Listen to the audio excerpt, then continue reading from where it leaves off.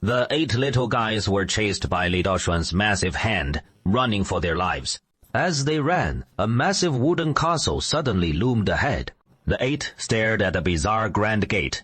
Glancing back at the oppressive giant hand closing in, they had no choice but to charge straight through the massive gate. As the giant hand slammed against the door behind them. Great. This door is gigantic for us, but way too small for the Upside-Down Emperor. His massive hand can't squeeze through. There is no roof overhead.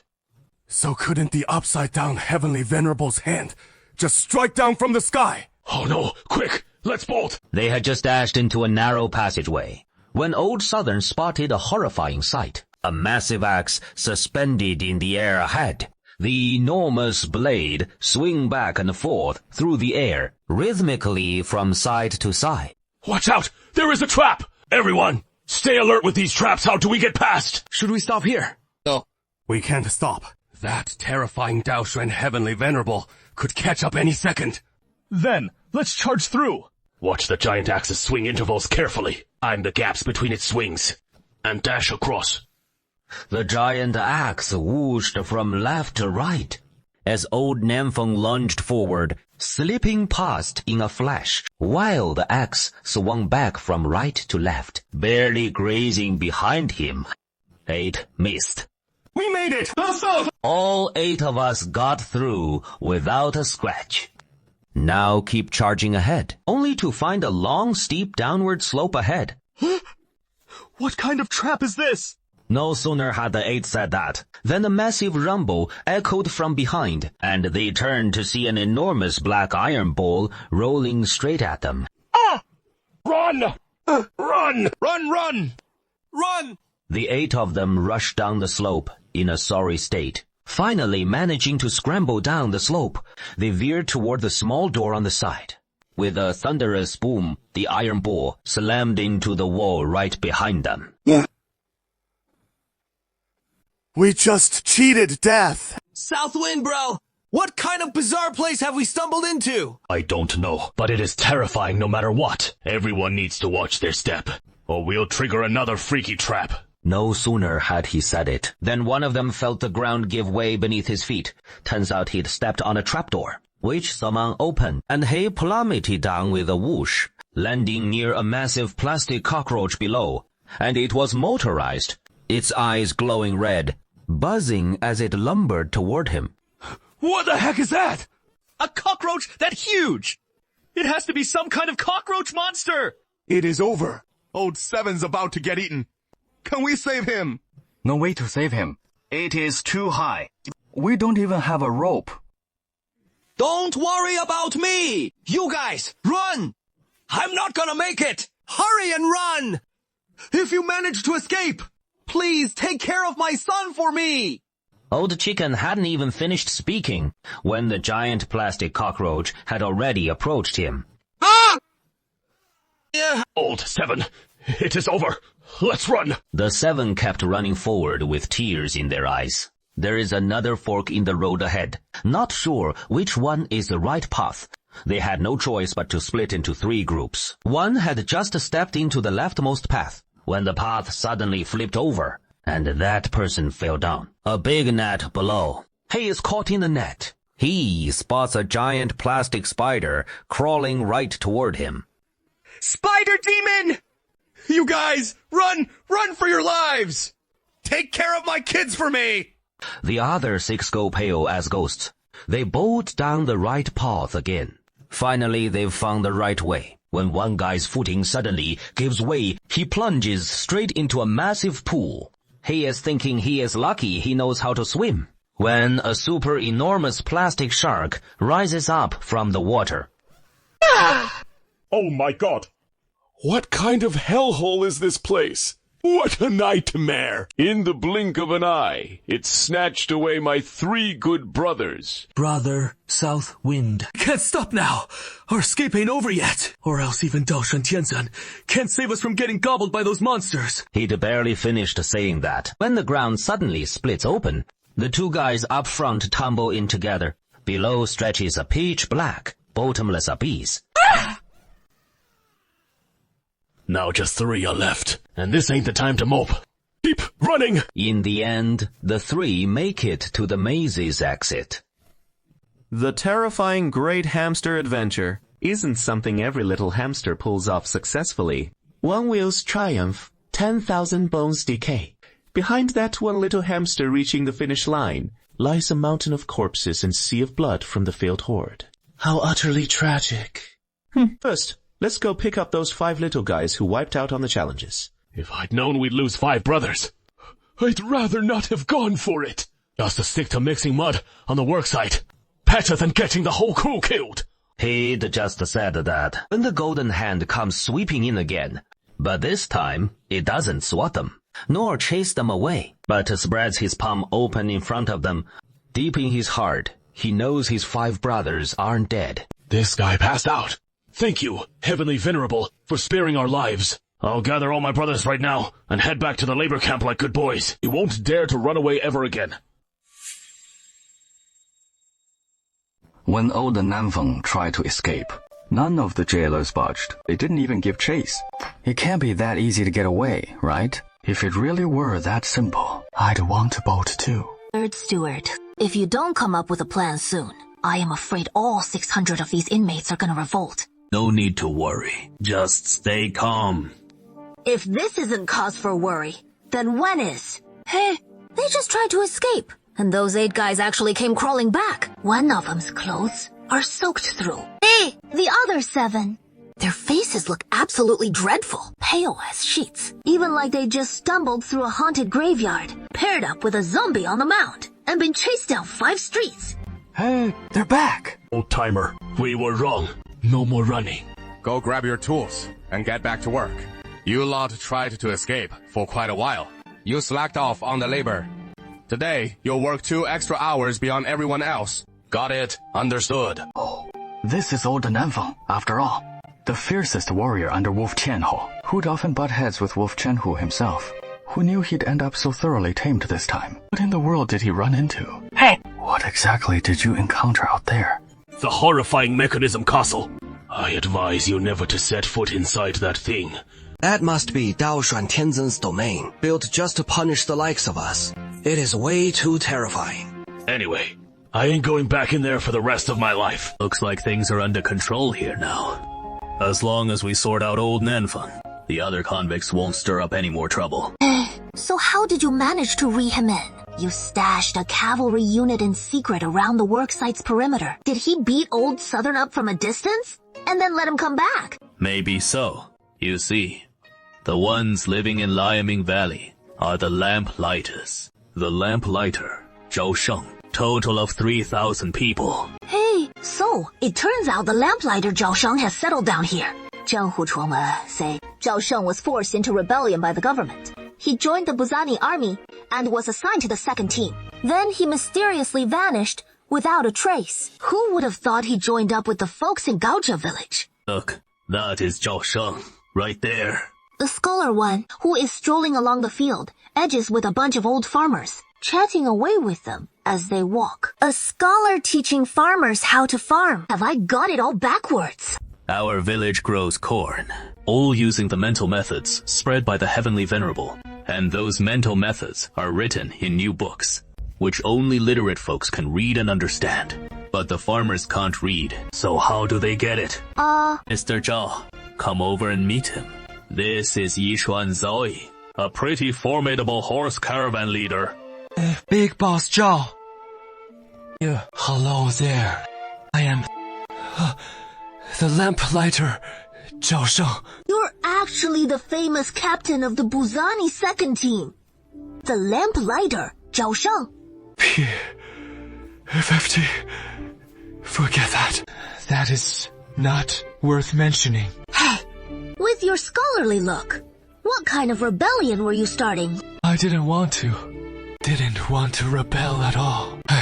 I don't know why. It just happened all of a sudden. Then the villagers from Qingzhen County went and elected me as their leader. Qingzhen County. What a fierce place. It has produced so many heroes and brave men. And you, Lamplighter, Zhao Sheng. It is an unexpected twist among the heroes and brave men. Is Zhao De also here to join up in Gaojia village? Oh, you finally found the right place. Look at our fellow folks from Qingjian County. Here they not only have good houses to live in, but also vast farmlands to cultivate. And plenty have found steady work, riding the big train to work every day. Everyone's life couldn't be happier. Right after the rebellion, I was always feeling so sentimental. But after coming here, I realized that rebelling was the right choice. If I hadn't rebelled, how could I have left my hometown? If I hadn't left my hometown, how could I have ended up here?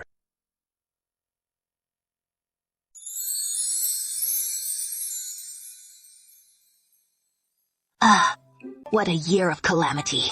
Being a horse bandit is really tough these days. We can't bring ourselves to rob the common folk. And hitting the officials is getting harder and harder. Yesterday we got chased down relentlessly by Hong Chengchou's servants. It really shook me up and left me feeling uneasy. For the first time, I'm starting to worry about this promising career as a horse bandit. Since that old ghost, Xing Hongguang and even Deng Zhisheng can live so happily here, then I can too. Zhao Ying continued wandering alone through Gaojia village, making a full loop before ending up back in front of the barracks.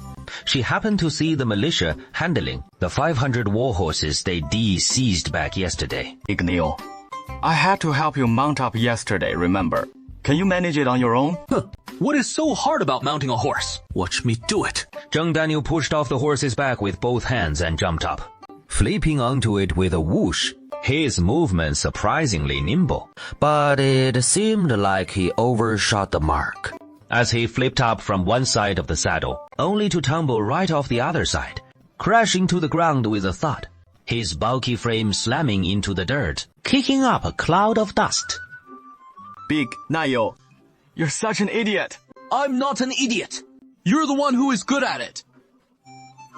Watch closely. This is how you mount up. Xiao Ying slipped one foot into the stirrup first, then gracefully swung her body up onto the horse, her other foot tracing a beautiful arc in the air, landing steadily in place. The horse showed no sign of resistance, snorting obediently instead, looking ready to charge into battle at any moment. Whoa, impressive, miss. Oh, I see. Boss Zhao's horsemanship is really impressive. It is still a far cry from the Mongols or those Jurchen slaves. Let's not keep comparing ourselves to the Mongols or those Jurchen slaves. Just judge us by our own kind. You can probably tell, my guys are way behind. That is why Gaojia village truly wants to invite you, Boss Zhao, to stay on here. Then our cavalry squadron in Gaojia village would finally have some real spirit. Otherwise, with just these bumpkins, even if we had horses, we couldn't form a proper cavalry. Your village's ambitions run deep. That is for sure. Big, yet not so big. How is that? When you say it is not big. It is because Gaojia village isn't scheming for the whole empire. But when it is big, we're out to save every soul under heaven. You talk just like some pompous official. Sweet talking honey or poison. All from that slick tongue of yours. One breath, you're spouting lofty ideals. The next, you let the cat out of the bag. I wouldn't say this to just anyone. Only to a man like you, Boss Zhao.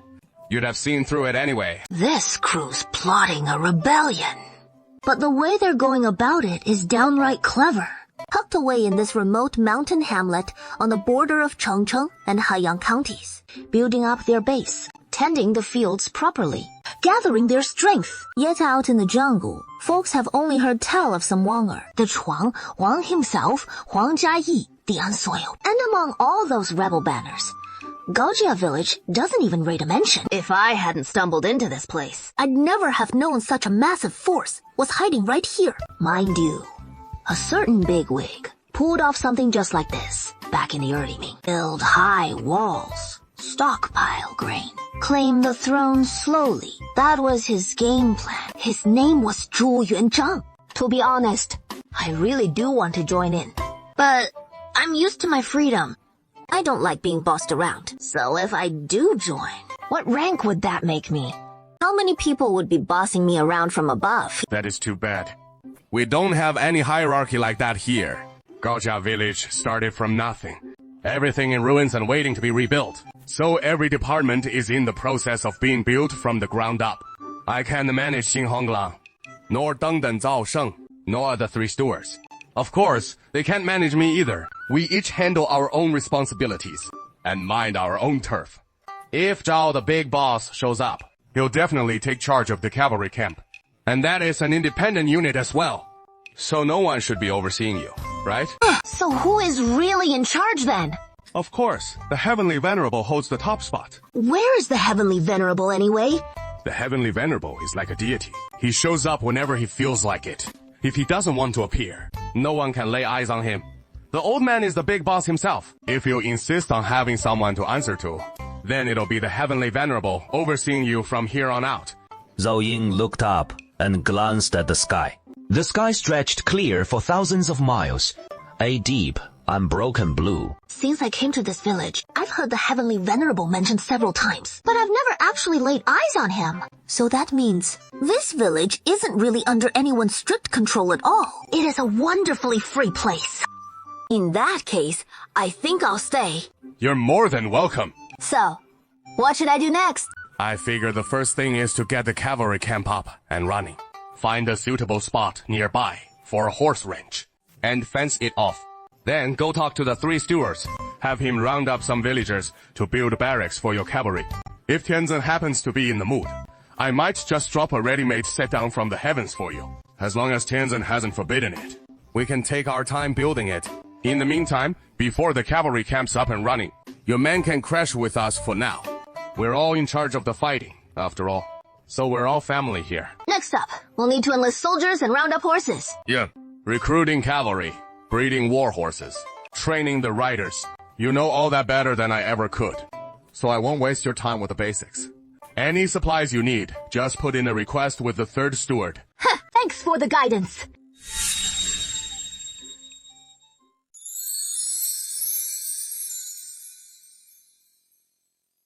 Damn it. I had it right in my grasp. Wu Zimin has 500 war horses. Were practically mine already. When out of nowhere, a bunch of guys showed up, butting right into my business like that, and just trying to walk off with everything. That crew came from the south. The toughest one among them is called the Old Ghost Head of Giwan, with the Red Wolf of Yongji hung right beside him, and the Noisy Eagle of Yichuan. Looks like they're a pretty formidable band of rebels. If that bunch heads south to pull back, they're probably bound for Chengcheng County, right? Yeah, southward should be Chengcheng County territory. That takes me back to some old memories. Last year when I teamed up with Bujani, and we went after Chengcheng County once, but we got pushed back by some weird weapons at Baijiabao. It is still fresh in my mind. Wang Zuohang got taken out by one of those building block grenades. And man, it is hard to forget something like that. That weapon was just way too out there. This time, the enemies used that strange thing. One toss of the bomb, and it wiped out a whole swath of our guys. It couldn't be from Bai Zhabao's playbook too, could it? You figure out what happened. How'd those guys drop dead like that? Big Red Wolf opens his palm, revealing a small round iron pellet in his hand. It is this little thing. That is from the bomb they chucked at us. This gadget, when it blows, sends these iron pellets flying every which way. Hits hard, either kills or cripples you. It is seriously deadly. This thing's a real killer. How the hell do you even guard against it? A weapon this ridiculous has gotta be the work of that white ape. You bet it is. So, that means every time we go after Bai Zhabao from now on, as long as we're up against Bai Yuan, we'll have to face this damn thing. We can't match it head on. So about that time, someone cut in and stole our war horses. We're just gonna let it slide. Hell no. Big brother, we gotta get our revenge. Otherwise, all the Greenwood heroes will look down on us. We can't beat them in a straight fight. So how do we settle this score? We can disguise ourselves. Get close to Bai Yuan, the lord of Baijiabao, and strike him down suddenly. Then we can take him out. This plan is good, but Baijiabao is heavily guarded. How easy would it be to sneak in there? 4 bosses, we've got some news. Chengcheng County is forming a large militia to gather thousands of men to fend off the roaming bandits. Isn't this aimed right at us? Word is, Bai Yuan, the lord of Baijiabao, is leading this militia effort. And right now, he is in Chengcheng County town, calling in the militia instructors from villages and towns to plot their big strategy. He is left Bai Zhabao and headed to the county seat. The county is a mess of all sorts, with refugees everywhere, so our boys can disguise themselves and slip into the county. Way easier than breaking into Baijiabao. Fourth brother. Round up a team right away. Pick some of our top Greenwood toughs with the real fighting skills and dress them up as refugees.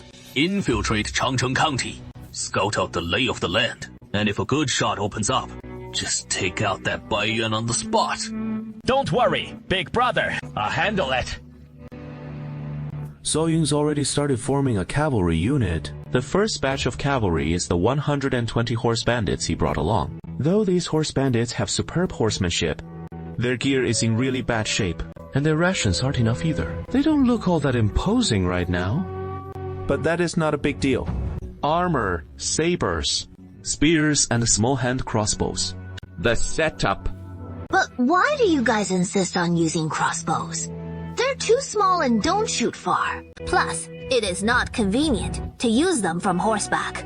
Our Gaojia village militia are all picked from the rural farmers and trained from the ground up. They've never seen real battle before. To get good with bows and arrows takes a ton of time to train. Tianzeng says practicing archery is just wasting time. Sooner or later, we'll switch everything to firearms anyway. So we skipped archery altogether. So of course, we're stuck with crossbows. Hey, I really want to gripe about this plan. But that battle at Duzuka village, the Gaojia village militia's firepower was seriously impressive. Maybe Tianzeng's got the right idea after all. All right, your folks use crossbows, and ours can use bows. They already know how to handle them. No extra practice needed, and no time wasted on training. If you want bows, we really don't have many around here. It's Zhao. You head to the school and find Mr. Song. Have him sketch out a design for a good bow. Then take the blueprint to the workshop for custom making. The school's Mr. Song hasn't paid much mind to Song Yingxing lately. What has that guy been up to? Let's go with Zhao Ying and check it out. I knew Gaojia village had big ambitions, but I didn't expect it to be on this scale. What grand ambitions it must take to build a private school this massive. Is this training talents for the rebellion? No other roving bandits can even compare. They just can't measure up.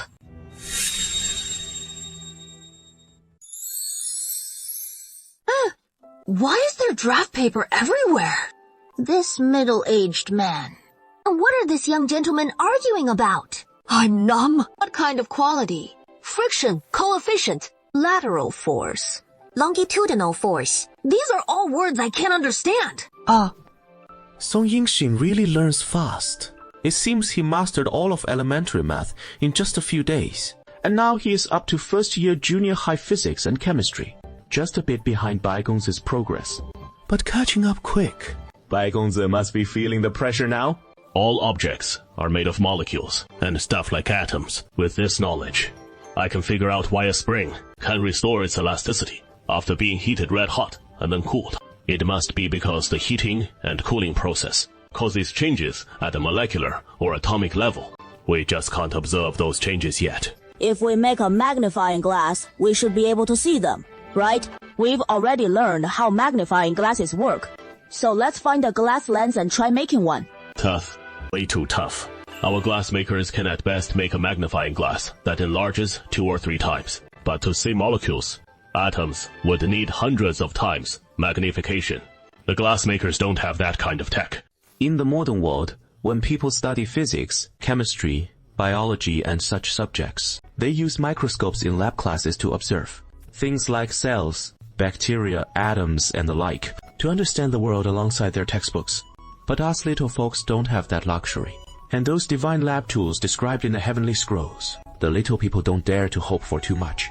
To make one themselves is almost impossible. How can they conduct experiments without the right equipment? For this, I'll help the little people open up Taobao and take a look around. Yeah. You can't even buy a miniature microscope suitable for the little people. Only one size for regular humans. But that is way too big for the little people.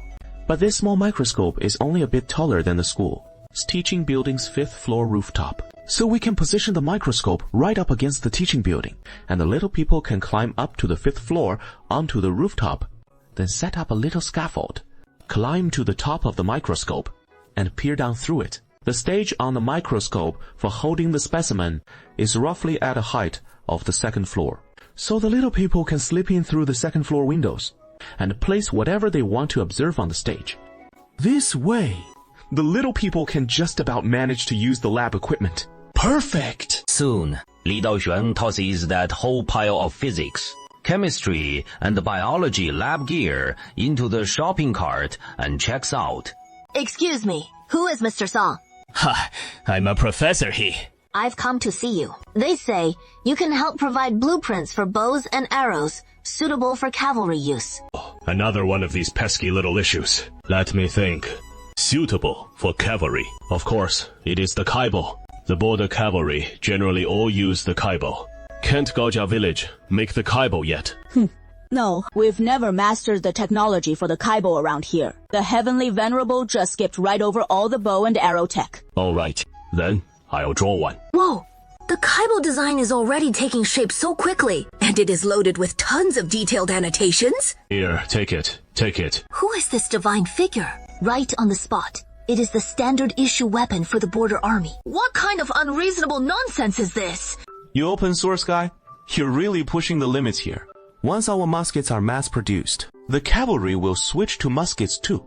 The Fire Dragon cavalry will ask, "Are you scared?" Right at that moment, Li Daoxuan suddenly appeared. A line of text was flashing outside the box. He first thought some village of his was ringing a bell to summon him, but upon closer inspection, he realized it was the Salvation Index, which had unknowingly hit the 1500-point milestone. Below the Salvation Index, a strange button popped up. The expansion option was glowing brightly. A new feature has unlocked. Hey, expansion. It can't be what I'm thinking, right?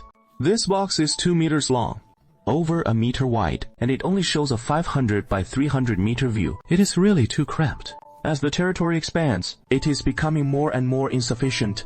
The recent rainfall has been noticeably light, like it is not even reaching properly. Now this expansion feature could fix all that. In a surge of wild excitement, he reached out to click the expansion button, but halfway through, his finger froze as he suddenly remembered something and pulled his hand back. In this bedroom, to the left is the computer, to the right is the bed with the chair in front, and it is backed right up against the wall, leaving zero extra space around the box. If he triggered expansion right now, either the box gets crushed or the furniture gets wrecked. If the furniture breaks, that is no big deal. At worst, I can just spend some money to buy replacements. But if the box breaks, the possibilities are endless, including, but not limited to, disasters striking the Lilliputian world. The tiny people getting completely wiped out. The Lilliputian world merging with the real world, with Ming Dynasty tiny people running amok all over the real world. The two worlds colliding and exploding, and everyone getting wiped out. Shouldn't think about it. I shouldn't think about it. Too damn scary. No way. I need to switch spots. The bedroom's too cramped. There is no room to work with anymore. Looks like the living room's the only option.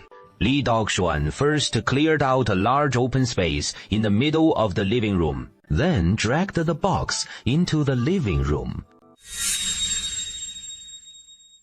Li Daoxuan dragged the box to the center of the living room and set it down properly, leaving plenty of space all around it. Then he reached out and pressed the expansion button. A brilliant light flashed to life, and the entire box gleamed brightly. Check it out. It had transformed into a massive box, 5 meters long and 3 meters wide. Thank goodness the depth stayed the same. Lying on the edge and reaching your arms down, you could still touch the bottom. Now the field of view had expanded to a huge 1,000 by 600 meters, encompassing the entire Gaojiabao and its surrounding satellite villages. The firearms bureau, the prison, the barracks, the cavalry camps, and all that. Everything was suddenly in view. This feels absolutely exhilarating. The living room was already crammed full. And next time the overall index rises and we can expand again, what then? There is only one answer. Buy a house. In the future, the box might just keep on expanding.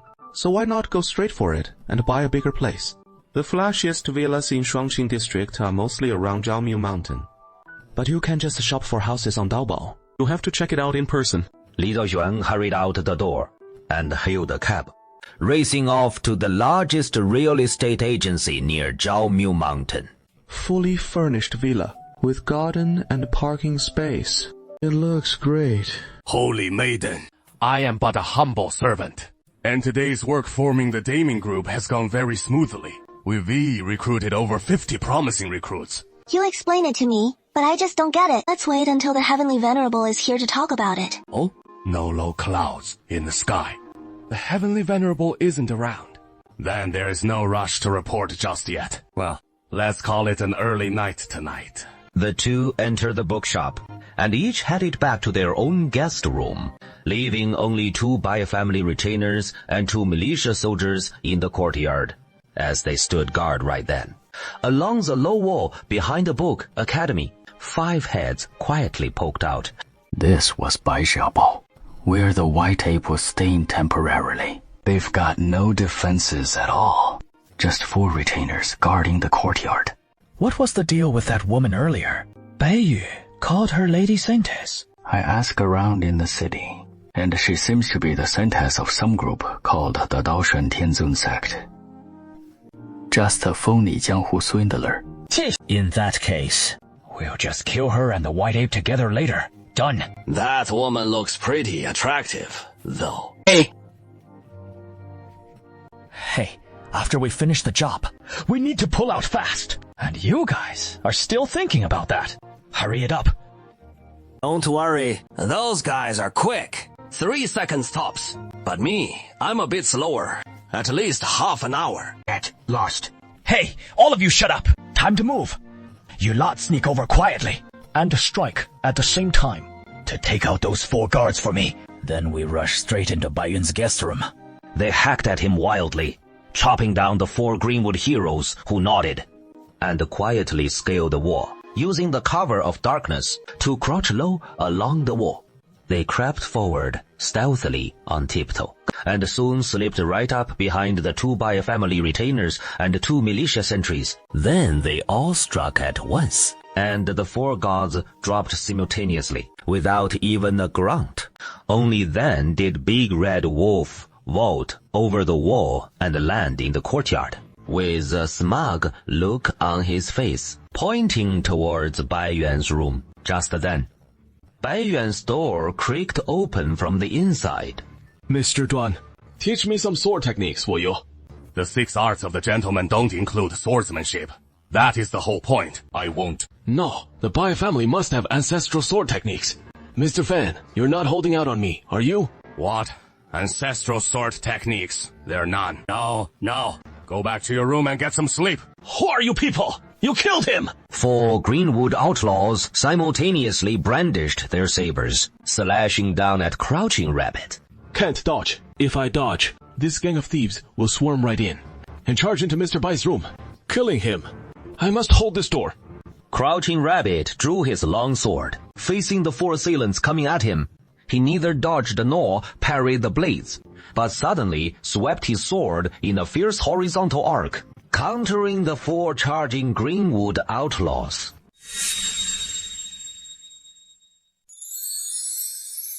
Puddy Rabbit strikes with a desperate life-for-life fighting style. Damn it! Is it worth fighting this hard? He dives right in like this from the start. Puddy Rabbit his sword clashes repeatedly with the demon blades of 4 men, emitting 4 sharp, ringing clangs. The next instant, 1 Greenwood outlaw regains his footing and counters with a fierce slash. With a thud, it chops into Puddy Rabbit's shoulder.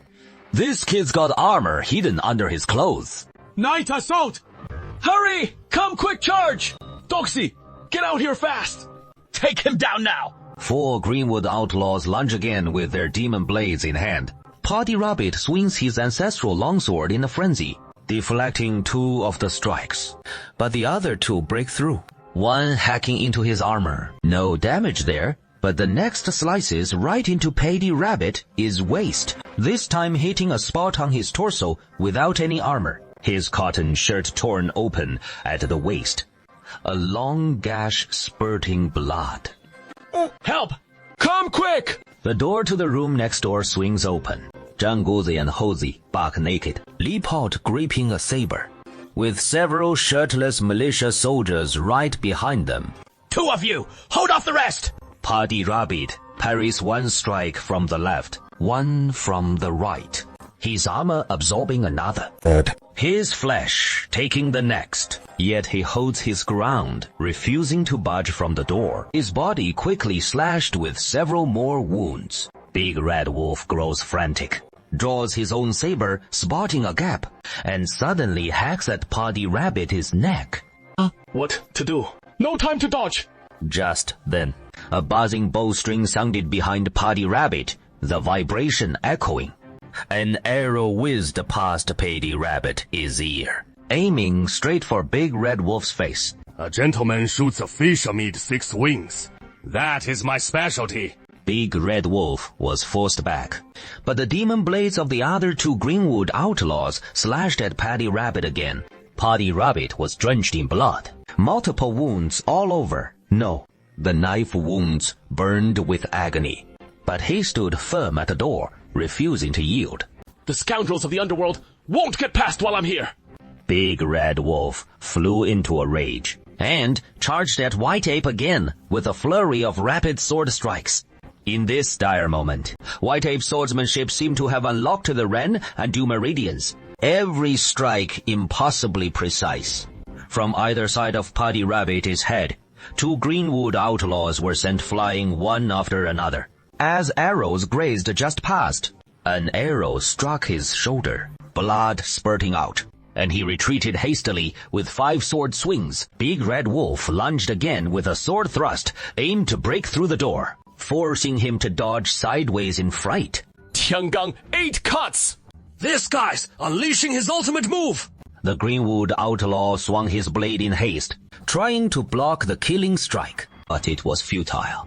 Paddy Rabbit released his grip. The sword clattered to the ground. In that split second of his ferocious lunge, Paddy Rabbit dashed forward in a flash, grabbing the man's wrist tight. Goes the God Fist. He twisted. This is goddamn swordsmanship! Paddy Teal's Ghost God Fist technique exhausted his last remaining strength. His limp body collapsing onto the Greenwood hero he'd knocked unconscious. 2 men piled on top of each other, blocking the door to White Ape's room. My dear, dual arrows are unbeatable. But I've only got 1 shot. If the assassin dodges, he'll burst right into the room. And then I'm done for. Damn it! They've all been caught! These militia boys are clearly drilled like soldiers. They're pros at this fight. Outnumbered like this, we're toast for sure! Heh! Big Red Wolf suddenly bolts sideways, zipping across the courtyard in a flash, reaching the wall in an instant, leaps up with a whoosh, grabs the top, and vaults right over. Zhang Guzi and the others can't catch up in time. Where do you think you're going? White Ape releases his grip. The arrow flies off the string like a sword, chasing Big Red Wolf's fleeing shadow. This shot streaks like a meteor chasing the moon, thunking into a tree in the courtyard. Strike 1. Cross him off the list. The boss is still kicking. The other 4 brothers are down. Damn it. Where the hell did these guys come from? And why target Mr. Bai? The one Paddy Teal slammed down is still alive. Hurry and tie him up tight. We'll grill him later. Quick, get the medicine! Medicine! Medicine! Trauma salve! Paddy Teal the nose bleeding bad.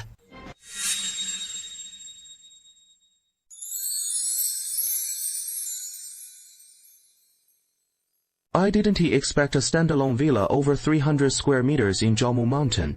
The kind with a really spacious garden. It cost just over 6 million. Can we totally afford that? After buying it, we'll open up the entire 2nd floor of the villa, turning it into a massive open-plan space, just for storing the boxes and a bed, and a computer desk. Nothing else. This way, there should definitely be enough room for the boxes. Even if the boxes expand several times in the future, it should be no problem. And the boxes probably can't expand indefinitely, right? Yeah? Something feels off. Gao Yi, how come Mr. White Ape King hasn't gone to sleep yet? What are you doing in front of this bed? Paddy Rabbit is lying on the bed, eyes tightly shut, bandaged in several places with scraps of cloth, blood seeping through the bandages.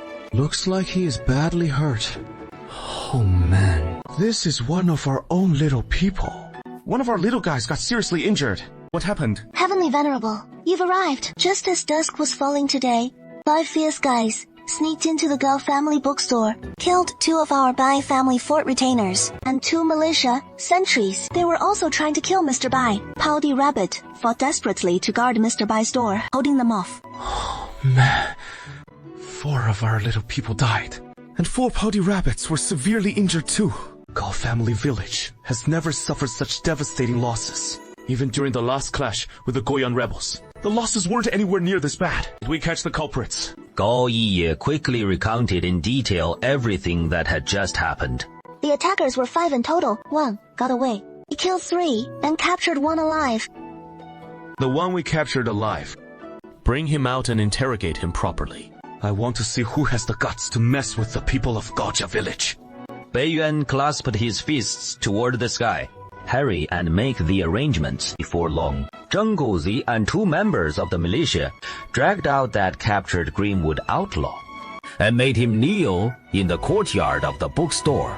Let's beat him first and talk later. Beat him first and talk later. Who ordered you to come and kill me? Yeah. I ain't telling you nothing. You government lapdogs and accomplices. You petty thieves and scoundrels. Still pretending to be tough guys. Hit him again! This guy's still not talking. He is really taking tough to the extreme, which is a problem. This guy knows we won't kill him, because then we'd lose our lead. That is why he is climbing up like this. Tell Zheng Guzi to fetch a big wooden tub for bathing. Gao Yiye quickly passed on the order.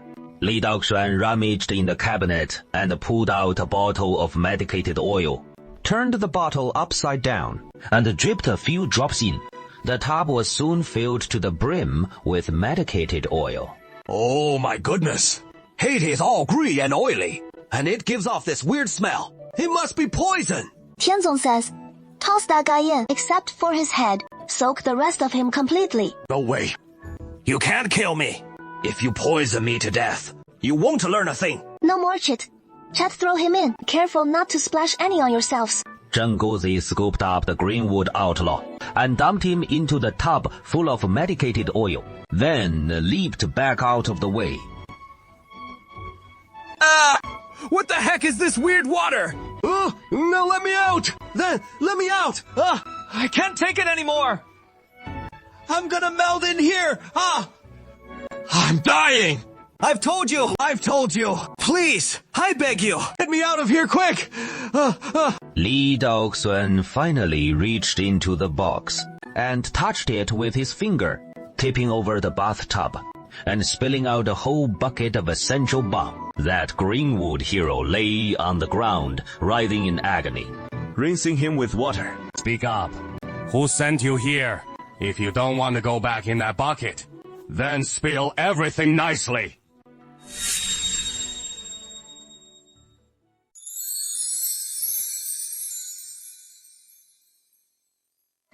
We're Big Red Wolf's men. Big Red Wolf led us here to kill you. The one who escaped is Big Red Wolf. Big Red Wolf. Is that guy's name really Big Red Wolf?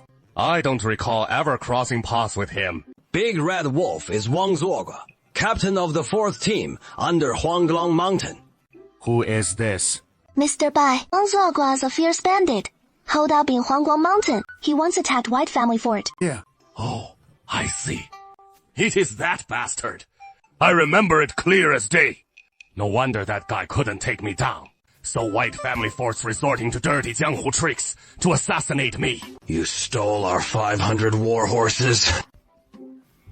Brother Wang Zuogua's furious, so he is out for revenge. So Wang Zuogua figured it was us who took the war horses, but he couldn't figure out our group's chain of command. Didn't know who the boss was, and wrongly assumed Bai Yuan was the leader. That is why he launched this assassination attempt. Okay, we've got the full picture now. Yanzong says, give him a quick end. Beiyuan gave Zheng Guzi a nod. Zheng Guzi swung his blade. With a chop, he severed the man's head. Now the real target knows. He'll know exactly who to go after for revenge. Starting now. Gaojia village now officially declares war on Wangzuogua. These roving bandits must be wiped out. Spend some coin to grease some palms here. Bribe a few hunters to scout for intel on Wangzuogua and pinpoint his exact hideout in Huanglang Mountain. Tianzun says Gaojia village formally declares war on Wangzuogua. Tianzun, Huanggang Mountain's steep and thickly forested. The terrain is complex. Ever since ancient times, the bandits have always liked holing up in there. Even if the authorities send in a large army, it is often hard to track them down and wipe them out. With our own strength, can we really take them down? Tianzun said the government's bandit suppression has been ineffective, usually because of poor logistics, or because operations are hampered by other officials. We don't have that issue. We can get all the logistics we need. And there is no officials to tie us down. As long as we want to do it, we can make it happen. Orders received. First, you head back to Gaojia village tomorrow and relay my orders to the militia leaders. From now on, Gaojia village shifts to wartime mode.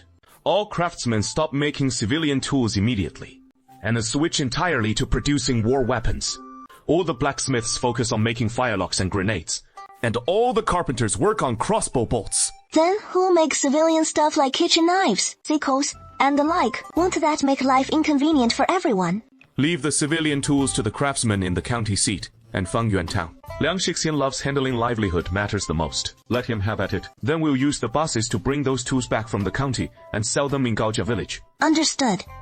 Tianzun's really fired up this time. The old Tianzun was never in a rush to make these things. He always put people's livelihood first. Now we're pausing that too. Focus entirely on weapons. He must be seriously pissed off. Since those thugs have you pegged as a target, you need to watch your back even more from here on out. Keep more family guards around you, and I'll send another squad from the militia to protect you. Be sure to stay safe here in the county town. Once beaten, twice shy.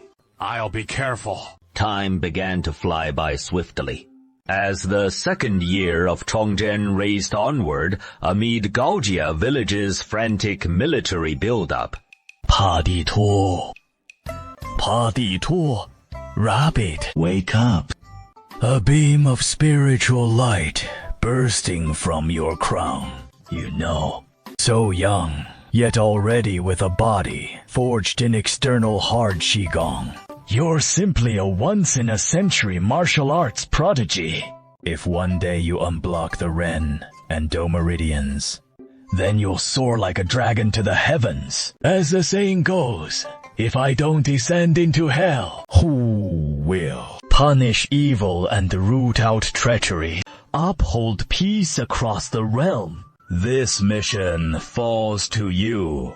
Okay. Hand it over to me soon. Since you're willing to shoulder this heavy duty, this old man has a signature sword technique called the Heavenly Rabbit Tyrant-Slaying Sword, which I'll pass on to you right here today. You're just messing with me, right? Heavenly Rabbit Tyrant-Slaying Sword. That name doesn't even exist. That is just a sword technique I made up on the spot. I want some water. Paddy Rabbit is awake! Pa Rabbit is up! Paddy Rabbit is come back to life! Paddy Rabbit, you're finally alive! Gao Chao, shaking Paddy Rabbit by the shoulders, had been knocked flat by a punch from the Crimson Wolf. Don't shake the wounded!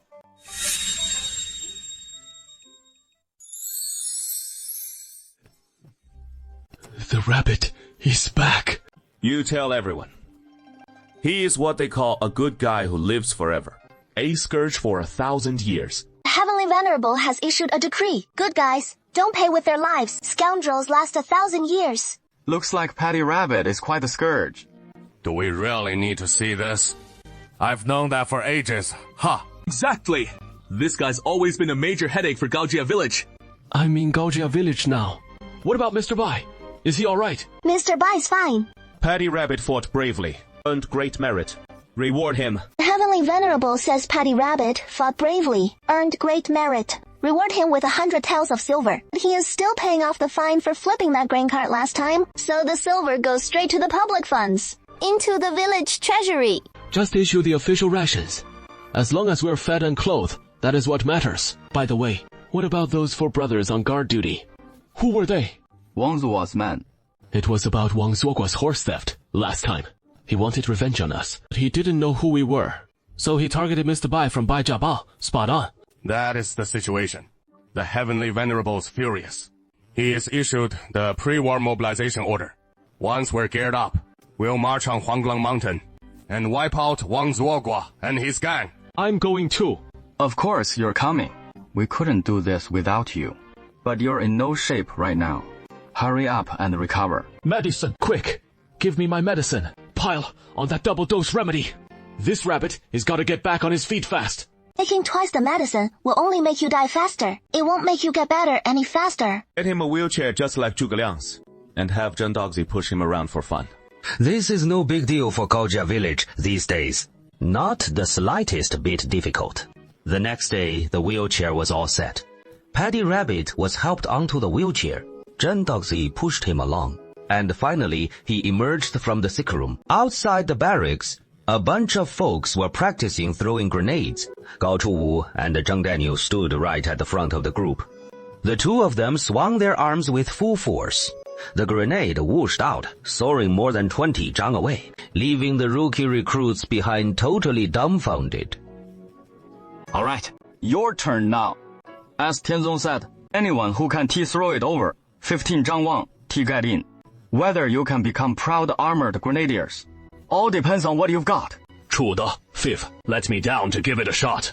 The burly man swung his arm with all his might, hurling the training grenade way out there. IT switched right past the 20 zhang grass marker. Impressive! Passed. Next one, 14. Zhang means you are out. Let this rabbit give it a try too. This rabbit lord's got unbeatable strength. Just a casual toss. At least 50 zhang. Don't get reckless. With your condition right now, if you strain yourself even a bit, wounds will burst open all over your body. You'll bleed out and die. Let this rabbit handle it. This rabbit will throw the grenade. This Paddy Rabbit guy's something else. Let's see how you mess with this rabbit now. Keep yapping, and I'll stuff a rag ball in your mouth. Zheng Dogsy pushed Paddy Rabbit his wheelchair. Weaving through the grenadier selection area, heading to the other side of the barracks, I spot a large group of musketeers clutching matchlock muskets, practicing like mad. Right beside this group of folks, there is a conspicuous bundle, a flowing white robe. It is Bei Yuan. He has got a musket in his hand too. He is drilling the loading and firing routine. Mr. Bai, glad you're safe and sound. Yeah. Can you get out of bed and move around already? That is great. Hey, by the way, what is your name again? Paddy Rabbit. Yeah. You're Paddy Rabbit, and I remember it clearly. Last time, I really owe you one. You held the room door against them to the death. Otherwise, I'd have been done in by those bandits. I'm studying firearms here. This is a flintlock bird gun, made by fitting a flint mechanism onto a standard bird gun. Master Song says the bird gun has extremely high accuracy, enough to shoot down birds from the eaves. Hence, the name, bird gun. But no matter how I try, I can't hit a single flying bird. This thing has zero accuracy at all. I'm really frustrated about it. I don't get what you're saying. This thing isn't even as accurate as my bow and arrow. Not as good as your arrows. No, we shouldn't use it. What does that look on your face mean? Are you saying my archery sucks? Damn it! Archery is one of the 6 gentlemanly arts, and I'm very serious about it.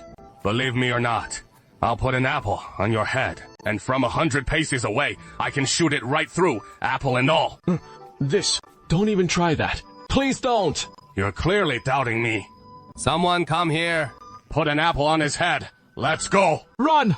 The two of them bolted far away from the musketeers' training ground, when suddenly the sound of hooves thundered ahead, a cavalry unit of over 100 riders, all clad in armor, spears in hand, Kaiyuan bows slung on their backs, charging past them in a whirlwind, LD'd by a fierce female general, fully armored. She looks really intimidating. Who is she? Is there such a woman in our Gaojia village? At first glance, you'd think it was a scarlet wolf. That is the heroine who joined Gaojia village while we were on site protecting the spinster ladies. Named Zhao Ying, now leading the cavalry camp. She is really impressive. Oh man. Locals have to join the cavalry camp first. That Cheng cavalry general is just too cool. Don't you think it matches the vibe of this great rabbit lord? You just said you wanted to join the armored grenadier camp. This rabbit will join the grenadier camp first, then join the cavalry camp. Then this rabbit rides a bullet, hurling grenades from horseback. Wouldn't that be insanely awesome? That does sound pretty cool, but something just feels off about it. Then another group of cavalry came galloping over. But this bunch doesn't look majestic at all. They look really tense up on their horses, their faces turning a bit green. These are the guys who just got promoted to cavalry. See how as soon as they urge their horses a bit faster, they look like their souls are about to fly out of their bodies. Wanting to fight from horseback is still a long way off. If you join the cavalry camp, you'd end up looking just like this. Even trying to keep up with the cart ahead isn't easy. So how could you talk about looking majestic? Oh, cavalry wouldn't even come in handy suppressing bandits in Jinsha. This rabbit isn't planning to join the cavalry camp either. Unemployed youth Li Zikeng has just stabbed his adulterous wife, Han Jinne, to death. The sharp knife in his hand still dripping blood. Speak. You killed that bitch! Killed her? What is the point of keeping her? Though, this woman deserved to die, but her husband won't let this slide unanswered. What are we gonna do? Let's run. What else can we do? Where could we even run to? There is a rebel army holed up in Huanggong Mountain down south. Their leader is named Wang Zuoguan. They say he is a real hero, with over 10,000 brothers under his command. We might as well go join Wang Zuoguan. Okay. In the second year of Chongzhen's reign, because his wife cheated on him, the unemployed youth Li Zikeng flew into a rage and killed her, setting him on the path to becoming a bandit.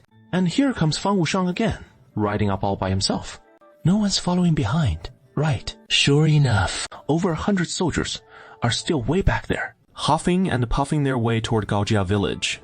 Fang Wushang's impatient streak means he never waits for them. What is going on with General Fang? Sister Bai, what are you still doing? Hanging around Gaojia village? Hurry and muster all the militia. Every village and town is gearing up for war. What now again? Just a few days ago, Shanxi's top general Wang Chenggen, on orders from the new governor Liu Guangsheng, routed the Liu bandits at Fanshan in Haiyang County. And after Fanshan Yue suffered a crushing defeat, he chickened out and meekly accepted the court's amnesty. Huh? Amnesty's a good thing, isn't it? How is it good? After amnesty without enough grain to keep them settled, no land to farm, it is no different from no amnesty at all. Even though the amnesty succeeded, Fanshan Yue's men are still causing trouble. On their way back to their old homes, seizing villages, letting their followers run wild, plundering the countryside, raiding for supplies. When the court officials sent to them asked, they've clearly accepted the amnesty. So why are they still causing trouble? They say there is no food on the way home, so they have to rob their way back. That guy's just as I figured. This isn't the time to sigh about it. Fanshan Yue mainly operates in Haiyang County, but many of his men hail from our Chengcheng County, or the neighboring Beishui County. And these guys, heading back to their hometowns, will stir up trouble in our Chengcheng County too. We need to rally the militia to take them down.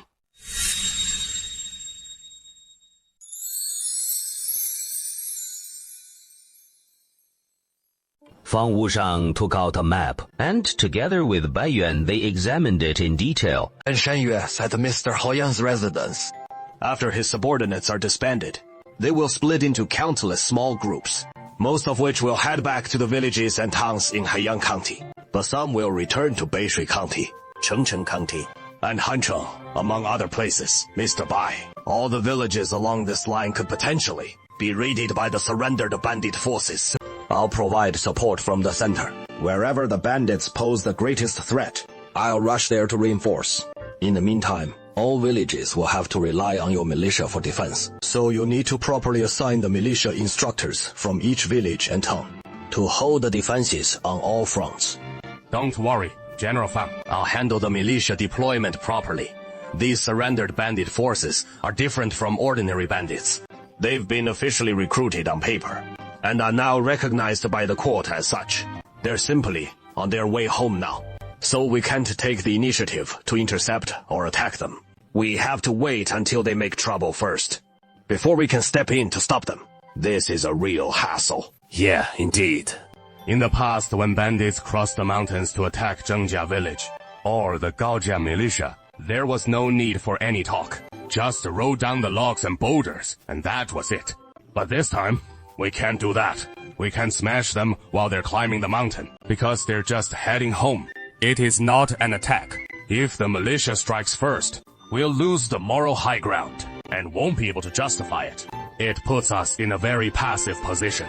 If the bandits use the pretext of returning home to climb up the mountain first, once they pass the natural barrier, they'll start causing trouble again. That would really be impossible to defend against. I have to keep an eye on this the whole time. Can't let my guard down. Otherwise, one slip up and we'll lose a lot of our own men. General Feng, we finally arrived. Oh, good that you've arrived. I've already finished talking with Mr. Bai. Now, head straight to Quango village. Their protests fell on deaf ears again. General Fang was already out of sight. These more than 100 soldiers had no choice but to keep marching toward the Quango garrison. I really miss the days when Inspector Cheng was still around. Yeah, right. Inspector Cheng was really great. It is a pity he was killed by the Jinya Wei. Who is that? Who is talking about me behind my back? Zhengjia village must be a key focus of our defense. So, I'll lead the main force of the Gao family militia to garrison Zhengjia village. The cavalry led by Gao Yi can stay in the center for support. No need to station them in every village. Let me think. I'll head back to the county seat and bring over the newly formed Daming regiment from the county. Every 200 men in a group, stationed in villages along the route. Brother Li, the difficulty you're facing now isn't that you can't beat these returning bandits, but that you can't take the initiative and get mixed up with them. It would be extremely dangerous. You must keep your distance from them, while using your superior strength to intimidate them, so that the moment they see you, they won't dare cause trouble. It turns out Gao Ye had just arrived beside them at that moment. So Li Daoxuan could issue the order directly. I have the same idea. It is just about how exactly to intimidate them. But I'm still not quite sure about this deep down. Tianzeng, have you swear an oath force will do the trick? Specifically, lead your militia straight to Gaojia village and equip them with weapons and gear. Arm everyone to the teeth, so that when the returning bandit deserters catch sight of their presence, they'll be intimidated into submission. Naturally, they won't dare cause any trouble. As for the grain, plentiful supplies of food are the key to keeping these people in check. Immediately, transport large quantities of grain and stockpile it in these villages. When the returning bandit deserters arrive, offer them a hearty meal, so they won't turn their blades on the villagers out of hunger. Tianzun, Shang Tianzun said. They've been rampaging through the hills and wilds of Haiyang County for over a year now. Some of those bandits have long turned into bloodthirsty fiends and can never go back to being simple farmers. There are bound to be some who take advantage and then act all high and mighty, who'll eat our grain and then demand even more by force. As for those types, kill them outright and hang their heads on display as a warning. I understand it all now. White IP mounted a horse in one swift motion, taking a few retainers with him, and galloped off swiftly toward the county seat. Head over to the prison and organize the labor convicts into groups of 100 each to transport the grain to the various villages. Once it is delivered, issue each one a weapon and have them guard the stockpiles. Third, advisor, Tianzun, divide up those labor convicts into groups of 100. Hey, that is actually a pretty solid plan. If those returning bandit deserters don't get any funny ideas, then fine. Let Jinji handle it. But if they dare lay a hand on our grain, they're truly asking for death. However, if these convicts try something midway while escorting the grain, what if some of those grain carts get away? What do we do then? I'll keep an eye on them.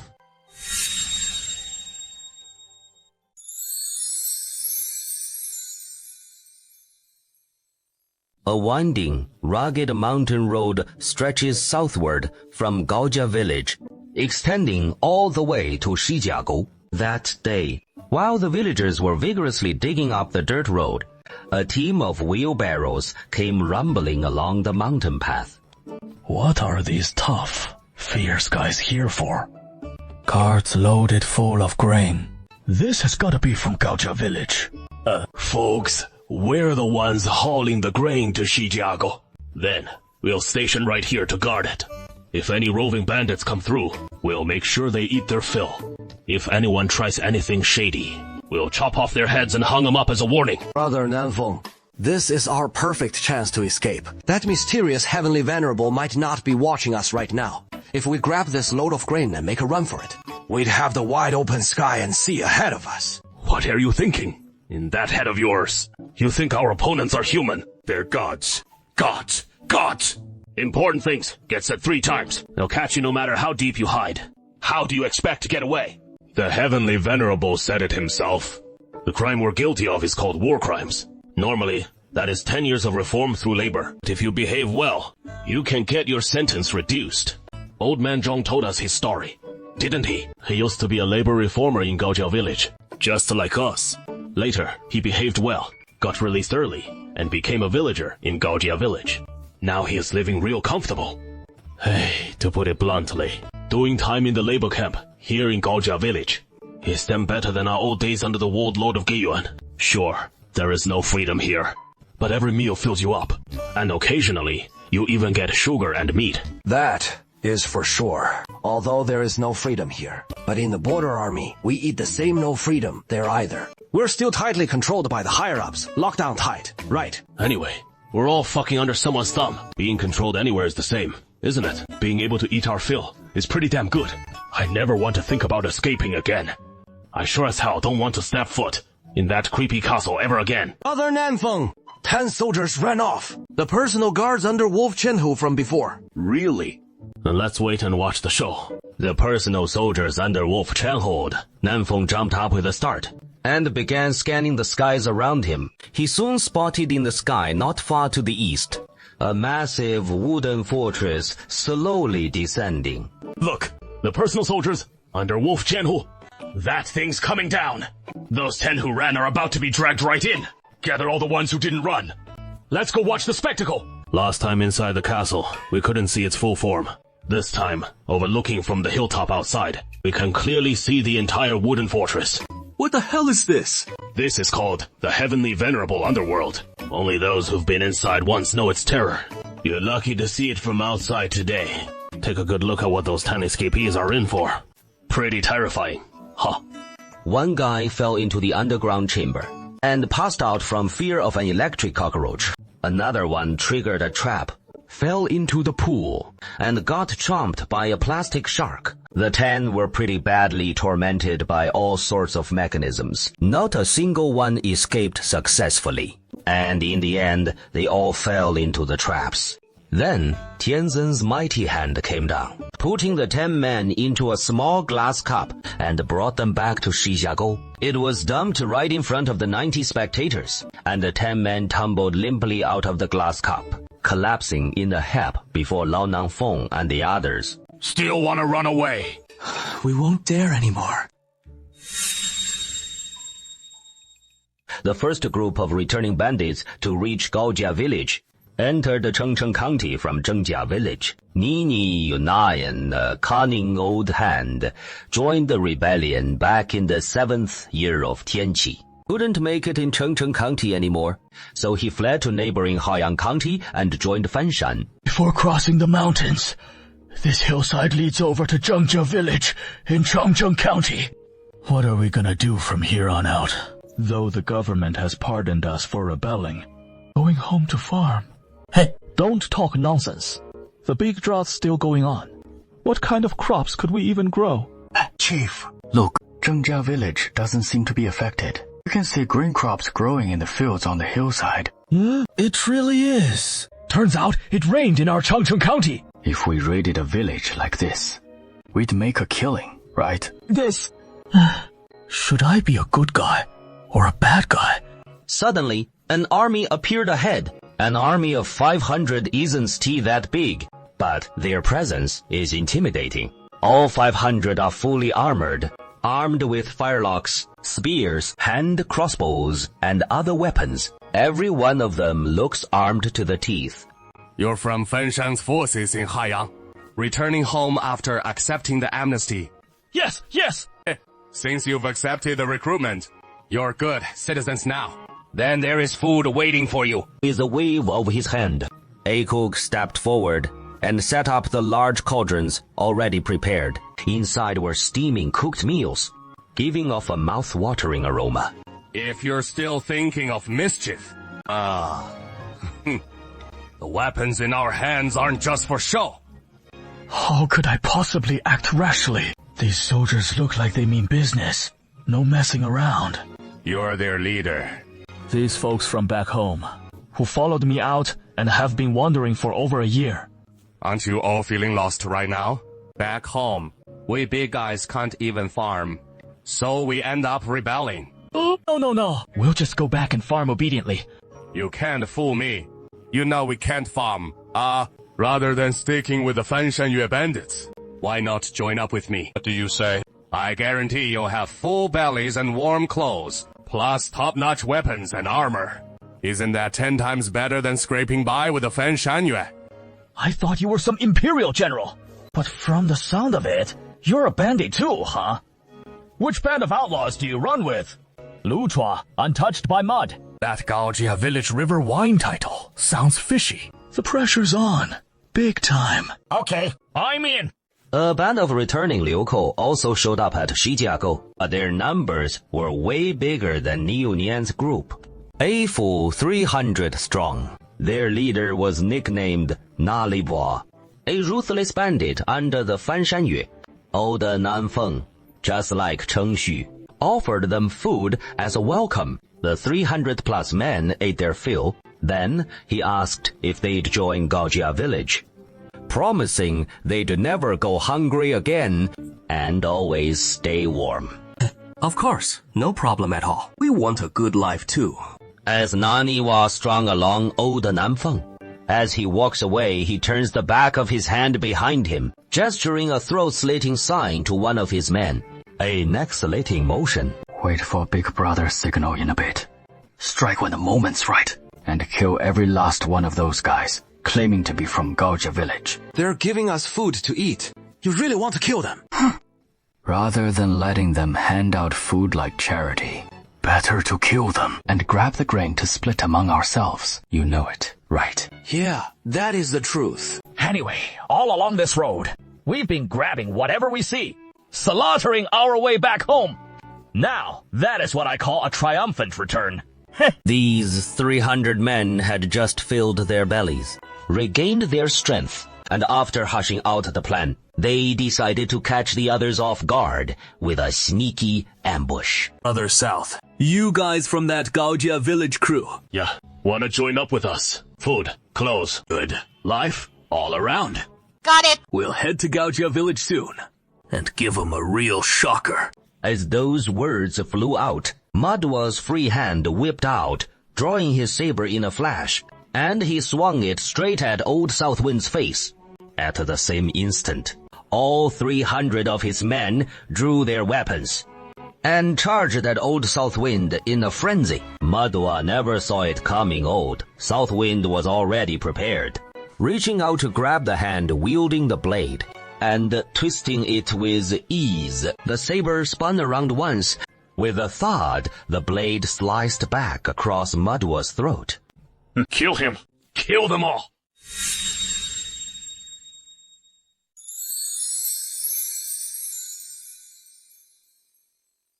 For the past few days, Li Daoxuan continuously switched his perspectives, overseeing the handling of returning rebels across various regions. The situation looks far from optimistic. Over half of the returning rebels no longer had any intention of living honest lives. On their way back home, either robbing or killing indiscriminately. When they encountered the troops led by Fang Wushang, they pretended to have obediently surrendered. But as soon as Fang Wushang left, this group immediately started robbing. How detestable. The 600 hires, rebel soldiers and reformed convicts, Gaojia Village, militia, Savory Battalion, detachments of the White Ape Organization's large militia in villages along the route, fought against the returning rebels almost every day, until the villages at the county borders displayed hundreds of severed heads as a public warning, and the later arriving returning rebels, upon seeing all these heads, finally dared not act recklessly. Li Daoxuan didn't dare let these people easily enter Gaojia village.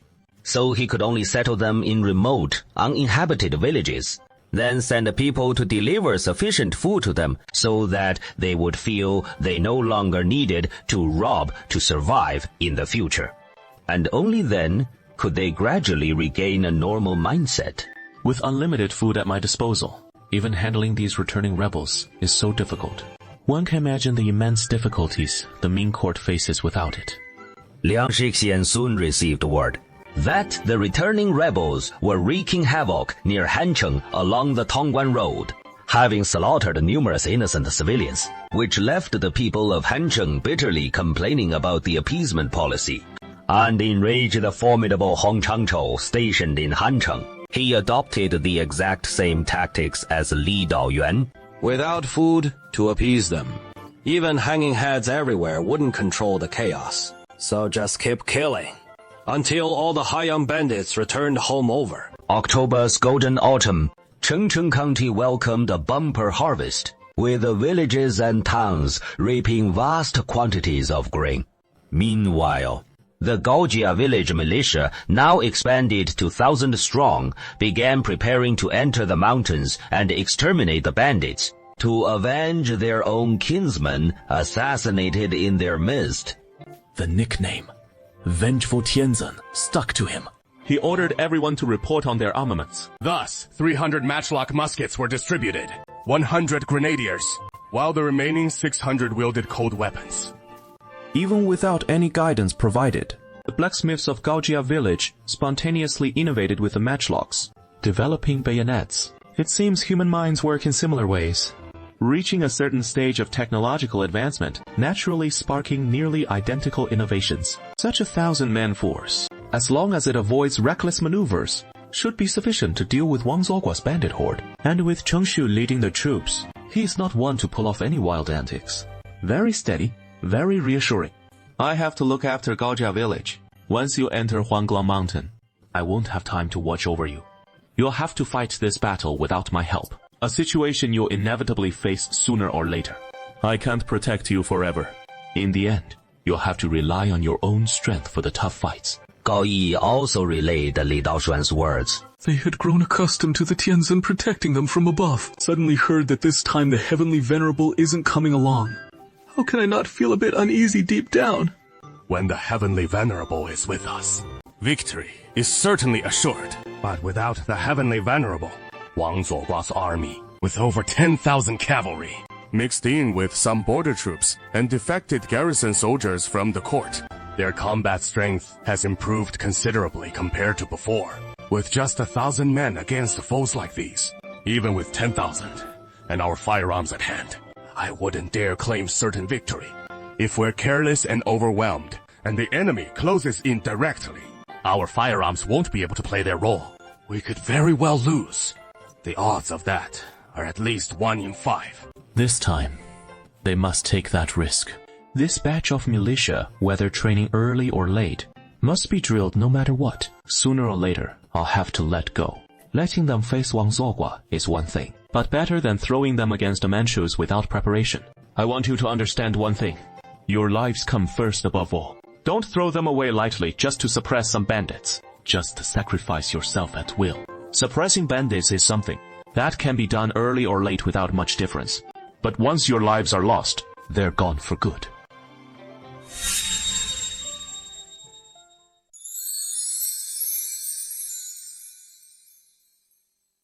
Tianzhen said, your lives are the top priority. Don't throw your lives away just to take down a bandit. Suppressing bandits can wait no big difference if it is sooner or later. But once your lives are gone, you can't get them back. Understood. That is great. So that means, if things get dangerous, I can pull back. It is not like we have to fight Wang Zuogua to the death. Safety just went way up. Alright, let's head out. Tianzhen's orders are done. Now, here is what I have to say. I wish you all victory, right from the start. Move out! The 1,000-strong militia sets off, first arriving at the train station, boarding the train to Baijiabao. Then, entering Huanggang Mountain from Baijiabao. Alright, if you're so worried, boss, come along too. Mountain and forest warfare. That is your specialty. Worried about what? What is there to worry about? I'm not worried about anybody. That Gao Chu is such a simpleton, so dumb. If no one's watching him, I'm really worried he'll wander off. He is not some ground rabbit. Sure, he is dumb, but he follows orders well. He won't wander off. You're getting anxious. You're getting anxious. I keep telling you to come along. I can't go. Xiaofei has plenty going on. One more won't hurt, and if I'm not there, it won't make much difference. I've got more important things to handle. The women in the county have made a batch of embroidery. I need to transport them to Xi'an to sell to the rich and powerful. Tianzeng says this is a major undertaking. Something about liberating women's productive forces. I don't get it either. Nothing's more important than your own man, right? That guy's not my man. No. Fun. Dudo's a real fun boss. Didn't you go lead the cavalry battalion? How come you've got time to awkwardly chat with me here? You're not joining this battle. Of course I'm not. I'm cavalry, and fighting in the mountains isn't our strong suit. Don't talk about that. Let's talk about Gao Zhuwu instead. Xia, don't run. Did that Gao Zhuwu make any promises before he was born? Like coming back to marry you after the battle or something? Oh, no, absolutely not. How could anyone make a promise like that? It be a death sentence. Don't follow me. I don't want to talk to you. Come on, chat with me. Oops, no chatting. I'm a proper Green Forest hero. And I don't get tangled in romance. I'm a Green Forest hero too. And I specialize in romance talk. In a hidden valley of Huanglong Mountain hides a bandit army of Yichuan, says King Wang Zuoguo, totaling 12,000 strong. Though the total head count is 12,000, but in reality, over 6,000 are the old, weak, sick, and disabled. The real fighting force is just over 5,000. Those over 6,000 non-combatants dig up grass roots every day, strip tree bark, pick wild fruits, catch rabbits, hunt pangolins, and trap mice. Meanwhile, those over 5,000 able-bodied fighters occasionally raid Yichuan County on the east side of Huanglong Mountain, burning, killing, and looting. Several expeditions have been launched to encircle and suppress them. Wang Zuoga fought several major battles with the officers and soldiers, every single one pitting him against Hong Chengzhou. Every time he got pinned down and thrashed by Hong. But he always managed to slip away just one step ahead of total defeat. Keeps losing battle after battle, yet the boss just won't die. Suddenly, Bai Xiaobao in Changcheng County dispatches a force of thousands into Huanglong Mountain. Looks like they might be coming for us. It seems Aija boss out for revenge over the assassination of their fort lord. Right. They stole our horses and gear. So what is wrong with me sending someone to take him out? Isn't that totally fair? What does he have to complain about? This guy surnamed Bai is way too cocky. Huanglong Mountain is our turf. Even the government doesn't dare come in lightly. Yet, this militia of his has the guts to barge in and cause us trouble. Just a measly 1,000 men. What is there to fear? Their firepower seems pretty fierce. Back during that horse raid, those weird bombs went off, and our guys dropped like flies, whole swaths of them. Firearms that powerful must guzzle a ton of gunpowder. Even the court's own troops can't equip many with them. A piddly place like Baijiabao. How could they have a bunch? Last time, we were just caught off guard. This time around, I ain't scared of squat. Exactly. They can't have too many of those powerful weapons. Just a dozen or so guns. And a handful of those odd bombs. That is all. On our home ground. No need to fear them at all. Pick a spot with good terrain and set up an ambush. Wipe out every last one from Baijiabao for me. Then, we'll counterattack Baijiabao ourselves. Loot the place clean. Sounds good! Fellow bosses, I have something I'd like to say.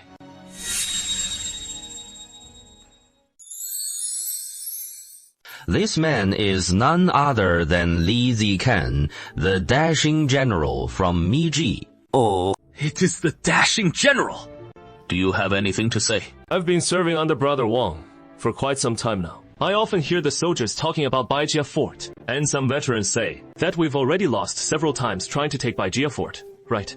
One time, it was those strange catapults, giant ballista carts, and those massive monster stones that flew incredibly far and smashed us. Another time, we got beaten by strange bombs and over a dozen fireflies. No need to even mention that sort of thing. Just bring up a lost battle, and you can't save face. It seems your magnanimity is quite limited. A true warlord should learn lessons from failures, rather than being too ashamed to even mention defeat. I bring this up just to remind you leaders that Baijia Fort is truly here. It is probably not just some ordinary local gentry or landlord. There must be some strange force propping it up from behind, supplying it with all sorts of bizarre weapons. What else could that strange force be? A government? Clearly not the government. The government would never provide armor and firearms to a militia. The force behind Baijia Fort, it could well be a power even more lawless than ours. And if we don't get to the bottom of it, we'll be rushing into battle blindly. Bah, this is just damn nonsense. Seeing as you've got some experience in the world, that is why I let you handle affairs in our army. But you show up and start spouting this crap. Stirring up our morale, huh? I didn't mean it that way. I just think when it comes to war, it is always better to be cautious. What is wrong with that? Do I have to go digging into the 18 generations of Bai Yuan's ancestors too? Is it some ancestor from generations past protecting him from behind? This brother, don't argue. Banjiang, you don't need to worry, needlessly. What kind of forces behind Baijia Fort are more lawless than us? That is pure nonsense. This is the way of the world. Which Greenwood hero is more desperate than me? As long as we send more scouts for proper reconnaissance. Then lure them into our ambush circle, and that will decide the victory. Li Zikang cupped his fists and said no more. Satisfying. What is wrong? Pack your things. We're leaving. This Wang Zuogua is useless, not worth joining. And he is not far from death.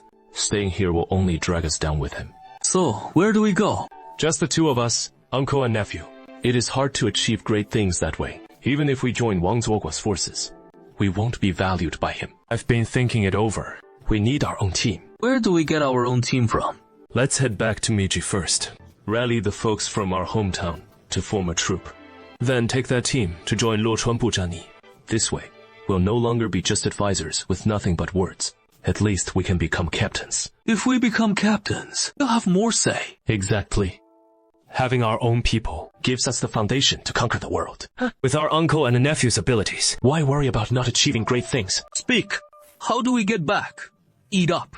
The two quietly left Wang Zuogua's army, slipping into the mountain trails, traveling day and night toward their hometown in Meiji County. The current view only covers a small patch in the southern part of Huanglong Mountain. I can only watch the little figures walk to the edge of the view. The figure raises its head, bowing deeply to the low-hanging clouds that had followed them all the way. Then the entire militia walks out of the enclosure, disappearing from Li Daoshuan's line of sight. So then... The scene shifts to a bustling site in Baijia Fort, by Horseshoe Lake. A group of fishermen are hauling in their nets. Quick, quick, quick. The next train is coming! You take this basket and catch the next train to the elevated market district while they're still fresh. Hurry and get going. That woman moves swiftly, running to the train station with a loaded basket. She just reaches the train station when the train arrives, and she scrambles aboard, hands and feet scrambling. And she is not the only woman doing this. Several women carry shrimp traps, buoyed by Gaojia Village's current buying power. A shrimp will hit the market district and get snapped up immediately. After all, it is meat. The little people's lives are back on track. Li Daoshuan quickly turns toward the sound. Seeing Bai Yuan standing in the woods beside Baijia Fort, holding a matchlock musket modified into a flintlock, he gazes at a small bird startled into flight in the sky, his face full of disappointment. No matter how much I practice, I still can't hit a flying bird. The aiming at the wing from the gentleman's 6 wings. That's the strike that won off for me. The pursuit of precision has begun. That is inevitable. Ever since the fire gun was invented, Many firearm inventors have been working hard to improve accuracy. The evolution from the 3-barreled musket to the bird gun was actually an attempt to achieve greater precision. Craftsmen at the time used longer barrels to steady the bullet's direction as it left the muzzle, making it more accurate. But no matter how you try to make a smoothbore gun accurate, it is a joke. Because the barrel inside is smooth, the bullet will just fly off randomly when it exits, and no one can control that. To make the bullet fly straight and stable, you need rifling. In fact, rifling isn't some high-tech marvel. As early as 1498, the Germans had already invented rifling. And now it is the second year of Chongzhen. That is 1629. Over 130 years later, with Ming Dynasty craftsmanship, it is already possible to produce rifling. It is just that doing it by hand is quite challenging, time-consuming and labor-intensive, and hard to mass-produce. Since the technology allows it, there's no need to worry about anything. Just hand it over. Li Daoxuan pulls out the technical materials on rifling he has prepared long ago, and tosses them right at the white ape's head. The white ape is holding a fire gun, aiming at a bird flying in the sky. Aiming left and right. But no matter how he aims, it doesn't feel right. So he fires a shot offhand. Huh! Oh no!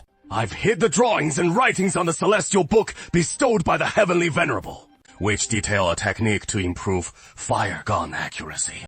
But the most crucial part, the rifling diagram, now has a huge hole in it, right where the rifling cross-section should be. It is ruined. We're doomed. The Heavenly Venerable granted me a method to improve the accuracy of the fire gun. Huh, but I broke it! Oh my god! Oh no! I actually broke the Heavenly Book! Oh no! We're doomed. We're doomed. I don't know how to atone for this. Li's strategy. Cross it out! Cross it out! Li Daoxuan reprinted a copy and placed it down once more. That is great. The Heavenly Book actually has a second copy. So the one that got broken was just a copy. No big deal. The white ape set aside his annoyance and spread out a large sheet of paper, then climbed the nearby tree to overlook it. I don't quite get it. Beiyuan immediately ordered the Heavenly Book to be rolled up. Taking a group of retainers, he rushed to the train station and headed to Gaojia village. The school in Gaojia village now feels quite fantastical, with microscopes and other large experimental apparatus, greatly accelerating the students' pace in learning physics and hastening their understanding of science. Rushing in like Bai Tianfei into the teaching building, straight to the library. Hurry, hurry, hurry. Bring the Heavenly Book. Hey! The large sheet was unfurled before Song Yingxing and young Master Bai. So that is it. I see now. What does this Heavenly Book mean? This is for stabilizing the bullet. Lead bullets are relatively soft. When fired, they will deform slightly, and the deformed portion will embed into the rifling grooves. As a result, it won't keep sliding and bouncing inside the barrel. So when it exits the muzzle, it won't veer off randomly anymore. Just like train wheels, which only travel along the rails.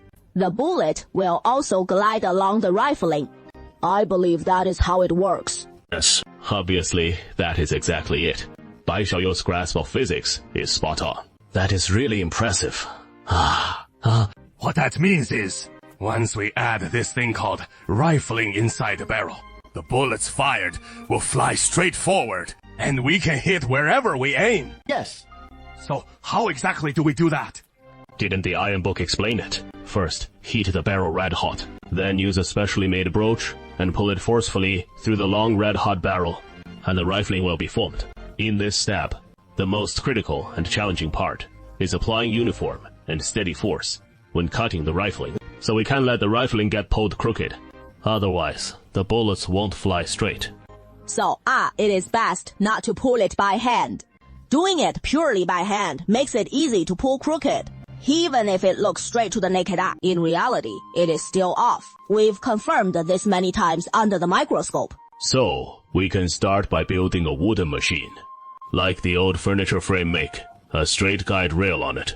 Install the broach in the guide rail, and use it to keep the broach stable. That way, we can produce straight rifling. I didn't understand a lot of that. But anyway, rifling should be something we can make pretty soon. You're doing pretty well now, kid. You can already lend me a hand. I'm getting old. Handing the Bai family treasure over to you should be no problem now, right?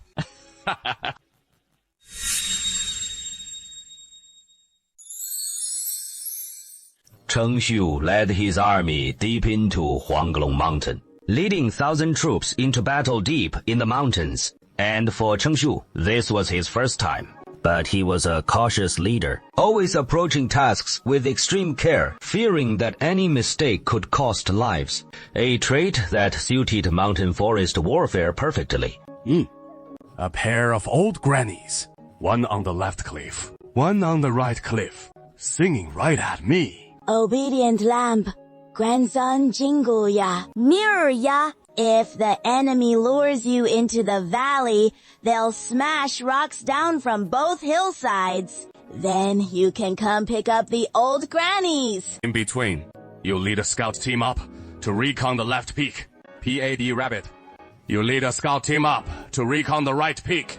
The rest of us camp here and advance tomorrow.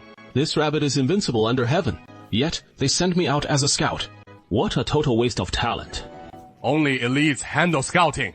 Miss A, you finally admit I'm elite. Haha.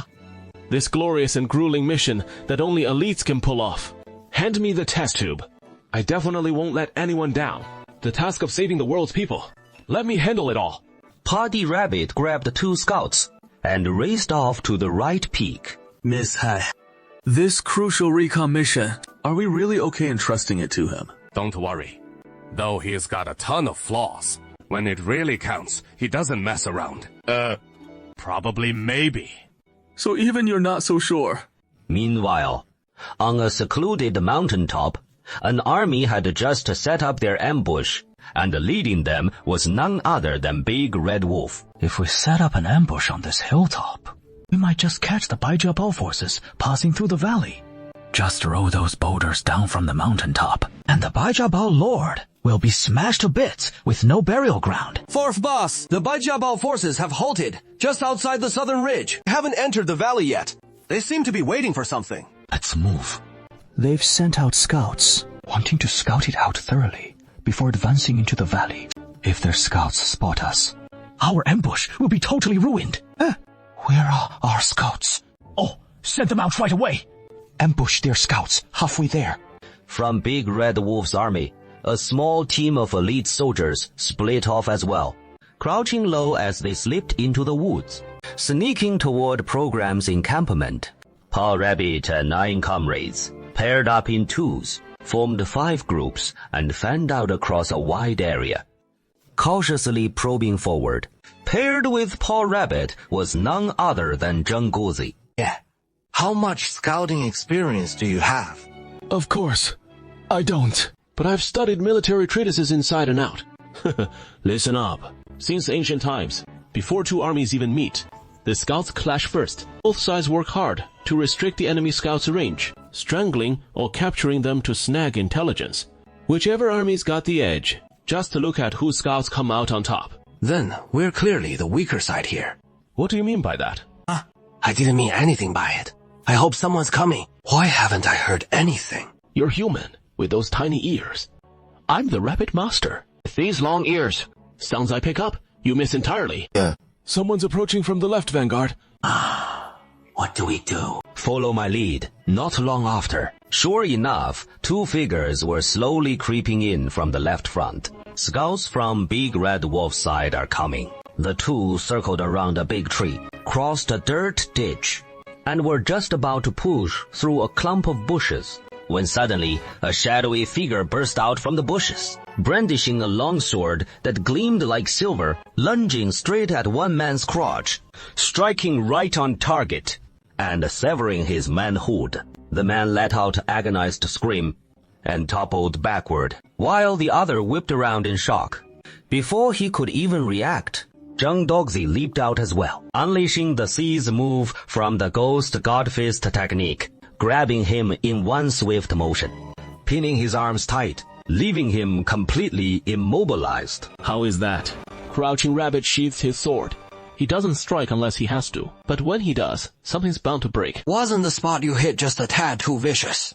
I'm here for revenge, after all. How could I hold back? I was a victim in that assassination attempt on Crouching Rabbit too, you know.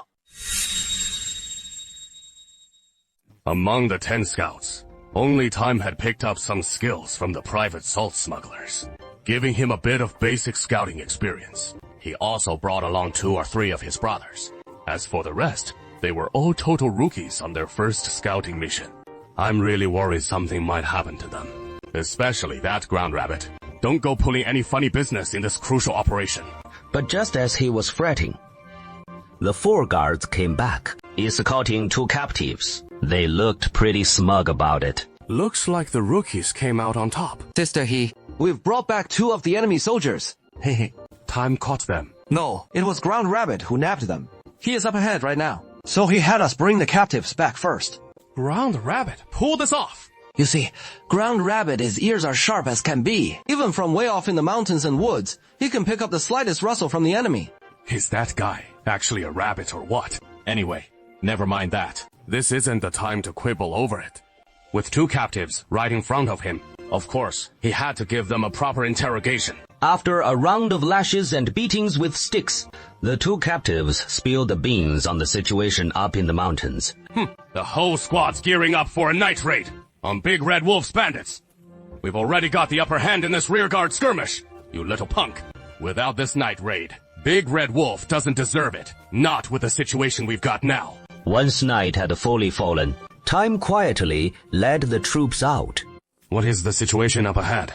We roughed up plenty of the enemy in that rear action. They're so spooked, they hardly dare show their faces outside. In other words, the outer perimeter is all ours now. Yeah, what about Ground Rabbit? Damn, he's still way out in front. This guy's hearing is really sharp. In terrain this rugged, eyes aren't as reliable as ears. The enemy scouts couldn't detect him at all. He couldn't be some kind of rabbit spirit, could he? If he really were a rabbit spirit, the Heavenly Venerable would have burned him to ashes ages ago. Could a demon really fool the Heavenly Venerable's divine gaze? That is right. Keep leading the troops up the slope. In no time, the Big Red Wolf bandits' encampment came into view ahead. Big Red Wolf clearly has 0 discipline in marching, or fighting, or setting up camp properly. Classic bandit ways. Over 1,000 men just scattered carelessly through this forest, with several squads patrolling and keeping watch around the perimeter. The rest are sprawled out, lying or sitting every which way in the woods. Shi Jian raised his hand, signaling the militia behind him to drop low right there. Get ready to move. Oh man, the scouts got beat. That means the Bai Xiaobao militia's onto us. So they sure as hell won't come blundering through the valley and give us a shot at rolling rocks down on them. Our guards. They're all battle-hardened. Jianghu heroes from the wild woods. How'd they lose to Bai Jiabao's house guards in the woods of all places? You lot! Did you roam the Jianghu for nothing? Right now, outside the camp, we're totally in the dark. Can't even figure out what the Bai Jiabao forces are doing. How damn useless can you be? Usually your fighting sucks, but hey, there is an excuse for that. We're all just forest outlaws after all. Never tangled in straight-up battles with regular troops. So yeah, excuses for losing.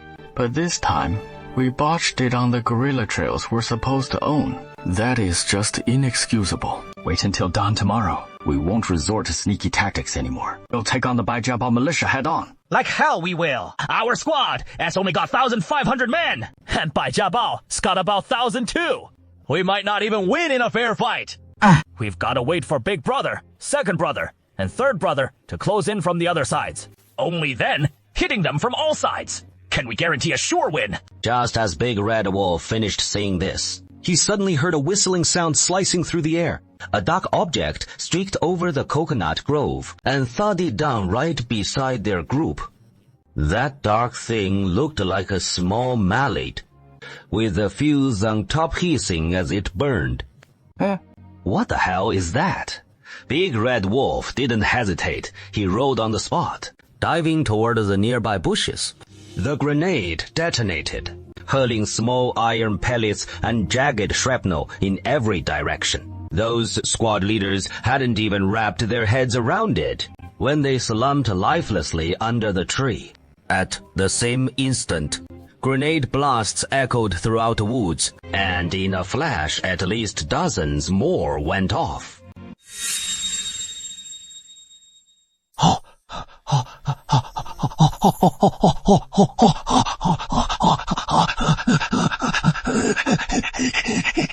It is that weird thunder from last time. One blast wipes out everyone nearby. Damn it. I didn't expect the enemy to have something like this. But something this powerful can't be in large numbers. In our last clash, the enemy had 2 big ironclad guys who could only hold 2 each time. So really, thinking it over, there is not much to fear. I'll hold off a bit longer, then lead my men to counterattack right away. Afraid of who? The bandits were just resting. And a ton of exploding grenades rained down on the camp. They were sleeping so soundly, suddenly getting hammered. Who could stand a chance? The so-called heroes dozing against trees got their chests shredded. Pop, pop, pop, pop. The little iron pellets sending bodies slumping over and down. Deader than dead. So many in the enemy's western camp! Such powerful bombs! And they actually have all that gunpowder! Like it is going for free or something! The enemy's strength is truly unfathomable. That guy named Guangzhang might be onto something. Behind Bai Jiabao, there is some terrifying force propping them up.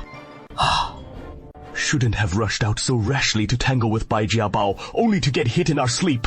Even elite border troops would crumble, let alone a bunch of liukou like us. After one volley of grenades, the bandits' main force had 0 fight left in them, most scattering in the opposite direction. They stay low and scramble away, they might make it. But stand up and your target area just got a lot bigger. The matchlock men fire a massive barrage from the muskets. The fleeing bandits taking hits in the back, pitching forward. Another huge group dropping in seconds after the first round of mounted archery.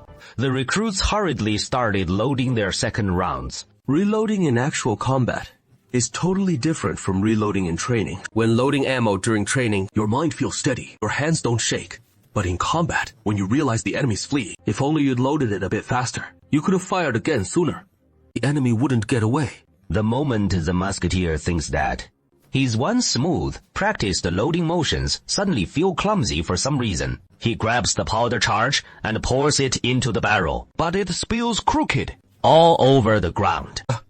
Oh no, he shouts he's definitely gonna beat me. Forget the complicated steps of loading a musket. Even something as simple as drawing a bow and loosing an arrow can trip up a rookie on their first battlefield. Totally normal, luckily, for these recruits. Their first taste of battle is enemies, fleeing with their backs turned. So if they panic, the worst is just letting some enemies slip away. No real threat to their lives. But if they faced charging crossbow cavalry right off the bat, barreling straight at them, those rookies would panic like crazy. After one shot, shaking hands mean they can't reload for ages. No second shot. In the end, they'd probably never see tomorrow's sun. What the hell are you panicking about? They're the ones running away. What do you have to be afraid of? Keep your damn head steady! Hey, get a grip. Yeah, take it easy. We clearly have the advantage here. Completed in 3 to 4 blinks of an eye. Stay calm. No panic. Just like in training. Here comes the second volley from the matchlock troops. Quite a few bandits have already escaped to the heavens for good. Only a few of the slower ones took rounds to the back and dropped. Okay, the long-haired soldiers advanced slowly. For the severely wounded, they deliver a finishing shot to send them west. For the lightly wounded and unhurt ones, they capture them and ship them off for labor reform. Maintaining their formation, slowly closing in on the Flow bandit camp that was just blown to bits. The camp was a scene of total devastation, with bandit corpses strewn everywhere. Firearms are really something. As a lowly patrol officer, I've only ever seen battles with cold weapons, and I really haven't experienced large-scale firearms much. This has definitely opened my eyes. Times have changed. This is way too brutal. We didn't even get to make a move, and they got wiped out just like that. From now on, we might not even get a chance to fight anymore, right? I want to join the matchlock troops too. Otherwise, I won't even get to strike like thunder. No sooner had he spoken Then a so-called hero suddenly leaped up from the pile of corpses, slashing straight at the long-haired soldiers with his blade. The long-haired soldiers couldn't react in time, but a shadow flickered behind him. Cheng Shu darted in, thrusting his demon blade into that hero. Even his gut tensed up in the moment. Clearing the battlefield is dangerous. Don't win the battle only to lose your life. Damn it! The militia in Huanggang Mountain sends messengers back with updates every few days. They routed Wang Zuogua's bandit army in one spot deep in the mountains, and crushed them again in another spot in the mountains. Wang Zuogua's forces were beaten by the militia like rats in the street, scurrying wildly through Huanggang Mountain. After this round of fighting, the militia has racked up plenty of experience, and those adorable rookies among the musketeers have quickly matured into seasoned pros. Now, forget about when the enemies are on the run. Even if the foes charge straight at them, they can reload their muskets with stone-cold faces. This battle didn't just hone the musketeers, it also drilled logistics team, with the militia pushing deep into Huanggang Mountain for prolonged engagements. Master Tan of the 32nd has shouldered the job of hauling food and ammo to the militia. They started out making all sorts of blunders, but as time went on, the logistics crew shaped up into a solid unit. A 2-story earthen building with a garden and parking spot, fully renovated, basically movie and ready. Wait, no. After buying it, we'll need to knock down the walls on the second floor to open up the whole second floor into a spacious loft, making room for the increasingly massive box once it is expanded. Sir, have you made up your mind? This unit is top tier, you know. If you sign the deal through me and help me snag that commission, I'll make it worth your while. Alright then, let's sign it. You're a real VIP to me. Take me to the original owner to handle the transfer. If this deal goes through, the commission will be hefty. Of course. The best would be marrying this rich, handsome guy and becoming his wife. So, wouldn't half of his property be mine then? This is the real way to strike it rich. Miss, I'm here to seriously buy a house, so don't pull any of that stuff. Selling houses earns you commission. That is the hard-earned pay for showing me around. And it is totally fair to make that money. But trying to flirt your way to half my life savings, keep dreaming. Rich guys aren't that easy to fool after all. Dreaming of flying up the branch to become the emperor's wife. But shattered. Oh, right. Want to earn some cash. Still a chance. Looks like being pretty and having money made the cute guy change his mind. Or maybe he is giving me a shot, and I could still turn from Sparrow to Phoenix. Stay cool. Don't panic. I can win this round. In your line of work, you must know some reliable construction crews. So help me hire one. Knock down all the walls on the second floor. Turn it into a big loft. You supervise for me, and we'll turn this into a commission gig. You won't miss out. A beauty like you, instead of taking me home to be your wife and striking all those poses with you, you want me to supervise construction. Ugh. Is this guy out of his mind? What now? Not willing, huh? And I'll find someone else who is willing, but please, let me earn this commission. Now that is more like it. Isn't it better to just earn money through honest work? Stick to selling properties. Don't turn the sales office into a matchmaking service. Soon, the original owner was arranged to meet up, and both sides signed the intent agreement, paid the deposit.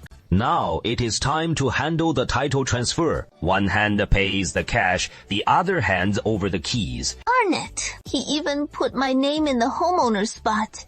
If only that could happen, let alone changing into 18 different looks. Even the moonlit night on the 24 bridges, or Dong Xuanzi's 36 generations of Jianggu ballads, 48 tunes strong. I jump at the chance! But that handsome guy isn't giving me any shot at all. So, I'll just have to perk up and earn the commissions I'm due. The sales lady helps Li Daoshuan hire a construction crew to knock down every wall on the second floor that can be torn out, merging all the rooms into one big space, turning it into a spacious loft.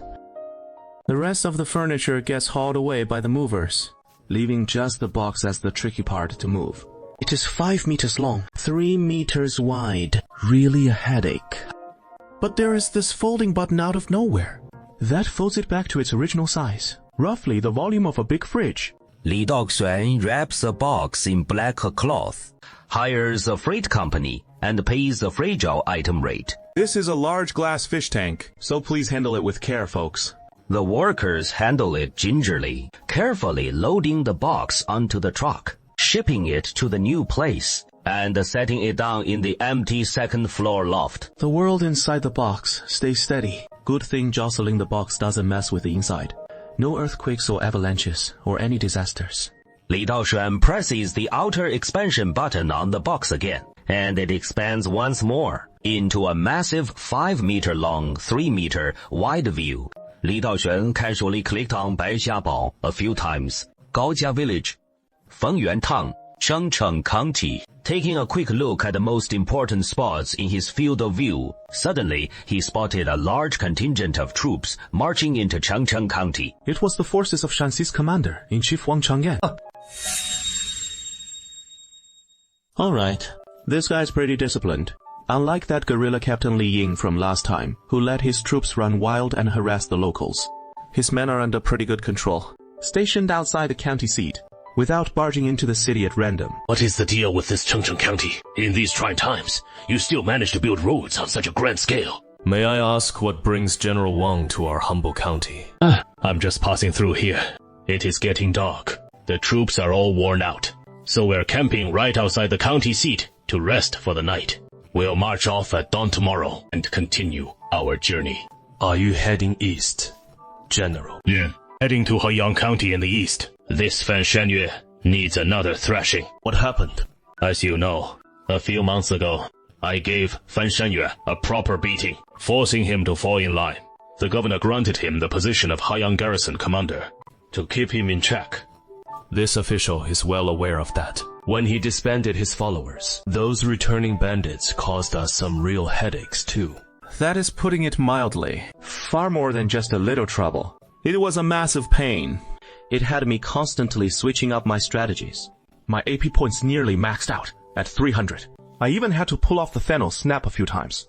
The Gao family village militia and the reformed bandit Baiyuan's militia had to step in repeatedly before we finally talked those returning bandits into settling down.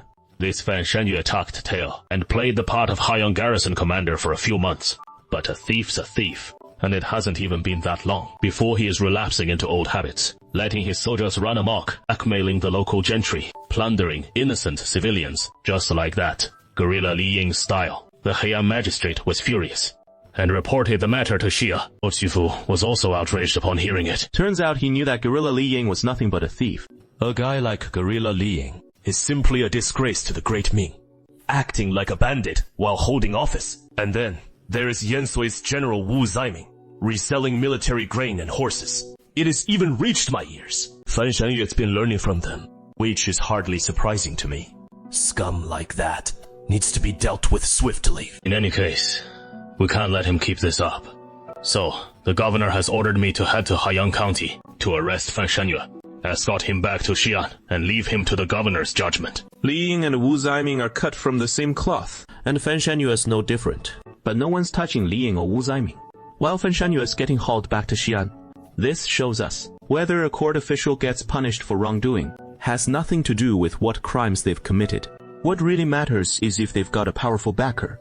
Li Ying and Wu Zaiming have backers, so they can get away with anything. But Fan Shangyue is just a row commander from the prefecture, with no one pulling strings for him. So if he starts acting like other corrupt court officers, he'll be the one getting nabbed.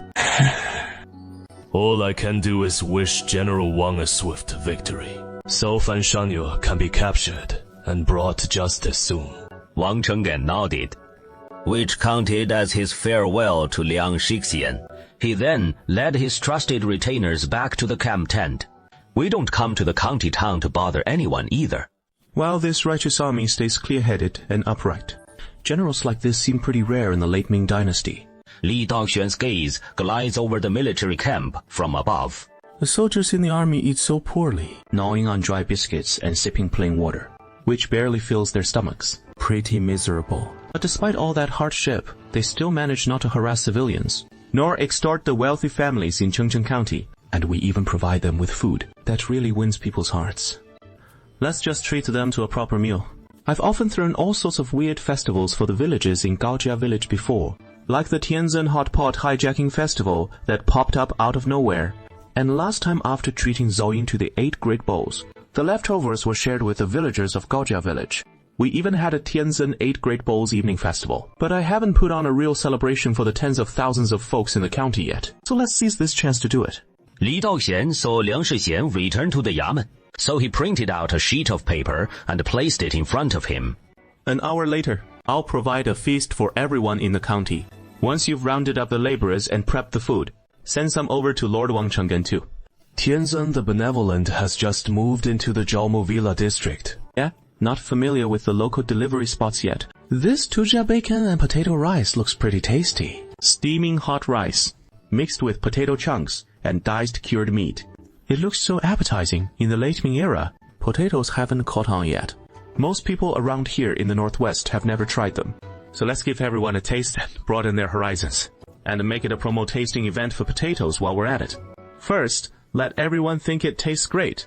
That way, they'll be willing to grow it later. Half an hour after placing the order, Yang Yufan delivers it. Li Daoxian grabs a big serving spoon and scoops out a huge ladleful, placing it on the big square at the county yamen's entrance.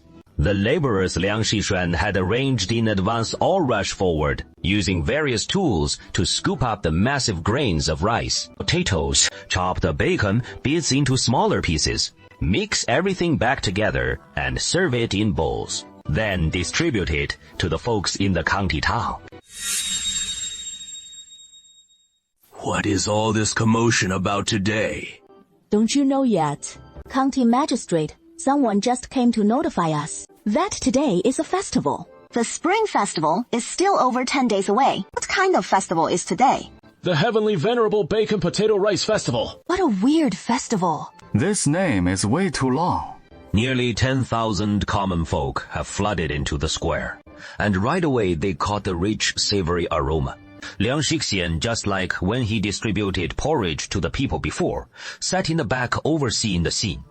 So delicious. It smells so good. Ah, the bacon and rice both smell amazing. What is this yellow stuff? Of course, it is delicious. The Heavenly Venerable just issued a decree saying this yellow thing is called a potato. It is a very beneficial crop. And if we get the seeds in the future, we must plant them. But where do we get the seeds for this? I heard they have them in Xi'an. Next time Xing Honglan comes to collect our embroidery, we can take it to Xi'an and buy back some potato seeds. Great. I'll plant some to try it out too. This stuff is really tasty. When it comes to promoting new crops, the best way is to let them try it themselves. One taste and all their doubts will vanish. At this moment, another group arranged by Liang Shixian has already started preparing food for Wang Chenggen. The laborers took all the huge grains of rice and the large potato chunks, chopping them into small pieces. They packed everything into large barrels, then loaded the food barrels onto hand carts and pushed them out of the city, heading toward Wang Chenggen's camp. What is with these strange cheers? What is all the fuss? The general has come from afar. I still have to head to Heong County to suppress the bandits, with heavy responsibilities and a long road ahead. The people of this county are grateful for the general's service in suppressing the bandits, so we've specially prepared lots of delicious food to reward the entire army. And such a good thing too. Wherever our officers and soldiers go, the common folk have always kept their distance. That is why I ordered no entry into the county town, to avoid alarming the townspeople. I never expected these folks to bring us food. This is kinda touching. Heaven's watching. The general deserves this. Then refusing would be rude. Wang Chenggen gave the order, and all 1,500 soldiers gathered around, taking large buckets full of potato rice from the porter's hands. Smells so good. This rice is mixed with bits of meat. Oh, such big chunks. Bits of cured pork one by one. This cured pork is smoked so fragrantly. And these strange yellow root chunks, I don't know what they are. General, try some. This rice is insanely fragrant. This stuff is way too delicious. These yellow bits must be potatoes. I've had them in Xi'an. but just plain boiled ones. I never thought mashing them up and steaming with rice would make it so flavorful, mixed inside with bits of cured meat. Simply perfect. When you return to your garrison, General, why not have your garrison troops plant potatoes too? If done right, the yield is very high, and it helps greatly in easing famine. Since Lord Liang says so, of course, this general will give it a try. On this expedition, the soldiers set out on empty stomachs, with morale low all around.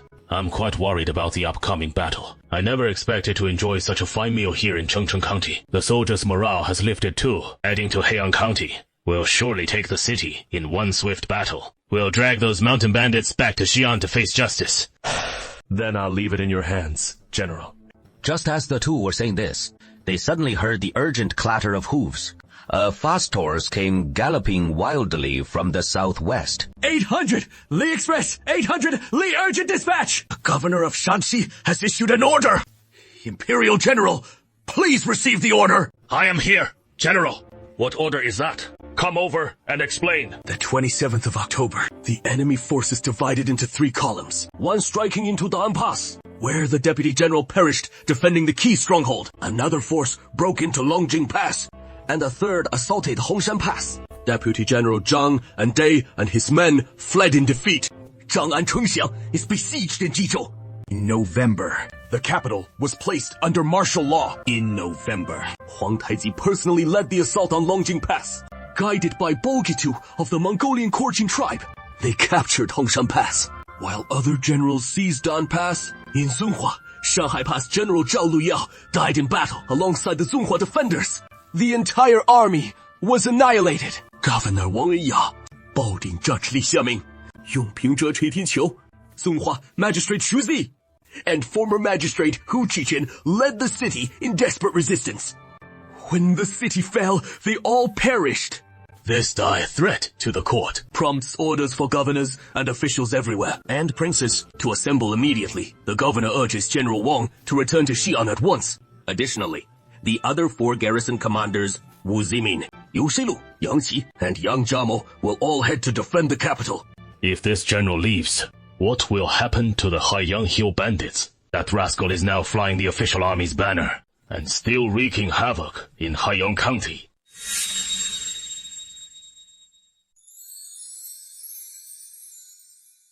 I must head to the capital right away, King of Qima. General Wang, with you gone, the Fanzhanyu bandits will have no one to restrain them. Won't they run even more rampant? It'll vividly spawn a second guerrilla force, as expected. If all the town commanders like General Hu head to the capital, what will the King of Qin do about the roving bandits plaguing Shanxi? Won't they go even more berserk? No matter what, the capital must be guarded first and foremost. This general must go to the capital to join the prince. I won't be able to handle the Fanzhanyu or the bandits in Shaxi anymore. In the time ahead, the situation here is bound to get extremely perilous. Lord Liang, take good care of yourself. Issue orders to the entire army. Break camp immediately. March through the night toward the city and hurry back to Xi'an. Immortal Venerable, what are we to do now?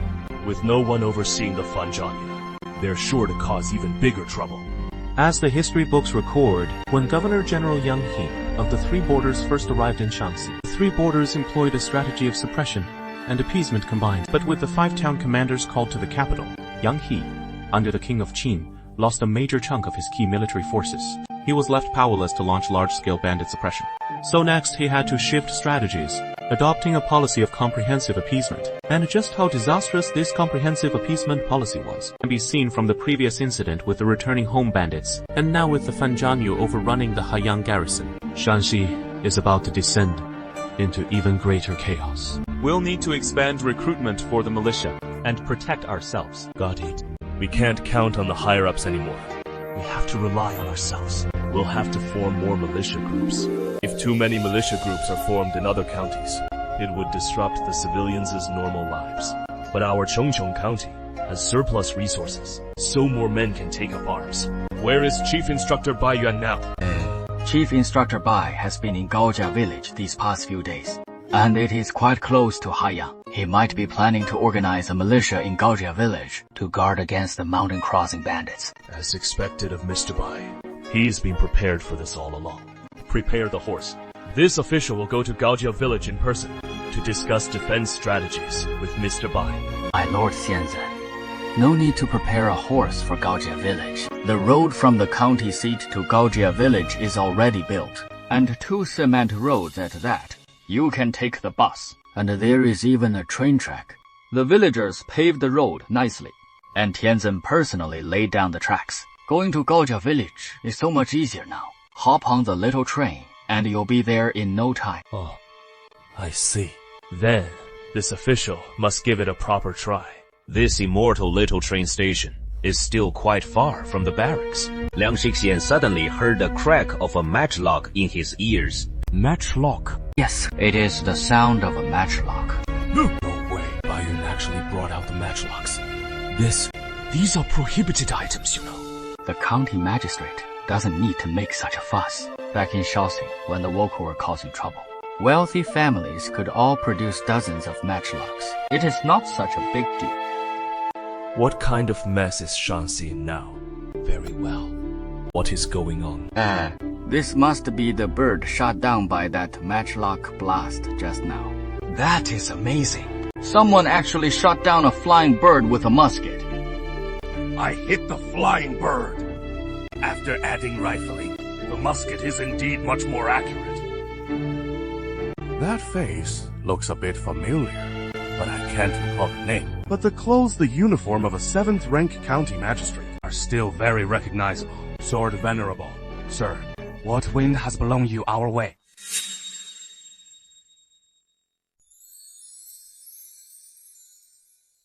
Liang Shixian's gaze immediately fell on Bai Yuan and the fire musket gripped in his hand. A fire musket with such a long barrel, so ingenious, yet it seems awfully complicated. I can't make heads or tails of this. This is what Mr. Bai shot, right? Yes, indeed.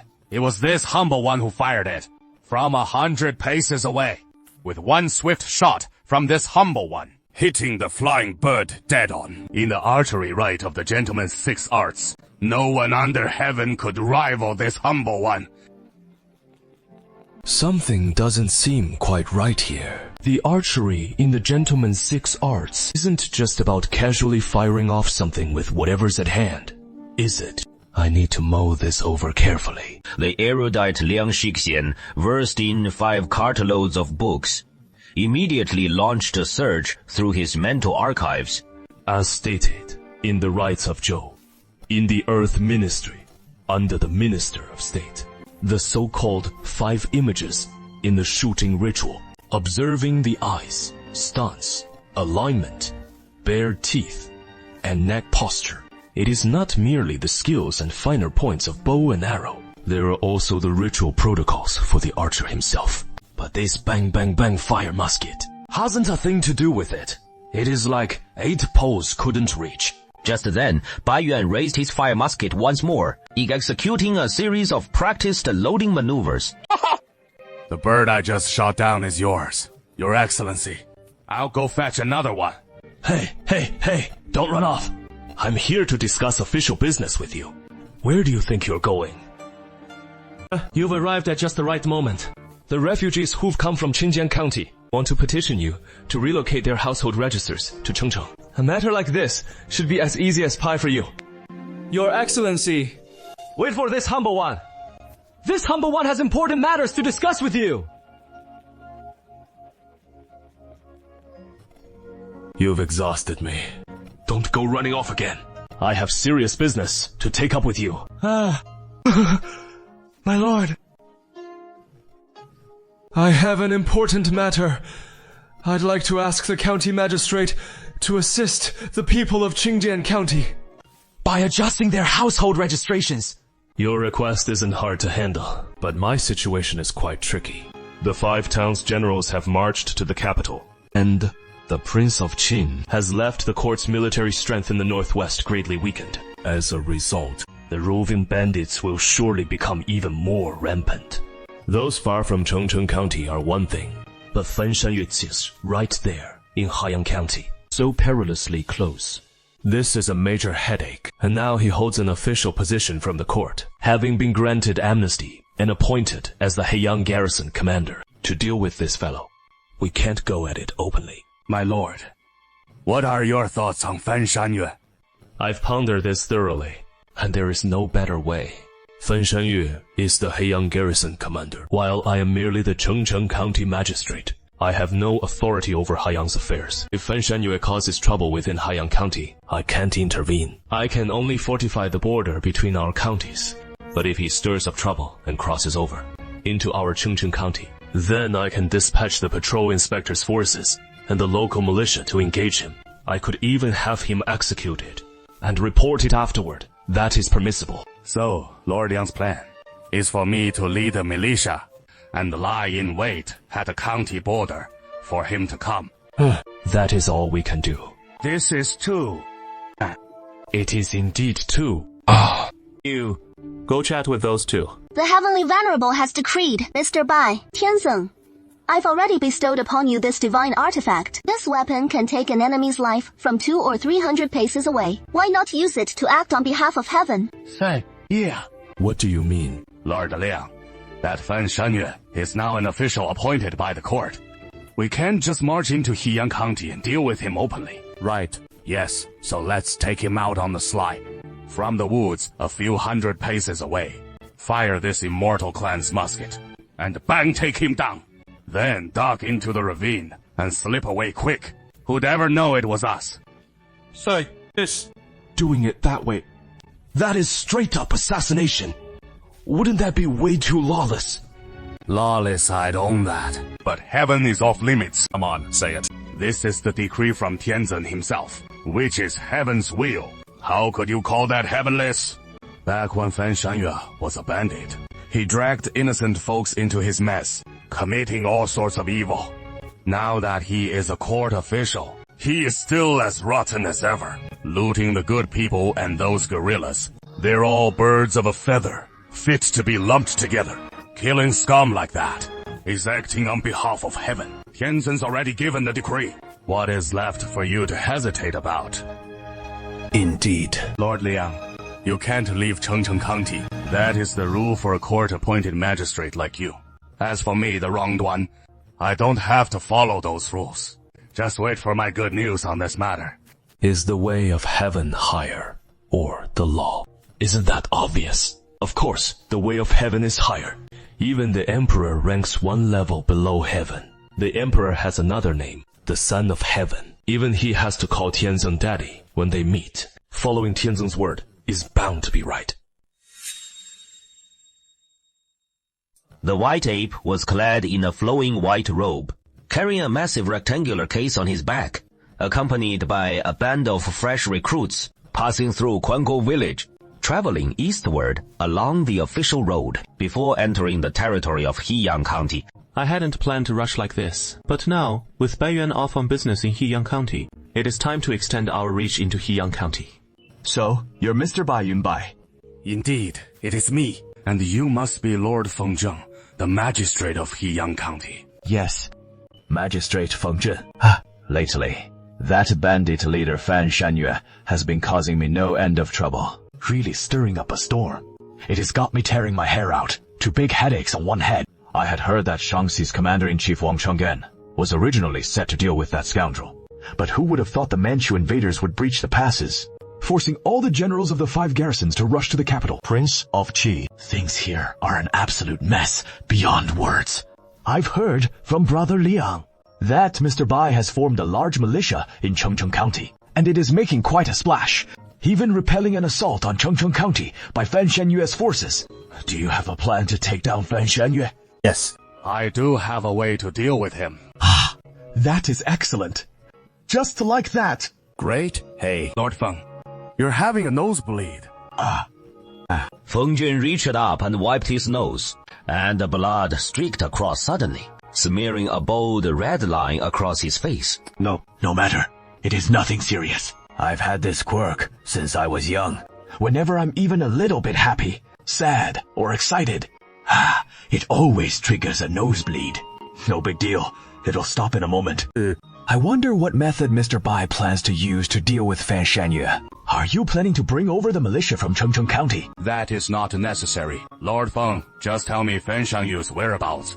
And when he is out plundering innocent civilians, I can take his life right in the midst of thousands of troops and horses. How on earth is that possible? Well, as an official, I have to say something. To remind Mr. Bai, though Fan Shanyu is a bandit, he accepted the position of garrison commander in Haiyang during the last amnesty. So now, he is more or less an imperial official. When you go to kill him, be sure not to let word leak out. Otherwise, it'll bring trouble for Mr. Bai too. Lord Feng, rest easy 100 times over. If you're really that worried, you can come along and watch too. Killing an imperial official? How could I possibly watch that? If I were to sneak into the county for the assassination, it'd throw everything into chaos right then and there. This matter is truly risky, seeing it with my own eyes.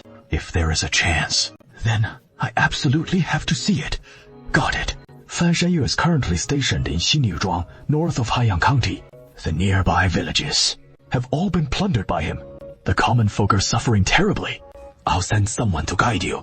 Mr. Bai, head to the area around Xinyu, and you should find an opportunity there. Oh, then, Lord Feng, wait for my good news. County Magistrate Feng Zhang dispatched 2 trusted aides to lead Bai Yuan toward Xinyu. Bring me some spare clothes. I'm going to disguise myself and follow along to watch. That Fan Shanyu has 2,000 tough bandits under his command, and he is not that easy to deal with. Mr. Bai only brought fewer than 30 men. I'm worried if he can pull it off. As long as we can really take down Fan Shanyu, Haiyang County will finally settle down. I'm so happy. Sir, your nosebleed has stained your clothes red. Feng Jun reached out and wiped. The nosebleed gushed out, drawing a horizontal line on the other side of his face. One on each side, quite symmetrical, like some kind of body painting art. Ouch! Get some replacement clothes! Ouch! Ouch! Too much blood! Ouch! My head's so dizzy! In a camp tent, he opened a bamboo tube, took out a sheet of paper from inside, smoothed it flat, and examined it. His face darkened. Yeah, what is wrong? News has come from Gaojia village. The Manchu invaders have breached the pass. The Wuzhen commander has marched to the capital, and a large number of the Qin prince's troops have been captured. The bandit forces along Shanxi and the Sui borders will stir up even more trouble. Tianzong says, before Shanxi falls into total chaos, we must accelerate our plans, take out Wang Zuogua as quickly as possible, and avenge our 4 fallen brothers. Oh, I get it. Then we definitely need to step it up, Daniel. You think so, right? Oh. Babo threw the paper into the fire and burned it, stood up, and unrolled the map. We've been roaming Huanghuang Mountain for a good while now. We're already intimately familiar with the surrounding terrain, and we've basically scouted the valley where Wang Zuogua is holed up in the mountains, preparing to launch an assault on Wang Zuogua and crush him utterly in a single decisive battle, thus fulfilling Tianzhen's command. Oh! Hey, Sansha, how come one's missing? I'm not missing. You guys are. I know you two are there. I'm just asking again, where'd the other one go? Perry Rabbit headed out at dawn to scout with Time's foodie squad. He claims he's the cream of the crop. And after chow time, recon like this is his specialty. Even the world's top scout would have to call him Gramps. The guy's got 1 solid scout up to his name. Now he is all in on playing scout. Really? Whatever. Let him at it. Anyway, before hitting Wang Zuogua, we gotta recon the whole area. I'm pretty worried leaving it all to time, and tossing an extra set of ears out front on a rabbit. That just amps up the nerves. Party 2 slowly crawled forward along the edge of the woods. Zheng Guzi and Xi Jian were about half a meter behind him. Both of them moved with extreme caution, afraid of making the slightest sound. Up ahead is Wang Zuogua's hideout. Hush! See that? The cave down there. Wang Zuogua's men might be inside that cave. We can see signs of activity at the cave entrance. No doubt about it. There must be bandit scouts nearby. Stay sharp. Don't let them surround us. With these ears of mine. No need to worry. No sooner had the bandit scout spoken than they crawled through a tree hollow and suddenly discovered a bandit sleeping inside the hollow. Party 2 crawled right past him, startling the bandit awake. The man widened his eyes in stunned confusion, staring at Party 2, as Party 2 stared back in equal bewilderment. After a brief moment of mutual shock, the bandit opened his mouth to shout, but Shijian lunged forward swiftly, clamping a hand over the man's mouth and thrusting a short knife into his throat. See, if the enemy moves again, your ears might pick it up. But if the enemy stays hidden and still, you won't hear a thing. Be careful, all right? Party 2 had just learned a hard lesson and nodded obediently. Shu Jian poked his head out from the cliffside. Overlooking the entire valley, he took in every detail of the terrain around Wang Zuogua's hidden cave, committing it all to memory. I need to head back and report to Instructor He on how to wipe them out. I'll sketch out the terrain for him. I'll stay here and keep watch. Wang Zuogua's a slippery one. I'll stick with you. You all be careful. We'll see. What is up with that ditch? If I were Wang Zuogua, suddenly ambushed and bombarded with water grenades, I'd definitely duck into that ditch, Hangqing Low. That is the only escape route once the valley entrance is sealed. So we leave the ditch where we're lurking, wait for Wang Zuogua to flee our way, and take him out right there. Wouldn't that be a major achievement? Hey, don't do anything rash. Wang Zuogua will have his trusted desperados with him. The two of us can take them. This rabid lord, cold at first glance, can match 1,000 troops with 40 maneuvers. Afraid of a few of his trusted desperados. One sword each. Take them all out. No need to wait for the enemy to kill you. I'll flatten you first. Anyway, dying by whose hand it is still death. Cheng Xu led the militia quietly to the edge of the valley. Wang Zuogua chose this valley to evade the officer's pursuit. It is extremely secluded, with only one entrance for escape, and that entrance overgrown with vines, making it hard to spot from outside. But the more secluded the spot, the more enclosed it becomes. See those guards at the valley? Send a few crossbowmen. Aim for their throats. Ensure they can't make a noise. Grenadiers, climb the peaks on both sides. At the start of the battle, hurl grenades into the valley indiscriminately. When our men enter the valley, seize the grenade throws. Don't hit our wall. Gao Chu and Zheng Daniel quickly acknowledged the orders. Each leading 50 grenadiers, they climbed the 2 flanking peaks. Same old story. After entering the valley, the musketmen charge on horseback first, shattering the enemy's morale like a spear through their ranks. Push forward. What is up? Oh, the real commander has left this northwest region. Doesn't that mean we can strut around freely? Next time, I'll charge right out of these mountains. Who else can stand against me? Big brother, that Bai Xiaobao firearms unit is still prowling the mountains, stirring up trouble everywhere. What about us? Our 3rd and 4th brothers got ambushed and fought 2 battles. We've suffered heavy losses. Hey, those bastards from Bai Xiaobao don't know where they got all those firearms from. It is really frustrating. Fine, then. After the commander of the 5 garrisons leaves, we don't need to hole up in these mountains anymore. We might as well head straight north, leave Huanggelong Mountain, go to Yicheng County, and have some real fun. Without the commander of the 5 garrisons, who can touch me now? Big brother, he is absolutely right. Even if Bai Xiaobao's firearms are powerful, they can't chase us all the way to Yichuan County to fight us, right? We can't beat them, but we sure can run. Once I recruit more men in Yicheng, ready for round 2, with numbers on our side, we'll come back and deal with those fools from Bai Xiaobao. By then, I refuse to believe we can't take them down. This has really stirred up the bandits' nest. Turns out the bandit guards at the valley entrance were sniped. But the crossbow shot was a bit off. It didn't hit the throat squarely, so the guy let out a scream. What happened? Humph. That was a close call. With you guys popping out like that, you've just given away our position. Ha ha ha, the grenadiers already lying in wait on the mountaintop. They eagerly lit the fuse with excitement, hurling the hand grenades down into the valley as a barrage of explosions erupted non-stop. The moment that sound hit, Fi Shanhu and Da Honglang were utterly terrified. Since neither had faced one of these blasts for the first time, they were simply shell-shocked from the experience. Upon hearing that sound, the ones who hit the ground first, the Party 2 crew, are back again! Damn! How did these guys track us down? We're hidden so damn well! What about the scouts on the mountaintops on both sides? Why didn't our scouts spot the enemy sneaking up? They just waltzed in and took the high ground like that. Damn! Run quick!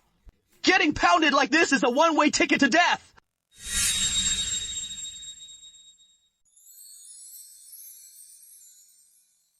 Wang Zuogua really never learned a thing about camping. Even the lowest ranking officer in the Ming army wouldn't make that mistake, because the Ming Dynasty's military examination system first tests the military strategy, like commanding troops and setting up camps. Only after passing the strategy exam do they move on to testing martial skills. If you only know martial arts but not strategy, you can't even get in the door. He is clearly just a pig. Yet, somehow he can still take flight. Hand grenades exploding non-stop, screams echoing everywhere around. Big brother, what do we do now? Everyone, charge the valley mouth! We'll fall back. On the other side of the valley, there's a small ravine. We can slip through a small cave and escape the valley. His trusted bandits immediately caught on, and second in command Miao Mei got it too. Third brother, fourth brother, charge! Charge the valley mouth! Yeah. Now charging the valley mouth is our only way out. Fei Shanhu, Da Honglang immediately led the men in a fierce charge forward. 300 arquebusiers are waiting for your charge. Just one word. Fire the arquebus shots rang out non-stop. The bandits charging out of the jaws of death were hit by multiple shots in an instant, collapsing lifelessly. From over 10,000 strong, only 100 remained. Third and fourth brothers were lost too. Only second brother, Miao Mei, made it through, but at least he escaped alive. That is better than nothing. We still have a chance to rise again. Right. Once I get to Yichua, I'll regroup and come back for revenge for sure. Bai Xiabao, you just wait. Wang Zuogua, where do you think you're escaping to? This rabbit lord has divine foresight. How did I know you tried to escape through here? Ha ha ha! You're not getting away! There must be a ton of them, lying in ambush. Otherwise, they couldn't have leaped out to block us like this. Oh no. This guy's got us, everyone! Charge! Charge, and take him down! The rabbit snapped like breaking precepts. Everyone here jumped in fright, all at once. We thought he had some ultimate skill to take on 100 foes, but then Paditu's left hand emerged from behind his back. In his hand was a grenade, its fuse burning steadily. Now it is down to 1 against 2. Wang Zuogua, Miao Mei, you two have only one road left, death. This rabbit will deal with you both, without breaking a sweat. This guy calling himself Rabbit Lord is clearly a master. We too should attack together. We might not stand a chance against him. In this desperate instant of life and death, Miao Mei suddenly leaped behind Wang Zuogua and kicked him hard in the rear. Wang Zuogua was caught completely off guard, stumbling forward and landing right in front of Paditu. Paditu slashed it down with his sword, blood spraying high into the air, splattering him from head to face, while Miao Mei seized the chance to sprint wildly to the side and escape. Rabbit Lord, Tough Spot, Slayer. Can't even handle a mere Miao Mei. Hurry up and help me. Doggy, you're way too far behind. Even Baldy has to come clean him up. Ouch! This guy's obviously a master at first glance. I'm afraid he is not easy to take down. Looks like us Meow girls are gonna bite the dust here today. Never mind. Let's go all out! This guy's so weak. Damn, if I'd known, I wouldn't have betrayed Big Bro. Big brother, those 100 men don't even need to escape anymore. Run! This guy's really tough. We can't beat him. We actually got taken down by a guy like this. Oh no. Forget it. Let's escape.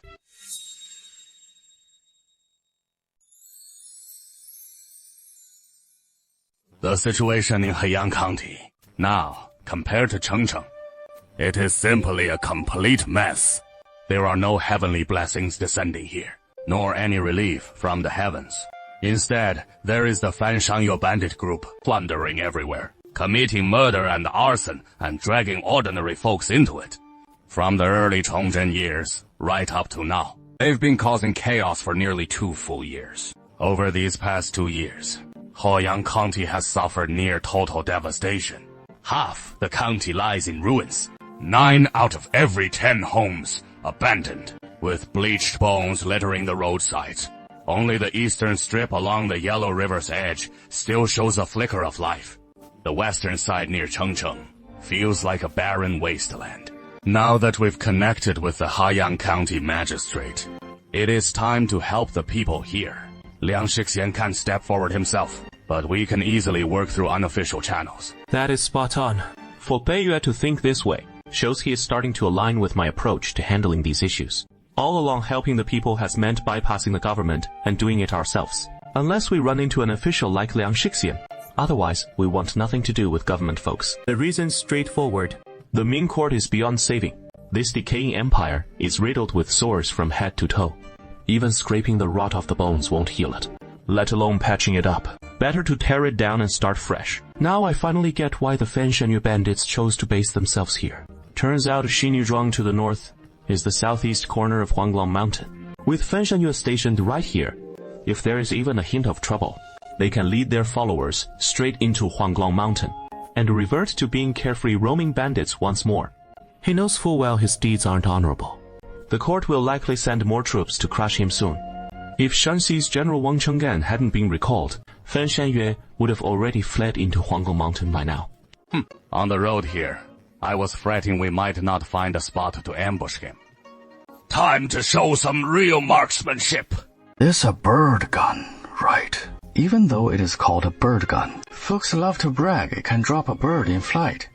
But anyone who knows the first thing about it realizes its accuracy is downright pathetic.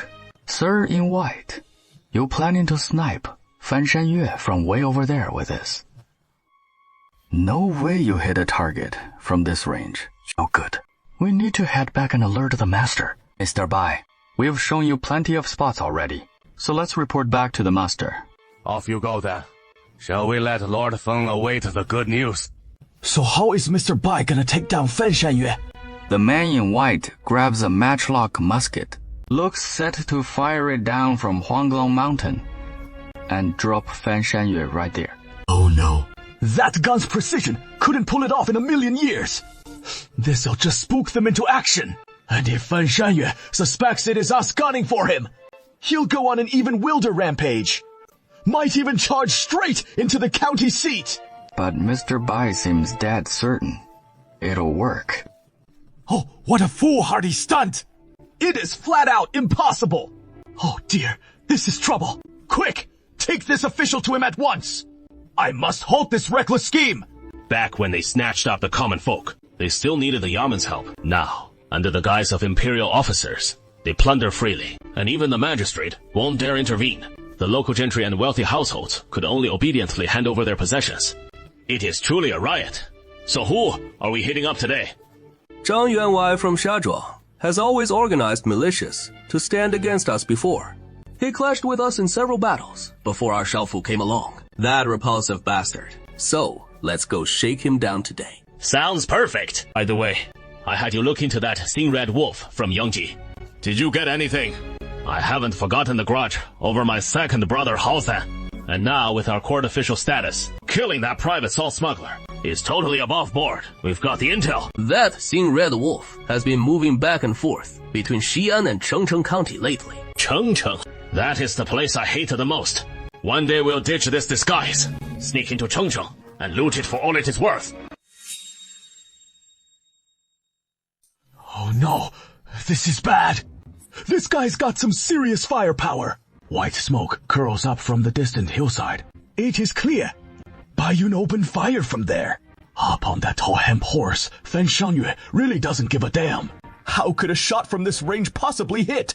The white ape really missed the mark. Even though he took aim over and over with that shot, it still went wide. The bullet passed right over Fan Shanyue's head, at least an inch or two above. Not only did it miss Fan Shanyue, it didn't hit any of the tough bandits around him either. Oh, you two check it out. What is the fuss over there? That sounded like a matchlock musket to me. Go say, who is so bored, firing off stinky shots on the hillside? It couldn't be one of our brothers who picked up. An official's three-eyed blunderbuss, and is messing around with it, right? If that is the case, then he definitely can't keep playing with it. It should come to me to play with. Any good stuff should go to the boss first. In the time of 30 blinks, The white ape had already reloaded the bullet. He snapped it up, the matchlock musket aimed at Fan Shanyue once more. Hey! Hurry! Hurry! Go stop Mr. Bai! Tell him to quit this nonsense! This way, there is no chance of taking out Fan Shanyue! Right now, Fan Shanyue isn't on alert yet! If he gets wary, we're in trouble! The second shot rang out. A bloody hole suddenly appeared right in the center of Fan Shanyue's face. He couldn't even grunt before tumbling off his horse to the ground, kicking up a cloud of dust. Boss! Boss! Someone ambushed us! Boss! Yeah! He hit him! He hit him! Mr. Bai's got great aim! What a follow-up shot! Boss, nosebleed! Nosebleed! Feng Zhen's nosebleed gushed wildly from sheer excitement, but this time he couldn't even be bothered to wipe it off. That damn dog Fan Shanyue finally got what was coming to him! Sir, your nosebleed's spraying like a mountain spring. Really? Hey, that is a ton! Oh man, oh man, oh man, oh man! No wonder I'm feeling so lightheaded. Sir. Quick, relay my command. Summon the militias from the nearby villages. While Fan Shanyue is still down, capture the ringleader first, and wipe out the whole gang while we're at it. My head's spinning. Sir, don't get too worked up. Just calm yourself down quick. That second shot finally nailed him. That shot of mine clipped half his wing clean off. Sir, run! Fan Shanyue's goons are charging in. The white ape pulls off a sneak attack. Fan Shanyue's spot is barely 200 paces from Xinyu Village's gate, and once his men barrel through, that is gonna be seriously bad news. Good thing the straight shot's the shortest, while those thugs have to scramble up a slope just to reach it. But up on the hillside, the white ape stays cool as ice, stows his matchlock, stands tall, white robes billowing, pulling off a swaggering spin that cranks the cool factor to 11. Time to bounce. The instant he wheels around, he catches the ominous twang of bowstrings humming behind him, with who knows how many bandits down the slope drawing their bows, unleashing a wild hail of arrows right at the white ape. No room for swagger now. He ducks low and scrambles for cover like a rat. The retainers behind him pulled out their shields to protect him, dashing wildly into the depths of Huanggelong Mountain. We can't let our young master get hurt. Li Daoshan reached out his hand, positioning himself behind the white ape to block the arrows for him. What just happened? This guy's impossible to hit. Heavens. That guy must be some kind of demon. Several militia groups from Heyang County swarmed in to surround and cut them down. At the rear of the militia, He County Magistrate Feng Zheng personally commanded from the back, 2 streams of nosebleed trailing behind him, like a pair of red dragons dangling from his face. He dipped his hands in the blood from his nose, and swiftly painted a fierce, menacing mask on his own face. And when those thieves get within 2 meters, today, I'll make sure you die without even a place to be buried. We've already accepted the Imperial Amnesty, and now we're officials in the court service. You dare to question it? What wouldn't this official dare to do? The governor has ordered that you be treated as rebels, and we'll take your heads to Xi'an for public display and execution. Everyone, charge! The Fan Shanyue gang was utterly annihilated. Not a single one left alive after the slaughter. But no innocents were mistakenly killed, because anyone with a heart of kindness had already returned home during the previous amnesty, settling back in their hometowns and resuming their lives as ordinary farmers. Those still sticking with the Fan Shanyue aren't a single good soul among them.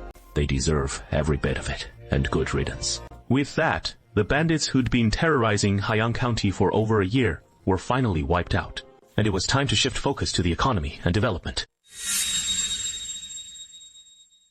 The captains of the 7 teams under Buzani are gathering together, namely Team 1's Yan Qianna, Team 2's Shuang Qihao, Team 3's Li Junwang, Team 4's Xi Zikwai, Team 5's Old Zhang Fei, Team 6's Luan Shi Wang, and Team 7's Jin Long. Not long ago, Wen Yang, he had just taken office. The 5 towns generals all mobilized, heading out to suppress the bandits. Buzani kept a low profile and behaved himself for a few days.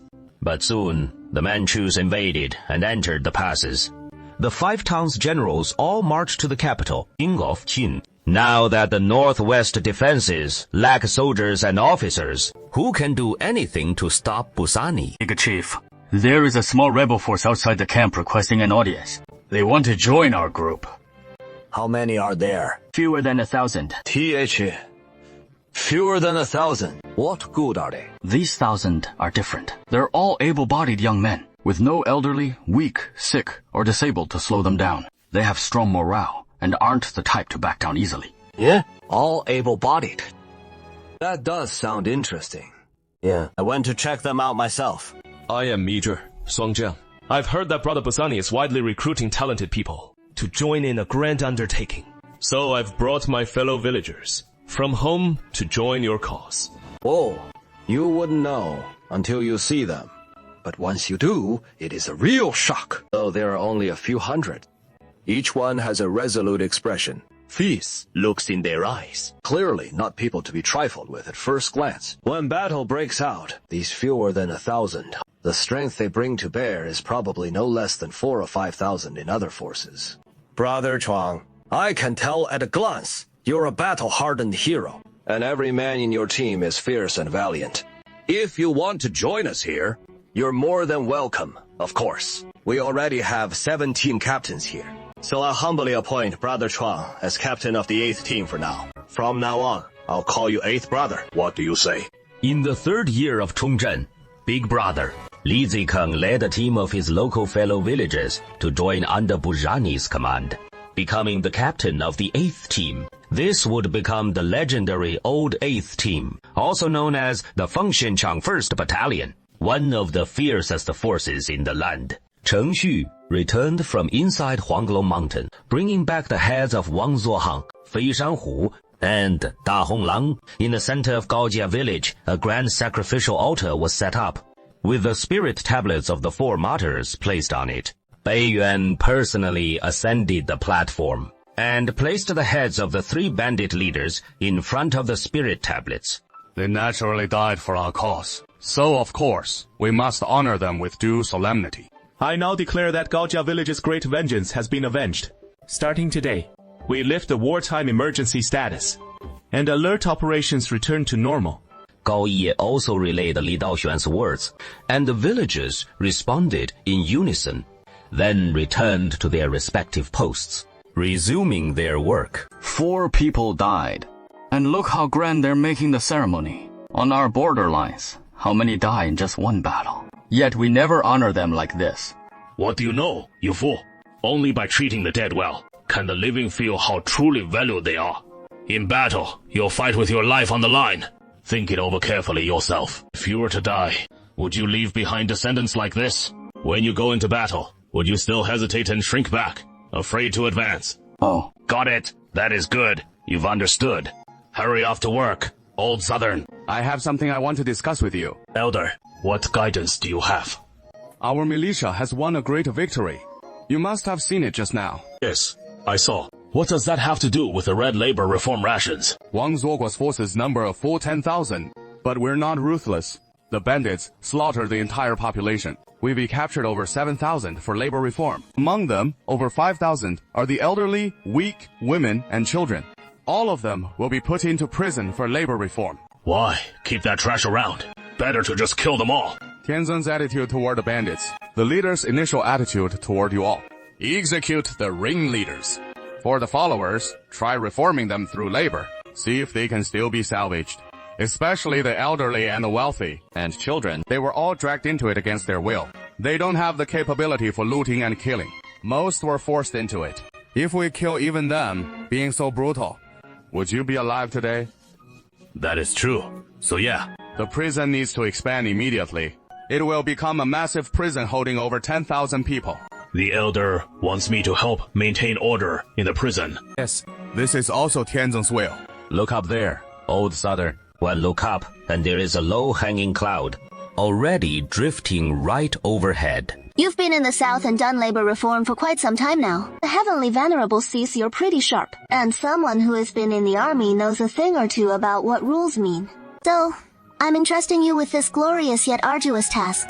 Whatever the Heavenly Venerable commands. From now on, the prison heads will handle the external affairs of the entire prison, while you'll be in charge of the internal side of the prison, having your men maintain order inside. Among those over 7,000 people you are watching, keep an eye out for anyone harboring ill intentions. If anyone tries to escape or stir up trouble, notify the old heads in advance. That'll count as merit on your part, and it'll help reduce your sentence down the line. Rest assured on this matter. Just to leave it to me and my brothers. Everyone wants to get their sentence reduced and get out as soon as possible. Then work under the Ghost Immortal household.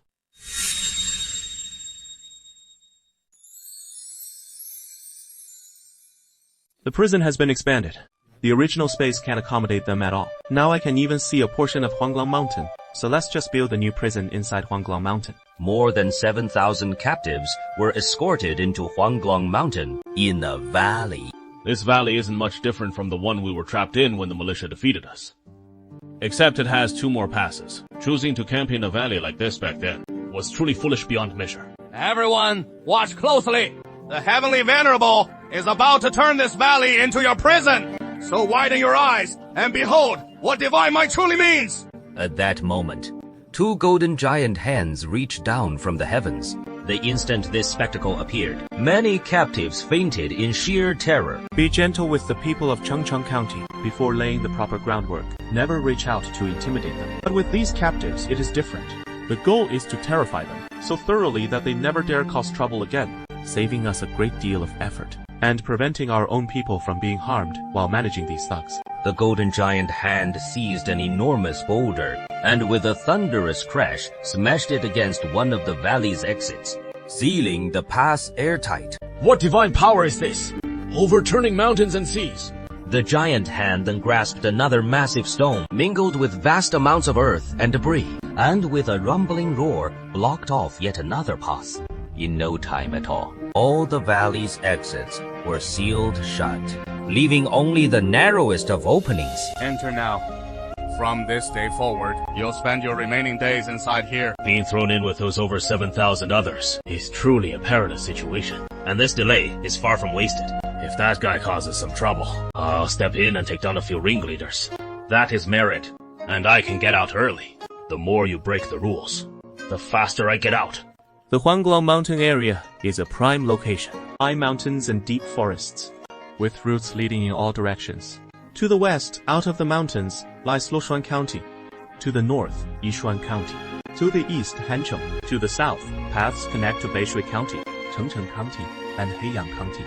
A spot this strategic if not used as a revolutionary base would be truly short-sighted. The only issue now is that the view doesn't yet span all of Huanglong Mountain, covering just a small southern section.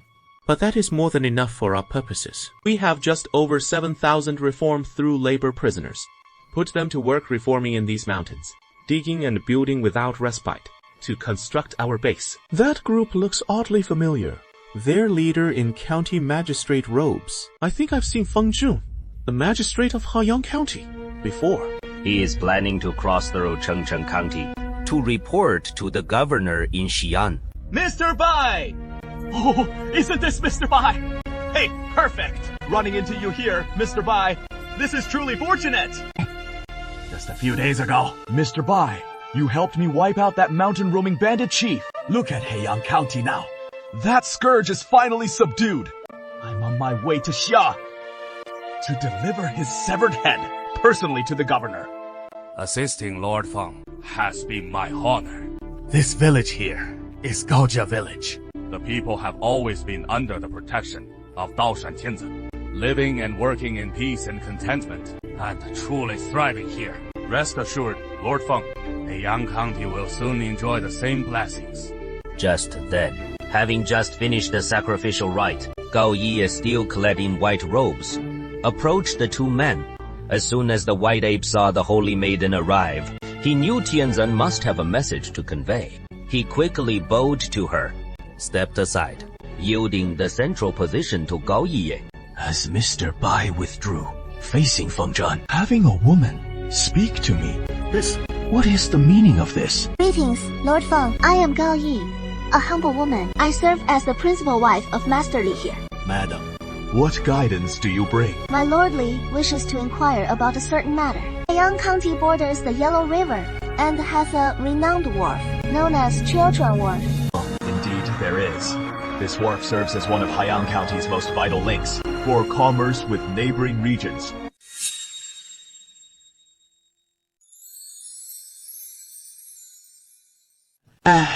Our place there, though there is the Kachuan Wharf, in the past year or so, the Kachuan Wharf has nearly been abandoned.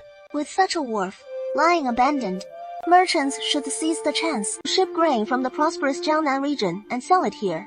Sell one boatload, and they'd make a fortune, right? So why is it abandoned? Womenfolk wouldn't know about this. Last year, Shanxi's governor was still Hu Tingyan, and the Yansui governor was still Wu Zhiwang when the two reported upward about Liu Kou's rebellion. Then, Wu Zhiwang fell ill and died. Hu Tingyan was dismissed, and the emperor appointed Yang He as governor general of the three borders. At the same time, the court issued an order banning grain shipments into Shanxi, so that is why the grain merchants stopped coming. Besides grain, no one wants any other goods either, and as a result, the Kachuan Wharf hasn't seen a merchant ship in ages. Whoa. Why? There is clearly a massive drought, so why won't the court allow grain into Shanxi? Roving bandits. What do the roving bandits have to do with banning grain shipments into Shanxi? Grain entering Shanxi would be sold to the common folk, but the people would soon get robbed by the roving bandits, and in the end, all that grain would end up in the bandits' hands, feeding the roving bandits so they can eat well and muster the strength to rebel. That is what the higher-ups say. Not me, mind you. An official like me, right here in Shanxi, of course understands that this is clearly the kind of idea you'd get if your head got caught in the palace gates. Utterly absurd. As long as Liu Ku and his bandits can't get their hands on the grain, they'll all starve to death. Then I won't come visit anymore. Your logic is crystal clear. I truly admire you. This isn't something a lowly 7th rank official like me can resolve on my own. You two, it has been inspected. Obtained for Haiyang County. Lord Feng, in our Gaojia village, there are folks willing to contribute from what they have, some of their grain to provide relief for Haiyang County. Are you really offering grain to me?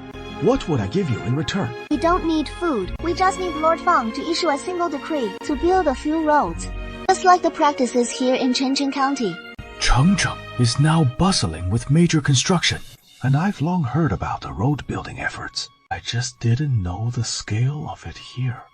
Now that you've mentioned building roads, I see. No wonder the Chengcheng magistrate can still manage to build roads amid this great famine. It is because he has received support from Gaojia village, and now supplying him with more grain. If the grain relief is already underway, then of course I Feng Zhen will dare to proceed as well. Building bridges and roads is always a great act of kindness. If we're too hesitant to act on this, what kind of officials would we be? Of course, I have no issue with it. Then it is settled. Lord Feng, you'll first head to Xi'an for your official duties, and when you return from Xi'an to Haiyang County, why not stop by our Gaojia village again? Then we can discuss the details of the road paving. Over the past year or so, not only have the mountains been increasingly troublesome, but we've also received no aid from the imperial court. The higher-ups have even directly severed our trade routes. No monthly grain shipments are allowed in, leaving us with absolutely no hope in sight. And now suddenly, someone steps up to help. It is truly delightful beyond words. Old Kai, it has been ages since I last commissioned anything from you. This time, I want to build a few cute kawaii-style boat models. Inland river boats, not ocean-going ships. Ship models. I've got everything under the sun right here. Why go through the hassle of making your own? Just swing by and grab a couple down. I don't want some basic remote-controlled model. I want one you can actually pilot from inside the boat. Inland ship, river boat. Inland river boat. Important stuff deserves repeating 3 times. You've been munching on magic mushrooms again. I still remember that freaky solar-powered cart of yours. You poured sweat into that oversized toy, and you were still fiddling with the brakes and steering setup. I gotta say, I'm impressed in a what-the-hell kind of way. And now it is boats. Huh, fine. What wild systems you scheming up this round? Steering system non-negotiable, and the propulsion system has got to transform too.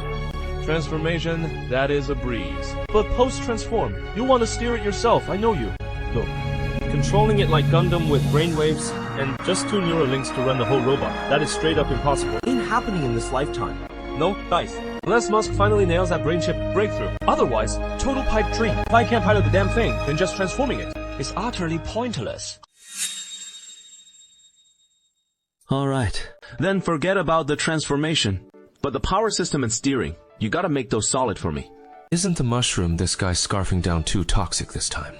And they're saving the old solar car. Little trains and whatnot, since they're so limited in what you can do with them. And the toys themselves are pretty tiny. No one ever thinks to slap weapons on top. But boats, that is a whole different ballgame. You can build them huge. So loading up a massive ship with big old weapons just feels right, you know. 老蔡啊, I also want to mount some weapons on the ship. Of course you're gonna install some. We'll hook you up with all sorts of 100mm naval guns right on the deck.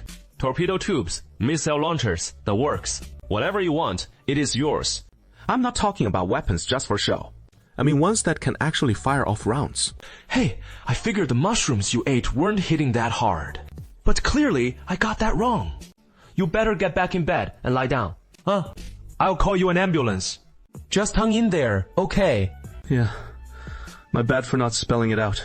It just invites snarky jabs from guys like Heishinze. What I meant was some toy-style weapons. Like, say, bolting a toy cannon on the bow that shoots plastic BBs. That should be doable, yeah. Oh, that'd be a breeze. I can snag one of those plastic pellet blasters off Taobao. Mount it on the ship, no time at all. Only hitch is, won't that make your boat look a tad too twisted? Hey, that is exactly the kind of freaky toy I love. Alright, your words, not mine. Hey, I could even rig a lighter up front. Make it a fire-breathing ship that can breathe fire with a little switch. This one is also good. Plus, I am obviously a high-end toy maker. Why does every time I make something for you, it will develop towards a younger age? I alone provide toy weapons. That is definitely not possible. The villains had to make some weapons for the ships themselves. And the weapons used on ships in the late Ming Dynasty. Of course, it is the red-clad cannon. Li Daosuan cut his vision back to the main treasure of Gao Jiabao. Go to Gao Yi to help him convey the message. It is not in the watchtower. Where did this little girl go? I don't know if I don't look for it. This one is really wonderful. The box now has a 1,000 by 600 meter field of view, and within this scope is the most lively and prosperous elevated village. There is a large population here. The villains are very energetic. The box is full of men and women. Run around. It is really not easy to find a specific person. You have to be skilled. Well, think about it. If Gao Yi is not in the watchtower, where do you usually go? The cloth village in the Gaojia business district. I really found the girl. There is also the spring red girl. Thanks to you for this touch-up. Damn, I made a lot of money by helping people order clothes. That cheap man in my family. I haven't made any money now. I have more. In the past, when we quarreled, they said that I relied on him to support them. Looks down on people. Now, I don't dare to tell the truth anymore. The same goes for my family. At first, I was told not to run out and join in the fun. It is said that women should serve well at home, and husbands are fine. That day, I pulled out a handful of broken silver, saying it was earnings from sewing clothes. Her face. Oh, meh. Me too. After earning that money, his attitude toward me changed completely. They grinned smugly. But the 3 brothel girls didn't chime in. Sure, they had more skills than these village women, but they lacked the ordinary women's guts to hold their heads high. Deep down, they still carried a bit of inferiority. At this rising women's rights gathering, they were surprisingly bashful. It is great if everyone's thinking that way. Few days ago, while chatting with Tianzhen, the old man shared this with me. Women can hold up half the sky too. US women can't just huddle at home all the time. We should boldly step out the door and put our own strength to use. What is this called again? What was it? I forgot. It is liberating women's productivity. Yeah, exactly. Liberating women's productivity. Tianzhen, when did you start eavesdropping? Just caught the first few lines. A bunch of us women huddled here chatting. It doesn't feel right bad-mouthing men like this. No worries. I didn't hear any man bashing from you. Just some perfectly normal talk. The economic base determines the superstructure. Status between men and women boils down to who brings in the cash. If you out-earn your man and can feed the family, you can lord it over him, even shit and piss right on his head, no problem. Just like they lord it over you when they're the breadwinners, throwing their weight around. That is how the world works. Ain't that the truth? With years of endless wars and bandit uprisings, militia battles and such. In fact, the number of men in villages and towns everywhere is dwindling, while the share of women keeps growing. In situations like this, social productivity just isn't sufficient. You women should step forward bravely at times like these, and take on technical jobs that don't demand much physical strength. That way, not only will it boost your social standing, but it'll also raise productivity in our Gaojia village. So besides weaving cloth and making clothes, what other technical work can we do? As Tianzong says, for example, paper making, making lamps, wrapping gunpowder in paper and stapling the pouches, engraving, and printing books. There are actually plenty of jobs your women can handle, and you won't fall short of the men. Have confidence in yourselves. Be bold. Step out of the house and sign up as apprentices at the workshop. Who knows? One day, you all might earn just as much as the men or more. Emancipating women is definitely essential for restoring productivity. Because the war has caused a massive drop in the male population. If women don't step forward to work, social productivity will struggle to recover quickly. This isn't just the case in the late Ming Dynasty. It is the same in modern times. After liberation, to boost productivity in our country, didn't we also raise the slogan that women hold up half the sky? Right now, the Lord is relying on his golden finger to supply food. So the food production issues aren't too bad yet. But if one day, due to some accident, that help stops, in this world that is just being through war, men and women both need to step up and work hard to restore productivity. Relying on men alone definitely won't cut it. How many men are even left after such chaos? So now, let's toss out some motivational talk ahead of time. Planting a seed of emancipation in the women's hearts. That is necessary too. Give them some time to grow gradually. You conjure up that little electric train. This isn't scientific. This thing is absolutely unscientific. It couldn't possibly run at all. Its mechanism would cause it to fall apart. How could it possibly move? Tell Mr. Song that it was conjured by my immortal arts. It doesn't obey physics. That was conjured by the Heavenly Venerable's immortal arts. It doesn't follow physics. Lady Saint, when did you arrive? I've been here for a while. The Heavenly Venerable's been here a while too. I saw you drawing something, so I didn't want to disturb you. Right? I'm really interested in this little electric train. It is a shame. It couldn't be made with what we know of physics. Heavenly Venerable is an immortal. After all, immortals follow divine principles, not physics. This explanation gets full marks. What does the Heavenly Venerable want with me? Do you know how to make the red-clothed cannon? The Heavenly Venerable asks if you know how to make the red-clothed cannon. Yes, I do know that. But why would our village make something like this? This is a fire weapon used only in large-scale battles or sieges. If we're just repelling the bandits, we have muskets and grenades. Why make it just for fun, regardless of whether we use it or not? Studying the technology is still worthwhile. Song Yingsheng takes out a sheet of paper, picks up the brush, and starts drawing swiftly. In no time, he sketches the construction method of the red-clothed cannon on the paper. Mr. Song, how many strange things do you actually know? Why is it that every time I come to you, you can produce the blueprints? Drawing these blueprints isn't much of a feat. These are all inventions by others. I'm just copying their inventions. It is not impressive at all. What if I could invent something interesting on my own? Right now, the thing I most want to invent is the little train. If I could recreate that little train the Heavenly Venerable conjured with immortal magic, using mortal power to build it, that would be amazing. Unfortunately, I can't think of any way to power such a massive vehicle. Are you thinking about this? This is indeed a bit too advanced for the late Ming Dynasty. Given the technology and productivity of the late Ming era, forget about building a train. Even if we had a train, we couldn't even source the materials for the rails. With the Ming Dynasty's mining techniques, where would we mine enough iron to lay long stretches of railway? Actually, we now have the technology to build a train. But handing over the blueprints directly, Song Yingxing just copied it verbatim again. That is not his invention. This is really bad for sparking scientific inspiration. Just give him the core idea, and let him imagine the rest of this miniature steam engine himself. Li Daoxuan simply placed the device right on the rooftop of the teaching building. Yeah, take Mr. Song up to the rooftop and show him this little gadget. Li Daoxuan poured some clean water into the pipe right in front of him, then lit the alcohol burner beneath the pipe. A flame flickered to life, heating the water inside the pipe. It didn't take long before the water started boiling, steam rushing out along the pipe. Driving the large wheel, that big wheel began spinning wildly. Got it. I get it. I see. This is what we learned in physics class. How heating water in a cup turns it into gas. And since the gas is confined in such a small space, it builds up tremendous force. That force pushes the big wheel to turn. Exactly. That is the steam engine. Its principle is straightforward. You see it, and it clicks right away. With a steam engine, you can power wheels. And the wheels, as you've already learned from the gear principles, can be driven by gears to multiply the force several times over. I get it.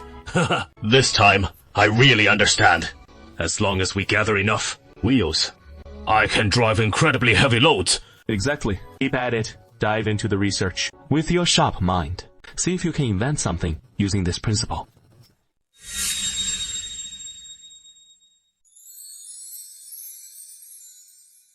"4 years resisting Korea, leaving not a single grain behind. No need to dwell on the details. Armies and starving masses alike, forced to contend with cunning rebels." Lord Yang, all along our road here, several counties have fallen to Wang Jiayin. These county seats no longer have their walls. Did you notice? Yeah. Why no walls? These towns originally had walls, but after Wang Jiayin breached them and looted, before they pulled out, they tore down the walls. Okay. Walls are for defense. The bandits destroy the walls on retreat, just to make it easier for the next raid. Outrageous. We must pursue and eliminate Wang Jiayin without delay, and put an end to this lawless scourge. After taking Huangfu, Qingshou, and Mugo, he seized Fugu as well. Bandit Chief Shen Yuan has captured Xi'an Mingzai, Liu Shujin the strongholds. Shen Yuan's brother, Shen Yihui, is besieging Qingyang, and has overrun Hisuaning Fort.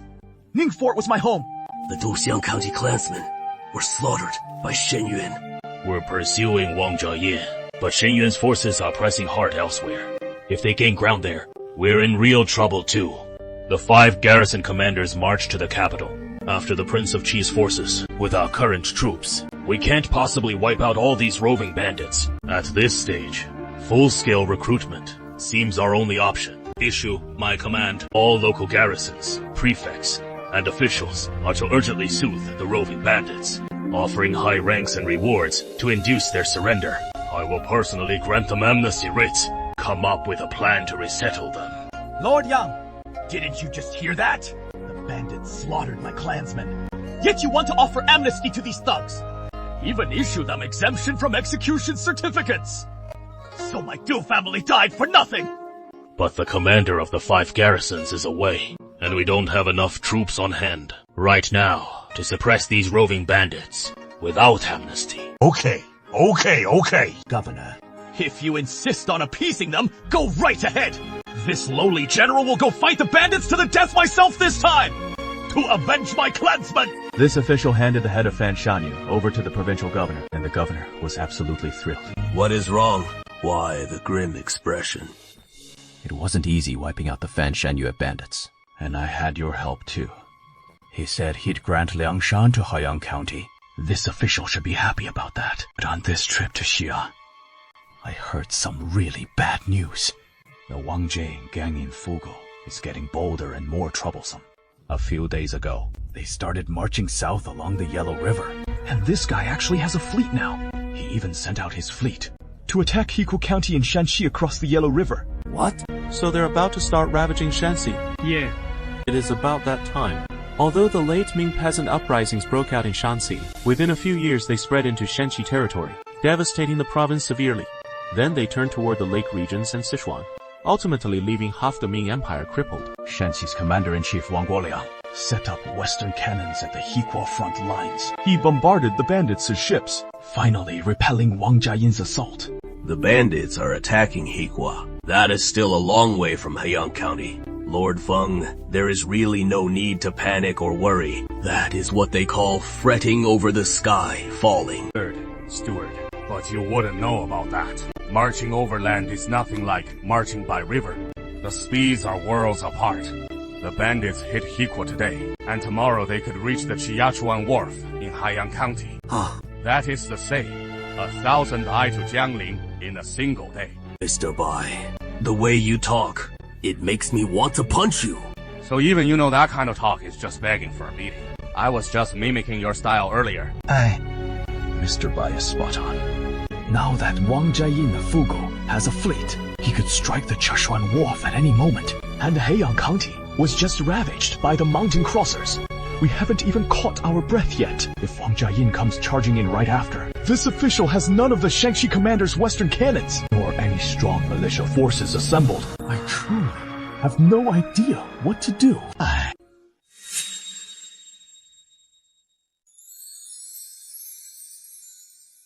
Feng Zhen's concerns are well-founded. Roving bandits aren't like regular troops. They won't methodically siege one city or outpost after another. Instead, they hop around, slipping in and out to strike chaotically. So if they can't advance over land, it is no surprise. They'd use the rivers for surprise attacks everywhere. If our field of view already reaches Jiachuan Pier, then we could immediately deploy the ship model to take out that bandit fleet. But right now, our field of view is still a bit short, which is pretty awkward. So we still need to hurry and save the people of Haiyang County. As long as most folks in Haiyang County start feeling happy and content, we'll unlock the Salvation Index, and our field of view will extend right to Jiachuan Pier, right? Yeah, L32. Our village will immediately throw its full support behind Haiyang County's disaster relief. Full support, and get Haiyang County to launch working for relief right away. Meanwhile, I'll head straight to Haiyang County to make it rain. Lord Feng, last time, we already discussed aiding Haiyang County. No time to waste. Let's get started right now. But you should know as well, that uncooked rice kindness and a due of rice turns to grudge. If we just hand out grain directly to the people of Haiyang County, that won't end well. So, we need to give it to them as wages for work. That is a great idea. Mr. Bai discussed this with me last time too. So let's just build 2 roads. One running straight from Kuangguo Village to Haiyang County seat, and another from here. That is, from Goja Village to Yang Village. I'll organize a large workforce to build these 2 roads, and the relief grain you're providing will be distributed to the workers as wages. I've given it some careful thought. Give the workers a bit more than half full each day, and they should be pretty happy with their work. Hey, eating just half full. How can they have the energy to work? They need to eat until fully satisfied, and get extra wages. On top of that, the daily contribution of 3 jin of flour has to be fully distributed. When I first heard about this work for relief plan, I thought it was just like handing out porridge for relief, letting the workers labor just to barely fill their stomachs. Who knew Gaojia Village would insist on feeding them until completely full, and handing out 3 jin of flour every day as wages? This is way beyond what I expected. Is this really true? That is absolutely true. Oh, that would be great. Once casual work opportunities are proposed, all the able-bodied young men will want to sign up. It'll disband the militia in your county, but Wang Jiayin's forces could attack at any moment. When he attacks, if your militia are all out digging ditches and building roads, the Han defense line will be in danger. Oh, right. What are we going to do? I can't order the militia not to go build those roads. Blocking people's livelihoods is like killing their parents. No need to wait for the bandits to attack. The militia will rebel first. So you need to rethink how your militia is organized. Pay the militia wages. Let them focus on being militiamen. It is a promising career. And skip the other jobs. We'll have Gaojia Village cover the militia pay. Make sure their road work pay is even higher. That way, they can focus on defending against the bandits. It is very exciting. It would be fine if they were migrant workers. But militias are a thing. Yet it is Gaojia Village that is paying their wages to keep them going. I just can't shake the feeling that something's off about it. You're overthinking it, Lord Feng. Aren't militias just maintained by local gentry and wealthy families everywhere? They've never been funded by the government in the first place. Even if we in Gaojia Village don't foot the bill, it'll be some Zhang Yuanwai or Li Yuanwai Wang Yuanwai, or Zheng Yuanwai throwing money at it, and so on.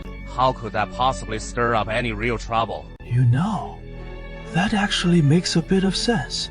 On one hand, it feels all wrong, but flip it around, and it seems totally reasonable. Yeah. Actually, while militias and private retainers do have some differences, the gap isn't that wide. They're basically the gentry's own-funded civilian forces propped up by their personal wealth, not far off from mercenaries in spirit. Whoever pays calls the shots. In the hands of an ordinary squire, they're a vital force for local defense. But if they end up with someone scheming rebellion or mischief, they're no different from roving bandits. Heiyang County already has plenty of squires, maintaining several militias. And just recently, they wiped out the last of those mountain-crossing bandit remnants. Even if Gaojia Village is hiding a few tricks up its sleeve, they can't just snatch militia straight out of those squires' hands, right? Go ahead and maintain your militia if you want. Worst case, you'd be pitting your funds against the local gentry in Haiyang. That wouldn't amount to much of a threat. Looks like I don't really need to worry about that side of things. Well, in any case, Shanxi's in utter chaos right now, and the court's just sitting on its hands, ignoring it all. As the magistrate, I can only rely on myself to figure out a way to save us all, even if it means resorting to some extreme measures. That is only natural, right? No more second guessing. So, let's just go for it. Since we've settled the road building matter, that leaves just one final thing. Our Gaojia village will now set up the altar and perform the ritual, invoking the Dragon King to send rain down on Heiyang County, so the farmers there can get some real relief too. We could have used the same strategy to win over the common folk in the cities and counties, starting with illustrated storybooks to infiltrate their minds, then dispatching Taoist priests and the three madams, along with devout men and women, so lay all sorts of haphazard groundwork, finally winning over every last villager in Xian. But that approach is just too slow. Wang Jiaying's fleet could return any moment, eager to hit the Chachuan Pier and plunge their hands into the Yellow River's riches. This time, we won't have the luxury of taking it easy. So let's go direct and rough, and take the charlatan's path.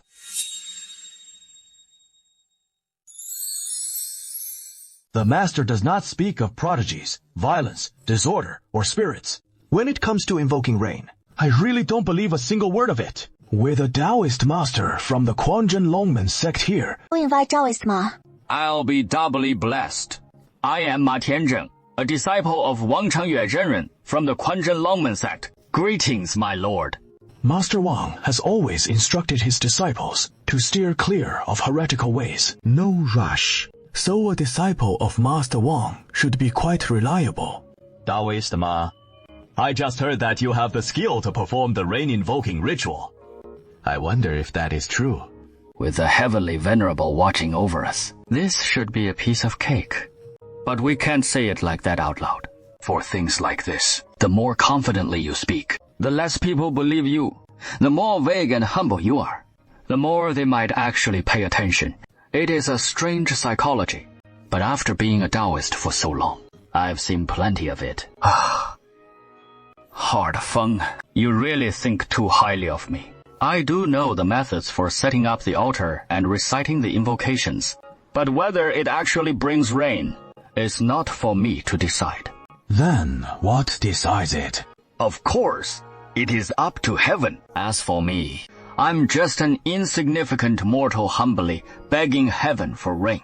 If this humble plea is heard by heaven and granted or not, that is hard to say. If heaven takes pity on my sincerity and bestows even a few drops of rain, that would be my good fortune. If heaven chooses not to heed me, then it is simply because my blessings are insufficient, and there is nothing to be done. That is more like it.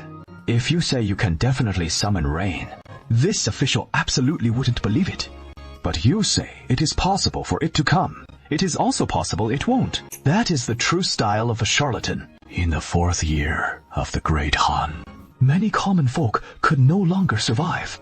All day long, they think of hiring a Taoist to perform a rain-praying ritual, to keep the people fixated on the heavens day after day for a short while. Whether it rains or not, they wouldn't think of rebelling. Isn't that a great good? Taoist Ma, since you know the methods of prayer incantations, Regardless of whether it works or not, starting it off is always beneficial. Please set off immediately for Haiyang County, and lend a hand to the people of our Haiyang County. Since Lord Feng has said so, This humble Taoist will of course give it his all. Since we've reached an agreement, there is no more need for idle talk. It is quite urgent, whether it is summoning rain or work for relief. Ensuring the militia's wages are matters that need immediate attention. Otherwise, if Wang Jiayin attacks, Haiyang County is done for. Ma Tianzheng raised his head and bowed deeply to the low clouds in the sky. This disciple guarantees the mission will be accomplished. The laborers from Gaojia village pushed handcarts loaded with grain along the S-shaped mountain road that Li Daoxuan had just cleared, and effortlessly entered Haiyang County's territory, heading straight to Yang village. With a large amount of grain arriving, the people of Haiyang County were naturally overjoyed. Party Tu and Zhang Guzi led a team of 100, passing through the crowds, lining the streets to welcome them in Haiyang County. Party Tu's gaze swept over the pitiful people of Haiyang. These Haiyang folk were all sallow-faced and emaciated, their clothes ragged and torn, vacant eyes. It is worlds apart from the spirited look of the Gaojia villagers. Alas, they're so pitiful. Oza, what kind of move is that? Who do you plan to grab? Of course it is you. If you get any ideas about flipping the grain cart again, the moment you make a move, I'll take you down right then. Guzi, relax. Last time you already taught me. You can't save people recklessly, but you need a plan and a view of the big picture to save them. A reckless and hasty move can only save a few people right in front of you, and might even cause chaos. But if you grasp the big picture, you can nourish things subtly without anyone noticing, and save way more people. I've grown up. I'm the floppy rabbit. Call me Hero Floppy Rabbit, Giant Floppy Rabbit. Has he only grown in weight? Our Haiyang County, you see, the most crucial grain-producing area is this very plain nestled in the mountains before us. It stretches south from Haiyang County town, north to Xinyouzhuang, west to Yang village, and east to Mengzhaizi village. It spans over 30 li from north to south, and 15 li from east to west. As long as rain falls on this plain, the people across all of Haiyang County can fill their bellies. After Daojing Township's expansion, we can now see its 1,000 by 600-meter expanse. Bring rain down on all the revitalized grain fields in Haiyang County. It seems we'll need at least 30 sessions. A bit of a hassle. But it can save the lives of tens of thousands of ordinary folk. The extra trouble is well worth it. During the expansion of Daojing Township, Li Daoxuan foresaw that we'd reach this point today. So this time, we've simply brought out 4 units. The first fitted with a blue dragon head, the second with a red one, the third with a yellow one, and the fourth with a green one. This humble Taoist has just sensed the spiritual energy of heaven and earth in this place. I sense this land is blessed with profound spirits and exceptional talents. Truly an outstanding location. And now that the great villain has been eliminated, heaven and earth are clear and serene. At this precise moment, it is the ideal time for autumn rains. Indeed, indeed. What would I gain by deceiving you? In the past, villains like Fan Shanyue stirred up heaven's wrath and the people's fury here in Haiyang County. Since heaven was enraged, of course, no rain would fall. Now that Fan Shanyue is dead, no more evildoers haunt this land. This humble Taoist will open the altar and perform the ritual to inform the heavenly venerable that the evil spirits here have been driven out.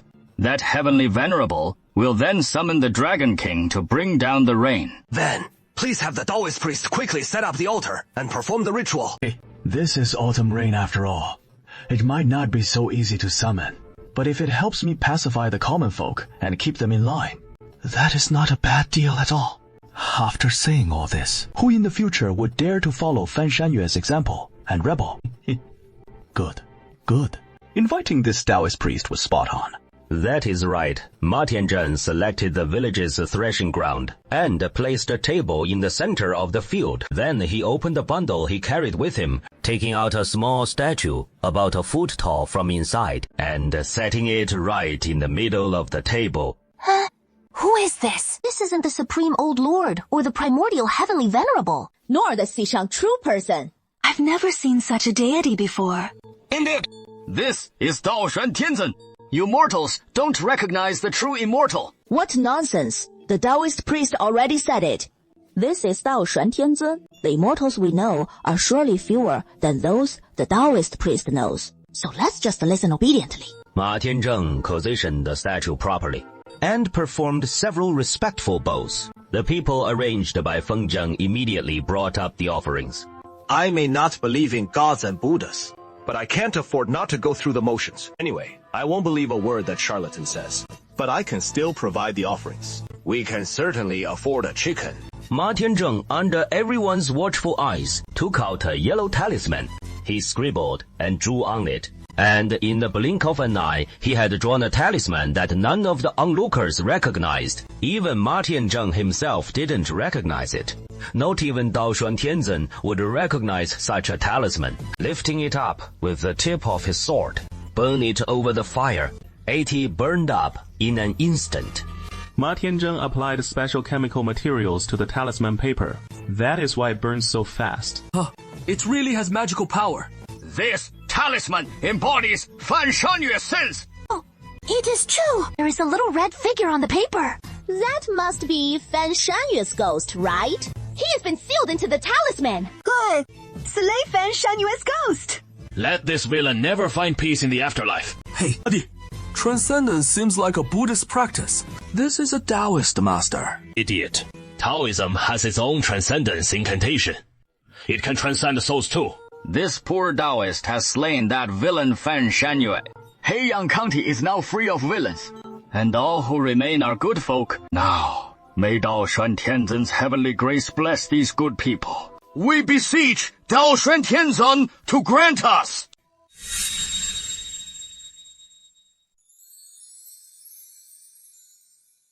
Ma Tianzheng put on quite the full show there. That charlatan's act really stole the spotlight. But pulling off a stunt like that, can it actually bring the rain? I, for one, don't buy it. This official doesn't believe it either.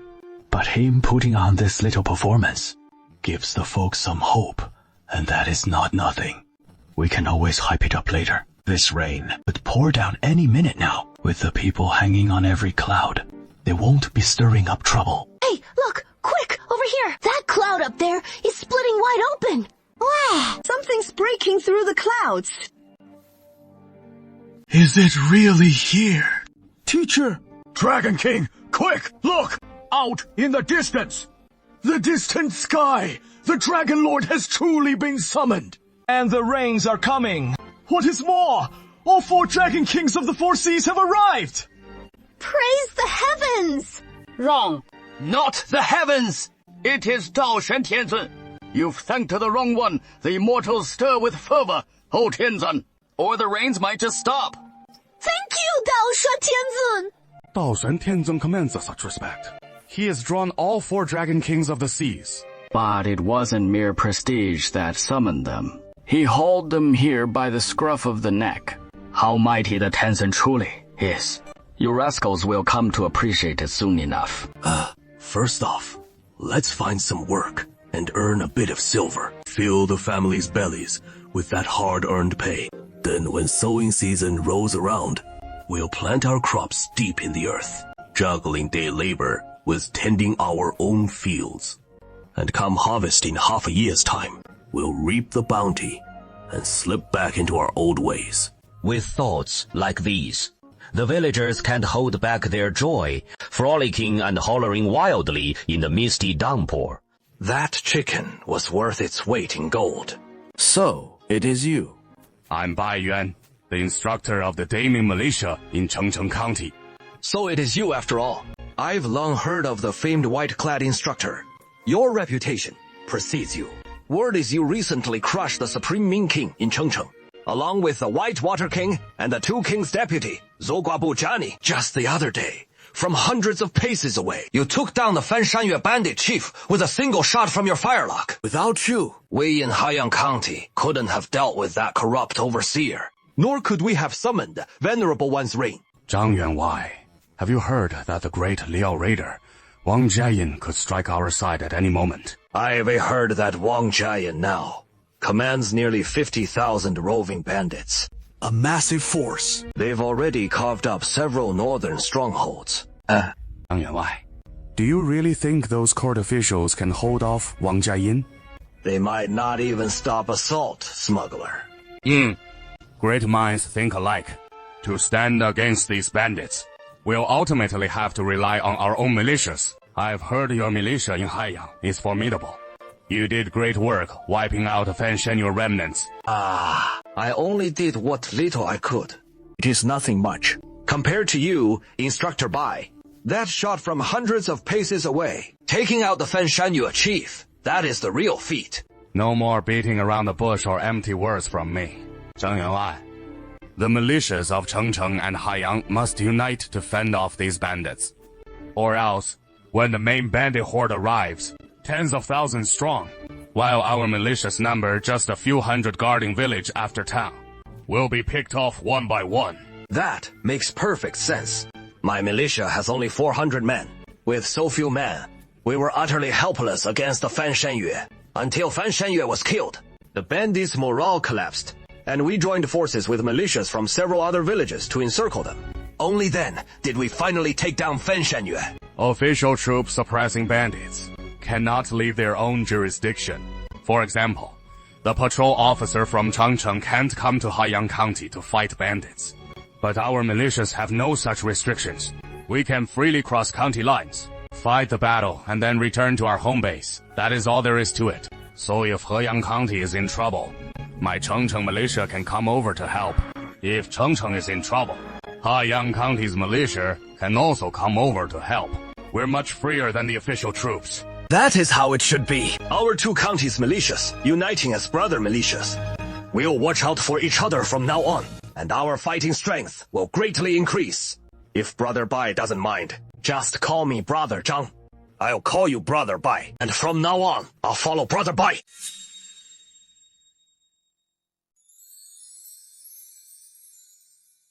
Zhang Di, after you get back, start expanding the militia right away. The food and weapons these militias need, we, in Gaojia village, can provide them all for you. First, let's build up the ranks, so it'll be easier for us to team up later and take on those big bandit gangs. Listen to Brother Bai. Soon as I get back, I'll get right on it. These brothers of mine know plenty of militia instructors from the villages and towns around Haiyang County. I'll call them all in to meet Brother Bai. From now on, we'll operate under Brother Bai's command. Unified action. Just hit them with surprise attacks. I'm confident we can hold off that Wang Jiayin from Fuge.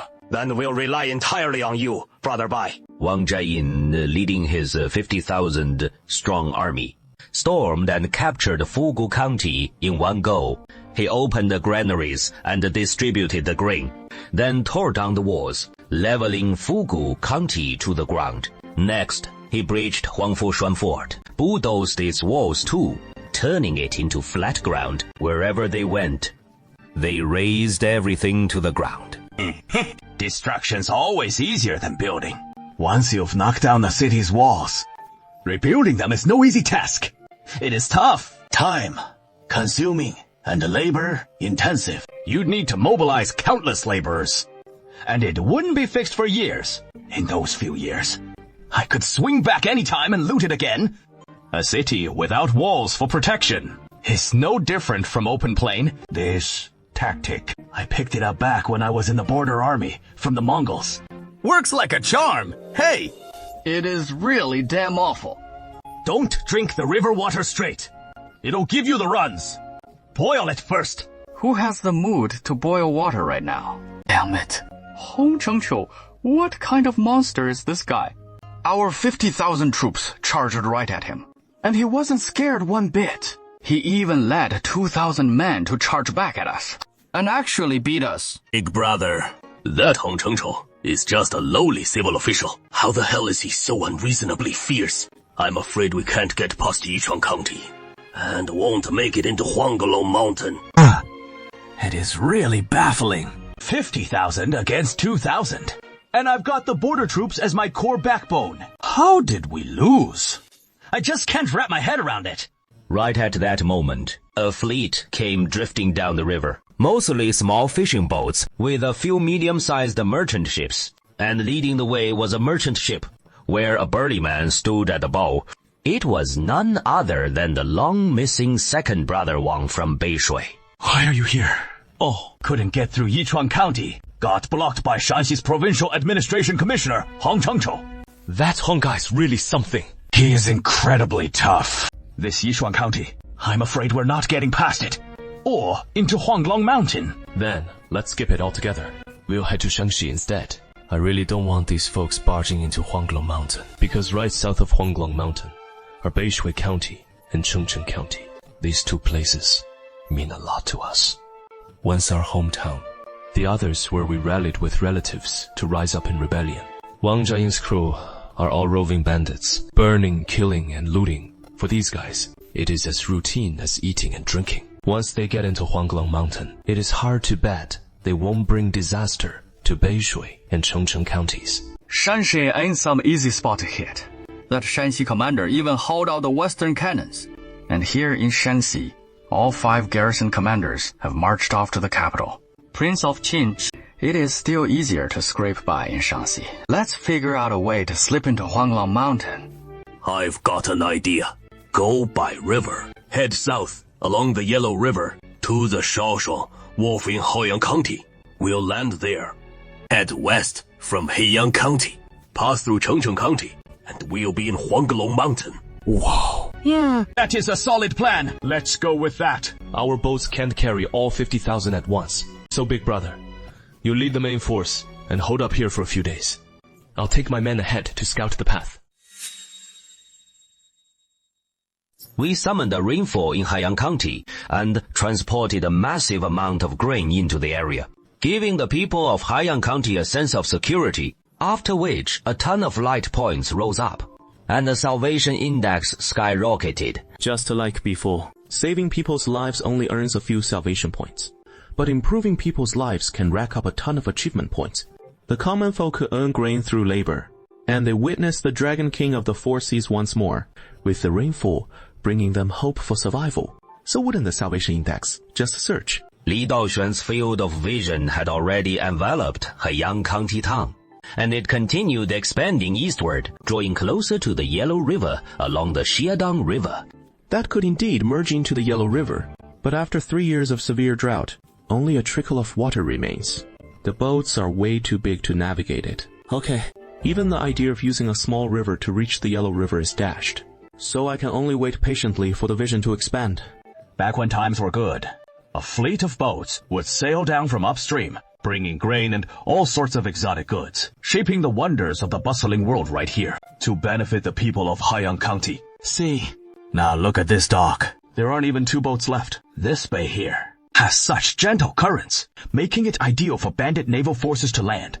If Wang Jiayin's navy comes over, it'll be a real headache. So, what brilliant plans do you 2 instructors have? I don't know about this one. Let Brother Bai explain. We can mobilize a large workforce and build a small fortress on this open ground.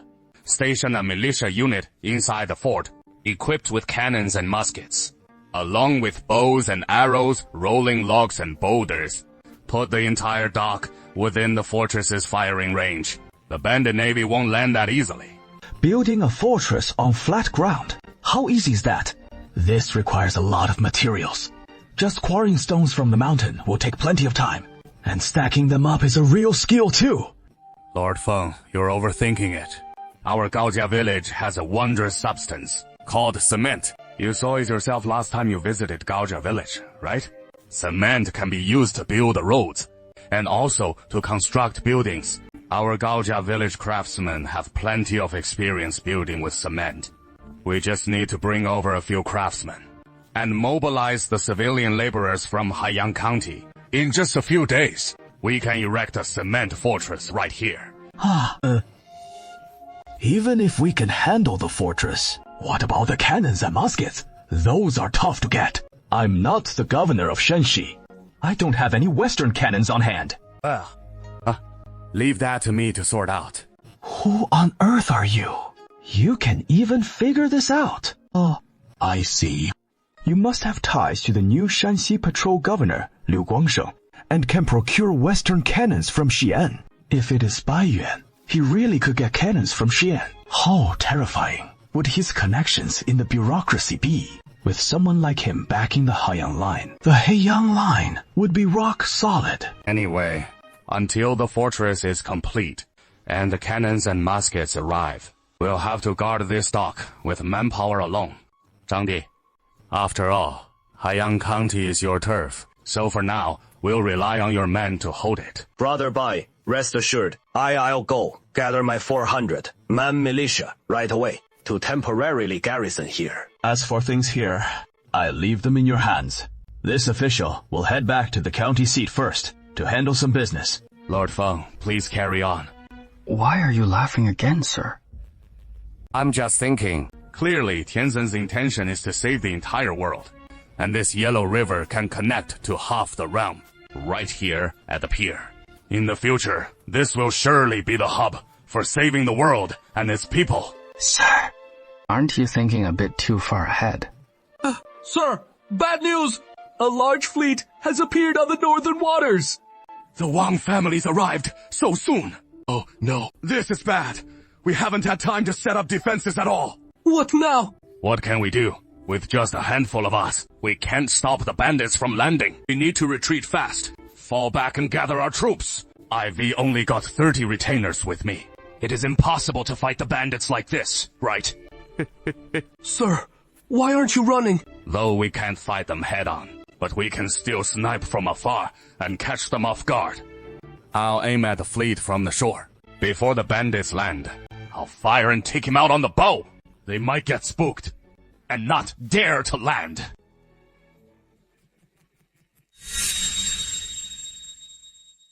Bai Yuan returned to the shore once more.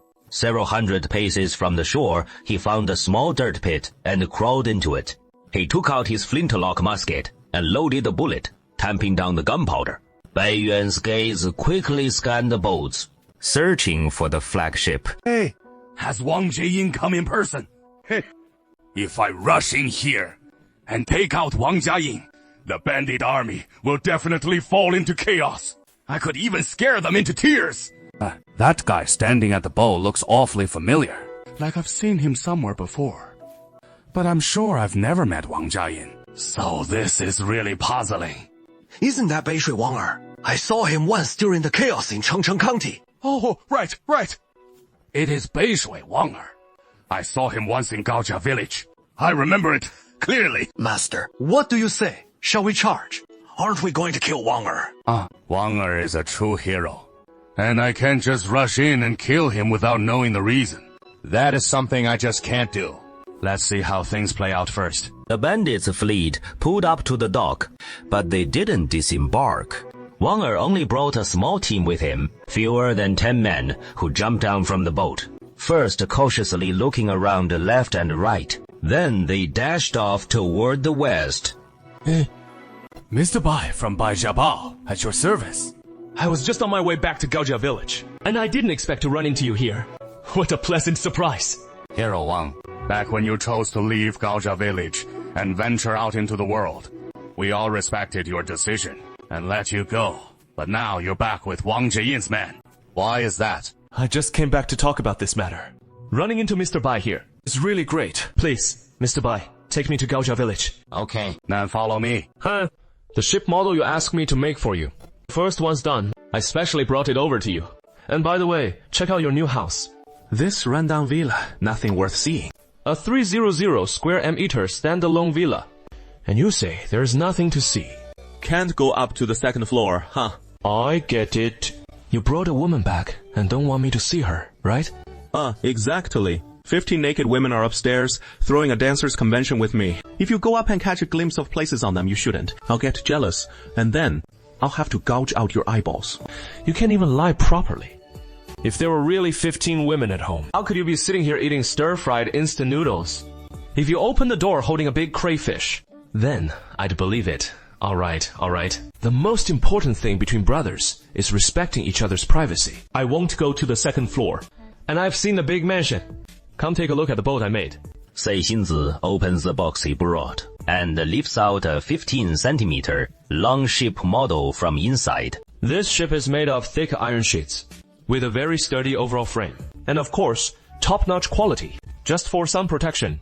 with a layer of composite material sheets laid on the deck and hull. The ship's exterior features an antique-style combined superstructure, and the iron sheets on the exterior are coated with wood grain paint, making it look just like a wooden ship.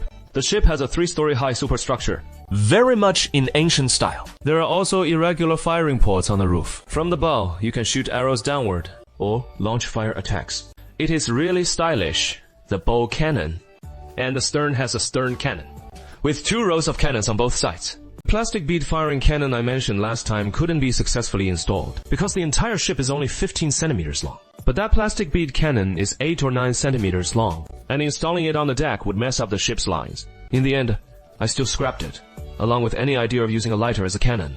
I didn't even bother trying that.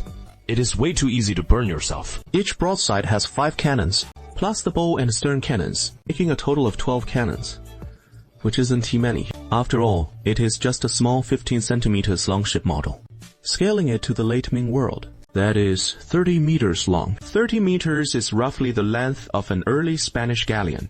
And later, Spanish galleon manufacturing technology kept improving. So once it matured, they were generally over 50 meters long, meaning this ship isn't as big as a serving Spanish galleon. Out at sea, this would be a very small ship. But in the Yellow River, it is already a behemoth, and river ships don't need to be any bigger. Yeah, this is just right. If I have to nitpick any flaws, that is, it doesn't have those 75% colorful, flashy Tianzun temple decorations.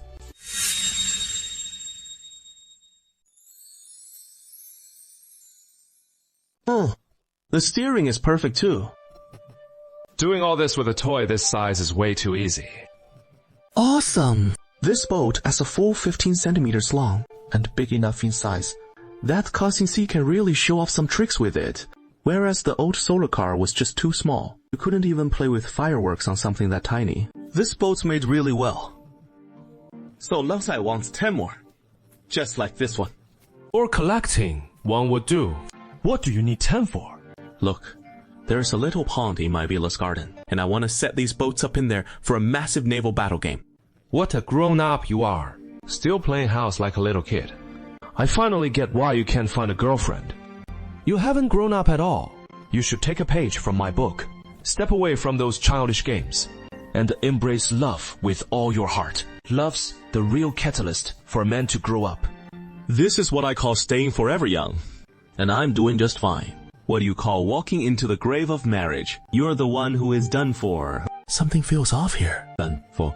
The way Xingzi and I bicker is so similar to how Gao Chu and Zhang Danyu go at it. The boat's ready, but all the cannons on it are fake. This won't do. We need to get the little folks making their own cannons ASAP, and swap out those fake ones for real cannons. I should check on the progress of the red-cloth cannons in Gaojia village. Where is Gao Yue? Watchtower? Yuza's not here either. Not even joining in. What are you all doing? Wandering around the brothel. Tianzan's here.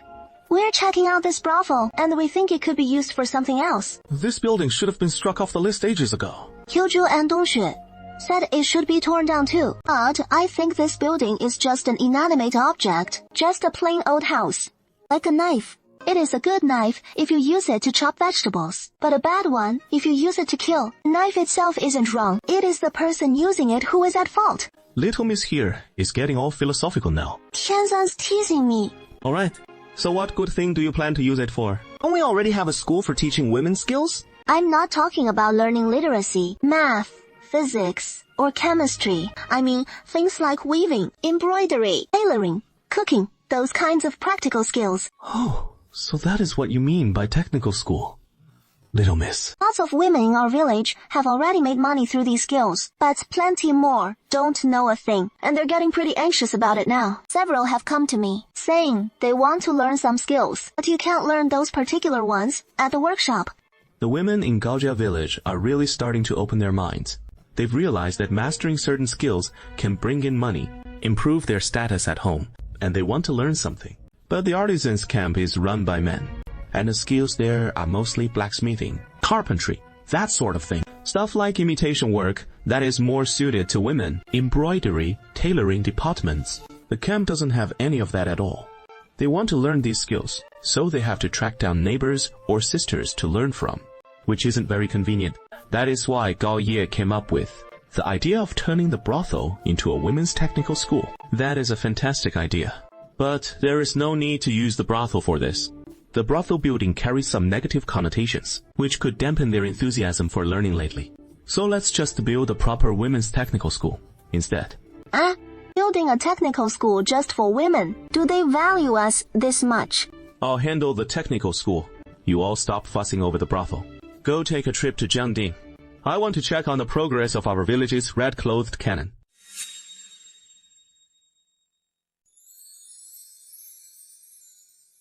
Tianzeng, let me check on the progress of your red-clothed cannons. What happened here? The manufacturing process for the cannons is too complex. We've used a ton of iron, and we still haven't produced a single one. Back then, casting a single cannon wasn't something you could just whip up by hand in a couple of steps. Just making the barrel alone requires numerous steps. Because iron cannons are prone to bursting, so according to Song Yingxing's records, we need to use iron and copper mixed together, which counts as an alloy. The craftsmen have to mix the iron and copper in specific proportions, then melt them down. That step alone takes a lot of time. Then the blacksmiths have to make a sand mold or a clay mold made from specially prepared clay, then let it air dry slowly, or slowly bake it with charcoal fire. The whole process for the clay mold takes at least a month, up to 3 months, and one clay mold can only cast a single cannon. Just hearing about this production cycle gives me a headache. If you keep going like this, it'll take months to produce just one cannon. For one ship, I need 12 cannons. Wang Er went off to make me a ship model again. And before long, I'll need over 100 cannons. If you take your time like this, you'll be working until the end of time. Blacksmiths just need to know how to assemble the cannons. Those monotonous, boring, and time-consuming iron casting steps. There's no need for them to do it all by hand. I'll provide them with the barrels. You definitely can't buy cannon barrels directly on Taobao. So what substitute should I get? Capillary steel tubes, made of 304 stainless steel, available in various specifications. I think I'll custom order some capillary steel tubes. Do you have stock on your end? Of course, we have stock. Dear, we take both in stock and custom orders. Alright then. First off, a batch that is 15 millimeters long, capillary stainless steel tubes with an inner diameter of 0.6 millimeters. One end open and the other sealed shut, with a small hole in the sealed end. That sounds a bit abstract. Basically like the barrel structure of an ancient cannon. Search for a picture of a Hangyi cannon on Baidu, and make it in that style. Capillary stainless steel tubes are just what I need. Just match the structure. No need to match the exact appearance. Make the capillary stainless steel tube into the structure of an ancient cannon. What does that mean? Dear, your request is a bit unusual. What is this for? I just can't wrap my head around it. I'll double the payment. Gee, you're not weird at all. You're super cool. I totally get the style you want. Guaranteed to deliver. Tianzeng's command for now. Stop wasting effort on the barrels. Tianzeng will grant you a batch of Immortal Realm barrels. So, immortal barrels mean even in the Divine Realm, they use cannons for battles. Of course. Immortals fight with magic, but heaven's not just full of immortals. There are heavenly soldiers and generals too. Do heavenly soldiers need weapons too? Oh, yeah. Heavenly soldiers have to fight wars too. Everyone, take a good look. This. So smooth. So shiny. Brighter than a bronze mirror. What a beautiful barrel. How could this be an immortal barrel? Quick dunk. This thing in the soy sauce. With this, we can get this cannon made right away. Now my big ship will be loaded with cannons in no time. Huh? Wang Er's back again. Got it. He must be Wang Jiayin on his way. Back then, I received so much help from all of you. These past few years, I've been drifting far from home, always worrying about you all. Now, how have you been? I never expected Gaojia Village to have grown to such a scale now. It is truly astonishing. We've often heard tales of Wang Houhan's exploits. I heard that after you left Chengcheng County, you first stormed Yijin County town, then headed north and defeated the Luoshuan inspector. Then crossed through Luoshuan to the Yulin region, with Wang Jiayin, the Chuang, Wang, and Zi Jinliang and the others joining forces. They were unstoppable in their assaults across northern Shanxi and the Yansui region. Stirring up trouble across the land, That is hardly anything impressive. Back then, I vowed to rebel, just to stand up for my fellow villagers, later fueled by great ambition, wanting to venture out and save more common folk. Unfortunately, these past few years of wandering far and wide, I haven't saved anyone. Yet, it seems I've harmed many. I feel that... Alas. You've discovered it. If you've discovered it, so be it. Wang Er is a heroic figure with ideals or dreams, if you will. But his outlook and experience were limited. Back then, he thought that with just a hot-blooded charge, he could take down corrupt officials, smash the imperial court to pieces, slaughter all the heartless rich folk, distribute the richest wealth to the poor, and that would save the common people. That is why Gaojia village couldn't hold him back then. But after more than 2 years, he has seen things with his own eyes. Through his own struggles, he has come to understand certain truths. He should no longer be so naive. Having felt something. Tell us, what have you felt? Tell us. Rebelling like I did. It seems it can't save anyone. It only brings harm to people. And the band of Greenwood heroes, I've come to know, seem not all to be true heroes after all. They kill just as ruthlessly as the troops. When they rob, they're even more brutal than the government's tax collectors. The officials devouring people is just a metaphor, but they devour people. For real. You finally realized it. Lately, I've often questioned my decisions from back then. When I returned to Gaojia village this time, seeing the prosperity and bustle here, the common folk living and working in peace, it only confirmed how wrong I was. As I said, the folks in Wangjia village didn't follow me north, but stayed right here instead. They must be living happily too, right? Big brother, don't say that. No matter what decision you make, we'll follow you. Only by following you can we find true happiness. Everyone believes that without a doubt. But look around here. The people from Zhongjia and Zhengjia villages. Now they're living in abundance. Far better off than us. I just saw them planting sorghum outside the village. Back then, they followed Chen Guangdao and stirred up trouble alongside us. How destitute they were. Now they're dressed neatly, full of vigor. Where is the look of destitution left? Under Wang Jiayin, the Chuang Wang, and Zijun Liang's band. Have you seen anyone living like this? It is not too late to turn back now. Since Wang Er's back, just stay, don't leave. Gaojia village now isn't what it used to be. Back when you were leaving, many villagers actually hoped you'd go because they feared being implicated by you, afraid the officials would come to wipe out the bandits, dragging Gaojia village into the quagmire too. Now, no one's afraid anymore. That is right. Back when you were deciding whether to leave or stay, I didn't want to get mixed up in this either, fearing I'd get tainted by the rebels and end up in some gray area myself. But now that is no longer an issue, since Gaojia village has already taken in plenty of rebels. Those so-called mercenary rebels and all. Hey, Master Son, does Gaojia village now even dare to shelter mercenary rebels? Am I the rebel here, or are you the rebels? This is called 5 sparrows and 6 swallows. What does that mean? What do you mean? Oh man, I'm illiterate all over again. You rascal. Misusing idioms again. 5 deficiencies and 6 verifications is an idiom from the equations in the 9 chapters on the mathematical art, used to describe 2 things being of nearly equal weight. It is basically a mathematical term, not suitable to use here. Good thing I pay close attention to the meaning of these terms. Otherwise you'd have fooled me for sure. Oh, so this term comes from the 9 chapters on the mathematical art. Huh. Oh, I had no idea. That doesn't matter now. Let's get to the point. Brother Wang and us, we're all rebels. So aren't we all about the same in that regard? No wonder you dared to shelter me back then. It turns out that even back then, you already didn't give a damn about the authorities. I envy that so much. Now our network stretches far and wide. Not just Gaojia village. This whole area's our turf. Nearly the entire Chengcheng County is under our control. And we're currently scheming to take Heiyang County. That is why you ran into Mr. Bai at the Chiazhou docks. And we're also plotting for Huanglong Mountain. We're preparing to build a base in the mountains. If you return with Huanglong Mountain as our spot, it is the perfect place for you to set up camp.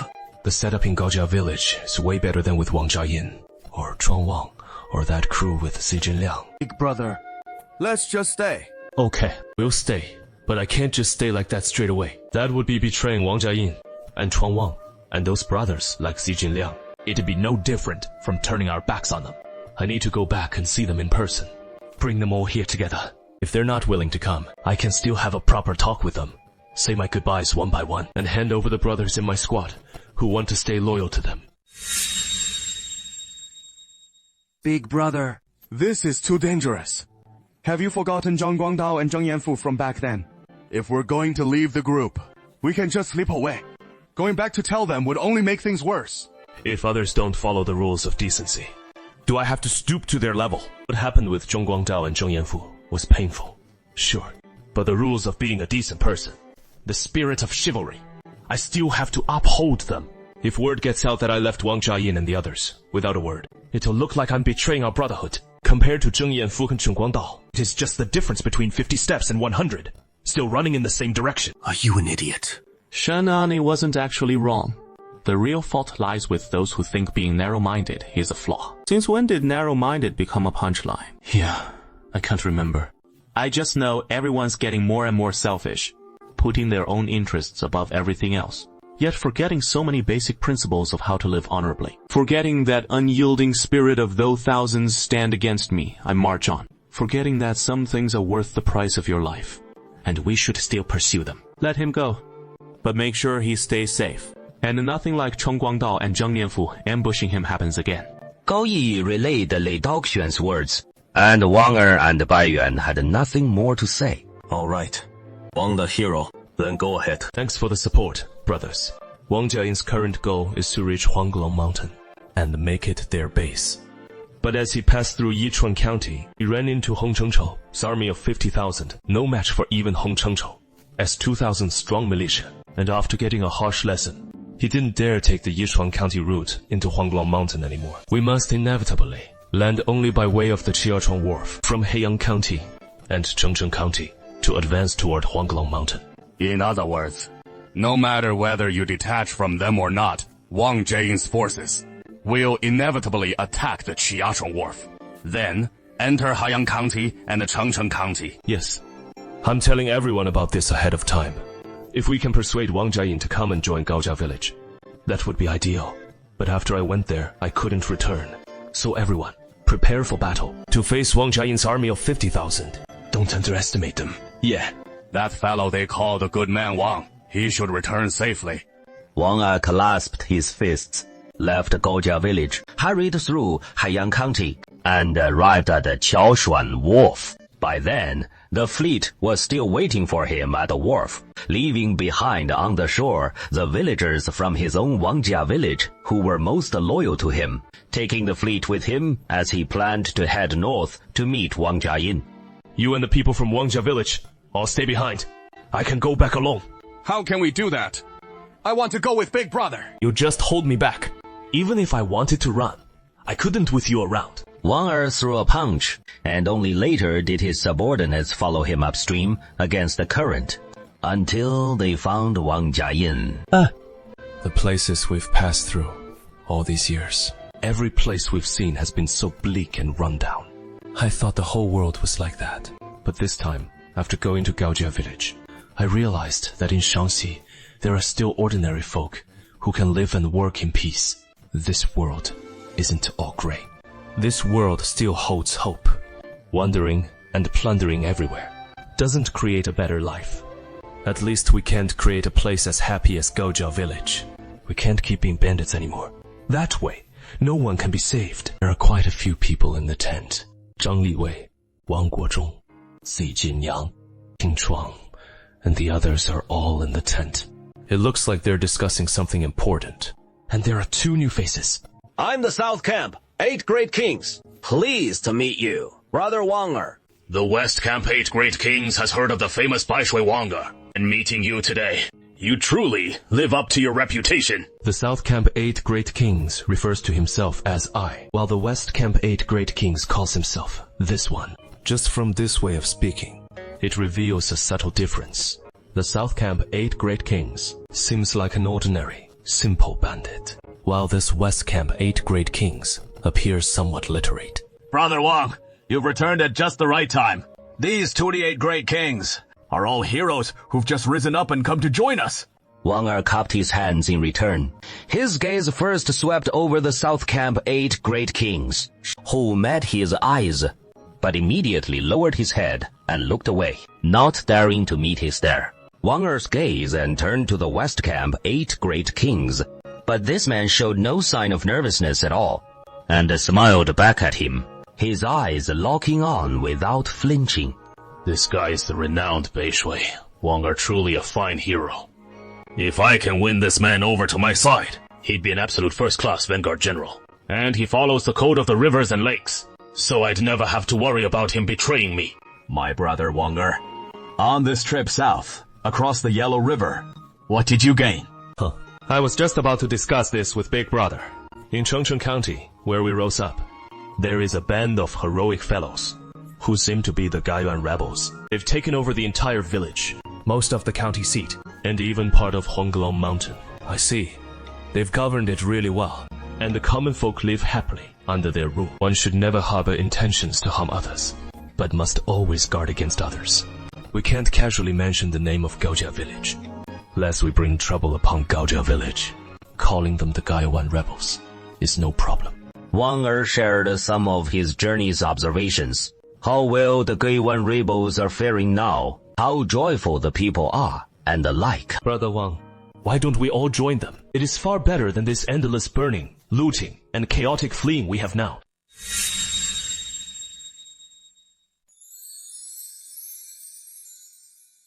Wang Er finished speaking. The tent fell into a hush. I knew saying this would definitely create this kind of reaction. Wang Jiayin needs to consider it, and he won't decide on it too quickly. I've said my piece. I'll head back to rest now. Brothers, please give this matter some serious thought. Brothers, let's discuss it. What do you all think? Wang Er has already grown disloyal to us. We sent him south to open up the Chuang Wharf and the road to Huanggao Mountain. But he just took a detour and came right back without even securing the road. Instead, going off to join those Guyuan rebels. What he means is, we don't have Guyuan skills, so anyone with talent should go listen to them instead. Right? I say we should kill him. Otherwise he'll spread rumors and mislead the troops, disrupting our morale. Or else, if he defects straight to the Guyuan rebels, many who joined us because of him will follow him over there too. What do you two think? I think to accomplish great things, we need some magnanimity. Wang Er, if you believe the Guyuan rebels are better, let him go join the Jiyuan rebels. We don't have to kill him for it. If word of this gets out, it'll tarnish our Jiang code of honor. I agree with Brother Chu Wang.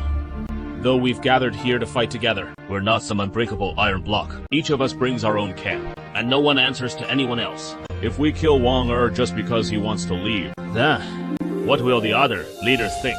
姐，蓝星星、上天龙、王老虎、大新郎、郝林安、六六。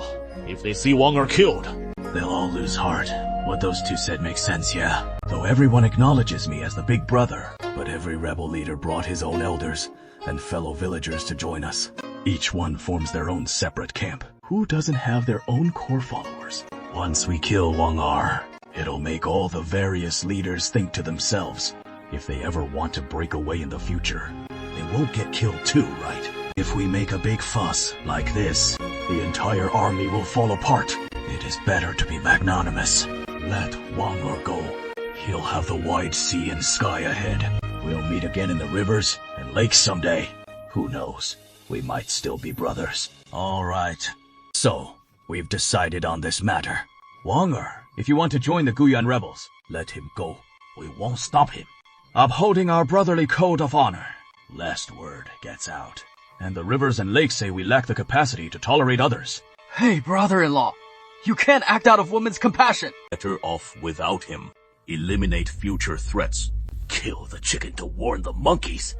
No need to say more. I've made up my mind. Everyone out.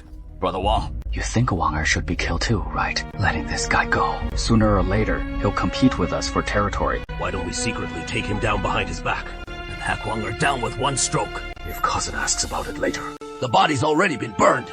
He won't have anything to say. He can't turn against the living over a dead man. You're his brother-in-law. I'm his clansman. can't do a thing about it. So what about us? I've brought a few relatives with me. Each one a brave and fierce warrior. Good. I brought a few of my trusted men too. We'll move out together. We've been waiting here all day, and Big Brother Wang still hasn't come back. I wonder if something's gone wrong. Big Brother Wang took all the boats with him, and he won't let us follow. There is nothing else we can do but wait. Brother Bai, these folks are locals who've just arrived. I'll get out of the way. These are the folks from Wangjia village in Chengcheng County. They've been in exile for over 2 years, and they've only returned these past couple of days. They went into exile for more than 2 years. What sort of exile was it? It couldn't be Emperor Zhang's doing. No need to fret. They're all good people. Since your people have arrived, let's quickly set up a temporary stockade by the dock. We'll build it with wood first. Once the laborers arrive, then we'll mobilize them to build the proper walls with cement. This Chaoshan Wharf will be secure then. Yeah, we've got to get this done fast. Starting with a wooden stockade by the dock right away. A wooden wall should offer some defense, at least.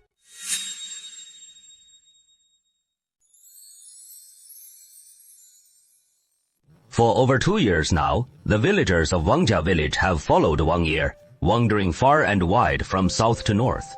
Under his strict discipline, they never stooped to murder or arson, rape or abduction and plunder. But they've seen it all.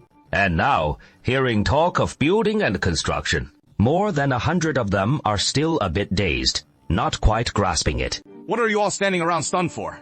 It is Big Brother Wang Yi's decision. He wants us to turn over a new leaf from here on out. Become decent folk again and get to work.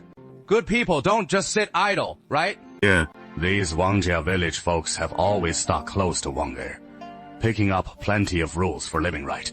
Compared to other returning rovers, their world's better off. Back when those returning rovers first came down from the hills, it took them ages to slowly regain a normal state of mind. Cat bro, I'm hungry. I don't even have the strength to eat. I'm starving too.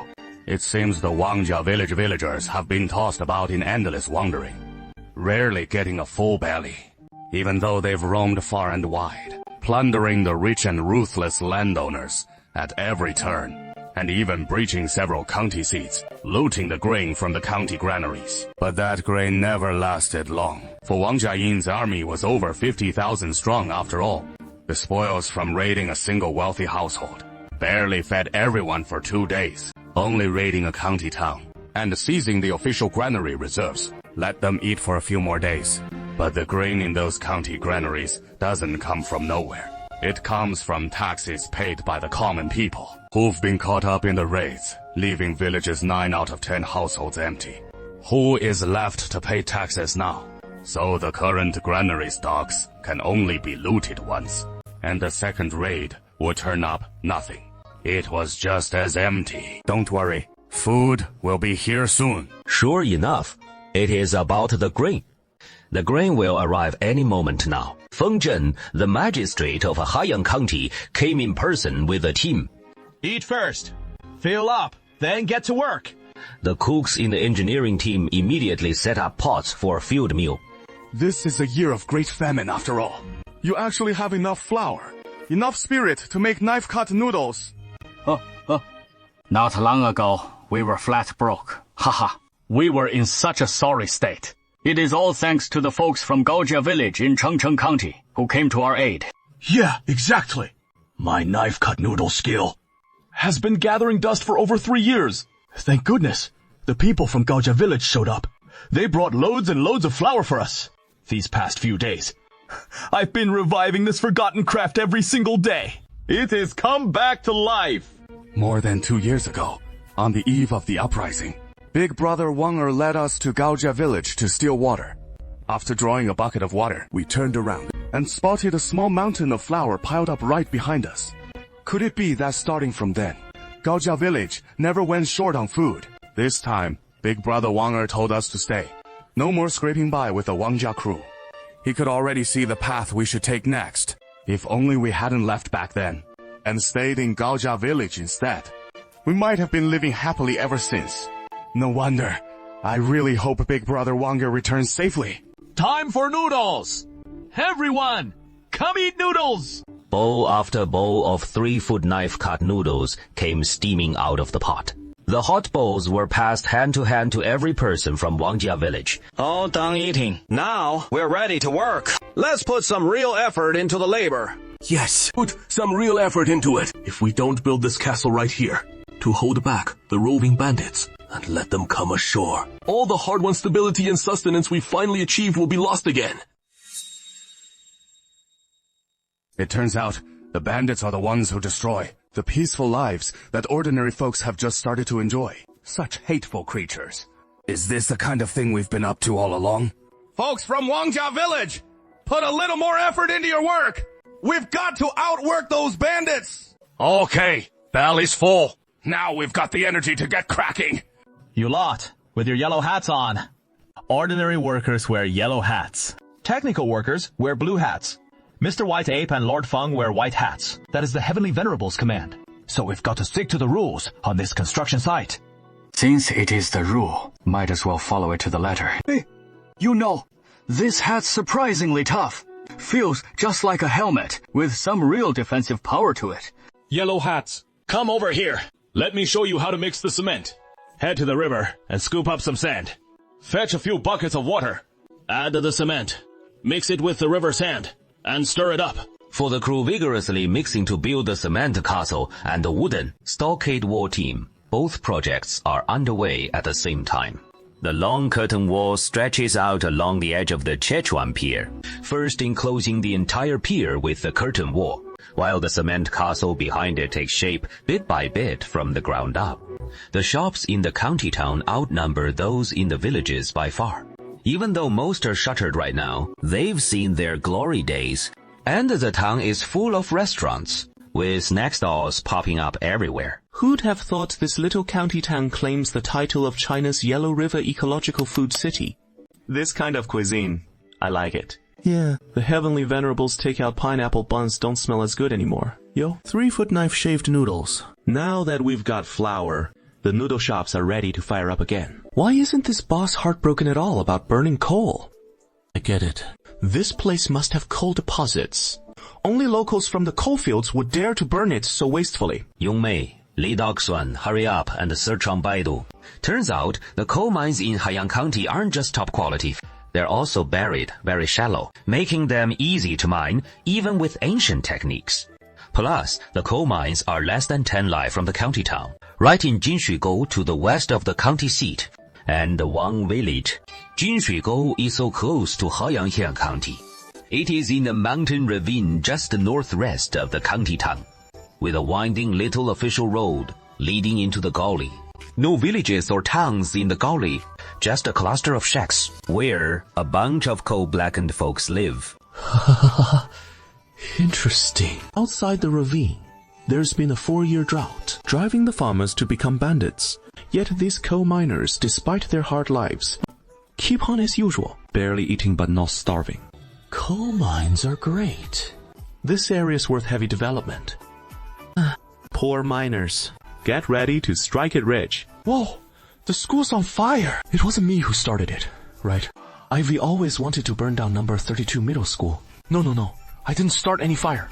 I'm an upright citizen with a proper job, 5 insurances, and a housing fund. How could I possibly really set a fire? Besides, the number 32 middle school model in this box is made with fireproof materials. It couldn't possibly catch fire. Tianzin's here! Tianzin cast a spell and blew away the black smoke! What are you up to here, trying to fool Tianzi? Mr. Song and young Master Bai are experimenting with the students, harnessing the steam engine's power to lift massive boulders. He connected gears to the steam engine's rollers, linking an iron lock to the pulley system, then wrapped the iron chain around a huge boulder on the ground floor. Fire up the steam engine, driving the wheels to hoist the massive boulder all the way up to the 5th floor. Wow, these folks actually managed to lift this huge stone to the 5th floor rooftop. Oh, I see. But experimenting with the steam engine is one thing. Why all this thick black smoke? Tianzi, the steam engine you gave us is way too big. We want to fire it up, and that takes a ton of fuel. During the experiment just now, we ran out of fuel, so everyone grabbed everything burnable they could find nearby and tossed it in, ending up with black smoke billowing everywhere. At first, We gave the little folks over half a bottle of alcohol, thinking it'd last quite a while. But we underestimated Song Yingxing and Bai Gongzi's research frenzy. They burned through it in just a few days. For the little people, this miniature steam engine is supermassive, terrifying machine. To fire up a machine this big, it requires a huge amount of fuel. When fuel runs low, of course they burn whatever's handy, so no wonder it produced billowing black smoke. Since ancient times, scientists have loved stirring up mischief, and such antics are unavoidable. Without their mischief making, the world wouldn't progress. As long as nothing caught fire. How is that? Is the steam engine fun? Tianzi, is this steam engine fun? It is such exhilarating fun.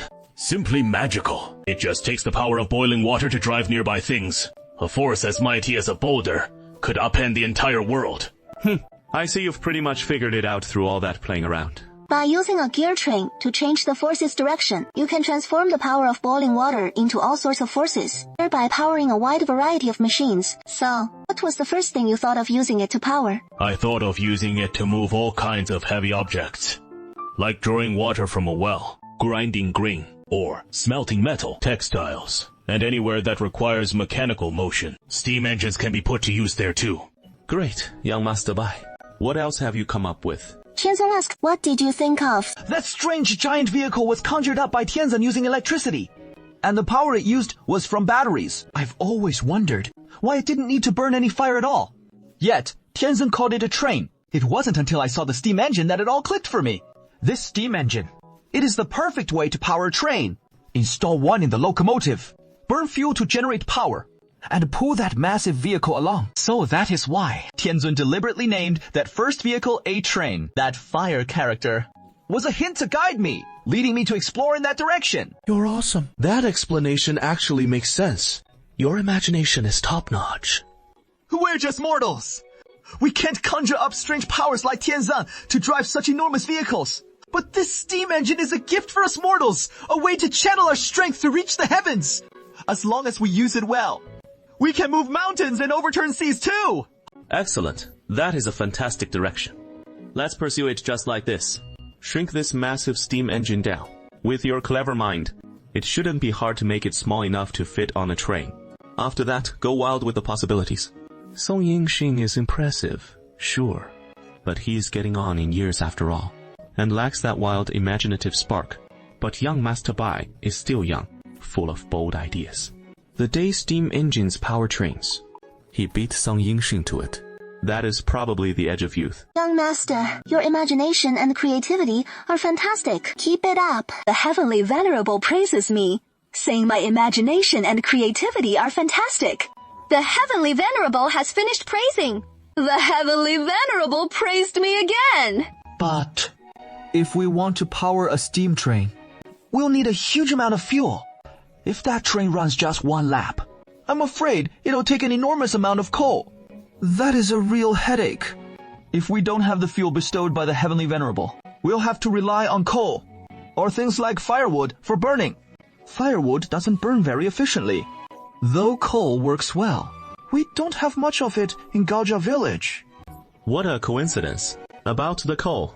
I was just about to talk to you about that. Set off right away. Take 30 along and head to Haiyang County.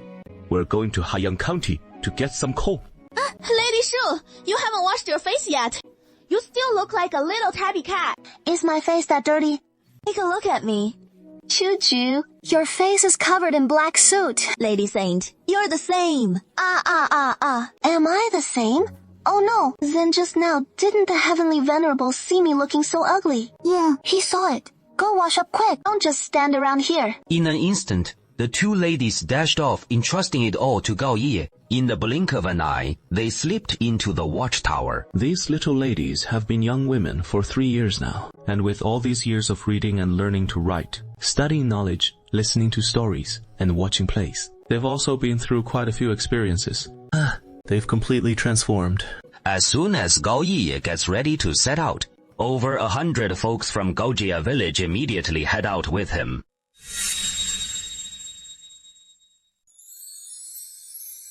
Setting out from Gaojia village.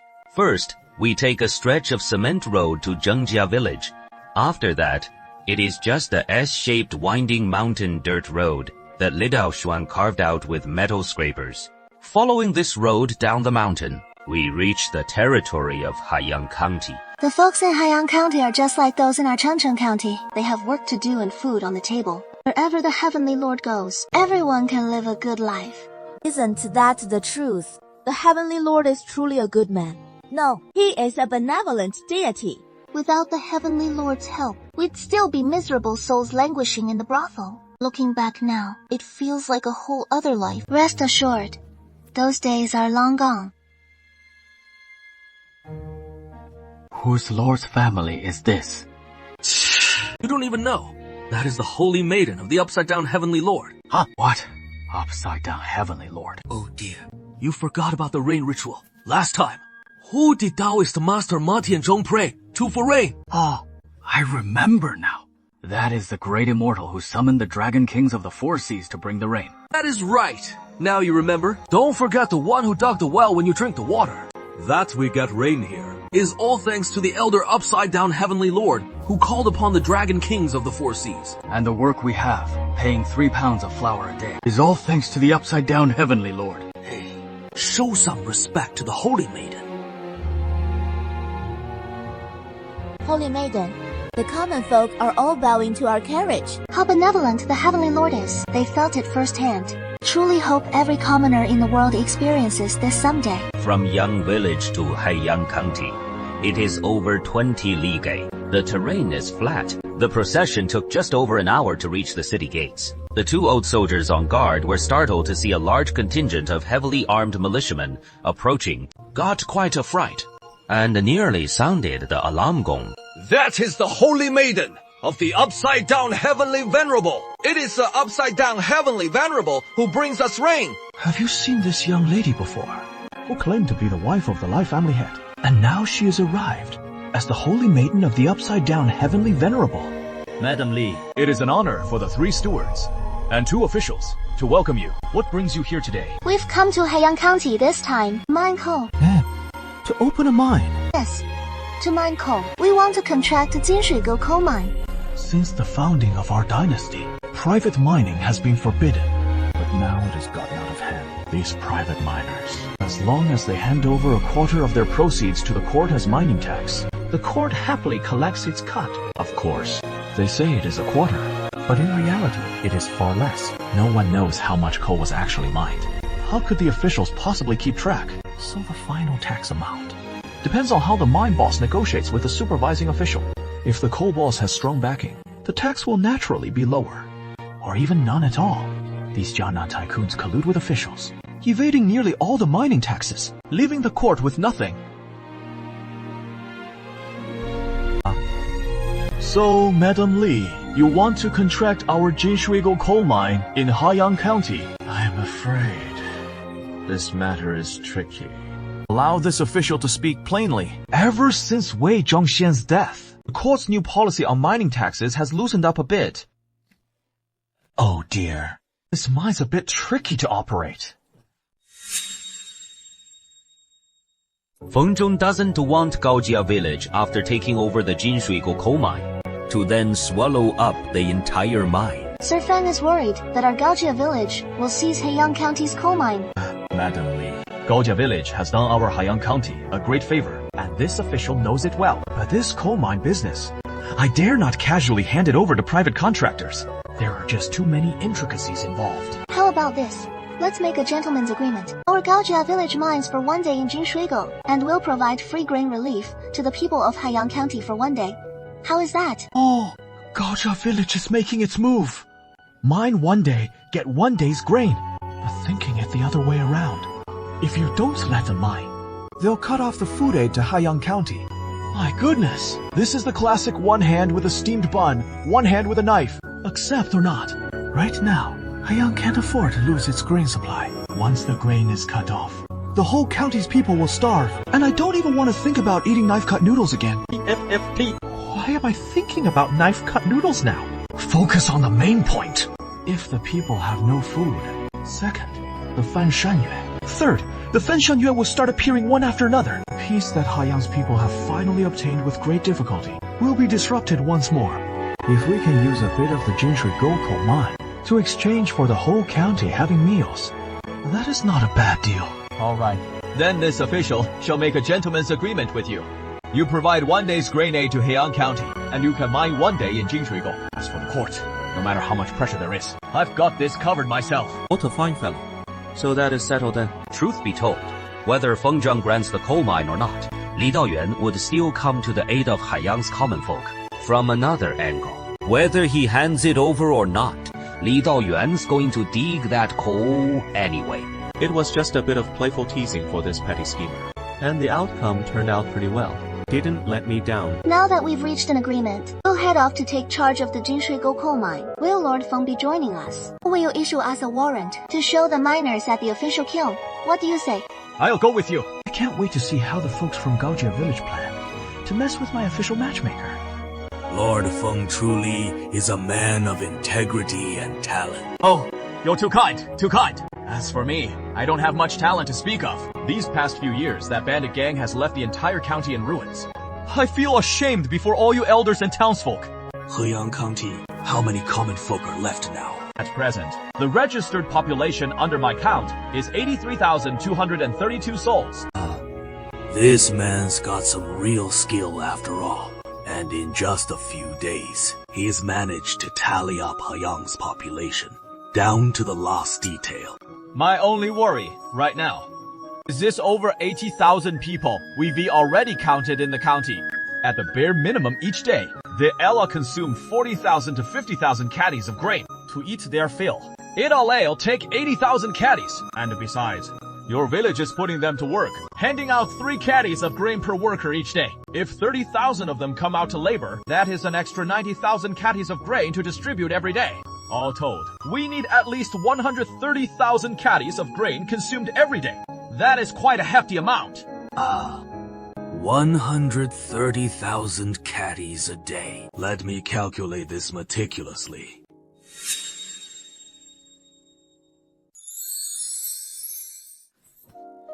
This county magistrate has no idea just how immense the power of Daoshuan Tianzun truly is. Especially when it comes to the strength of our Gaojia village, he really doesn't have a clue at all.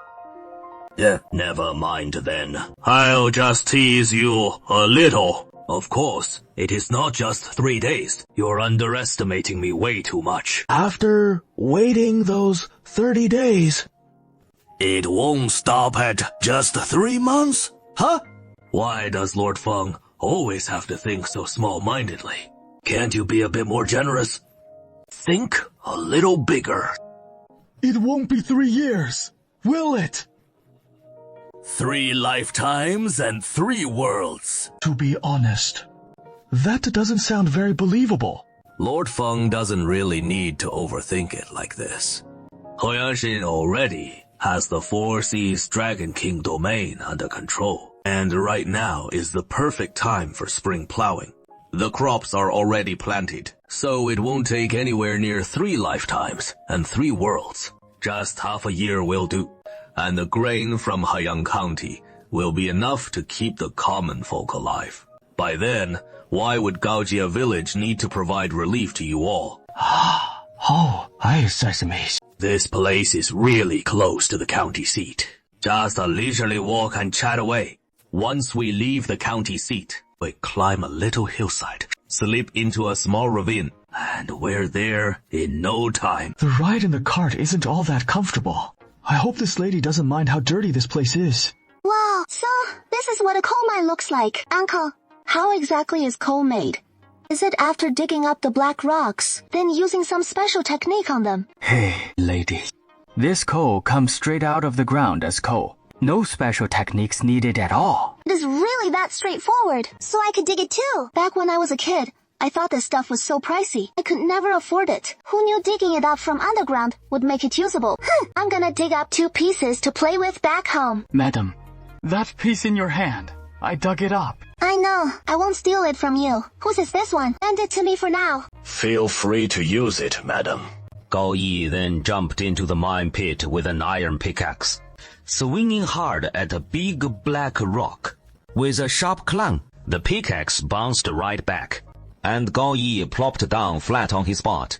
Now his skirt's totally ruined, all black and grimy. What a sight. Digging this stuff isn't easy, huh? Madam, what you just chipped away at wasn't coal. Just a really tough black rock. Coal's not that hard, actually. Madam, you're filthy. Covered in dirt all over. Hurry back to the carriage. We'll help you clean up. What is going on here? This Lai family lady. Turns out the saintess is quite the mischievous one. Lord Feng, no need to worry. Our lady of the house is still just a young girl, after all. Indeed. This young lady's got some spirit. That is not a bad thing. Everyone, listen up. I hereby declare, starting today, the Jinshui coal mine is no longer under government control. It will be contracted to the Lai family of Gaojia village. That young lady just now is the Lai family's lady. And the man beside me is the Lai family's third steward. Whether it is third in rank, or his surname is San. From now on, you'll follow their orders. Understood? The miners all bowed neatly in unison, numb and stiff movements. Digging coal for the government or for some big shot, it is all the same. Anyway, it is all haha. No matter who you work for, it is all the same grind, right? Okay, now, let the third steward say a few words to you all. Just to drop the bombshell right away. From now on, you'll be working for the Lai family. And you'll be part of the Lai family. The Lai family never mistreats its workers. So, I hereby announce, starting this month, your monthly pay is raised to 3 taels of silver. As soon as these words came out, all the coal miners were stunned at once, as if they'd all been acupoint struck in an instant, leaving them frozen in place. 3 tiles of silver. The Li family's gone mad. These coal miners are the lowest slaves in society. It is because their ancestors lost a war and got captured. Generations of lowly laborers stuck in this toil. And now you come along and straight up offer them 3 taels a month. This is basically the same as what folks in wealthy Jiangnian counties earn. Oh, right. Not just the pay. What do they have to fear?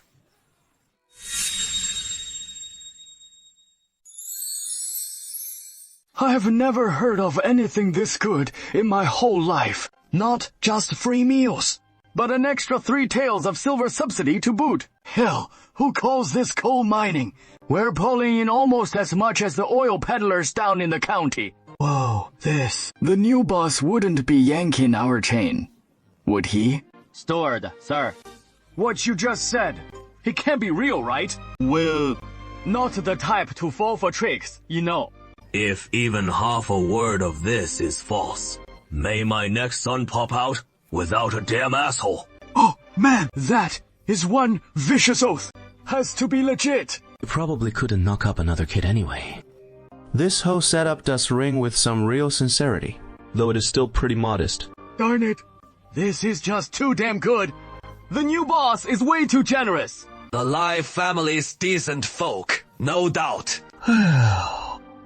Nothing like money to make things right. Comes in and starts throwing cash around like crazy, transforming these numb as a brick coal miners into rosy-cheeked, fired-up workers in a heartbeat.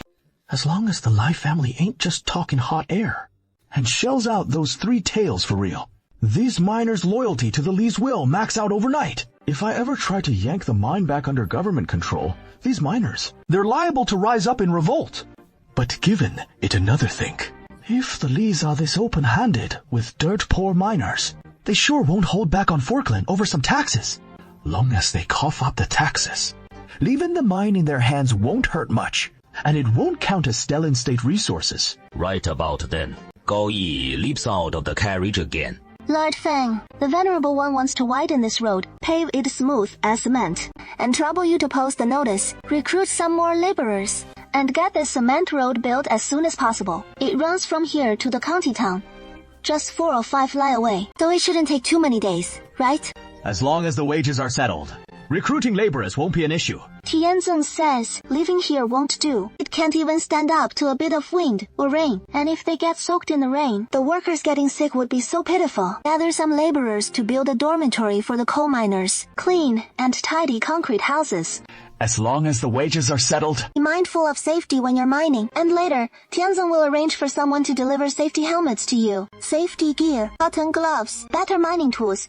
And in summer, we'll hand out cooling drinks. Are we still just the lowliest coal diggers in society? From now on, don't call yourselves coal diggers. Call yourselves coal mine workers. Come on, sing along with me. We workers have strength. Hey!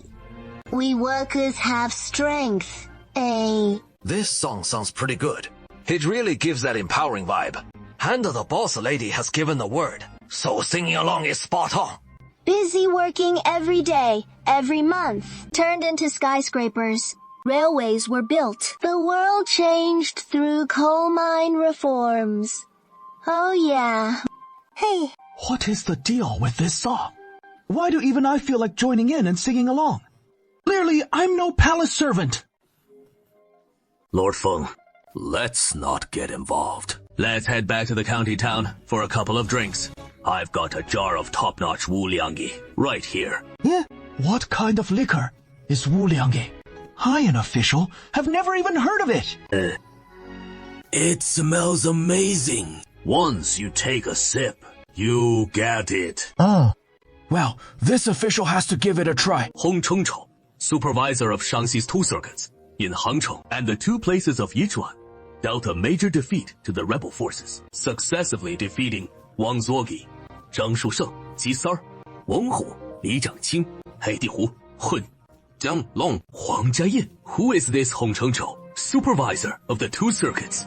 Why is he so formidable? This man was a Jinshi in the 44th year of Wanli, appointed to the Ministry of Justice, serving as principal official in the Jiangxi Clean Officials Division, Yuan Weilang, Langzhong, and other positions, serving in the Ministry of Justice for 6 years. In the 2nd year of Tianqi, promoted for his exceptional talent to Deputy Educational Commissioner of Zhejiang. The talents he selected were all outstanding figures, highly valued by the court. 2 years later, promoted to left participating Provincial Administration Commissioner of the 2 Zhejiangs. In the 7th year of Tianqi, to participating Commissioner supervising grain in Shanxi. This man's promotions are coming so swiftly. Your Majesty, this man truly has talent and learning. Shanxi over there is in utter chaos, but this fellow has actually won victory after victory. It seems he really does have some real ability. A talent in both civil and military affairs. What reward should we give him? Your Majesty! Bad news! Your Majesty! The Yansui governor Zhang Mangjun suddenly died! Yeah? What happened? Wasn't he in good health? Zhang Mangjing died of anger! A few months ago, the 5 towns generals entered the capital. Under Qing Prince Zhang Mangjing's command, Yansui General Wu Zaiming embezzled military rations, extorted the border garrison soldiers entering Wei, accepted bribes, and sold off military horses. After Zhang Mangjing learned of it, died of sheer anger. This is outrageous. If he acts so willfully and recklessly, Li, I'll order his arrest right away. We can't arrest him, Your Majesty. The Qinwang troops have already mutinied in 2 divisions. If we order Wu Zaiming's arrest now, he'll know he is doomed and go all out to stir up trouble. That would spark the 3rd mutiny among the Qinwang forces. The consequences would be disastrous. Zhu Youjian clutched his chest. Feeling short of breath, he nearly ended up like Zhang Mangjing, dying from anger. Hong Chengchou was appointed governor of Yansui to succeed Zhang Mangjing. Once the Jianlu forces withdraw, we'll investigate Wu Zaiming then.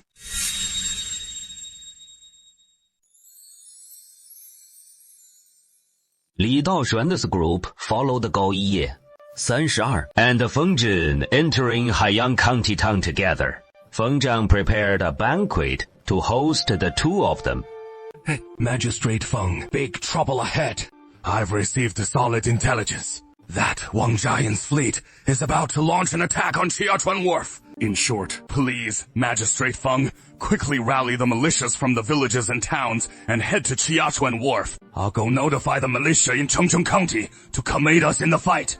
Okay, this official will rally the militia right away. As for Chengcheng, I'll leave it to Mr. Bai. You're conveniently in Haiyang County town right now. And the Venerable One is here too. Reporting to the Venerable One, Baishui's Wang Er has returned safely.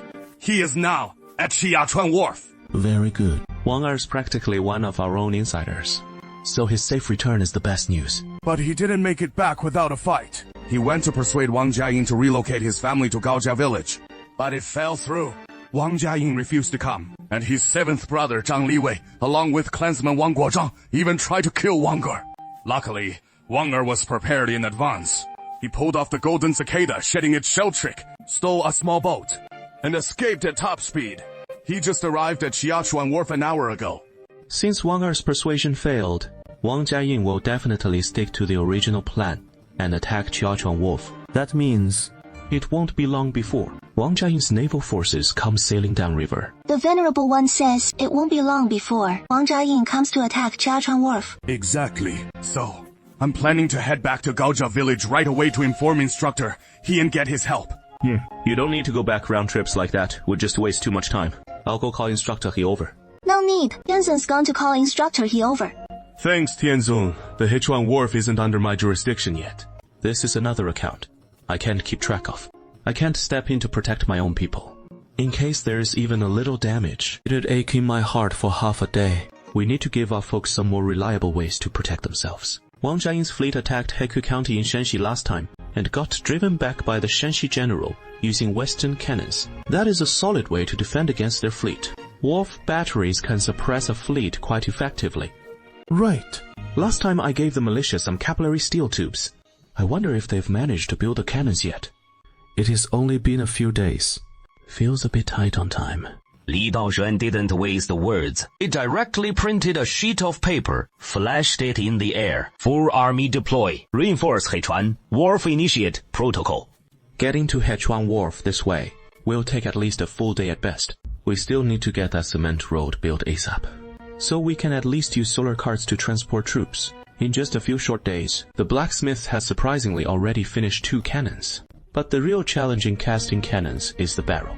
With the capillary steel tubes, all the blacksmiths had to do was add some finishing touches to the barrel. Compared to casting the barrel itself, this was nowhere near the same level of difficulty.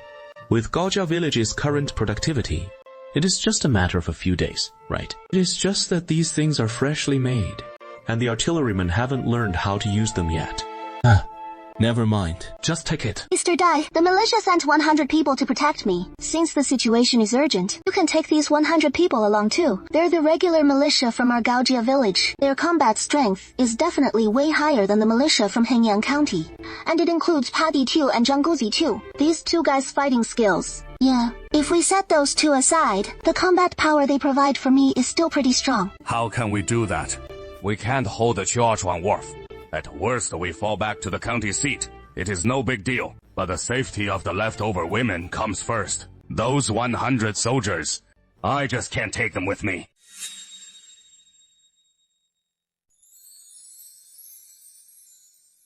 With the Heavenly Venerable watching over me, how could it possibly be unsafe? The Heavenly Venerable is a very busy old man, you know. Tell Bai Yuan, the reinforcements from Gaojia village are already on their way. Additionally, the general has already made 2 cannons. I've brought them here. Ready to hand them over to him, Mr. Bai? With the Heavenly Venerable here, the Yuan army coming is no big deal. As for the cannons, you can't just hand them to me right here. The folks in Haiyang County don't know the full story of the Heavenly Venerable yet. So dropping a giant hand straight from the sky would scare the whole county senseless. Yes, we can't scare them. So you need to head out of the city, some deserted spot outside. Then, the Heavenly Venerable can lower the cannons. Okay, Bai Yuan and Gao Yi. The 2 of them quickly rushed out of the city with a militia of over 100 men. The village is empty. This should be safe from alarming the locals, right? Whoa, Mr. Bai! Where on earth did you get these cannons from? Didn't I tell you last time? I'd handle figuring out the cannons. It does ring a bell now. When I heard that Bai Yuan guy say he could get cannons, I was pretty shocked, but I never thought he'd actually pull it off and get the real thing. That is incredible. Who knows how powerful his backers really are? Even the provincial governor might have to show him some respect, but... But... The color of these cannons is a bit odd. I've seen Xi'an cannons before, and they're always pitch black, or that greenish black mix of copper and iron.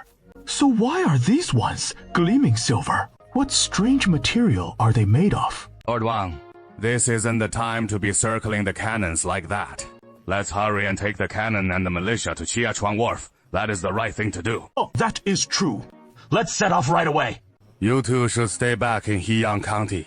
No need for you to personally rush to the battlefield and risk your lives protecting us. My 100-man militia, please make sure to bring them along. This is also Tianzhen's wish. Since it is Tianzhen's wish, then the Saintess, please take great care. Wang Jiayan has 50,000 troops. How are we supposed to pull this off? We have absolutely no confidence. Lord Feng, no need to worry. Look, we've got 2 cannons. Just like that Shenxi general. Set the cannons up on the dock. Blast a few wild shots at Wang Jian's fleet. Sink a few of his ships. And those bandits will retreat on their own. Mr. Bai, what you say makes perfect sense. But how on earth do we have 2 cannons? Something just feels off about this. Mr. Bai, looking at the folks around you, they look like the guards from the Saintess's side, right? Does anyone in this group even know how to fire a cannon? You've brought the cannons. But you didn't bring any artillerymen. Well. Oh, Mr. Bai. Cannons without any artillerymen. What good are they? We're finished. We're finished. This is the end. I'm starting to panic. A cannon's just a big musket, after all. The way to use it can't be much different from a musket. I'm an expert with muskets. From 100 paces away, I can shoot down a hill bandit with one. So how could I possibly not know how to handle a cannon? Anyway, firing a musket is shooting, and firing a cannon is shooting too. It is all archery, and in the gentleman's 6 righteousnesses, shooting is one discipline. I take it very seriously. Don't worry, I'll personally operate the cannon myself. We'll definitely make Wang Jiayan's fleet scatter in panic.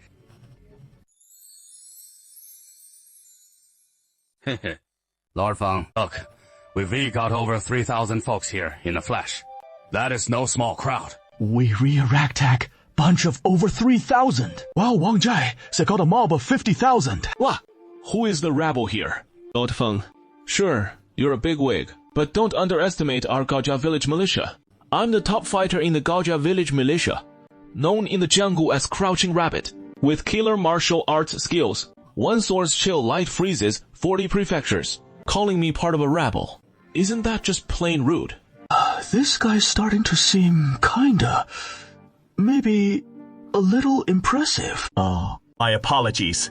That was a slip of the tongue on my part as an official. What does the rabbit hero make of our current predicament? Oh, no. Crouching Rabbit is true. Colors are showing. Lord Feng, you've got the enemy's numbers all wrong. Wang Jiayin doesn't have 50,000 men at all. This figure comes straight from the court's official intel report. How could it possibly be off? If it were a fight on land, that one guy might muster 50,000. But sailing up the Yellow River to hit our dock, no way he brings 50,000. How many men can he actually bring? It all depends on how many ships he has got.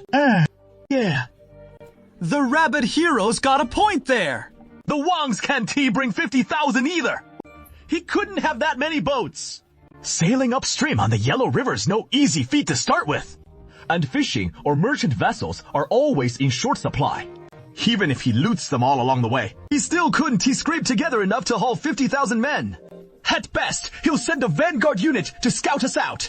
That is right. The incoming force is Wang, to exceed 10,000. We've got over 3,000. Defending the wooden stockade along the riverbank. For their landing assault, they'll need at least 5 times our numbers, which means they need at least 15,000 just to sustain the attack. How could we possibly lose? This fellow calling himself Crouching Rabbit actually has some solid ideas. This breakdown is logical and well-reasoned. Not just hot air at all. In that case, this official's not panicking anymore. War's upon us! Ouch. So many militiamen have shown up. There must be a fight brewing. Are the bandit raiders coming? Yo, then I'm out of here. Me too, I don't want to fight. After a chaotic uproar, Over 1,000 laborers suddenly scattered in panic toward the northwest. In a flash, they were all gone, leaving only over 1,000 from the Haiyang County militia, plus over 100 LED by Wang Er, and over 100 under Bai Yuan. That is barely 2,000 in total. We got 2,000 left. Local heroes. Huh. Didn't you just say they'd need 5 times our strength to launch an attack? So, wouldn't 10,000 be exactly 5 times ours? This rabbit is showing his nerves again. Cut it out. Gunners, set up our 2 big cannons. Muzzles pointed at the Yellow River. Mr. Bai, no defenses at the dock. By order of the Heavenly Venerable, I'm here for reinforcements. Instructor, he is infantry. Squad will arrive in a few hours. Instructor Zhao, your timing's spot on. Wang Jiayin's fleet hasn't arrived yet. Gojia village sure packs a punch. They even rounded up a cavalry unit. My folks aren't cut out for holding the docks. I ran north along the west bank of the Yellow River to check out the scouting situation. I'll leave it to Zhao Chuanlian. Your Gaojia village actually has cavalry too. And who is that heroine? That is our Gaojia village's Zhao Chuanlian, who is in charge of training the cavalry. See, her riding skills are pretty solid. This Haiyang County isn't exactly horse country, right? So where'd you get all these war horses? Buying a few hundred war horses takes a hefty sum of money. The Lai family has deep pockets. Deep pockets, nah. This is wealth that could rival a kingdom. With Dad backing such a mighty tree. Hey, who knows? We might just hold off Wang Jiayin for real. Right. Not in vain then. When the soldiers come, the generals will block them. When the waters rise, we'll dam them with earth. What the hell do we have to fear?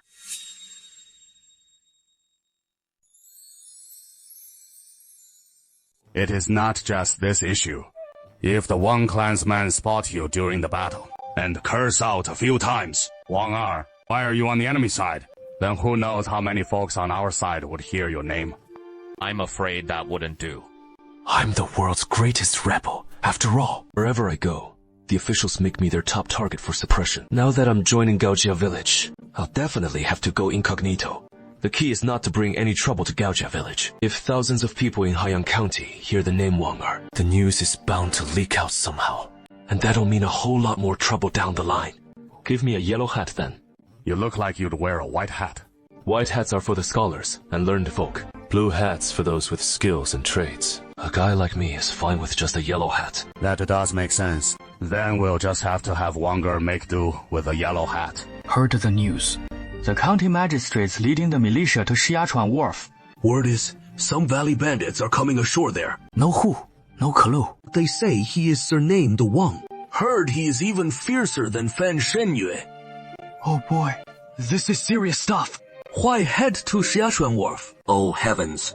The county magistrate should be defending the county seat. Nonsense. Just guard the county seat and forget about the outskirts. If we hold Xiachua, we can protect all of Haiyang County. Folks here don't know. There is a Heavenly Venerable up in the sky watching over us. Get all panicky at the mere mention of bandits coming. But it wouldn't be like that in our Gaojia village. That is why our little comic books and tales of the Dao Xuan. We need to get that arranged as quickly as possible. It is time to spread the name of Tianzan throughout Haiyang County. Holy Maiden, how many episodes have you drawn so far in your Daoxuan Tianzun Demon Exorcism Saga? I'm currently drawing the 5th episode. What is this episode about? This episode is about Fairy Chang'e falling in love with Tianzan, but Marshal Tianpeng gets jealous, so he goes off to harass the Chang'an Fairy. Tianzan flies into a rage and defeats Marshal Tianpeng, captures him, and hands him over to the Jade Emperor, and the Jade Emperor demotes Marshal Tianpeng to the mortal realm, turning him into Zhu Bajie. Outside the box, Li Daoshuan is holding an old-style fluffy cake and munching on it. Hey, hearing this, he is a bit stunned. Daring to twist Journey to the West like this, weaving in these bizarre plot twists into Journey to the West. What a wild fanfiction nightmare. Oh no, Li Daoshuan hurriedly reaches out to catch the cake crumbs. But he is no real deity, just a mortal's speed. How could he possibly catch the falling crumbs? Strange round balls fill the sky, big and small, plummeting down like rain, blanketing everything. What just happened? Strange things are falling from the sky. Tianzhen must be casting a spell. The common folk have never seen cake before, but this is Heiyang County, China's Yellow River ecological gourmet city, and the people here are pros at eating. Some bold souls, not caring if it is poisonous or not, grab a piece and shove it straight into their mouth, and in an instant his face lights up. Tianzhen is throwing a festival for the folks in Heiyang County. What kind of festival will it be this time? I guess this time it is called the Tianzhen Wind Festival. I think it should be called the Tianzhen Egg Pie Heist. No, this time it is called the Tianzhen Startling Summer Tribulation. Tianzhen has arrived. Why is this tribulation called the Startling Summer Tribulation? Yeah, your inverted Xuan Tianzun demon. Exorcism Saga. Season 5 is for summer vibes. Doesn't Tianzhen like this kind of plot? Wouldn't it be great if Fairy Chang'e fell in love with you? Chang'e is Hou Yi's wife. You know that. Some other guy's wife coming to fall for me. What a terrifying turn of events this is. No need to wait for Marshal Tianpeng to come charging in. Hou Yi would grab his bow and come after me in a rage. Fairy Chang'e is actually Hou Yi's wife. Nobody told me about this. You can let your imagination run wild when making up stories. But try to create your own content. Don't go messing around in other people's legends, or you'll end up in awkward situations easily. Got it. I was wrong. Knowing you were wrong is good enough. Let's revise the content of this episode. Hey, Tianzhen, if Hou Yi went one-on-one with you, could you beat him? Hou Yi as a ranged ADC. He has got that fragile build. Weak in 1-1-1 fights. Any assault hero could burst him down in seconds. Humph, that is about it.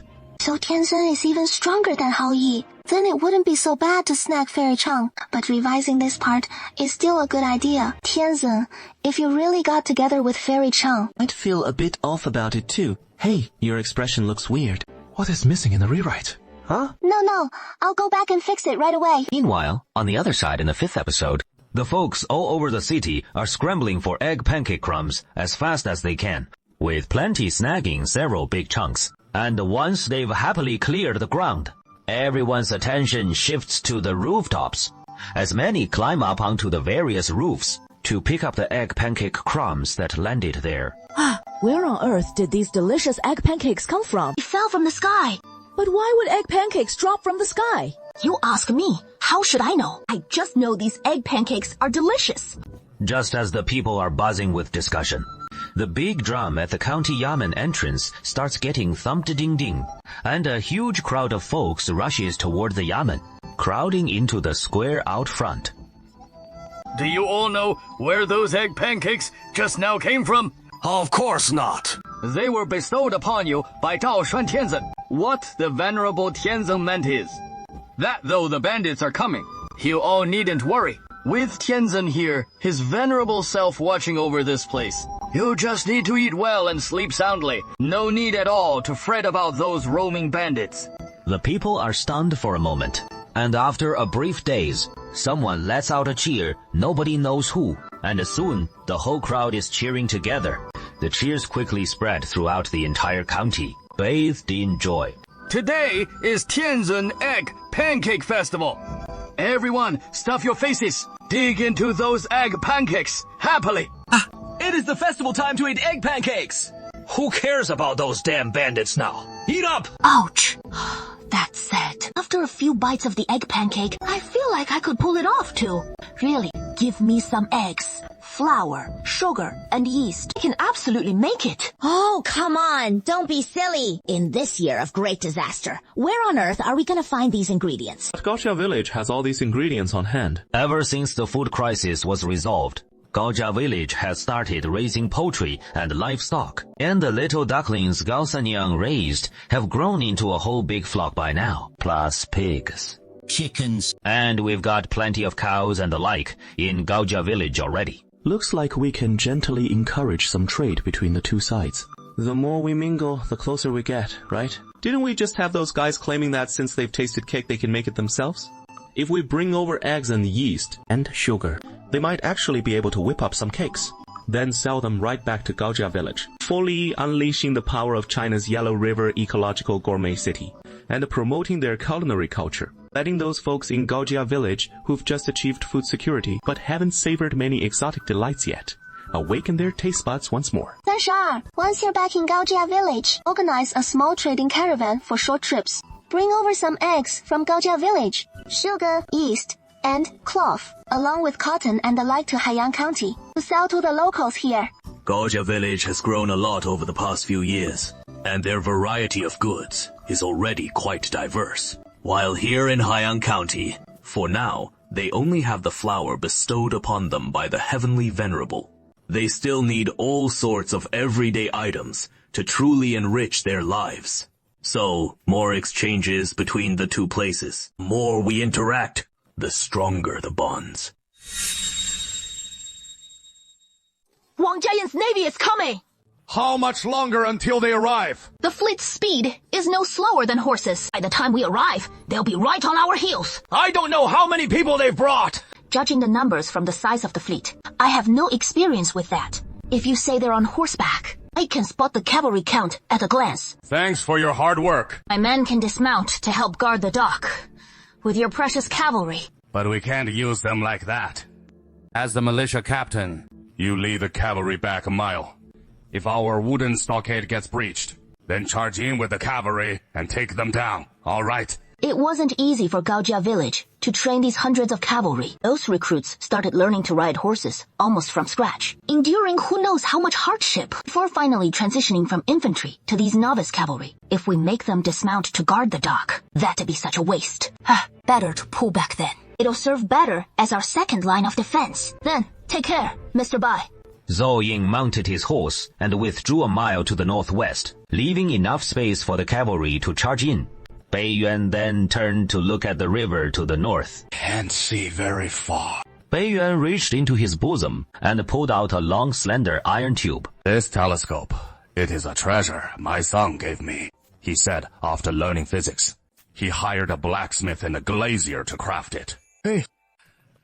I see a massive fleet already emerging on the northern river. At the front are several medium-sized merchant ships, followed by a swarm of small fishing boats, the smallest being just a single skiff. The larger ones can carry dozens of people, forming a massive fleet, taking up a huge stretch of the river. Brother Wang II, looks like you're the one leading the fleet to attack us. That is the Bai from Bai Shui Wanger himself. My surname is Wang. Oh, my knightly prince. That is your underling, the White Cat. He is leading the enemy to attack us. The White Cat's right below us on the tower, wearing a yellow hat. Good man, Wang. You're really lacking in humor. Okay, I do lack a sense of humor. And I haven't laughed much over all these years. Mr. Bai! Have you gotten a clear look at which bandit is coming? I only see one by himself. Looks like it is me attacking myself. Mr. Bai, even at a time like this, you're still cracking jokes, which actually puts my mind quite at ease. See, everyone else gets my jokes. Since it is Bai Ziqi, the one coming must be Bai Yuju, a general under Wang Jiayin.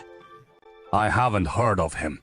Bai Yuju's a pretty mediocre fellow, with no standout abilities, not particularly formidable, not dumb either. In Wang Jiayin's army, his rank is second only to Xi Jinliang.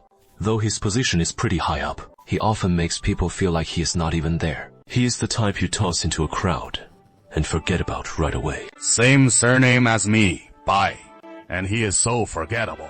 While I shine bright as the sun, he really brings shame to us Baitais. He doesn't even have the surname Bai. Bai Yuju is just a nickname. You coming back to Gaojia village this time? Must be just a one-time complaint, huh? Mr. Bai! What are you still chatting about up on the watchtower? The bandits' fleet is approaching so quickly! Hurry! Think of something! Okay. Everyone, stay put! Take your pre-assigned positions! Gaojia village militia, follow me! Bei Yuan leads the Gaojia village team, and those 100 men arrive in front of the 2 stainless steel cannons. Bring the gunpowder packs. Bei Yuan loads it just like charging a matchlock with ammo, pouring a whole bag of gunpowder into the barrel. Then he grabs the rammer prepared earlier and thrusts it into the muzzle, poking and ramming away inside. Packing the gunpowder down tight. Bring the cannonball, a burly militia soldier nearby. hands over a solid shot with both hands. Bai Yuan reaches out to take it, and his whole body sinks down. The cannonball hits the ground. So heavy a solid iron ball like that. How could it miss? Wang Er 搬一下脚 and hugs the cannonball with both arms, helping Bai Yuan shove it into the barrel. Bai Yuan rams it in with a stick again, sending the cannonball rolling to the bottom, packing it tight against the powder. Bai Yuan circles around to the rear of the cannon, flips open the small lid on the touch hole, and dips a match cord into the flame. It needs to touch the powder inside. Then close the lid tight down. That is how you use a cannon, I reckon. No different from a matchlock at all. The cannon on Bai Yuan's side is loaded and ready too. He moves behind the cannon, sighting left and right, and begins adjusting the barrel's elevation. Just fire it straight away. Aren't we going to say a few words to them first? This doesn't follow Jiangku customs, does it? To talk, you have to get close. If we let their boats pull right up to the dock, what good would our cannon be? We might as well not bother defending the Chashuan dock, and just let them land without a fight. That makes sense. Once we bring firearms into play, we can't let the enemy get anywhere near. Any pre-battle parley or shouting challenges is simply impossible. The battlefield isn't a place for Jiangku etiquette. After all, when Huang Jiayin's seventh brother and his clansmen wanted to kill me, they didn't bother with any Jiangku rules toward me. The white ape takes a torch from Party 2's hand and lights the match on the cannon. Bai Yuan and the Dou family villagers quietly step back a little, covering their ears with both hands. A musket fires. Even a pinch of gunpowder creates an enormous roar, unleashing tremendous power.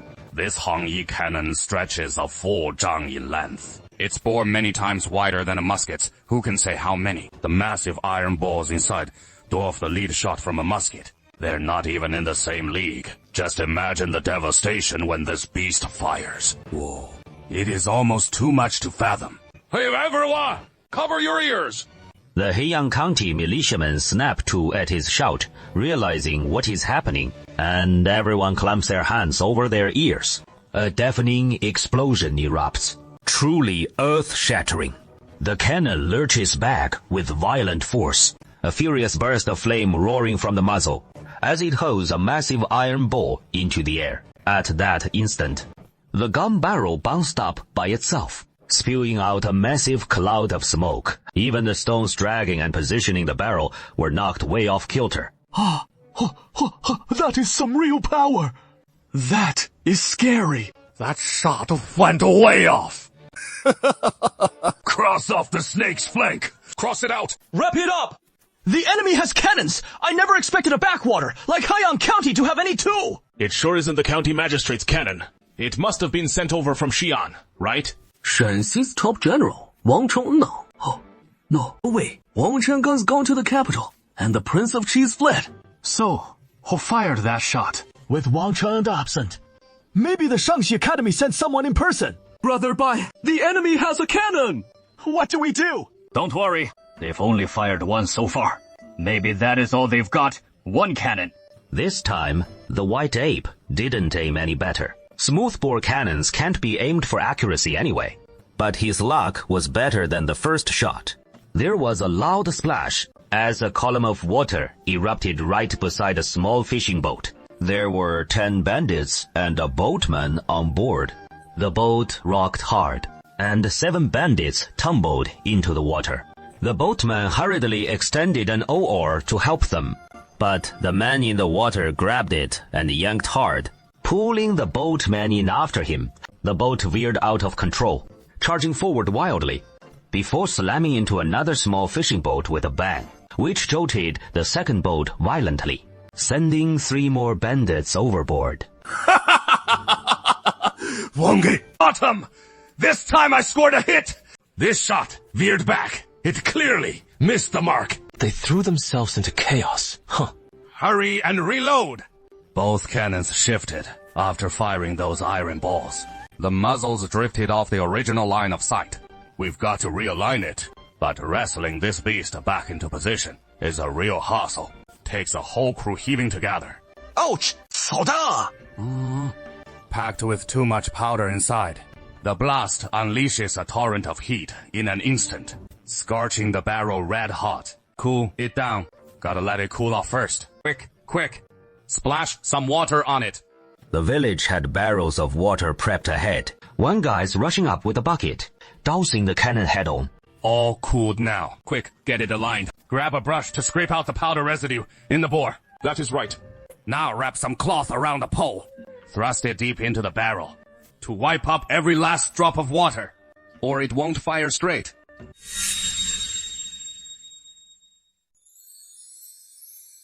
Though cannons and matchlock muskets share the same firing principle, but operating them is quite different. A matchlock musket can be handled by one person, but even a large group struggles to manage this cannon.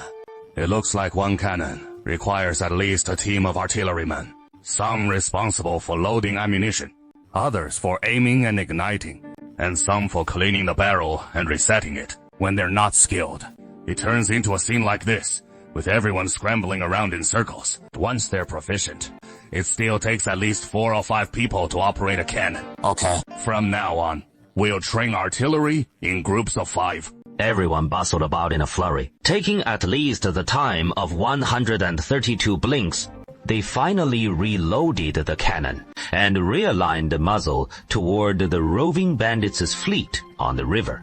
The 2 cannons have only 1 shot left. Ignite! Everyone else, prepare for battle! Archers and crossbowmen, the 2 cannons fire again. This time, the bandits are much closer. One cannon gets lucky and lands a direct hit on a medium-sized merchant ship. But at the same time, a large number of ships have already reached the pier. Loose arrows! Loose arrows! Loose arrows!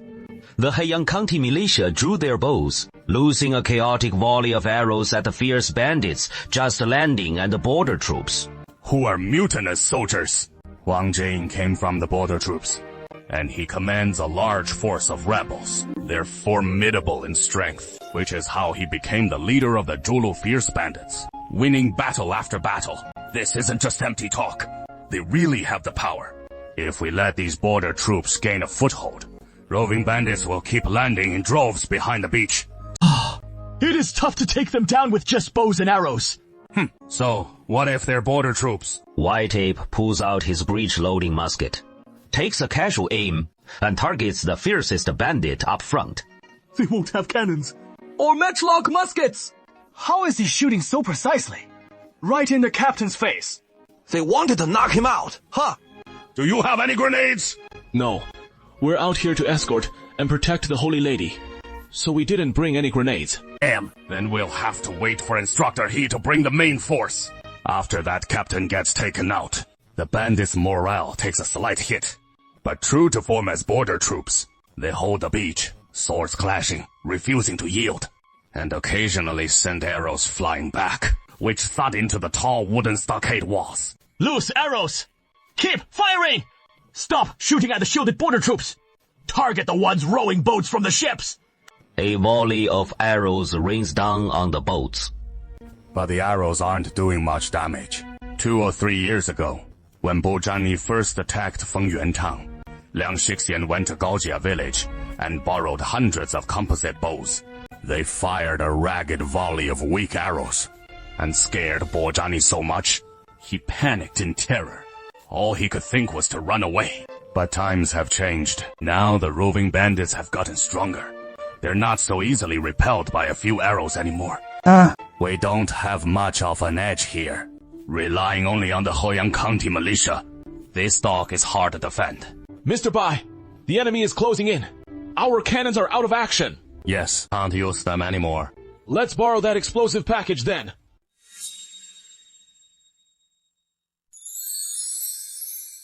Puddy Rabbit is a little stunned.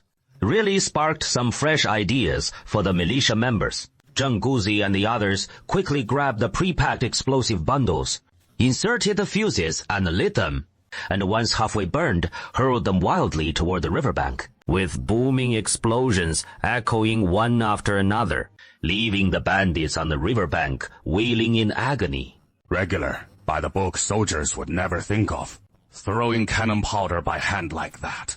Only someone like Paddy Rabbit, always up for a prank, could come up with such a clever twist. This guy's antics always end up saving the day unexpectedly. Master, your matchlock is loaded, sir from the estate.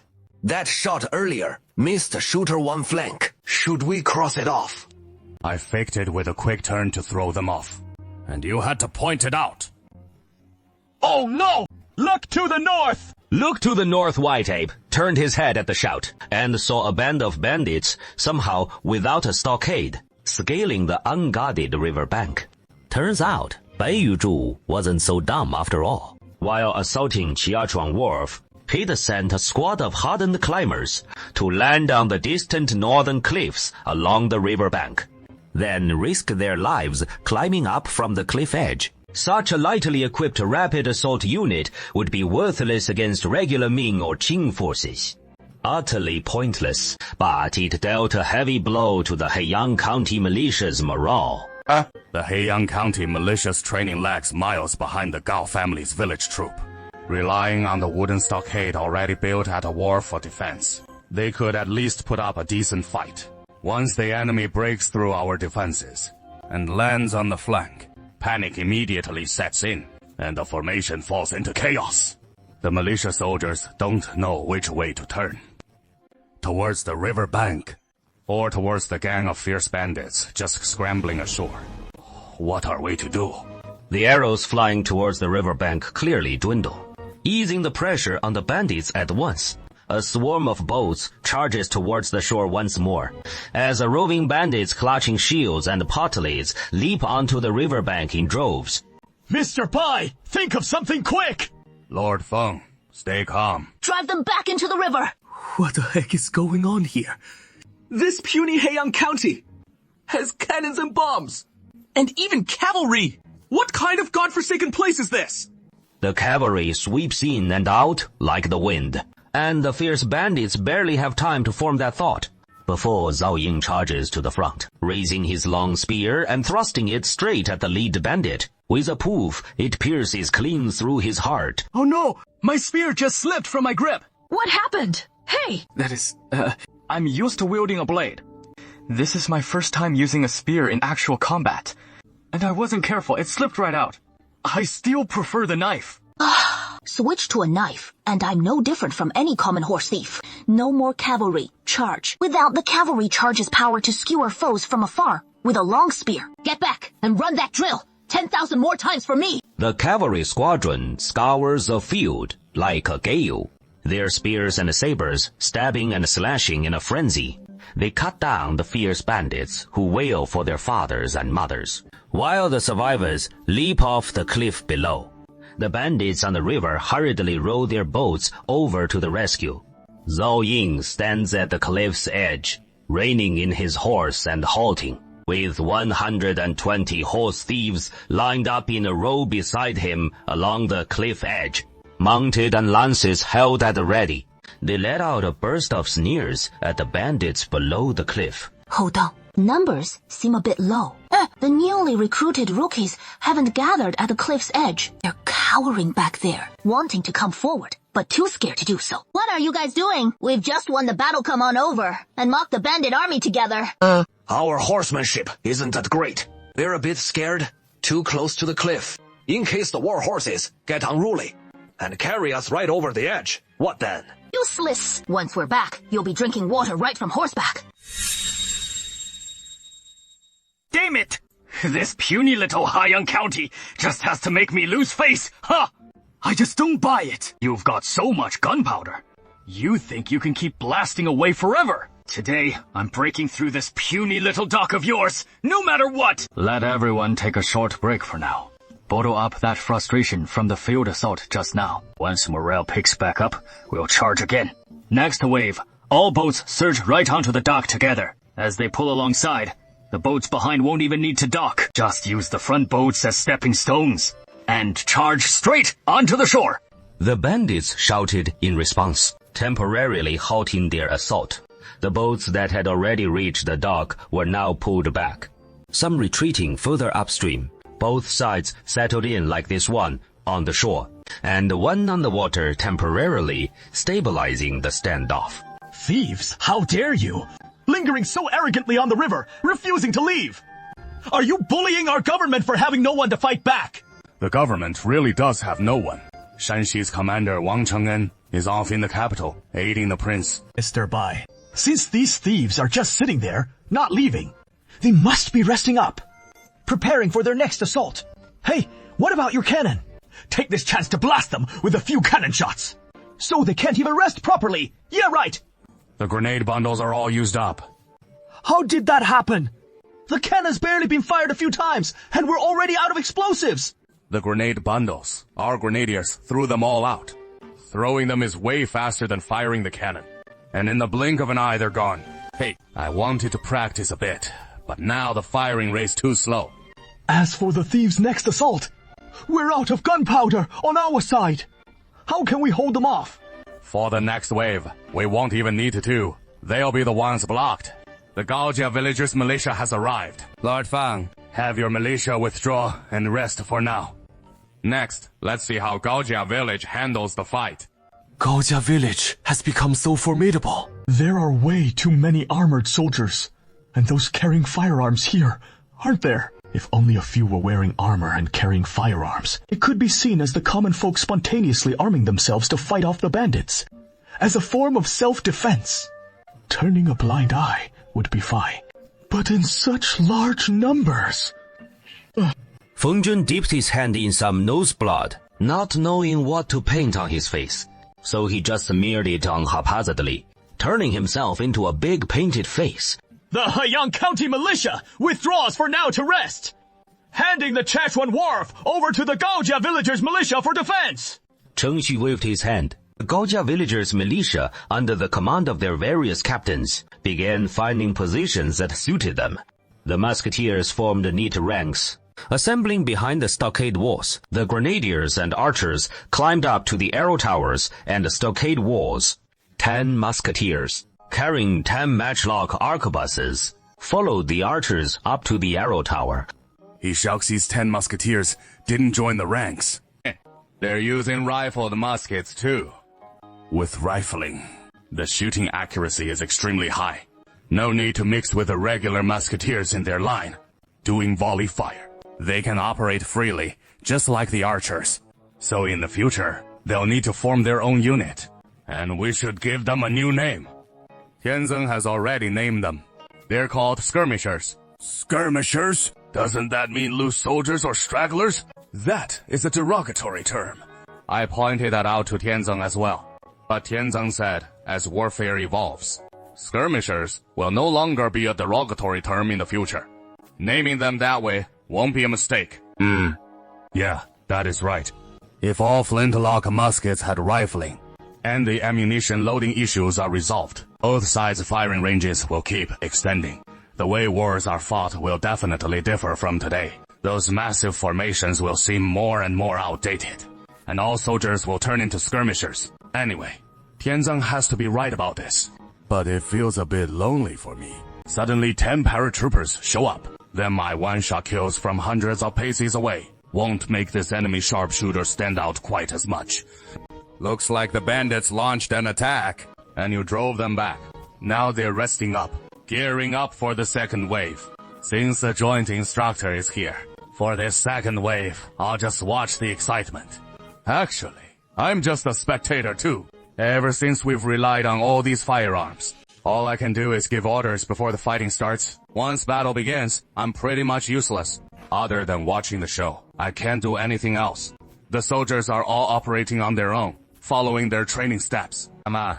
Mr. Bai, come up here with us to watch from on high. Let's fight a battle that doesn't need any commanding. I'm different. Even without joining the command, I can still reinforce our soldiers with my shooting.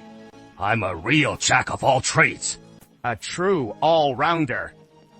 Wang Er quietly followed them up to the arrow tower, gazing seriously at the front.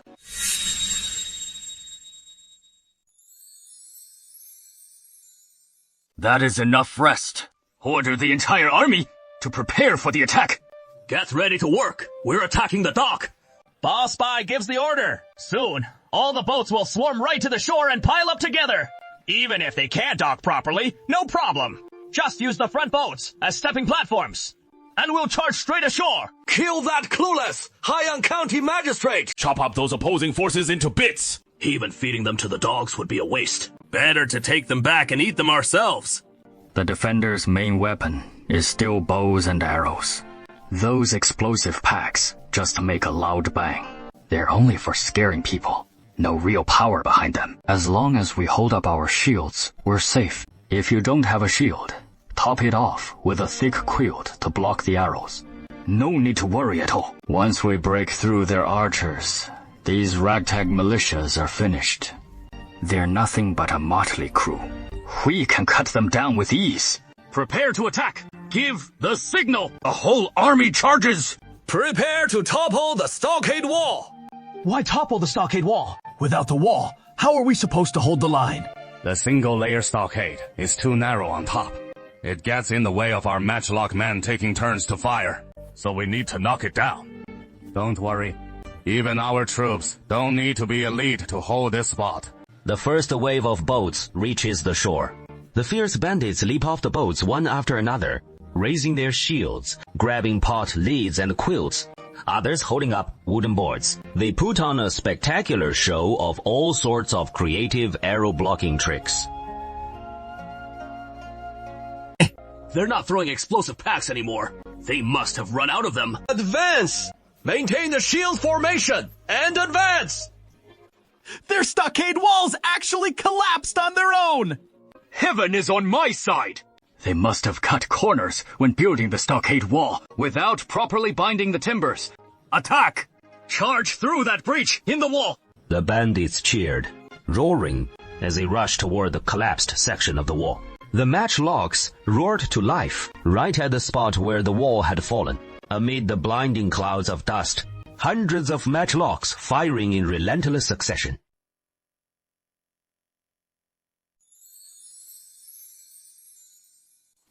Great firearms! And so many of them! Don't be scared! How many guns could a small county town possibly have? They've already fired their first volley. They're spent now. We charge right over and victory's ours. You roving bandits! In an instant, another wave went down. The power of this large-scale mounted volley is utterly terrifying, let alone against roving bandits. Even if it were official troops coming, they couldn't withstand a barrage like that from the Gao family militia. That is incredible. Incredible! And this is just a village militia. This has to be the Divine Engine Battalion. Gao Chu and Zheng Daniu swung their arms wide and simultaneously hurled the matchlock grenades from their hands. Now comes the terrifying flight time of the hand grenades. What on earth is that thing? Why? As soon as it explodes, everyone around just collapses. What in the world is going on? With just this one charge, the roving bandits have left at least a few hundred bodies behind. Are we really attacking a county town? Both by! Let's retreat! We can't take this place! The garrison here is way fiercer than Wang Guoliang's forces in Shenxi. Wang Guoliang only had a few cannons. He just bought a single fire lance. But here, this place is downright terrifying. We have no idea how much firepower they've got. Let's pull back. Taile, we really can't take it. This is fiercer than facing Hongchengchou. I'd rather turn back and hit Yinchuan County again. Or even go take on Hiko County. We can't go against this momentum. Retreat. Anyway, we're just roving bandits. We've run away plenty of times before. It is not that embarrassing. Fall back! Head north! So, Bai Yuzhu led the shattered bandit army back north. Before long, they vanished onto the northern river. Hey, They ran off, and they sure ran fast. my men just arrived, and I haven't even had my fill of the fight yet. What do you mean, your fill? Isn't that just wasting gunpowder? You wouldn't understand. Tianzhen told me just recently that our musketeers need real combat experience, and we can't just worry about saving gunpowder. If we keep skimping like that, our musketeers will all turn into green recruits. When we run into the Jian slaves' cavalry, we won't stand a chance. Yeah, the Jian slaves. Aren't we too far from the Jian slaves? Do we really need to use the Jan slaves as imaginary enemies? Since Tianzin put it that way, we should give it some thought. The old Tianzin's words always carry hidden heavenly wisdom.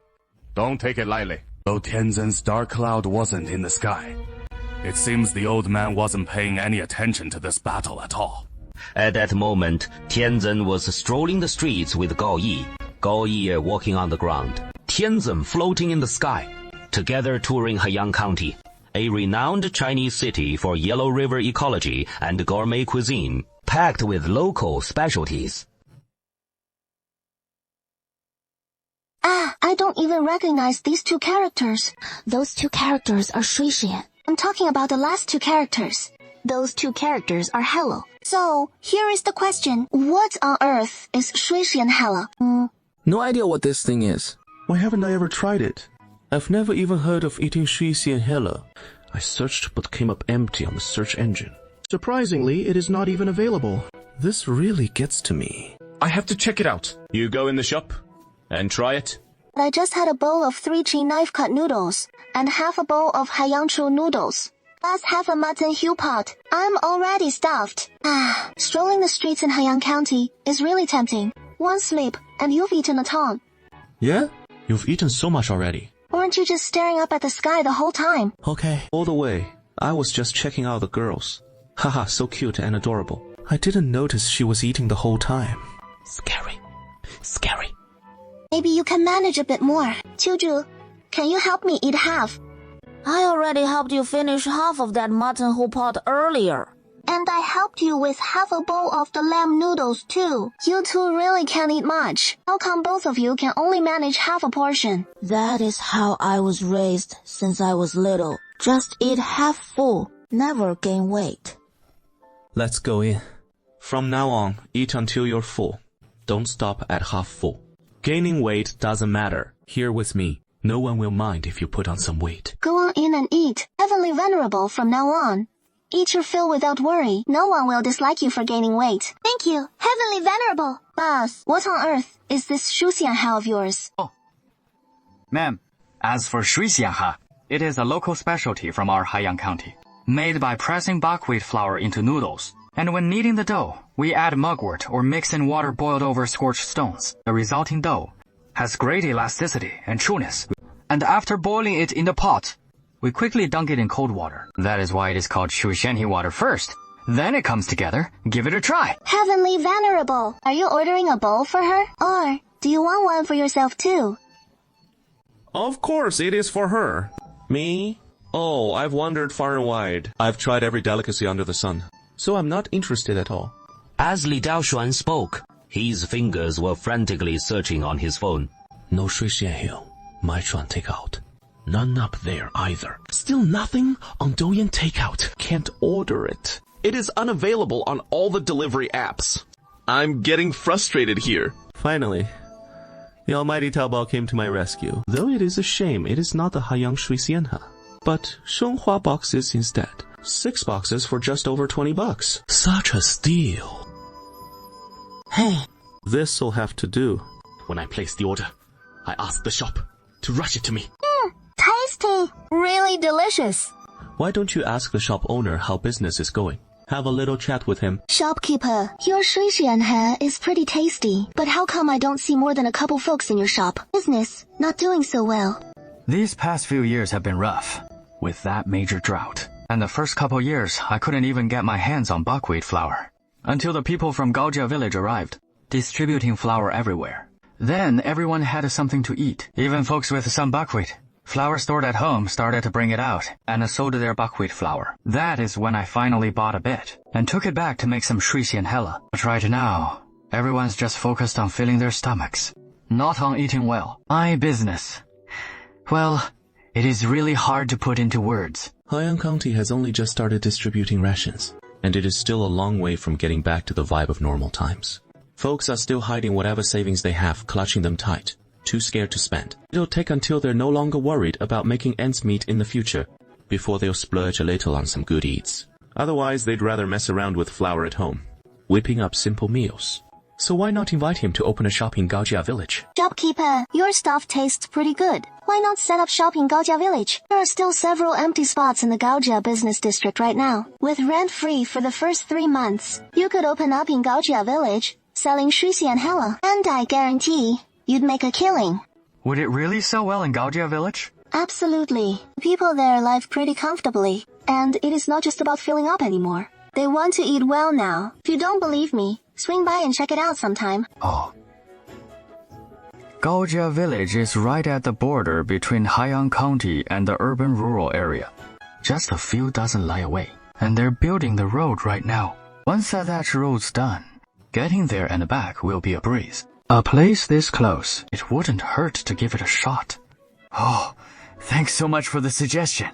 Maybe one day when I close up shop for a break, I'll head to Gaojia Village for a stroll, take a look around. And if business looks promising there, I'll move over and give it a shot. You'll know once you check it out. Good news! Good news! The bandit army led by the notorious Wang Jiayin has been stopped in its tracks by our militia teaming up with the folks from Gaojia Village. They've been held off at Jiazhou Wharf, and the bandits have already fled.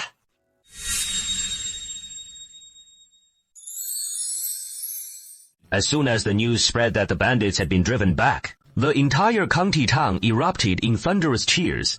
This battle today was fought so cleanly and satisfyingly. The bandits couldn't even steady themselves after landing ashore, before they were chased right back into the river.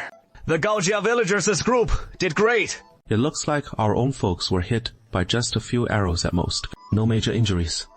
So I can finally breathe a sigh of relief.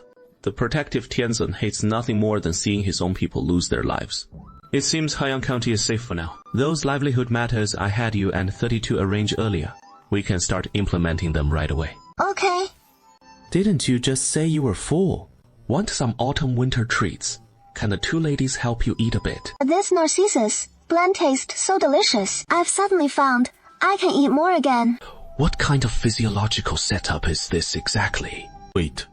It is said that modern girls all have 2 stomachs. One for staple foods, one for desserts. Ancient goddesses probably have 2 palates too. One for regular food, and another for exotic treats. Huh. Girls really are magical creatures. After the county town buzzed with joy and excitement for a while, the cavalry camp led by Zhao Ying and the Gaojia villagers group led by Procedure prepared to rest a bit in Haiyang County, then head back to Gaojia village in Habitual to hide the manuscripts. You all, with the 100 guards of the Holy Lady, follow me. We'll rendezvous with the Holy Lady, disband on the spot, and rest up individually. 1 hour later, assemble outside the city gate. Then, continue the journey. Remember, do not disturb the civilians. The people of Tian Village must be cherished. If you act like those officers and soldiers oppressing the good folk, then get ready to become labor reform prisoners. No way. We study the 3 main rules of discipline every day. And the 8 points of attention too. We'd never bully the common people. Hey, bullying people is so tiring. And you have to swing your fists. Might as well find a spot and grab some good eats. The cavalry camp will rest for an hour too. Don't disturb the locals. All right. The cavalrymen shouted in response and dispersed on their own. Give my regards to the Holy Lady. I've got to head into the city for a bit. Keep an eye on things. My old subordinates, they're former horse bandits. They might cause trouble for the people if we're not careful. Keep a close eye on them, and nothing will go wrong. All right. Instructor Zhao, you better keep them in check. Tianzhen is usually kind and mild-mannered. But if anyone oppresses the common folk, he flies into a rage. I've seen it myself. He reached out and slapped a returning bandit who oppressed the people, killing him on the spot, without a shred of mercy. Yeah. After staying in Gaojia village for a while, I've got a good sense of Tianzhen's temper. Besides, we're not bandits anymore. We're a proper army now. Can't act like we used to. I was a real scoundrel back then, full of bad habits. But when we got to Gaojia village, I turned over a new leaf, even giving up my specialty falsely reporting military achievements. Falsely reporting victories. I suspected his background was shady from the start. Holy Lady, your guard team is back. From now on, your safety is in the hands of the invincible Benta. Chengxing said, you won decisively and cleanly, and that you threw the gunpowder packs meant for the cannons like grenades, disrupted the bandits' formation. and made a huge contribution. Ha ha ha! When Bantu takes the field, no army can stand against me. After Wang Jiayin's defeat, he must be scared out of his wits. They won't come back anytime soon, right? Yeah. I think he won't dare come back, since there are plenty of other spots along the Yellow River they can hit. If Wang Jiayin isn't completely out of his mind, he'll definitely land his forces somewhere else. That is for the best. Your men are heading back to Gaojia village in an hour, right? Take me along with you. Tianzhen has given me a lot of economic tasks to handle, so I need to get back and prepare as soon as possible. From here on out, our main focus should be Haiyang County. Yeah. Haiyang County has the Chiachuan Wharf, and it is way more convenient for transportation than our Gaojia village. Next up, Haiyang County will definitely be our center of operations. And the current magistrate of He County, Feng Zhen, is still one of our own. We'll probably need to feel him out a bit more. This guy will take it slow.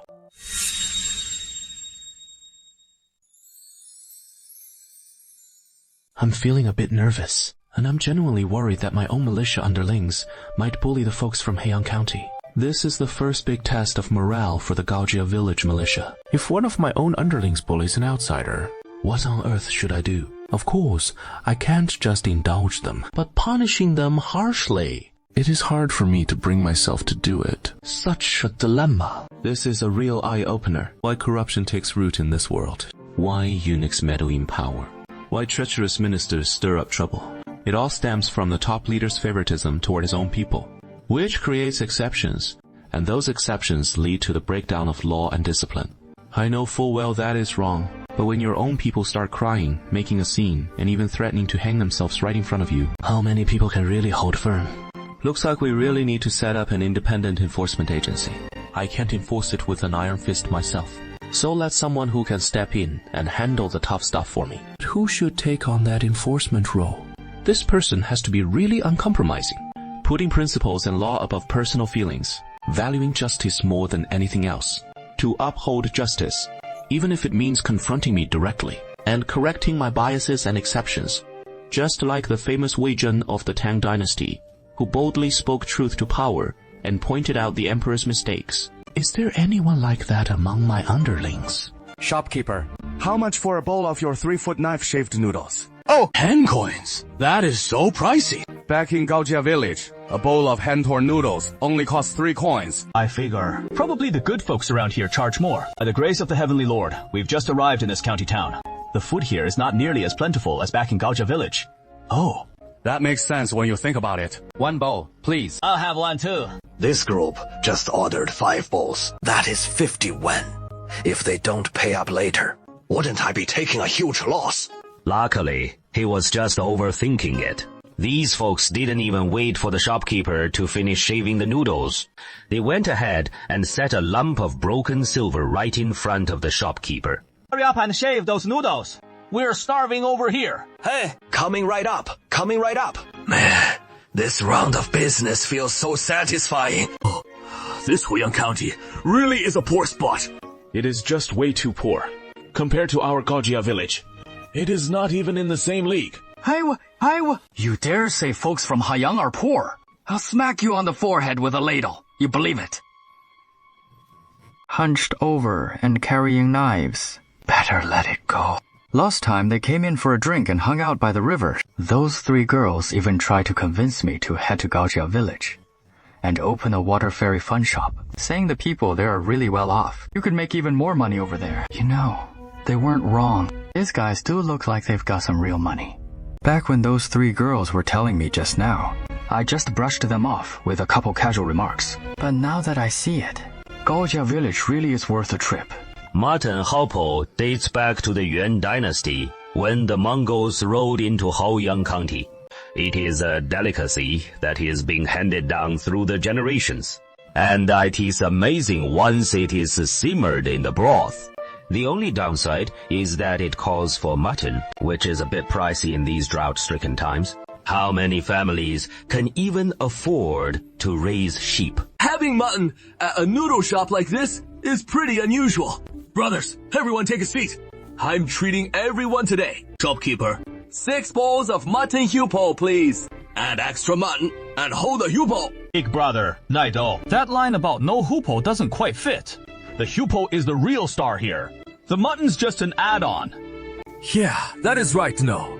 Wait. In one bowl of mutton, there is only a few slices in the lively neck part. It is all about slurping that hupo.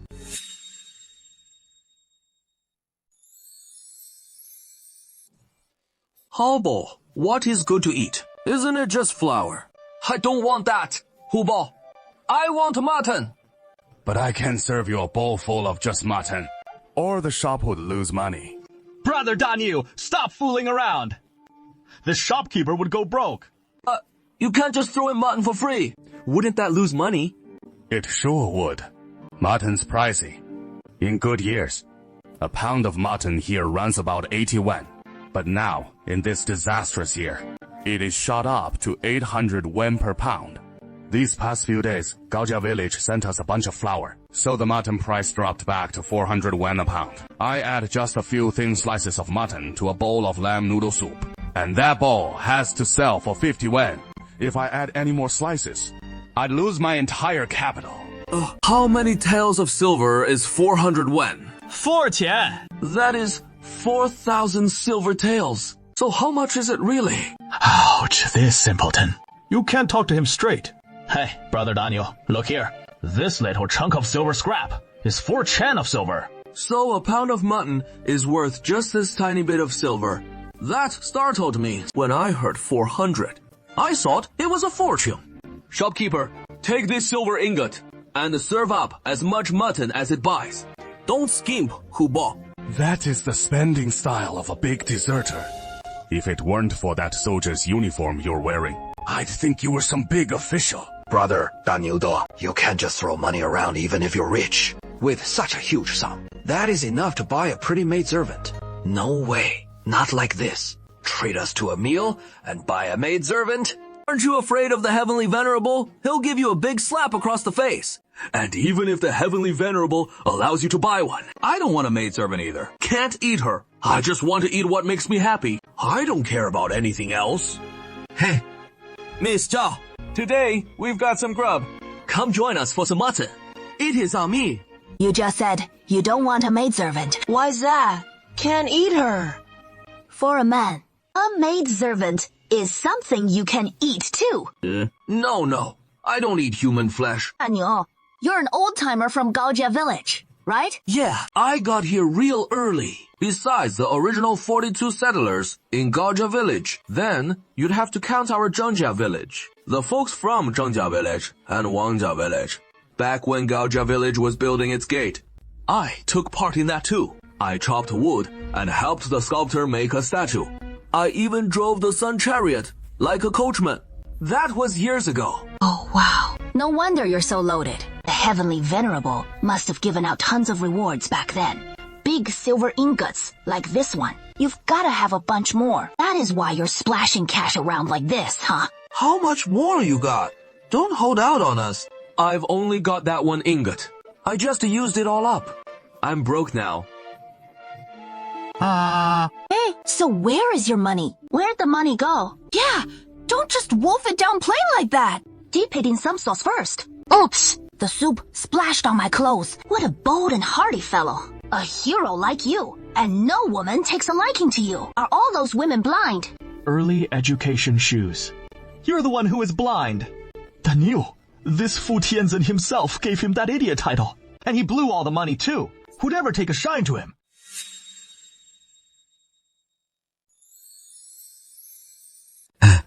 I'm an idiot. What girl would ever fall for an idiot like me?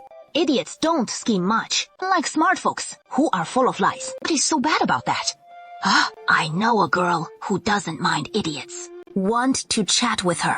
Give it a shot. Who knows? You two might click. Zhao Zhaoxi is clearly the type who likes idiots. Far away, in the distance, right here, in front of you. Zheng Daniu looked around, and there were only 8 people in the shop total. Himself and his 5 grenadiers, with just the shopkeeper left. Turns out the shopkeeper's a woman in disguise. Why wouldn't I like that? Idiot. We just wouldn't make a good match. The Gaojia villagers' militia and the cavalry camp pulled out after the fight, leaving the Haiyang Xianming Corps to clean up the battlefield. Feng Jing rounded up the scattered laborers and had them get back to building that cement fortress by the dock.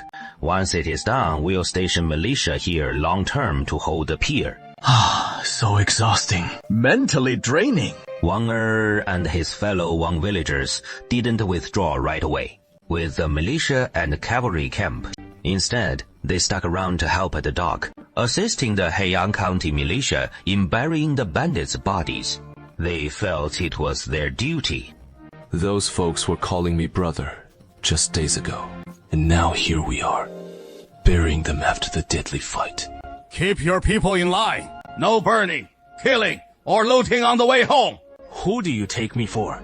Anyone who kills or robs, even if it is my own brother. I'll chop off his damn head, Mr. Bai. This Gaojia villager's malicious combat power has really caught this official off guard. So many fire lances, so many suits of armor, and cannons and strange bombs.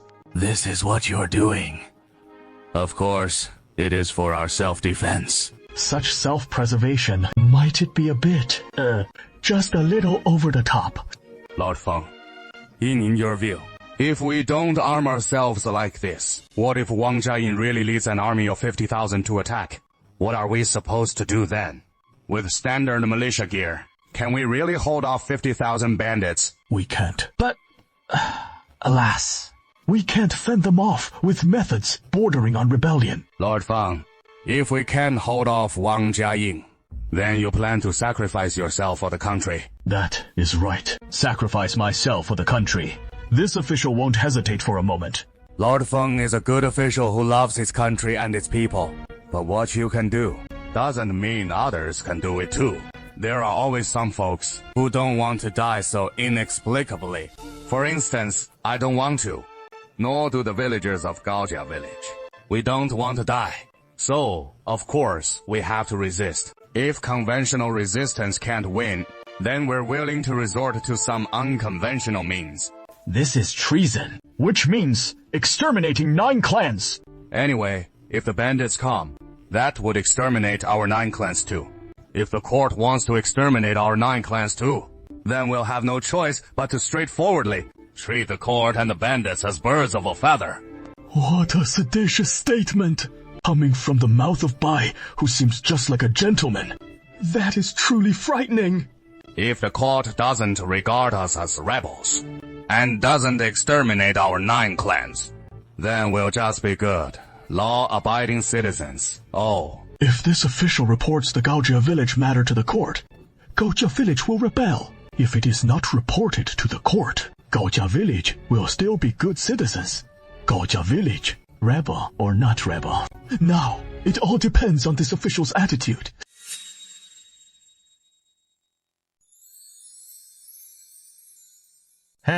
Let me ask you, why is the city so bustling and noisy?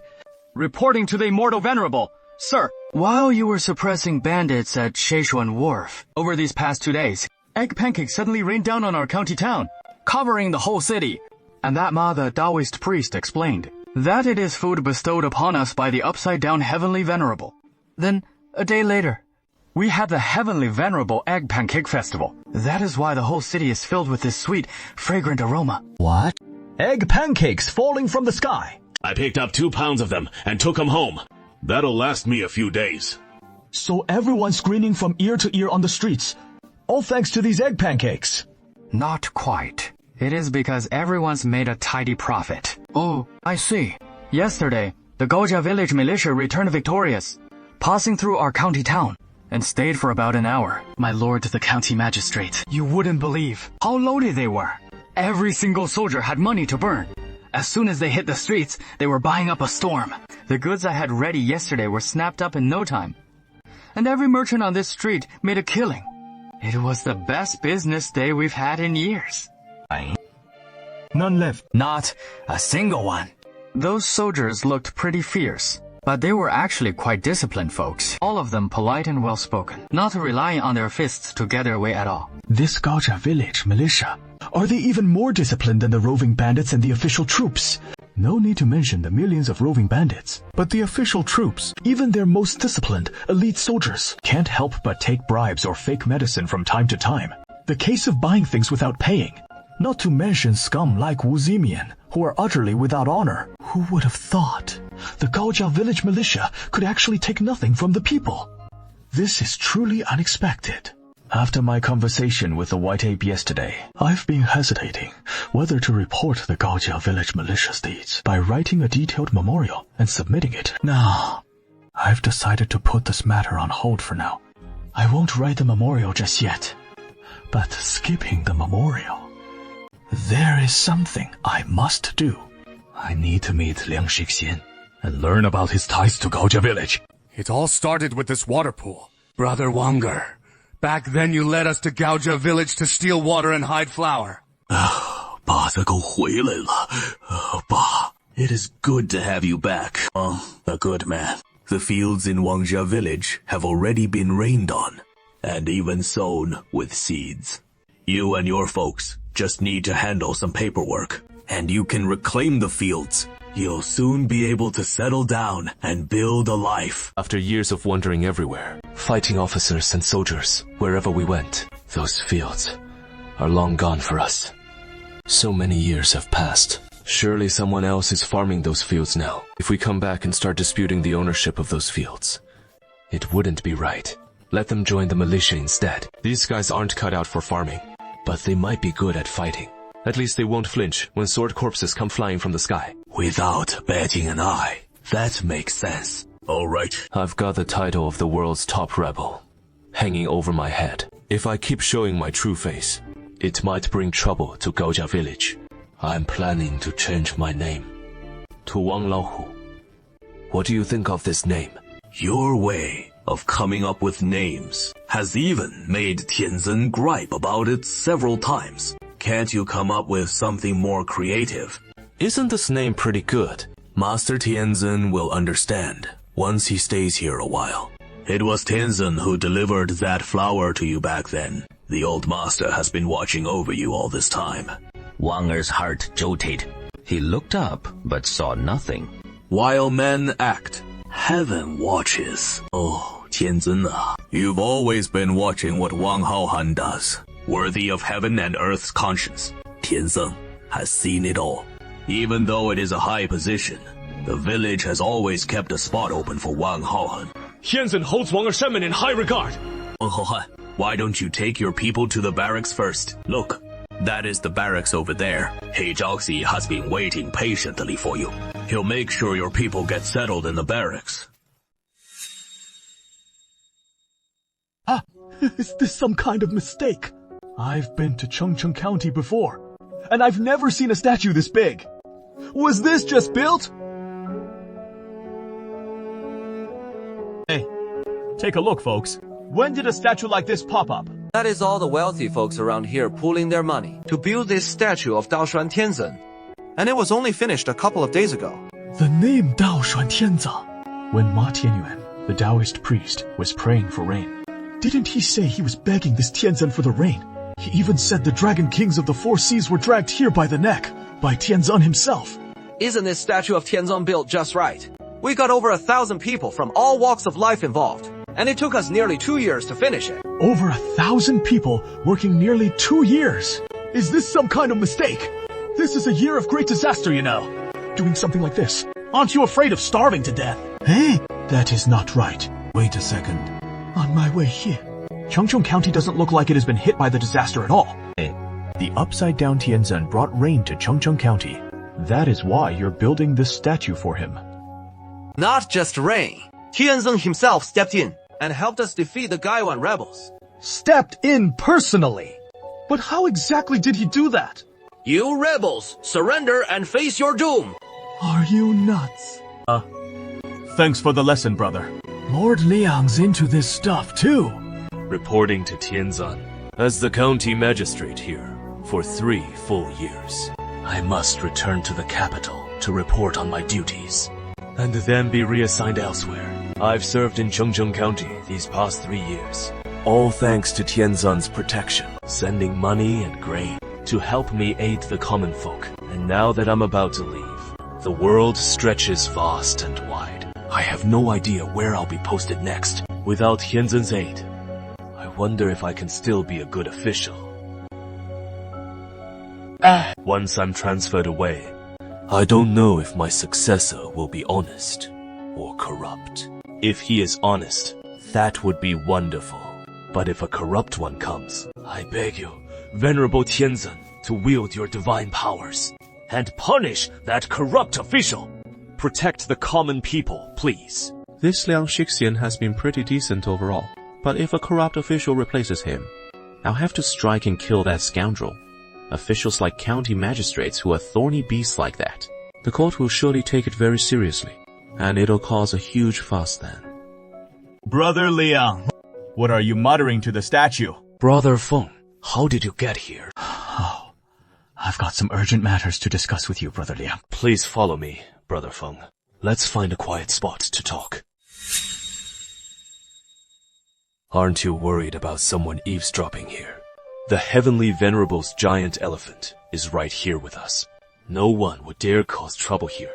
Brother Feng, speak your mind freely. You two brothers, we're all fellows who attended lectures at the Donglin Academy. I trust you both completely.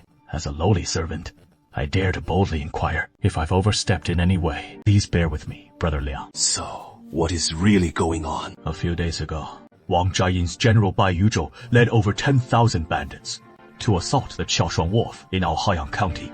Of course, I couldn't hold them back. But then, Bai Yuan, the lord of Bai family fort in your county, led the militia to our rescue.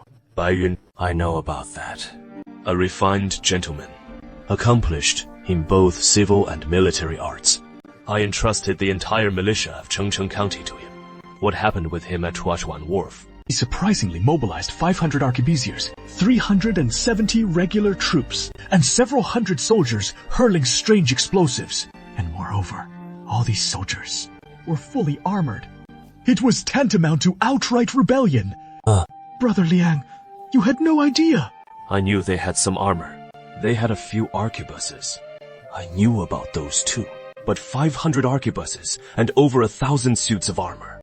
This is the first time this official has ever heard of such a thing. These men are from Gaojia village. Yes, they call themselves the Li family militia of Gaojia village. Funded by the Li family. No. Not the Lai family. It is funded by the Heavenly Venerable. These are the Heavenly Venerable's own soldiers. What do you mean, the Heavenly Venerable soldiers? Isn't the Heavenly Venerable a deity? How could a deity have soldiers? Though the Heavenly Venerable is indeed a god, he is a god who manifests his presence. He will take direct action himself, rewarding the good and punishing the evil. He often grants grain to mortals, various divine objects.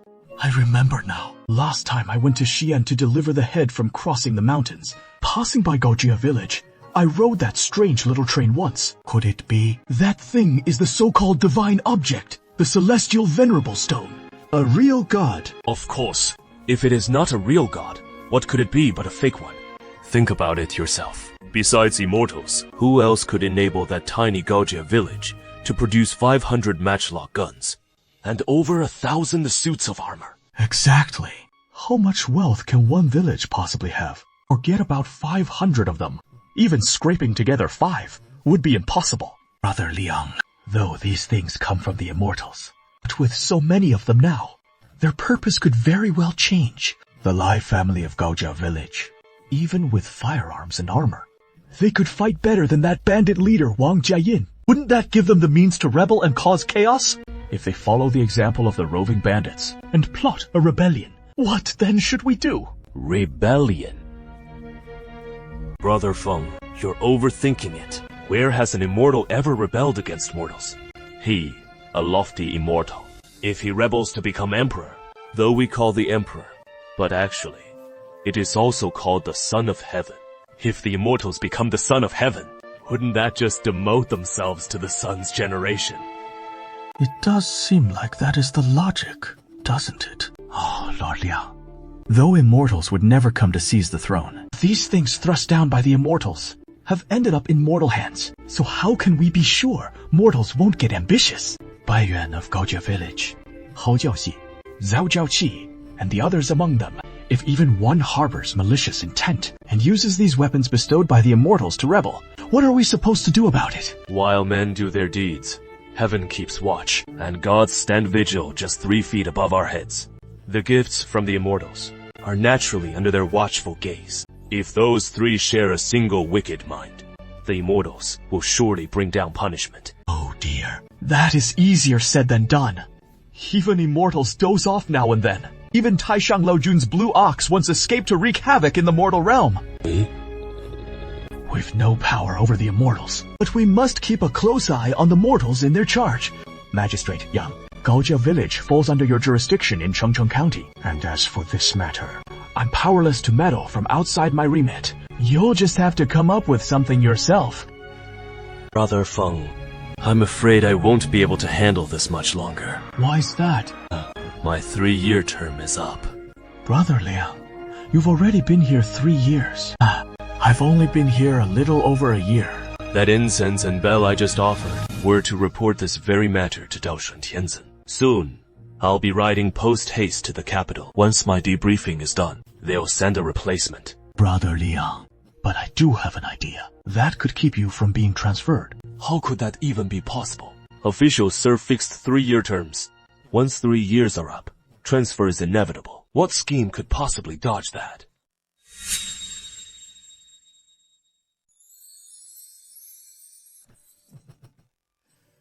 With your abilities, brother, how could there be a county unaware of reappointment possibilities? It is just about yourself. So you can't think calmly. Take a deep breath and think it over carefully. When we were drinking and chatting at the Donglin Academy, someone brought it up. The longest-serving county magistrate in our Ming Dynasty. There is this story. Worth thinking about carefully. The erudite Liang Shixian immediately delved into his memories, entering flashback mode. Conversations he'd had with friends before.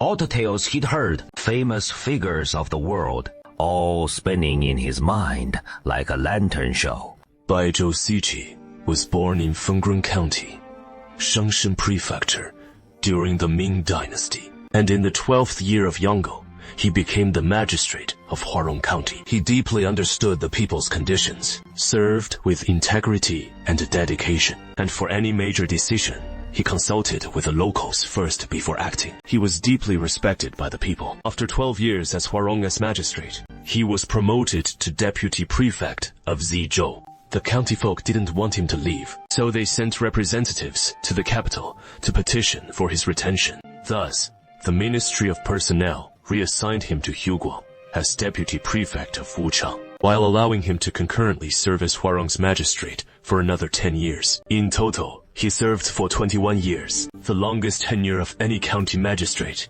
in Ming history. Right. There is this method, too. They say from below, invite some local gentry to represent the people and jointly draft a petition, voicing the wishes of the populace to ask the court to let me stay on for another term. Perhaps I can hang on as Chengcheng's magistrate for a few more years.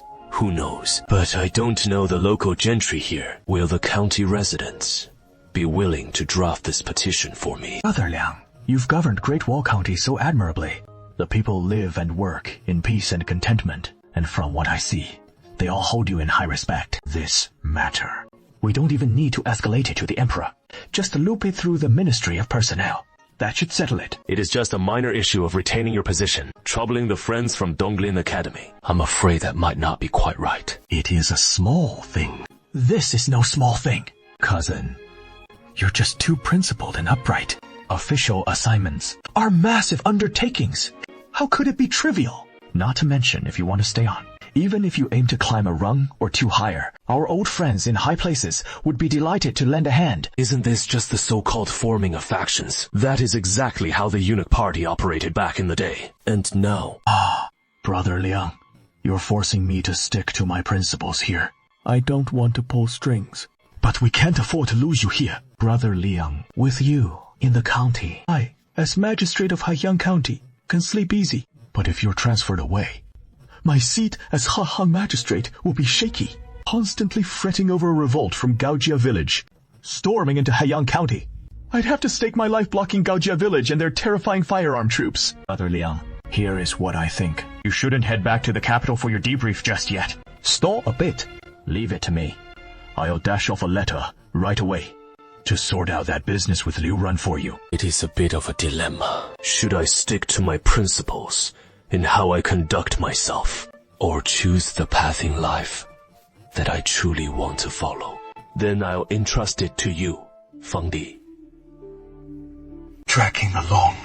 I've dragged this cart for dozens of miles, and I'm really starting to feel worn out. Why am I suddenly feeling so on edge? This place. Why are smooth cement roads everywhere here? Surrounding this towering family fortress are houses in every color imaginable, plus these brand new cement buildings. This sheer scale. Even calling it a town seems too modest. You're from out of town. Come to our Guojia village to scrape by. Yes. No, wait about that. I'm Zhang Lao. Head of the Guojia village discipline committee. Truth is, the 3 overseers dubbed it the village management brigade for me. But who knows why? The Heavenly Venerable took a dislike to village management and decreed we switch to the discipline committee. Got it. Call me chairman of the discipline committee. How do you do? Hey, what is your name? Where are you from? What brings you to Guojia village? Just a quick registration. And after that, you can tap into the minimum living guarantee relief. But that relief, it'll keep you fed. Sure, no more going hungry. But it won't line your pockets. Nah, real wealth comes from hard work. 我要流油. From Heian County. I plan to set up shop here in Gaojia village. Open a little snack stand slinging Shuixian river treats.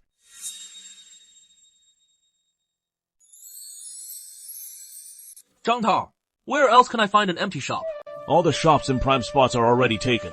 And it is not easy to snag a good location these days. How about the old brothel? That place has been sitting empty all this time.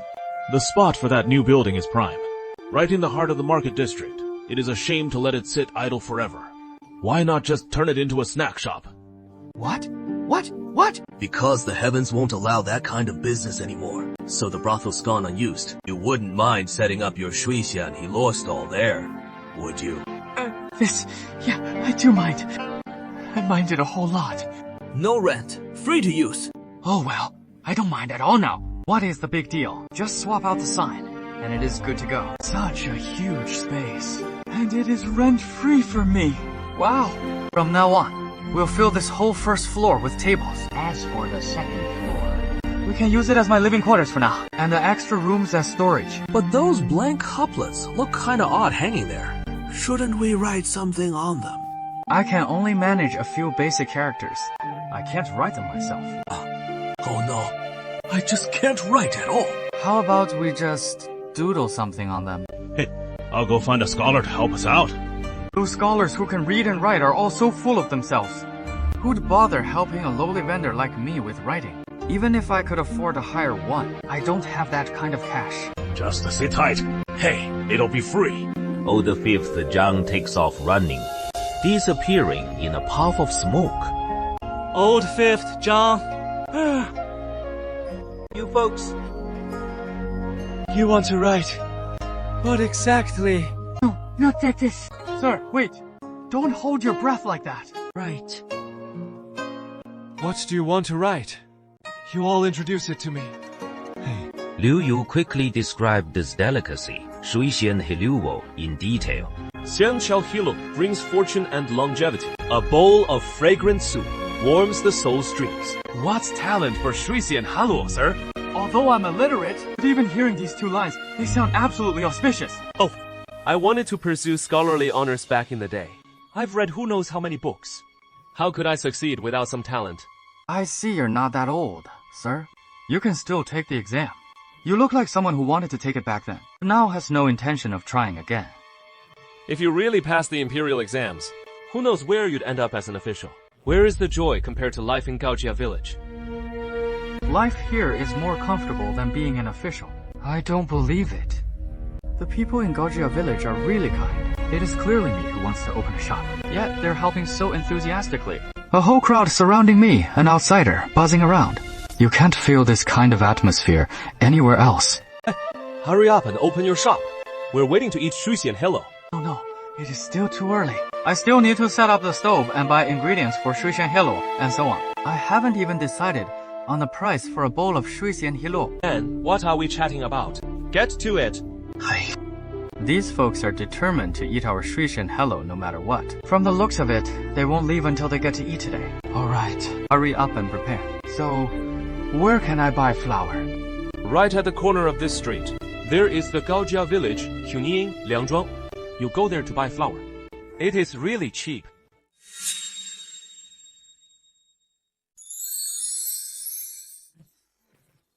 That is a world of difference from giving it away for free. In our Gaojia village, if you're doing road work that requires no skills whatsoever, just pure manual labor, you can only earn 3 jin of flour a day. But here, 1 jin of flour is only worth 7 copper coins. You do the math yourself. Isn't that basically giving it away for free? In other words, working all day only earns you 21 copper coins. And after a whole month of that, just 600 copper coins, which comes to 6,000 silver taels. So, put it this way. Here in Gaojia village, brute force alone won't make you a dime. Ever since Haiyang County got aid from Gaojia village, the road workers' wages are set on a guaranteed basis. 3 jin of flour per day. By the old grain prices in Haiyang County, it seemed like great pay for road workers. But figured by Gaojia village's grain prices, it is terrifyingly low. Let me ask one more thing. What is the most profitable job around here? Being a craftsman. A skilled craftsman can count on 3 taels of silver a month. And with skills like that, 3 taels means striking it rich here. Well, I've got the skills to make Shuixian Hao. That ought to count as a skill, right? Never mind. Hurry back and get to work.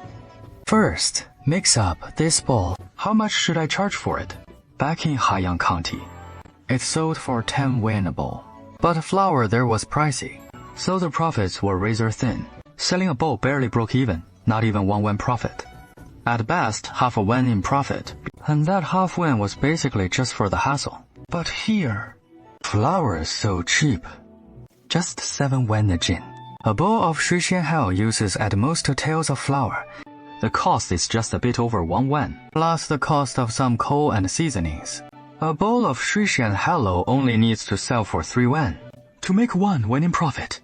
Shopkeeper, how much do you plan to sell a bowl of Shuixian Hao for? Have you thought it through? I haven't decided yet. What do you think I should price it at? Selling it for 5 wen should be fine. 5 wen sounds about right. Yeah, reasonable. 5 wen. So if I sell a bowl for that, won't I make 3 wen in profit? This is gonna make me rich. But isn't 5 wen too pricey? On this street, there is a shop selling southern rice noodles, run by Gao Laba. And his rice noodles go for 5 wen a bowl. Yours is no worse than that specialty dish, right? So why not price yours at 5 wen a bowl too? And go head to head with Gao Laba, steal his customers, and really tick him off. As an outsider clashing with the locals, snatching their business, they could call in 180 local toughs and smash up my shop. Oh, you're worrying too much. In Gaojia village, who would dare pull that kind of bullying in business? Do they want to end up in labor reform? No one wants to go to the labor camp. Then I'll go with 5 wen. Be bold about it. Shout out that 5 wen price. Come on, I'll help you yell. Newly opened Haiyang Snack Shop. Shuixian Hao. 5 wen a bowl. 5 wen a bowl.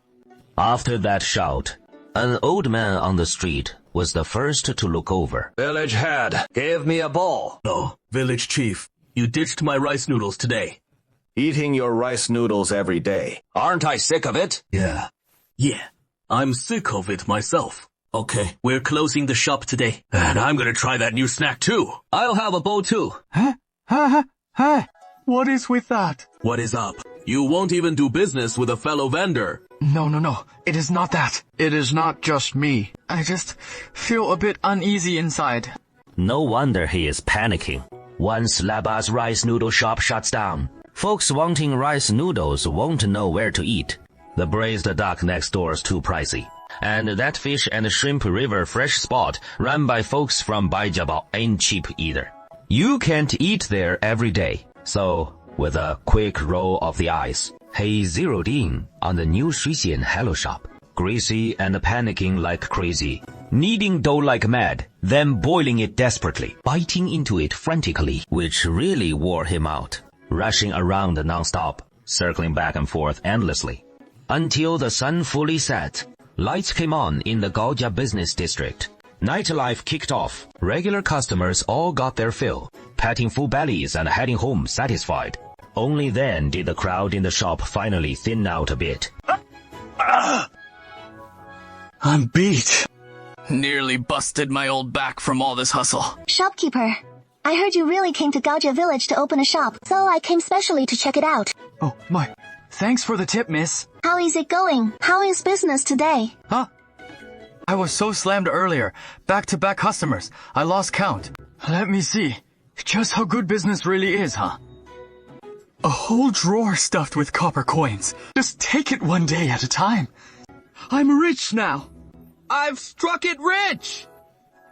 From now on, I'm gonna get myself a nickname called Rich as Dripping Oil.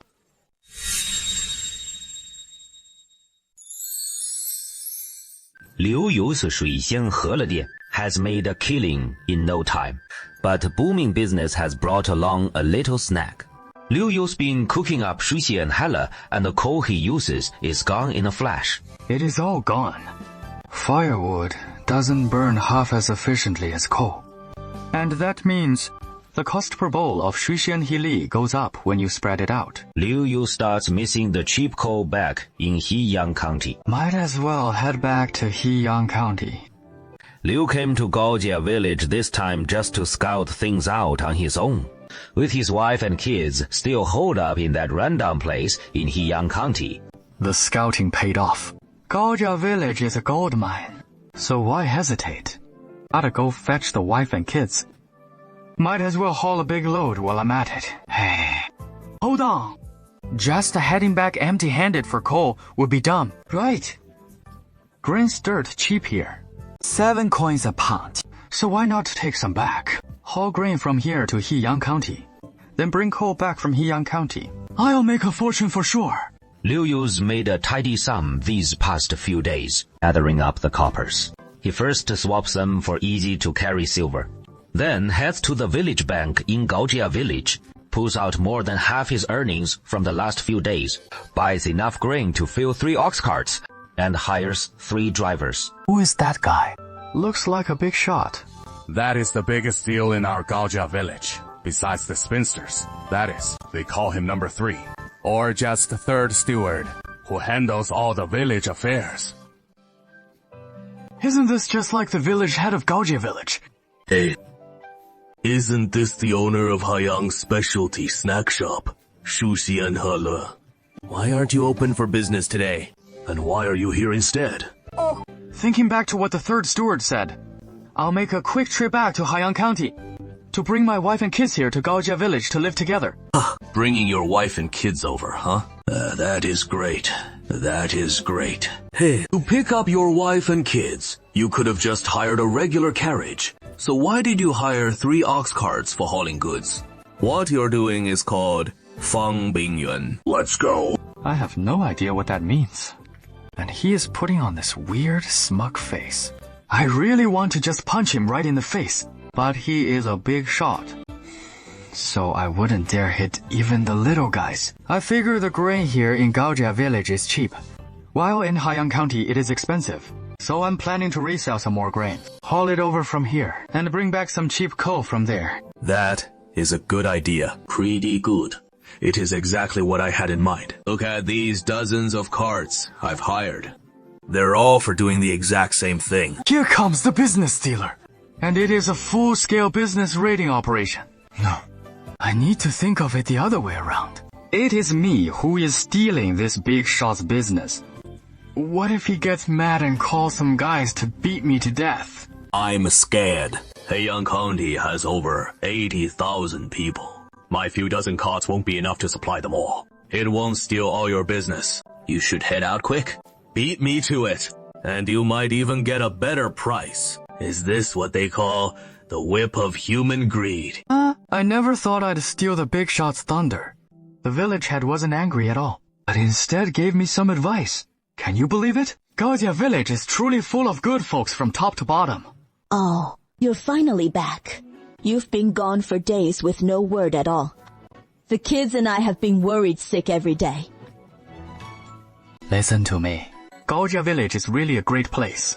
We've struck it rich, you know that. I'm back this time to take you and the kids to Gaojia village for a better life together. We'll run a little shop, but what fortune can that bring? As long as we're safe and sound, that is already a good life. Look behind me. In just a few days, I've earned all this. Mrs. Liu glanced behind her and saw 3 ox carts on the street behind Liu Yu. They were loaded with bags of flour, 3 carts packed full. And it is all ours! Yes, all ours. By now, Haiyang County had plenty of grain, as Gaojia village kept shipping grain steadily to Haiyang County to pay the road workers who earned 3 pounds of flour a day. But even so, the grain shortage was still quite large, and prices stayed sky high. 3 carts of flour. That is a big sum of money. Oh! We'll sell all this grain, then buy 3 carts of coal and haul them back to Gaojia village. From now on, I'll stay at the Narcissus River shop. You can greet the customers, and our little couple's shop will make a killing. I won't be flowing oil anymore. From now on, it is Rich as flowing oil. And you? The wife of Rich as flowing oil. Doesn't that nickname sound a bit too much like a nouveau riche? It sounds so tacky. But we are nouveau riche. As a nouveau riche, what is wrong with picking a name that screams nouveau? As a nouveau riche, do I really have to pretend to be some refined gentleman? That would be way more hilarious, right? Don't you think? Liu Yu sold all 3 carts of flour to Liangzhuang in the city, and pocketed a hefty sum of silver. Then he hired another carriage, so his wife and kids could ride in comfort inside. Right now, I can still use my golden finger to help the little people cheat a bit. If something unexpected happens, what will the little people do then? So boosting the little people's own productivity is an urgent matter. Now, what about this Jinshui Goukou? My main point of focus, young Master Bai, is busy sketching on a blueprint, occasionally looking up at the coal mine shaft, then diving back into his drawings. His blueprint shows a small track running from outside the mine deep into the pit, with a little cart on the track. The cart hooked to an iron chain, the chain stretching all the way out, and a pulley system set up outside. Heavenly Venerable, please take a look. Is this blueprint I've drawn feasible? Li Deyuan tapped out a few words quickly, and the printer hummed to life. In just a moment. He produced the printed sheet. Feasible or not, don't ask me. Go test it. Run some experiments. Practice brings true knowledge. Heavenly Venerable, you're absolutely right. Let's get to work right away. Build the coal transport cart according to this blueprint. Once it is ready, I'll come back and test if it works. Once this thing is built, the coal miners won't have to strain every muscle just to haul the coal up from the pit bottom. Is this still the place I know? Jinshui Goukou Mine. How did it turn into this? Esteemed merchant, what brings you here? In the eyes of us poor folks, I've already risen to the level of a wealthy merchant. I'm here to buy coal. You've turned it into quite a setup. Do you still sell coal? We sell. Of course, we do. Boss! Boss! Someone's here to buy coal! You're buying coal, huh? 3 carts. This guy's buying 3 carts right away. We're gonna make a killing on commissions again. Yeah. As for the price? The price hasn't changed. Same as always. Since you're buying 3 carts at once, and in such bulk, I could knock off a bit more for you. Sure. Quick. Let's buy them up. Buy all 3 carts. Oh man. This coal will go back to Gaojia village to boil water and brew Xianti tea. How many bowls of tea will that make? Spread out over every bowl. The cost of this Xianhe tea just dropped way down. From now on, our little life will be so sweet, so beautiful. Just then, a massive caravan rode in. It was the big caravan sent by 32. Dozens of carts stretching out for over 100 zhang, filling the whole mountain road to the brim. And so many more carts. All of them to load up with coal and haul back to Gaojia village. What village could use up this much coal?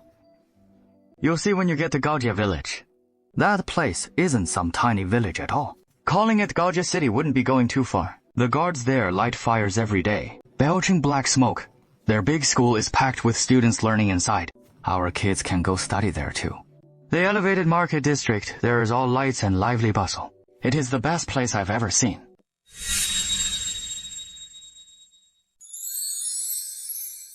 Mrs. Liu took her son for a stroll through this newly emerged village. The kid's dad wasn't just bragging after all. This place really isn't just on the scale of a village. It can totally be called a town, even several times more prosperous and lively than Heiyang County town. Walking down the street, the dazzling array of goods left him dazzled. 8 wen for a jin of radishes. The kid's dad is really raking in the money now. So munching on some radishes should be no big deal, right? Mrs. Liu quickly bought a jin and had her son help carry the 10-winner jin of Chinese cabbage. How long has it been since we last had cabbage in these 3 years of famine? Mrs. Liu quickly bought another jin and had her son help carry that too. Padded jackets were originally something only the young masters and misses of landlord families could wear. Ordinary folks could only wrap themselves in cotton cloth. Clothes come winter, shivering in the cold, especially now in this year of great disaster. When no one is even planting cotton, the price of cotton cloth has long gone out of control. Who would have thought that? In Gaojia village, a big padded jacket is still only 5 taels. Of silver, such a bargain. But we'll wait until the kid's dad earns a bit more money before we can afford a padded jacket. US adults don't need one, but we should get one for the son. I learned a new poem today, written by Li Bai of the Ming Dynasty. Bright moonlight before my bed. I suspect it is frost on the ground. What comes next? I also learned hoeing the crops at noon. My child hasn't even learned to read and write yet. Now that our family is making money, it is about time to send the child to a private school. Excuse me, is there a private school in Gao Village? Our Gaojia village doesn't have private schools, but it does have schools. All the kids go to school for free here. What do you mean, free schooling? No tuition fees? None at all. Now, Mrs. Liu couldn't sit still any longer. She asked for directions to the school, grabbed her son's hand, and bolted toward it like mad. I heard there's no tuition to go to school here. Head to Principal Wang's office on the 5th floor of the teaching building to register. They'll assign a grade and class based on the child's current level. Then pick up the textbooks from the 5th floor library and report to the class. The security guard rattled off those instructions at lightning speed, yet Mrs. Liu absorbed every word without missing a beat, pulling them in like a magnet. She seized her son's hand and charged off in a whirlwind. That mere 5-story teaching building conquered in seconds. She swept into the principal's office like a gust of wind, chatted rapidly back and forth with Mr. Wang. And just like that, registration was complete. As she dashed into the next door library like she was phasing through the wall, the whirlwind she stirred up sent Song Yingxing's research materials flying everywhere like scraps of paper. Who is this causing such chaos in the library? Sir, my child is a bit slow. I'll have to rely on you from now on. If he is ever disobedient, just give him a good thrashing, sir. The boy was still holding a pound of radish in his left hand, a pound of cabbage in his right, looking utterly bewildered. Mrs. Liu snapped into action, swapping the radish and cabbage for elementary Chinese and elementary math books, then kicked him straight into the classroom. I'm counting on you, sir. I'll bring gifts to visit you during holidays. You be good now. Study hard, so you can become a big official someday. Sorry to impose on you, sir. I'll take my leave first. Hold on, madam. What follows is the word of Tianzin. This decree, you must listen carefully. Do you know why children don't like chatting or confiding in adults, or sharing their own thoughts? I don't know. Please enlighten me, sir. When a child says this roast duck is really delicious, parents always say, then you must study hard. Only when you're grown up can you afford roast duck like this.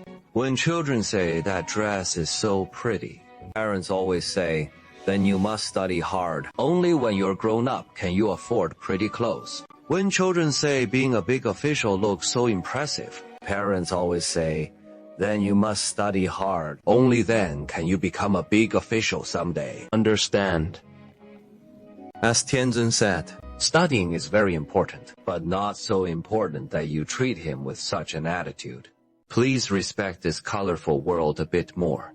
I'll teach your child well and be a good teacher. And you, please be a good mother. Mrs. Liu respectfully gave a bow, and only then did she leave the school.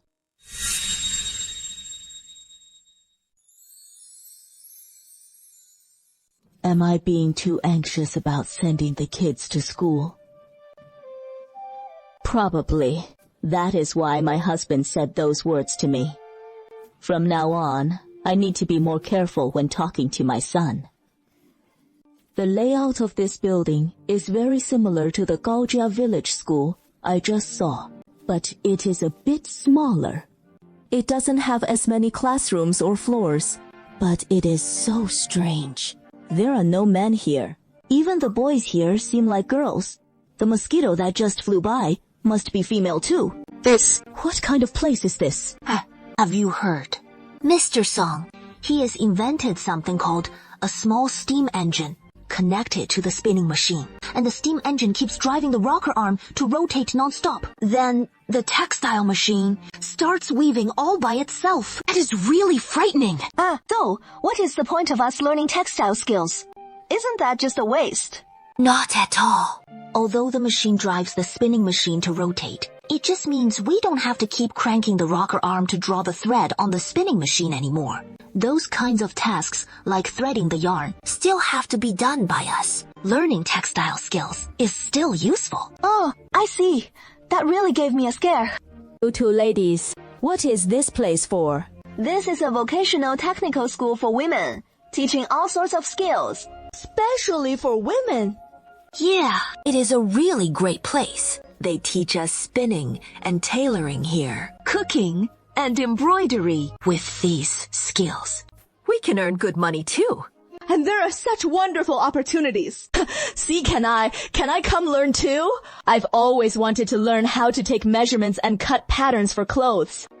To make my son a nicer set of clothes. Look farther ahead. Don't always just think about making it for your own son. If you learn the craft, then you can take on custom tailoring jobs. Each order can earn over 12 copper coins. All the walls of Fugu County have been torn down. The county town looks like an egg without its shell, shivering in the cold wind. Large groups of rebel bandits roamed back and forth through the streets and alleys of the city. The old man placed all his family's possessions outside the door. The bandit soldiers picked up the valuables. A faint smile played at the corners of his mouth.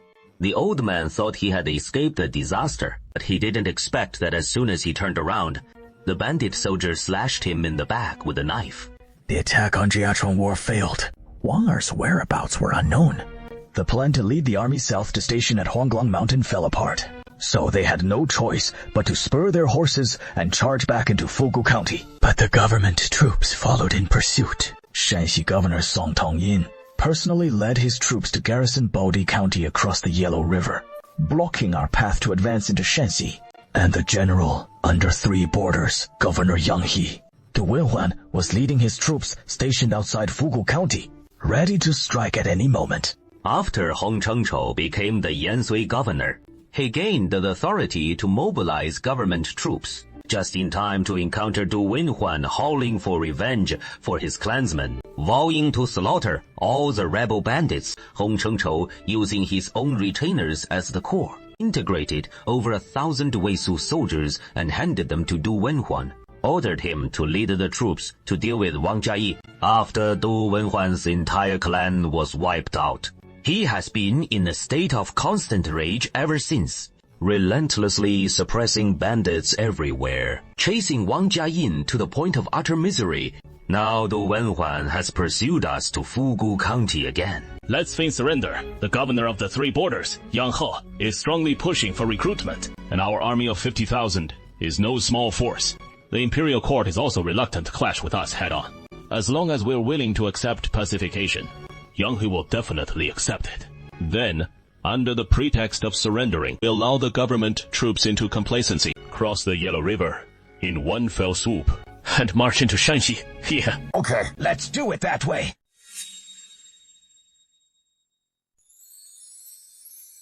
There are 2 imperial appointment documents from the court. One praising Liang Shixian, saying he governs the county with skill and wisdom, and is deeply beloved by the people.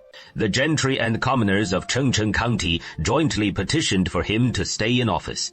So the court's original plan to promote him 3 ranks had to be shelved with a laugh. Now they've decided to keep him as magistrate of Chengcheng County. The other is about Ma Liang Shixian, saying that after 3 years in office, he hasn't even managed to collect a single tael of tax silver. He is an absolute disgrace to the Ming Dynasty. No magistrate has ever performed worse than him. He is on the verge of creating a new Ming martyr record. With tax collection skills like his, he'll never get promoted or make a fortune in his life. So they're keeping him as magistrate. This Ming officialdom is really something. Brother Feng, you've done me a huge favor. My position is safe now. From these 2 documents, the things I do in this post, handle them well, and it is a 3-rank promotion. Handle them poorly, and I'm demoted to a commoner. If the eunuch faction were still calling the shots, I'd be finished by now. But right now, it is the Donglin Academy's friends who hold sway in the court. So, well... That is why I hate you civil officials. You're so shameless about wrongdoing. Merit is merit. Fault is fault. How can you just use your mouth to arbitrarily decide merits and faults between promotion and demotion to commoner? Yeah, I think it is not right either. That said, General Feng, if it were up to you to decide, how would you rule? Merits earned should be rewarded. Faults deserving punishment must be punished. Rewards and punishments cancel each other out. Neither promotion nor demotion. Continue serving as county magistrate. What is the difference between this and the previous 2 documents? Since this official is retained in post, then I can keep scheming for Chengcheng County's future. General Feng, this official has something to discuss with you. I heard that Feng Jun, the magistrate of Haoyang County, Lord Feng, came to see this official not long ago, mentioned something really terrifying. The Heavenly Venerable is an immortal. Immortals wouldn't come down here to rebel and cause chaos. The weapons bestowed by the Heavenly Venerable have ended up in mortal hands, and mortals are bound to be swayed by mortal desires. Gaojia village grows stronger day by day, and those few who hold such great power, if they get any crooked ideas, consequences would be unimaginable. That is reasonable. Lord Liang told me about this matter, so he must want me to do something about it. You're a brave man. No matter how powerful the enemy, you dare to challenge them. As an official, I still remember how you thrust that spear right at the Heavenly Venerable's giant hand. I've been thinking that in this world, there is someone who dares to defy any authority, upholding their own sense of justice. And that person must be you. I hope you'll step forward and keep watch over those folks in Gaojia village, in case they break the law or stir up trouble. Then this task would be quite a burden for you. If instructor he wants to take me down, with those hundreds of muskets firing at me, how could I possibly fight back? If Bai Yuan wants to kill me with a sniper shot from afar, how could I resist? If 32 wants to kill me with just a single command, the whole Gaojia village is enemy territory. And how the hell are we supposed to fight that? The pressure's crushing. Last time the Gaojia villagers marched into Haoyang County, I was racking my brain over where to find someone to enforce the law. No, looks like we found our man. Feng Wusheng, that guy. He is probably the most bull-headed, inexplicably infuriating sort in all of Chengcheng County. The only snag is, strictly speaking, the guy's still loyal to the Ming court. He still clings to that patrol inspector's post, and hasn't bought into being one of us in Gaojia village yet. So when it comes to cracking down on crooks and lawbreakers, you know he'll approach it from the Ming court standpoint, not ours here in Gaojia village. That tiny shift in perspective could spell worlds of difference in the outcome. Let's try layering on another identity for him. Yeah. Fang Wushang's about to come rolling into our Gaojia village for a little visit. This time around, I figure we'll give him something a bit out of the ordinary to handle. Fang Wushang is a very busy man, running around the Chengcheng County all day long, hunting down bandits everywhere. Of course, ever since the Heavenly Venerable manifested in the county town, the common folk have food to eat, clothes to wear, so why would they still be bandits? Only a fool would turn bandit in a place blessed by the gods overhead. Aren't you afraid of getting slapped down? So Fang Wushang's job has gotten a bit leisurely. Now he spends more time hanging around Gaojia village, keeping an eye on the folks there, lest this bunch take the Heavenly Venerable's gifted weapons and grain and go off doing unlawful deeds. Hey! Isn't this Chengcheng County's patrol inspector, General Fang Wushang? I've seen you before. You look just like that town merchant Yang Xiao. You still think I'm a town merchant? You're such a riot. I'm not just peddling sugar anymore. Look, I sell embroidery too. Swords and blades, rare seasonings and fine wine bestowed by the Heavenly Venerable. And I've brought back all sorts of exotic goods from Xi'an. General Fang, care to take a look at this Japanese sword? It is the finest samurai katana from the land of the Wa. Just 5 taels of silver. Let me see that Japanese sword. If it is as good as you say, I'll take it. Sister Fang. Hold on. We'll get to that. Oops. Xing Honglang pulls a Japanese samurai sword from the shelf and hands it to Fang Wushang. Don't stop now. Keep talking as we walk. This guy's got a personality that just won't quit. General Fang, you seem pretty idle these days. How come? Not out rounding up salt peddlers anymore? Things are chaotic enough as it is. Where are there even illegal salt dealers operating? Shanxi's already banned Yun grain from entering Shanxi. Even food can't get in. What is the point of banning salt then? I heard the biggest and most famous illegal salt trader in Shanxi has vanished. Haven't seen any action in Shanxi for years. Now even if I want to catch illegal salt traders, there's nowhere to go. Let me tell you, there is a big illegal salt trader in Gaojia village. You can catch him. Who? No! Look, here he comes.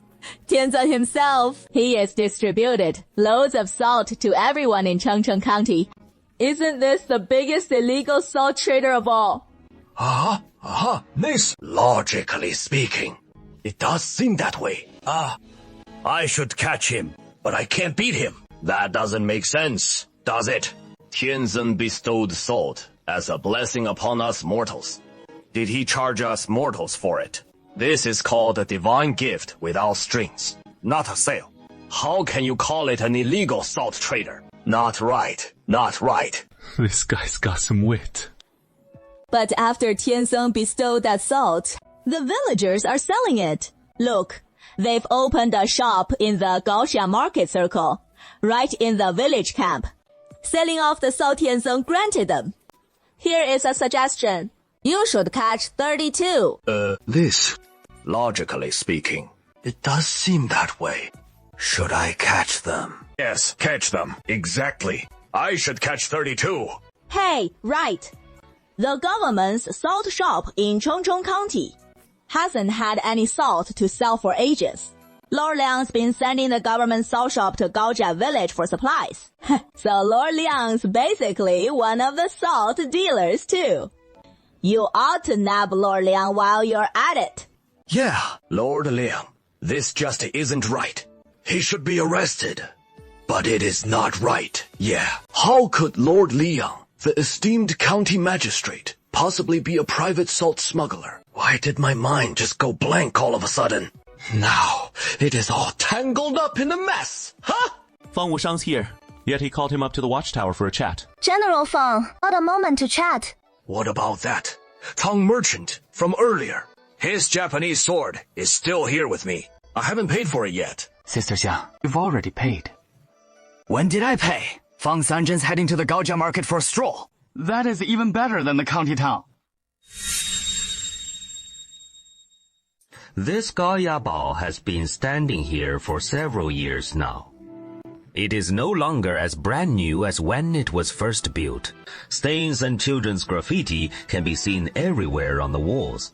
And there is a math problem scribbled on the wall by Gao Sanwo. 3 + 2 = 32. What guidance does the scientist have for me? It is not that I have words for you, but Tianzhen has words for you. This sentence startled Fang Wushang, and he quickly looked up at the sky, only to see a small cloud hovering about 60 or 70 zhang above his head. As Fang Wushang looked up, that small cloud gently drifted for a moment, as if greeting him.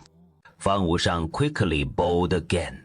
Tianzhen's a deity. There is nothing in the human world that he doesn't know, only things he doesn't care to know, or is too lazy to bother with. That is only natural. So, the conversation you had with Lord Liang that day, Tianzeng actually knows about it too. Don't worry, Tianzeng has no intention of blaming you. Tianzeng, not only is he not angry, but rather, he praises you, finding your considerations quite reasonable. Indeed, Tianzeng is truly a deity. Of course, he wouldn't compete for worldly power in the mortal realm. It is like a bunch of ants fighting at home. Who will be the ant king? Does it matter to humans? No, it doesn't matter at all. Well said. That makes perfect sense. But Tianzhen also thinks, if there are some mischief makers among mortals who cheat, swindle, and deceive others, engage in plots and schemes, acting unjustly, illegally, even resorting to utterly heartless methods, disrupting the peace, that is something Tianzhen doesn't want to see. The current situation in Gaojia village lacks an upright law enforcer. Heavenly Venerable said, power without restraint will inevitably lead to corruption. For example, if I were to go downstairs right now to the warehouse on the 2nd floor and take whatever I wanted, no one would stop me. That is because I hold the absolute authority granted to me by the Heavenly Venerable, which would gradually cause me to lose my sense of self and act without restraint, doing anything I please, without caring whether it violates the law. The saintess actually uses herself as the first example. Besides me, many others in Gaojia village enjoy such privileges, like 32, Bai Yuan, and He Jiaoxi. They both wield absolute power. In the small groups, they lead. It is still early days, and they're all good people for now. But if this continues, as their power grows ever greater, who knows what they'll become in the end? It is hard to say. This is exactly what I discussed with Lord Liang. These people hold the grain and firearms bestowed upon them by the Heavenly Venerable, and once they turn to evil, it would be truly terrifying. If they commit wrongs, the Heavenly Venerable could punish them. But the Heavenly Venerable is very busy, with no time to watch over a bunch of mortals every day. So Heavenly Venerable, that is why I sought you out, entrust you with a glorious yet arduous task. Rest assured, Heavenly Venerable, even if you hadn't called me here to discuss this, after this speech, I, Fang Wushang, as the Chengcheng Patrol Inspector, serve with utmost sincerity, bound by duty to manage all affairs in Chengcheng County properly, and anyone who commits crimes or acts wickedly will surely be apprehended. Being just the Chengcheng Patrol Inspector isn't enough. It is not sufficient. You must also come to Gaojia village. We need to appoint a Gaojia village inspector first. Otherwise, we really couldn't keep this group in check. Since we already have a Chengcheng inspector, why do we need a Gaojia village inspector? Does that mean Gaojia village isn't part of Chengcheng, and they're raising a rebel flag to form their own kingdom? Oh, Wushang, don't misunderstand. Gaojia village hasn't formed its own country. Then why bring up appointing a Gaojia village inspector? A few days ago, Gaojia village once dispatched a militia to Haiyang County to support the Haiyang County militia against the rebel Wang Jiayin. Surely you've heard of it by now, General Feng. Yes, I've heard about it. Then, let me give you a hypothetical scenario, General Feng. It is just a hypothesis. Suppose the Gaojia village militia, on their way to reinforce Haiyang County, robs a village in Haiyang County and slaughters the villagers. Could you handle that, General Feng? Of course. Being able to manage it isn't the point. Matters in Haiyang County aren't under my jurisdiction as Fang Wushang. Remember that time in the mountain village next to Zhengjia village, when we blocked Fan Shanyue's assault, but couldn't pursue them, because I'm only the Chengcheng inspector, not the county inspector, with no authority to enter Haiyang County and make arrests. Our Gaojia village is a civilian organization, and since it is a civilian group, they enjoy great freedom and can roam wherever they please. Last time they went to Haiyang County. Next time, they might head to Yichuan County, or even to Xi'an, or Shanxi, running wild across the realm. But as the Chengcheng inspector, General Fang, Your authority only extends to Chengcheng itself. Wouldn't that mean they can't keep up with our pace at all? So, you'll also need a position in our village. Gaojia Village Inspector.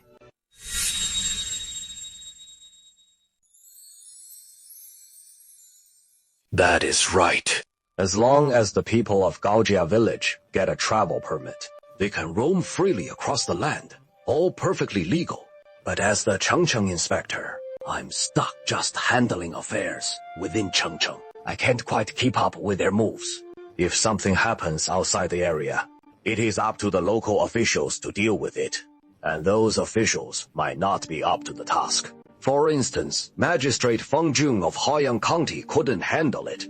And he sure as hell wouldn't dare tangle with an army armed with hundreds of matchlocks. That is why he came running to Chengcheng County to consult Magistrate Liang. He wanted Magistrate Liang's advice on the matter. General Feng, are you planning to just stick to troubles inside Chengcheng County? If it is outside the county, you wouldn't care if floods raged, right?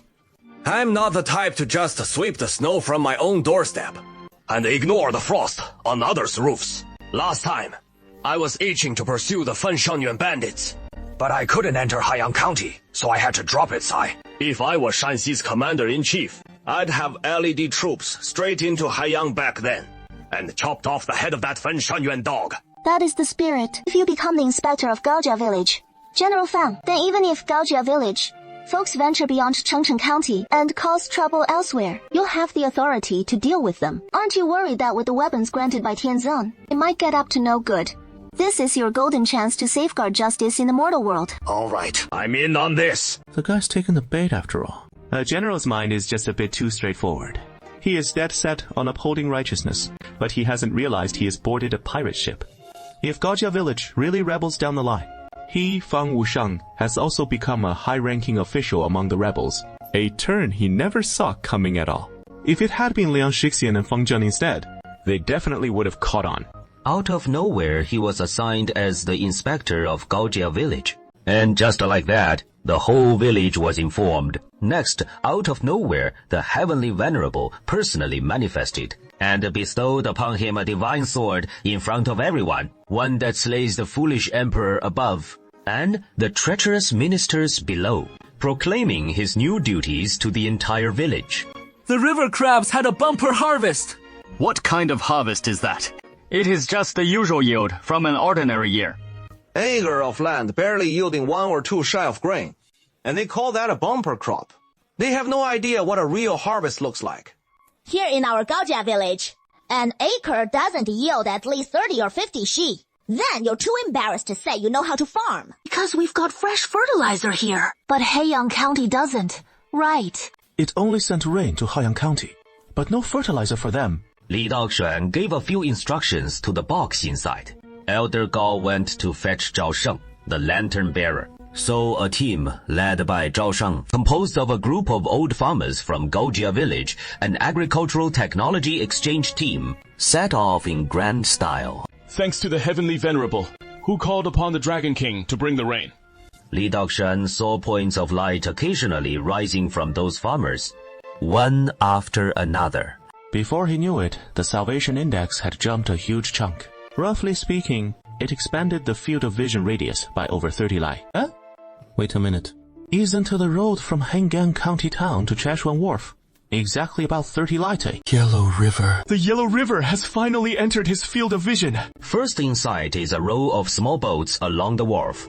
All of them modest fishing vessels, just a few meters long. Not a single proper large ship among them. Next, the field of vision shifts further to the right as the surging waters of the Yellow River fill Li Daoxuan's view. Don't you see the waters of the Yellow River pouring down from the heavens? And now, at last, the Yellow River comes into sight. The boat model I prepared in advance could go right into the box, but just placing it in there wouldn't make any sense.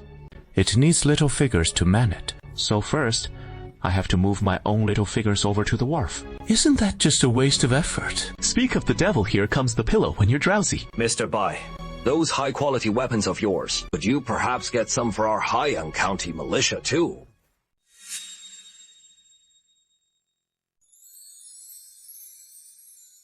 Mr. Bai, Those fine weapons of yours, could you get some for our Haiyang County militia too? It'd be great to mount a few cannons on the Chazhou Dock Fortress and pair them with dozens or even 100 musketeers. I guarantee, the next time those roving bandits attack, Brother Bai won't even need to lift a finger. Brother, I'll make them scamper off with their tails between their legs. We want some firearms, yeah. We wanted them. We wanted them badly. I don't have the final say on this. Even if Brother Bai says so, it might not count. Brother Bai, you're one of the most dashing figures in Gaojia village. Firearms are only granted by the Heavenly Venerable's word. Firearms are deadly weapons, and from the day they were created, they were meant to kill enemies more efficiently. In the hands of the virtuous, they can save the masses. But in the hands of the wicked, they can destroy the entire world. So, the prerequisite for wielding firearms is virtue. I get. It is those 3 disciplines that Brother Bai wants my men to study seriously. And 8 points of attention, right? Exactly. Your men have only just started learning this, so it is way too soon to hand them firearms. Wait until every one of them follows the 3 disciplines and 8 points of attention to the letter. No longer a disorganized rabble, but true soldiers of the people. Then Gaojia village will naturally deliver a large shipment of firearms. With a clear goal, it is much easier. Just wait and see, Brother Lei. I'll make sure to train the militia properly. The Heavenly Venerable is here. Where did he come from? I didn't see him. Latest and fastest premiere. I didn't expect the Heavenly Venerable to show up right at the Chazhou Dock. I've never noticed that before. My manners have been lacking. Just cross out the word ritual. The clouds part in the sky, revealing a large sheet of paper. No harm in that. I'm just here to take a casual look. I like it. I like it. The Heavenly Venerable doesn't like people kowtowing and kneeling all the time, wasting so much time on formalities. His venerable self is quite busy. When speaking to him, keep it concise and to the point. Don't waste his time informing the Heavenly Venerable, as per Ning's instructions. I often come to inspect the pier, urging the workers to build the fortress. 10 days ago, the cement fortress is now complete. The Haiyang County militia has now moved into the fortress. They will be stationed here long-term from now on, to defend against the roving bandits. I've also brought in some veterans from Gaojia village, teaching them the 3 main rules of discipline every day, and the 8 points for attention, to raise their standards, and then equip them with weapons. Well done. With you overseeing things, I'm at ease. Since you've established a foothold along the Yellow River, then I'll grant you a fine ship as well. Is the Heavenly Venerable granting us fishing boats for fishing? We already have fishing boats here, though they're a bit worn. But they're sufficient to keep the fishermen going. Years of severe drought haven't affected the fishermen on the Yellow River. Their lives are secure. Yet the Heavenly Venerable is granting a ship. That is odd. Could it be not a fishing boat, but rather a warship? Suddenly, a massive ship emerges from the parting clouds, slowly descending from the heavens. Giant ship. What a huge ship! This ship must be at least 10 zhanglong. A boat this long is practically a giant behemoth on the inland river. Is the Heavenly Venerable casting a spell? Oh my goodness. Something's off with the boat granted by the Heavenly Venerable this time. What is wrong with it? Such a huge ship. What an impressive ship. What else feels off to you? This ship is actually wooden in texture. That is so strange. Why isn't it 70% in those colorful Heavenly Venerable hues? This ship doesn't match the Heavenly Venerable style at all. Could the Heavenly Venerable be hinting something to us?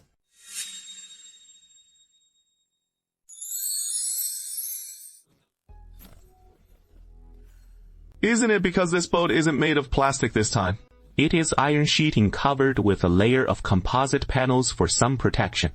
To give it that antique, beautiful look, so the builder went with wood grain paint. Who knew this normal color would look weird to those little folks? Let's board the ship and check out the cabin. This ship's a bit high up. How do we get on? Master! There is a ladder here! And right on the side of the ship, there is even a little ladder leading up to the deck. You can tell they thought through every detail when building this ship. It is really impressive. Around the steering wheel, I can figure out with my brain that this controls the direction. And that familiar switch next to it is just like the one on the little train. Isn't it obvious how to operate this thing at a glance? Just flip this switch first, and the boat will head forward. Then, turn the rudder to steer. To stop, just flip it again. So easy to handle. No need for oars or sails. Everything from the Heavenly Venerable is like this, powered by immortal energy. How could us mortals understand it? Even with immortal power and no need for oars or sails, a ship this big still makes turning and docking tricky as ever. White Ape, don't go messing with that switch. Bai Yuan's hand is already on the switch. At his words, he got cautious and pulled his hand back. Yeah, fair point. I'm not much good at handling boats. After all, it is not one of the 6 arts of the gentleman. Master, I know a bit about rowing. Okay. All the servants who can row, get ready. Let's give steering this big ship a try. Zhang Di, you've got plenty of fishermen in Haiyang County who've spent their whole lives on the Yellow River, right? Get them on board, and we'll all give steering this big ship a try together. If we can get this ship up and running, why fear those water bandits anymore? Brother Bai is absolutely right. Those good at swimming and skilled at handling boats, all get on the big ship. And let Mr. Bai give us some pointers. Those fishermen have been itching to check out the big ship. The moment they heard that, how could they not jump at the chance? A dozen or so fishermen rushed aboard together, scurrying back and forth on the deck, touching this and poking that, absolutely amazed. Oh my. The Yellow River's way too wide, taking up the entire view in the box. If the ship heads to the middle of the box, you can't even reach it. If the ship capsizes, it might be too late to rescue the little figures that fall overboard. I'm feeling a bit nervous. We need to keep adjusting our view to keep the ship hugging the edge of the box. Amid this tense vibe inside and outside the box, White Ape flipped the electric switch with a snap. Yes! Something's spinning at the stern of the ship, pushing our boat forward. Oh, a boat like this actually exists. So it is a ferry boat, huh? Whoa, quick! Turn left! Turn left a bit sooner, or the Yellow River's current will shove us, and we won't make the turnaround before the classroom up ahead. This thing's easier to handle than I imagined. And it is way freer than driving a little train, since little trains are stuck to the tracks. But this ferry ship can travel anywhere on the Yellow River. This ship, much better than our little fishing boats. So smooth and steady, and fast too. If I'm on this ship, casting a big net down to catch fish, it'd be way more convenient than on a small fishing boat. Hey, striving for a living all our lives. And now we've got a ship this big. You still want to go fishing? Using this big ship to haul a full load of grain. Sell it up in northern Shaanxi, where grain prices are sky high and folks owe money for a dew of rice. Wouldn't that make us rich? Isn't that quicker than earning from fishing? TFFT. That place isn't somewhere you and I can just go to. You might earn the money, but won't live to spend it. The river bandits won't hack you down halfway. Back when we were weak, we feared the bandits. But now, with this big ship, we're strong now. What bandits do we have to fear? I'm just asking, where can we do business now? Even the government's navy. I'm not afraid of them anymore. Oh, you can't say stuff like that. Your words are no different from treason. After Bai Yuan takes it for a short test sail, he brings the big ship back alongside the dock. The fishermen toss a long rope down, wrapping it around the dock's wooden posts. But one rope won't secure this big ship. What if the current sweeps it away in the dead of night? We'd have to wear morning clothes. Big ships all use 4-clawed iron anchors. This ship must have one too. Quick, let's find it. Got it! Got it! This ship, we know how to handle it now!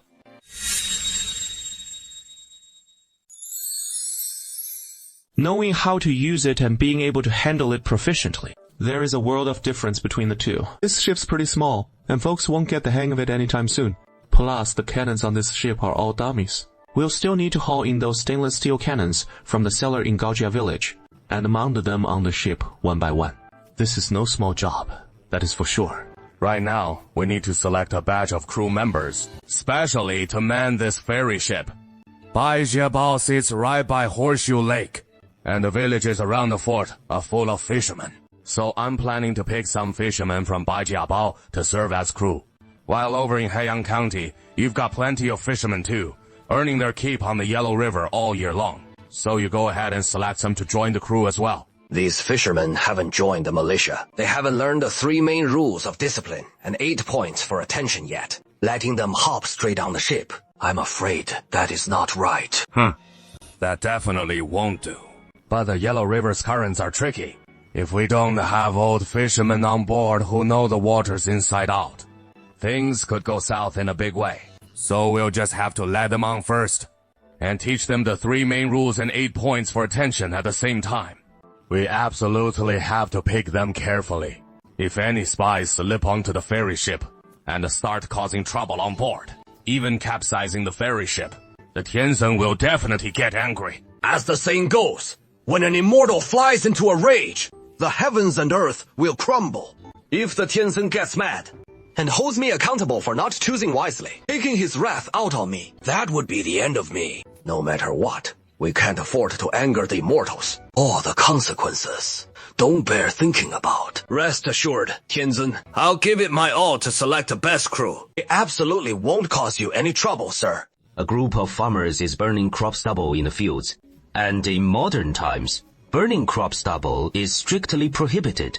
But in this era, it is still how farmers boost the soil's fertility and eliminate pests and diseases. Old Yang, how much grain did your family harvest this year? 2 mil of land yielded 40 taels. Oh, that is quite a harvest. Why are you shaking your head? Folks in Gaojia village get 40 per mil, but I only get 40 from 2 mil. What is there to be so proud of? That is not just bragging, right? Nonsense. You all know Little Yang the blacksmith in the village, don't you? He's got some real blacksmith skills. So he went off to Gaojia village to work and make a fortune. A few days ago, Little Yang came back to the village to visit family, and he said that Gaojia village yields 40 per mule. What method did they use? I heard they used this immortal fertilizer granted by the Heavenly Venerable, and that immortal fertilizer is way more effective than our manure. Something about scientific proportions, I think. Anyway, I don't quite get it. I just remember that one term. Then, let's go to Gaojia village and buy some immortal fertilizer too. Just having immortal fertilizer isn't enough. You've got to know how to use it. We've been farming our whole lives. Surely we understand you can't just use fertilizer any which way. If you don't figure out how to use the immortal fertilizer right, and you toss it on the fields carelessly, it could burn the roots, leading to total crop failure. Oh, that makes sense. If you skip the fertilizer altogether, it is no big deal. At worst, you just get a bit less grain. But if you get it wrong, all the crops in that whole field could die off, resulting in total crop failure. Then, let's head to Gaojia village and learn it ourselves. I'm just afraid they won't be willing to teach us. Yeah, who'd be willing to hand over this kind of top-secret moneymaker to outsiders? Hurry up and finish burning the straw. While winter hasn't arrived yet, how can we plant some more veggies like that? Just then, a solar-powered bus came driving along the concrete road outside Yangzhuang. About a dozen people hopped off the bus. Why is a bunch of farmers showing up here? And mixed in among them was a scholar in his 30s, looking all refined and delicate, with a scholarly, frail vibe that made him seem like the leader. What an odd group that is. Why is a scholar leading a pack of farmers all the way here? Those unexpected visitors unloaded several large bags from the solar-powered bus, with writing on the bags. But the farmers from Yangzhuang were all illiterate, so they had no idea what was inside. Slow down! Slow down! I can't keep up! The farmers stopped and let him catch his breath for a bit. Then they trudged across a few short field ridges, and after hustling along for a while, they finally reached the farmers from Yangzhuang. You must be the farmers from Yangzhuang, right? I'm from Gaojia village. My name is Zhao Sheng. Everyone calls me Mr. Zhao. Mr. Zhao, hold off on talking for now. Take a seat. Catch your breath. You're from Gaojia village. What brings you to Yangzhuang?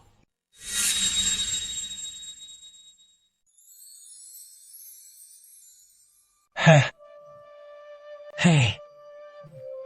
A group of guys behind me are farmers from our Gaojia village. They've got 2 or 3 years of experience using fresh fertilizer for farming, and they've mastered the technique to perfection. Oh, we were just talking about miracle fertilizer a moment ago. And unexpectedly, the big shots from Gaojia village show up. The words on those bags must be miracle fertilizer. That is several big bags of miracle fertilizer. I get it now. You came to Yangzhuang to deliver most of the miracle fertilizer, right? But even if we get the miracle fertilizer, we wouldn't dare use it carelessly, unless someone teaches us how to use it. What a coincidence. I'm here to teach you how to use this miracle fertilizer. The tuition won't be cheap, right? Can we even afford it? We've just gone through 3 years of drought. The family's been broke for ages. How could we pay tuition? Tuition? You're really underestimating me, Zhao Shang. When you have time, go ask around at the youth front. Mr. Zhao here helps out the folks in the village. When has he ever charged a dime? I won't even charge for these bags of fresh fertilizer. I'll give them to you to try for free. If you find it works well, we can talk about buying more during next year's spring planting. Gaojia village will send someone over soon to set up another fertilizer supply co-op in Haiyang County town. And then you can buy it there in Haiyang County. Alright, I've rested enough, and I can talk without catching my breath now. So now, let's get to teaching you how to use the miracle fertilizer. Please guide us, sir. Guanglongshan Prison Valley holds 7,000 reform-through labor inmates. The young and strong male inmates are regularly escorted out to do some heavy manual labor. But among these reform inmates, most are the elderly, weak, women, and children. These folks can't handle heavy labor, so Gaojia village had to bring in some textile machines and cotton to let them take up textile work. That day, the brigade's Gaojia villager team arrived. Along with them came several large wagons, transporting a few strange machines, and then, under the arrangement of the old sorghum grower, a large group of the elderly, weak, women, and children, the reform inmates all gathered in the workshop to watch these strange machines. Next up, what I'm showing you is the latest steam spinning machines and steam looms. Add coal here. Pour water in here. Okay, now watch closely. As soon as the machine starts, the steam hisses loudly. That massive machine starts moving on its own, spinning the cotton into thread in a flash. Wow, that is impressive. Got a good look. Do you know what this means? I know. I get it. Good that you get it. Come on out and tell everyone what you get. I get it. With this machine for weaving cloth, the prison won't need us anymore. They can just kill us all and save a ton of food that way. Got quite the imagination, huh? Oh, please! You haven't understood a thing. Does Gaojia village need to skimp on this tiny bit of food for you? Are we so short on grain that we'd kill like some demons? Don't go lumping us in with those bandits! So what are we supposed to get then? Faster weaving efficiency also means more and cheaper cotton cloth. The price of cotton cloth going forward won't be sky high anymore. Got it? Ordinary folks can afford cotton clothes now. Got it? Even you labor prisoners can wear cotton clothes too. Got it? Got it? Damn. This really pisses me off. Don't stoop to their level. These folks are slow on the uptake. It is no use expecting them to figure it out. So just give them direct orders. These latest model steam, spinning, and weaving machines are now in mass production. And it won't be long before all the old textile machines in the prison are retired. And you'll all start learning to use the new ones in small groups of a few. And once you've got it, you'll spin with the new machines. Got it? So they're not gonna kill us after all. That is great.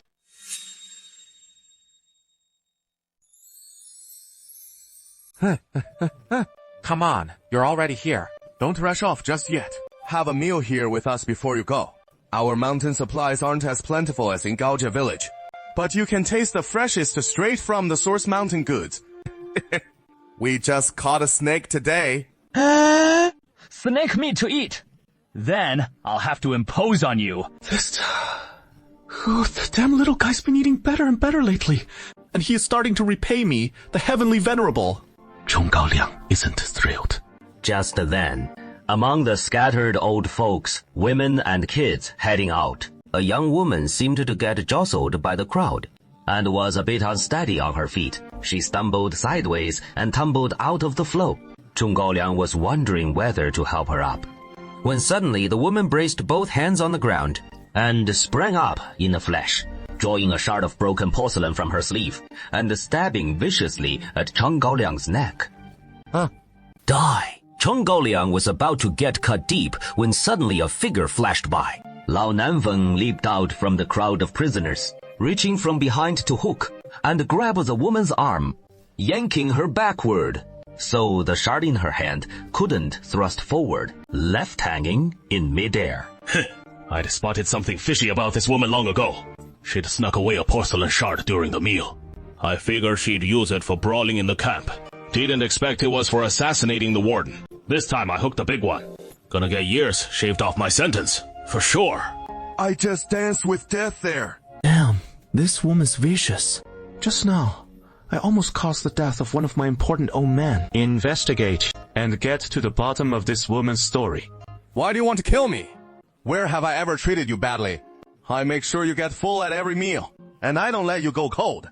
So is there any need to take my life? The people I want to kill are from Gaojia village, and you're the highest ranking one from Gaojia village that I can reach. So, that is why I go for you. My own brother was lured into a trap and beaten to death by people from your Gaojia village.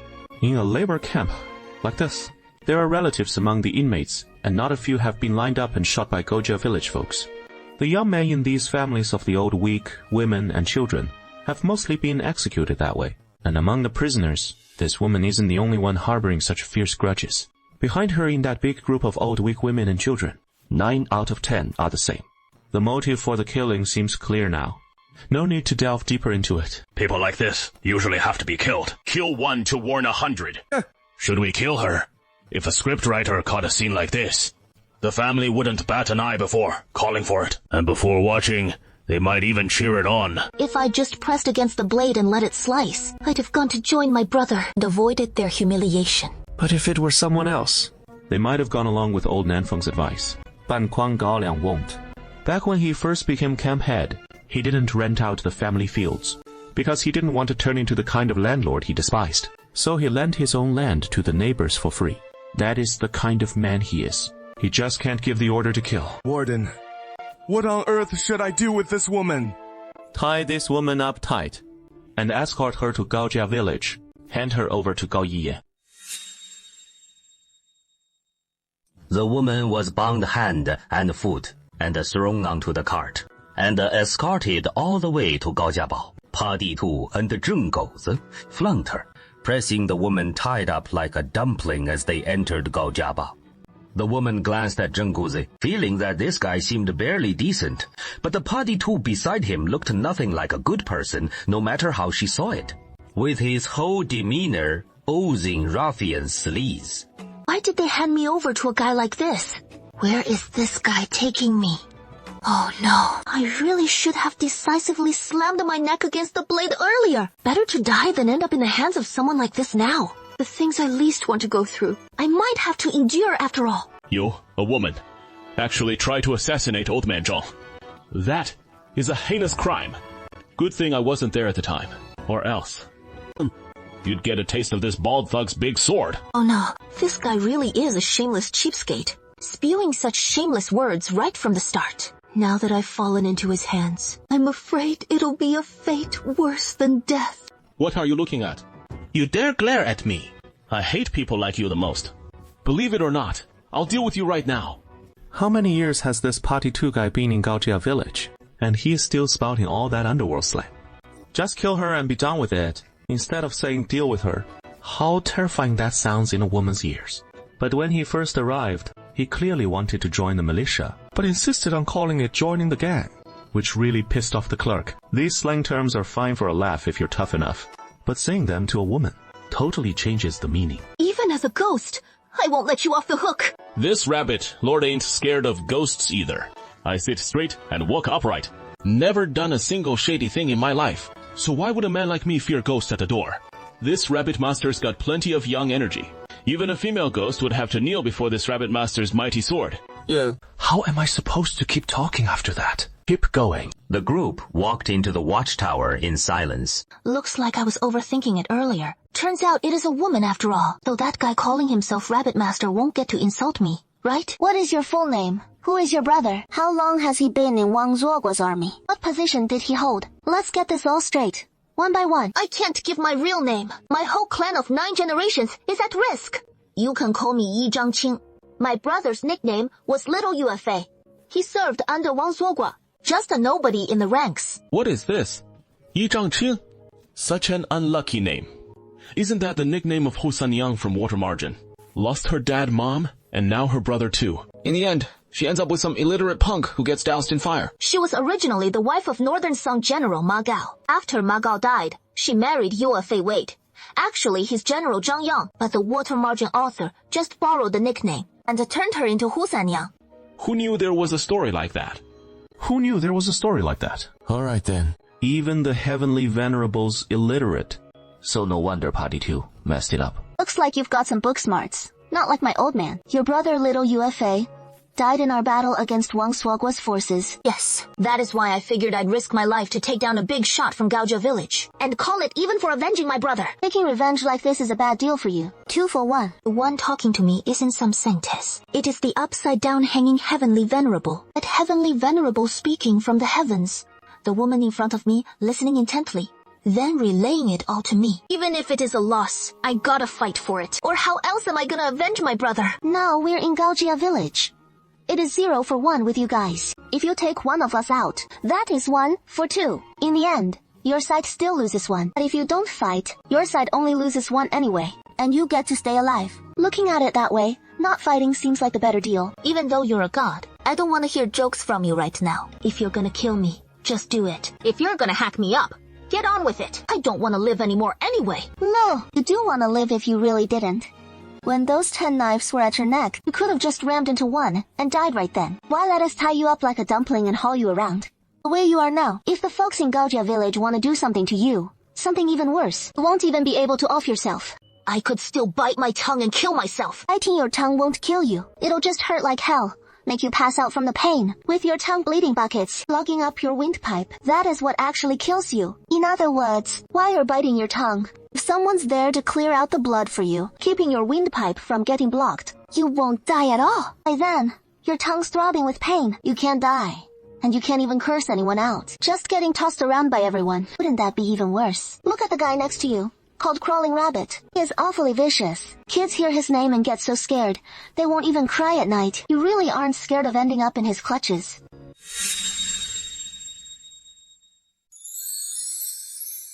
Yes, I'm pretty fierce myself. Killed dozens, even over 100 people, without even batting an eyelid. Especially targeting women and children. 1/per victim. 1/per victim. Next, let me speak my own mind, not Heavenly Venerable's words. Oh, Pet Rabbit, when did you ever kill women and children? And isn't your go-to weapon a sword? When did it turn into a knife? Hey, Holy Maiden.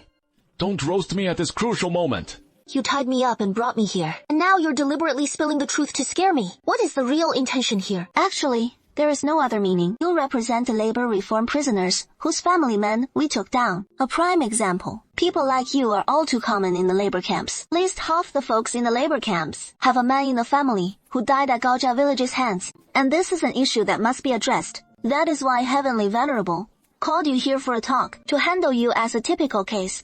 Exactly. There are plenty more like me. Sooner or later, they'll pick up weapons and wipe you all out, avenging the men in their families. Don't think that just because you say this. Gaojia village will apologize to you for killing your brother. Why your brother died. You surely know better than we do. You're just unwilling to admit it. Let me ask you then. Did your brother commit murder and arson? Did his sword shadow skim by repeatedly? Has he ever aimed his weapon at defenseless ordinary folk? While he was doing these things, you, as a woman, what were your feelings at the time? Did you ever try to dissuade your brother from striking? Do you feel heartbroken about your brother's actions? Or does your brother go around killing people? The food robbed from others ends up in your stomach, and you even feel happy about it. That is right. As a woman, you have no way to stop the men in your family from doing these things. The eldest brother is like a father, so the brother goes off to burn, kill, and plunder, while the sister can't even speak up. She can't intervene at all. She can only watch helplessly as her brother follows that left-hanging bandit army, wreaking havoc everywhere. And the food my brother robbed also filled my stomach. When your brother is out there doing evil everywhere, the families of those he has killed, I'd show up at your door right now to kill you.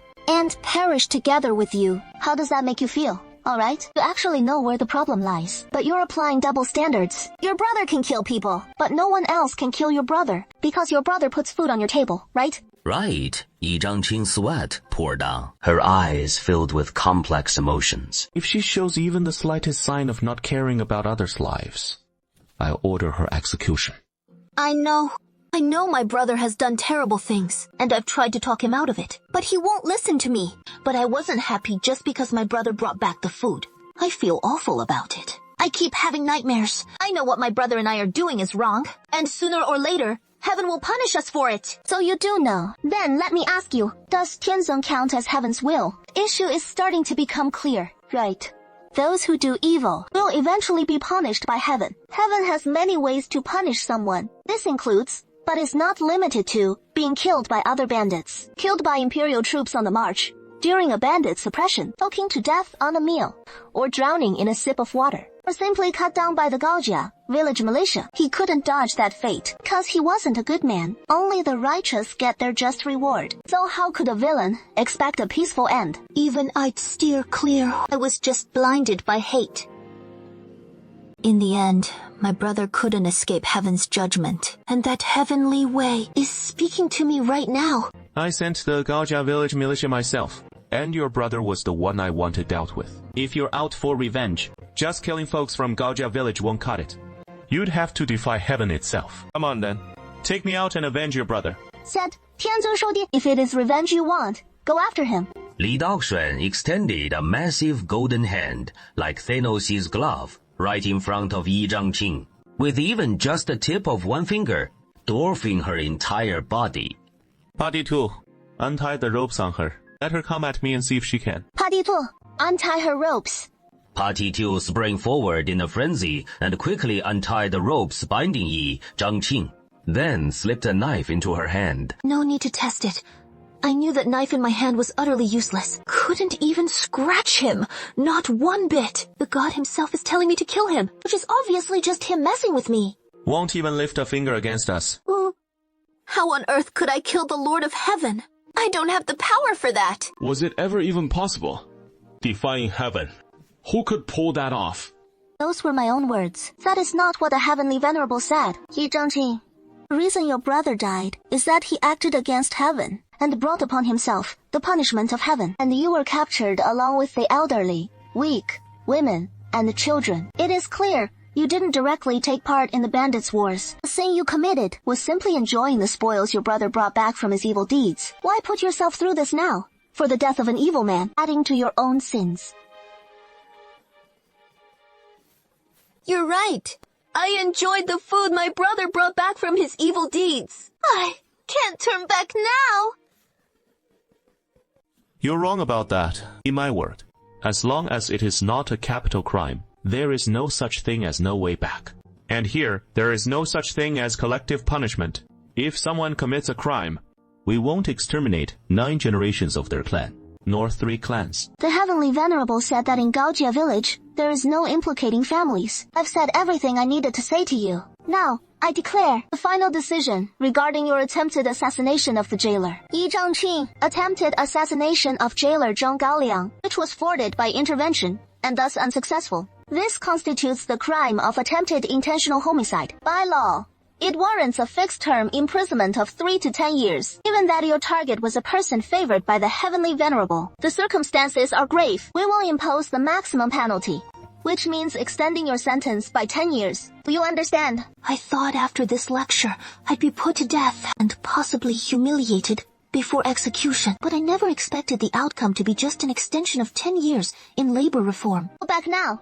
Once you're back in prison, think carefully about what the Heavenly Venerable told you today. Think it over carefully.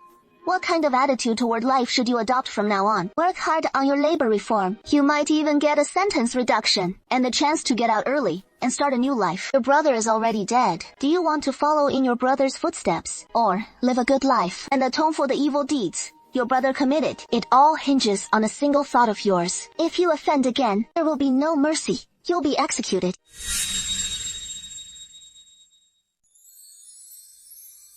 Next, we need to pay even more attention to prison security. The management of reform inmates must be stricter and more cautious. Even when dealing with the elderly, the weak, women, and children, we can't let our guard down. So, the prison established new security protocols and a more standardized management system. Dogsy, we pulled off another righteous deed today. Where? We didn't do anything noticeable. So don't act like you've done something heroic. You don't know yet, do you? What we just did has real merit. It is not just some trivial matter about a woman. Speaking of that, I find it really odd why Tianzhen went to such lengths to talk with that woman for so long. Like Old South said, just kill her and be done with it. You wouldn't get it. That woman doesn't just represent herself. She stands for all the families of the roving bandits. It is not just those 7,000 people. In the future, we might defeat more roving bandits, or even the officers and soldiers. We'll kill plenty of rebel soldiers, regular troops, Mongol forces, and lowly slave soldiers, along with their families nearby. Many of them will end up like that woman, turning into our enemies. There could be millions or even tens of millions of them, with prisons full across the land. Are we supposed to just kill them all? No way. That is why strategic foresight is the best approach. Tianzhen's approach with this woman sets the template for dealing with these enemies down the line. We just need to follow that plan. I get it now. Once that woman gets back to the prison, she'll reflect deeply on the wisdom she heard from Tianzhen today, then spread it among the inmates, so all the veteran prisoners can follow suit and think it over. Should they hate us or not? How should they face their future lives? So, what Tianzhen just faced wasn't just that one woman, but the millions of reform prisoners to come. Do you still think that is a small matter now? No wonder. The Rabbit Master's approach. Few in the world can rival it. We've all been wandering outside for a few years, so we need to settle our hearts first, before we've properly learned the 3 rules of discipline and 8 points for attention. Better not head out on patrol. Paddy Rabbit and Jungle-Z were chatting as they walked, and as they turned the corner, they slammed right into Wang Er, who was leading the group. Paddy Rabbit felt like he'd crashed into a wall, stumbled backward, and plopped down on his butt. Hey, brother. Sorry about that. Didn't see you coming around the corner. You okay? Of course not. The Rabbit Master isn't made of paper. How could I get hurt from a bump like that? What are you laughing at? I'm laughing at how, after all that martial arts training, you're still such a rookie. You topple over at the slightest touch. Paperman, my ass Goozy. You just couldn't hold back, huh? I remember you. You're the guy Mr. Bai brought back from Haiyang County, back during the Battle of Xiachuan, when you led those 100 militia and local braves, charging into battle with your yellow hats. That is right. Name's Wang Laohu. Mr. Bai brought me into the group. I'm still just a recruit, so if there is anything I don't get, I'd appreciate your guidance. You know the Rabbit Master? Of course I do. You're Patty Rabbit, and everyone calls you Rabbit Master. That clash at Keichuan Dock, Baldy tossed the explosive pack meant for the cannon, blew apart the border troops' shield wall, and the brothers were truly impressed. This guy's got real savvy. You open your mouth and start flattering this grand old me, so I'll let that bump from earlier slide with him. But I still gotta save some face. That bump earlier wasn't cause Rabbit Master was off his game. It was just Rabbit Master getting distracted and not watching where he was going. So let's bump into each other again right now, to show you just how tough Rabbit Master really is. No need to bump again. I'm a real weakling. Just now around the corner, I had my head down and was charging ahead, while Rabbit Master was twisting his head to talk to Brother Zheng Doggy. So bumping like that, you'd definitely get the short end. If we were both walking straight ahead, I'd be the one hitting the deck for sure. You sure know how to talk sweet, brother. I like you. If anyone picks on you from now on, just spit their name to me.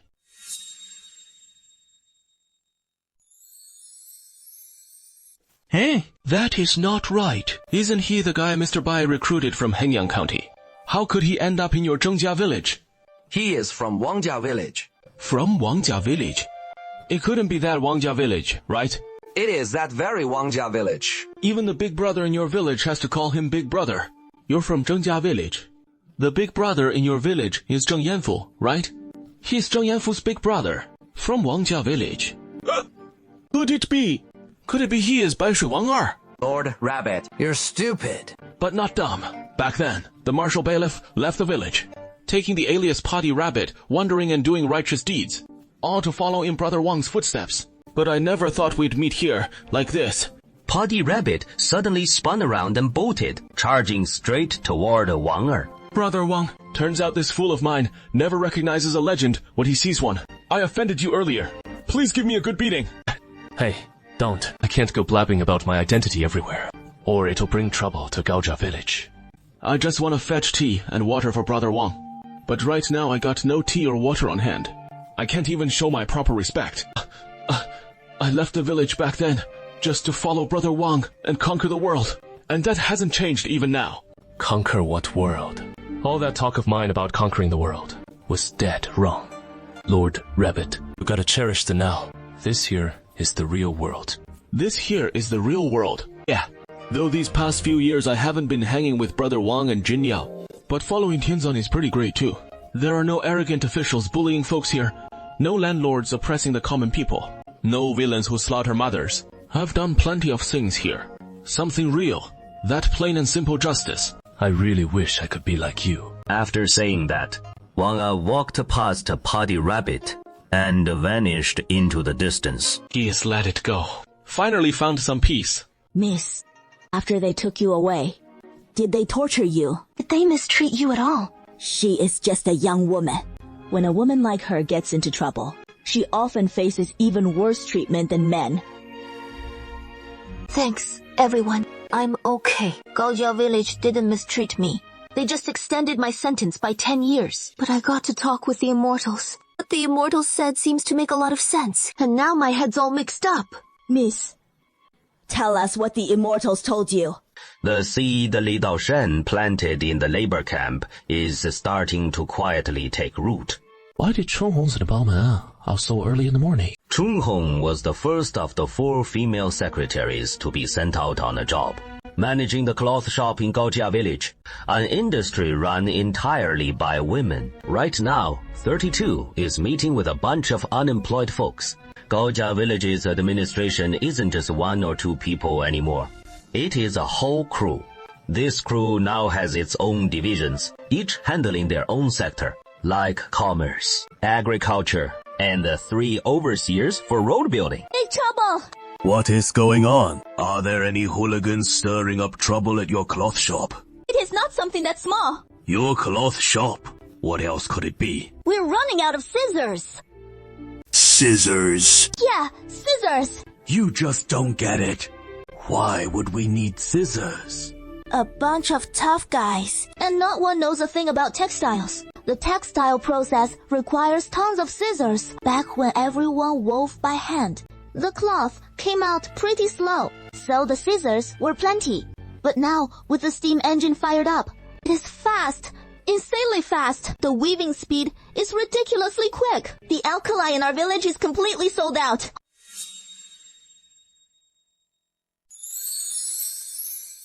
The fierce masters in Hall 32 are all so fierce. Oh, I see. This is one of the early signs of the Industrial Revolution kicking off.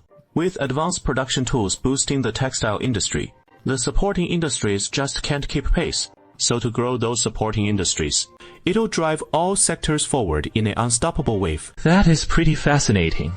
Time to kick back and watch the show. After Cheng Hong cheerfully explained the textile process, 32 and the masters finally got it. Textiles need a ton of cocoons, enough to marry off a whole person. Let's head over to the sauce well and call our alkali craftsman. Third Overseer, I don't know why you've summoned me. What is the matter here? I heard our village's alkali supply is running short.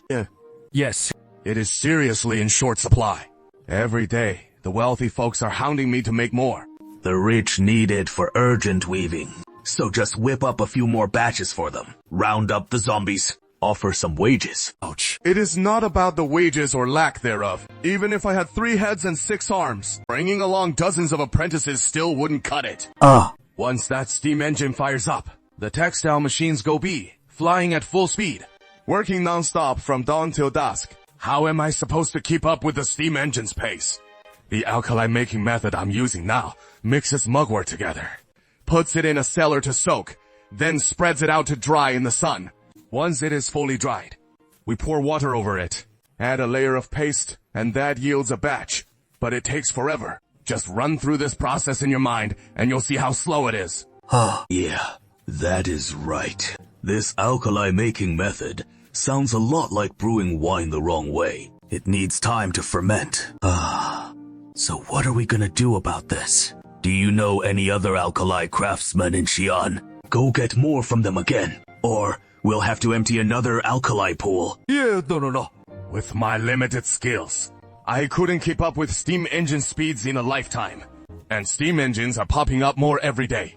Those blacksmiths are like workhorses, hammering out steam-powered textile machines non-stop, one after another, rolling out endlessly. For every extra one, yeah, the demand for alkali goes up that much more. Unless I know some magic trick. Otherwise, these beasts will work me to death. Time for a small handicraft workshop to feel the terror of the Industrial Revolution. So we gotta come up with some solution, right? I got no solutions at all. Then we're totally done for.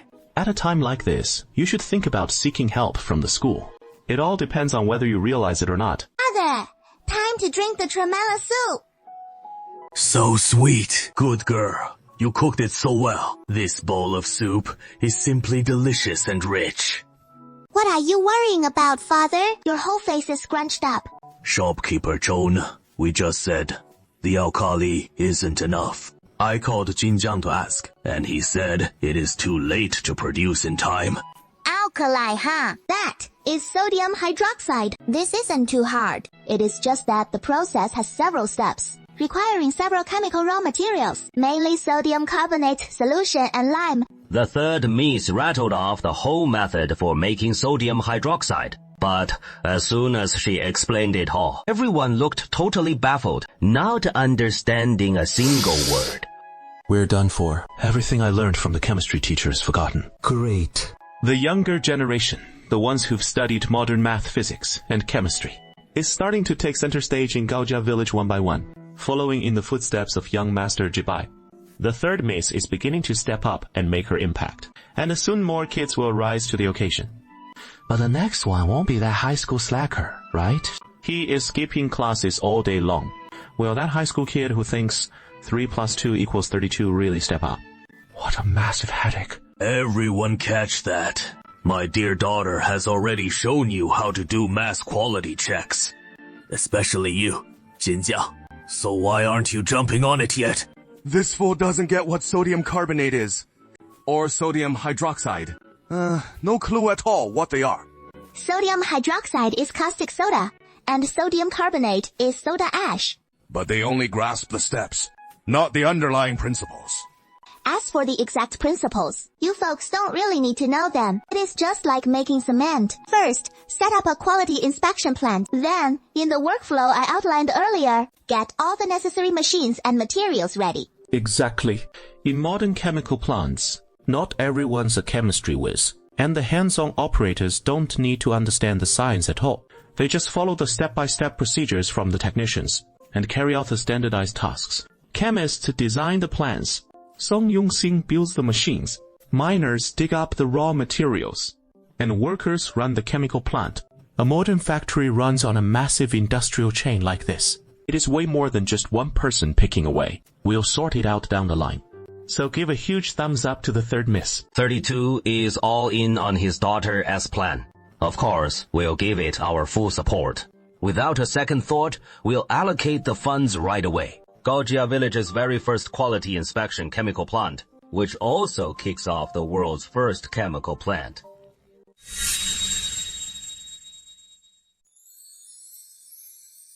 The fake cannon has been dismantled.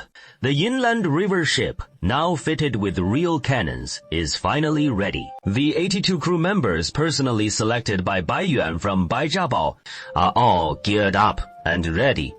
Additionally, 20 fishermen from Jiachua have boarded as well, serving as trainee sailors and staying aboard the ship. That makes a total crew of 100 people, though the numbers do seem a bit thin. But it'll do the job. And our Shenchuan sets off on her trial voyage today. Crew members, this immortal ship is a treasure bestowed by the Heavenly Venerable upon the mortal world. And today you'll be sailing her thousands of miles across the seas. So handle her with utmost care. And don't let her capsize. What thousands of miles? We're just heading to the ancient Yellow River ferry wharf in Yongji, Shanxi, and then back. Round trip is only about 200 lai. What are you mumbling about? Reporting for duty, I didn't say a word. Today, we've got an important guest joining us on the Shenchuan for the trip. Come on, let's give her a big round of applause. Thanks, brothers. Yongji is my hometown. I've heard the bandits are stirring up serious trouble in Shanxi right now. And I'm getting worried about my home. So since this trial voyage for the Shenchuan is heading to the Yongji stretch of the Yellow River, I figured I'd tag along thick-skinned as I am, and I've brought plenty of grain too. This time, it'll all depend on you brothers' skills. She is heading back to bring relief to her hometown. A few months ago, Wang Jiayin tried to attack Jiachuan Wharf but failed. Then turned around and assaulted Hekou County in Shanxi. The Shanxi commander's cannons all blew up in the barrel, and couldn't hold back Wang Jiayin at all, letting him take over Hekou. Then the rest of the bandits poured across the border, all rushing to Shanxi to wreak havoc. I've heard Shanxi is in total chaos right now. Extremely dangerous. Rest assured, miss, just leave it to us. We can't call her Miss Sing anymore. She is about to become Mrs. Gao any day now. She and Gao Chuwu are getting married soon. It is almost here. I hear the wedding's already in the works. This pair's been putting it off way too long. All because Gao Chu was such a disappointment. He could never beat Mrs. Sing, until just recently, when Mrs. Sing threw the fight on purpose, and Gao Chu finally won. I see. Hey, I heard that. What kind of nonsense is that? I didn't throw it on purpose. I really just couldn't beat Gao Chu anymore. He used his inner power to force me into marrying him. I couldn't take him down. Afraid he'd give me a beating. So I had no choice but to marry him. That is how it went down. So that is the story. Then Gao Chu was committed the serious crime of abducting a woman. This is exactly what Tianzang doesn't want to see. For defying authority like this, death is the only option. Tianzan, right. Abductors of women. Behead. See, Tianzan says behead. When we get back, we'll tell Fang Wushang and have him chop Gao Chu's head off. Wait, no, wrong. He didn't abduct any beauty. I was just making that up. I was the one who went easy. I said it on purpose. I wanted to marry him. Tianzan, don't take it seriously and punish me. Punish me for my loose lips and slandering Gao. Li Daoxuan, up in the heavens, laughing, and Bai Yuan laughing on the ship. Then all the sailors joined in the laughter. Even the private salt dealers under Xing Honglang all burst into laughter. Xing Honglang's face was so red, it was practically bleeding. What the hell are you all laughing at? Hurry up and load all the grain onto the ship for me. We're setting off within Shanxi territory. Be cautious with everything. Xing Honglang and the sailors turned back after a mile. The captain flipped the switch to turn the rudder, and the large ship began to sail slowly, leaving the eddy bay of Jiachuan Wharf. Those folks better not die. Xing Honglang has to come back and marry Gao Chu. Something feels off. This whole coming back to get married setup. Isn't that a super classic death flag? I went and set up this flag thing. Doesn't that mean Red Wolf is in serious danger? It is doomed. She shouldn't have been allowed to go.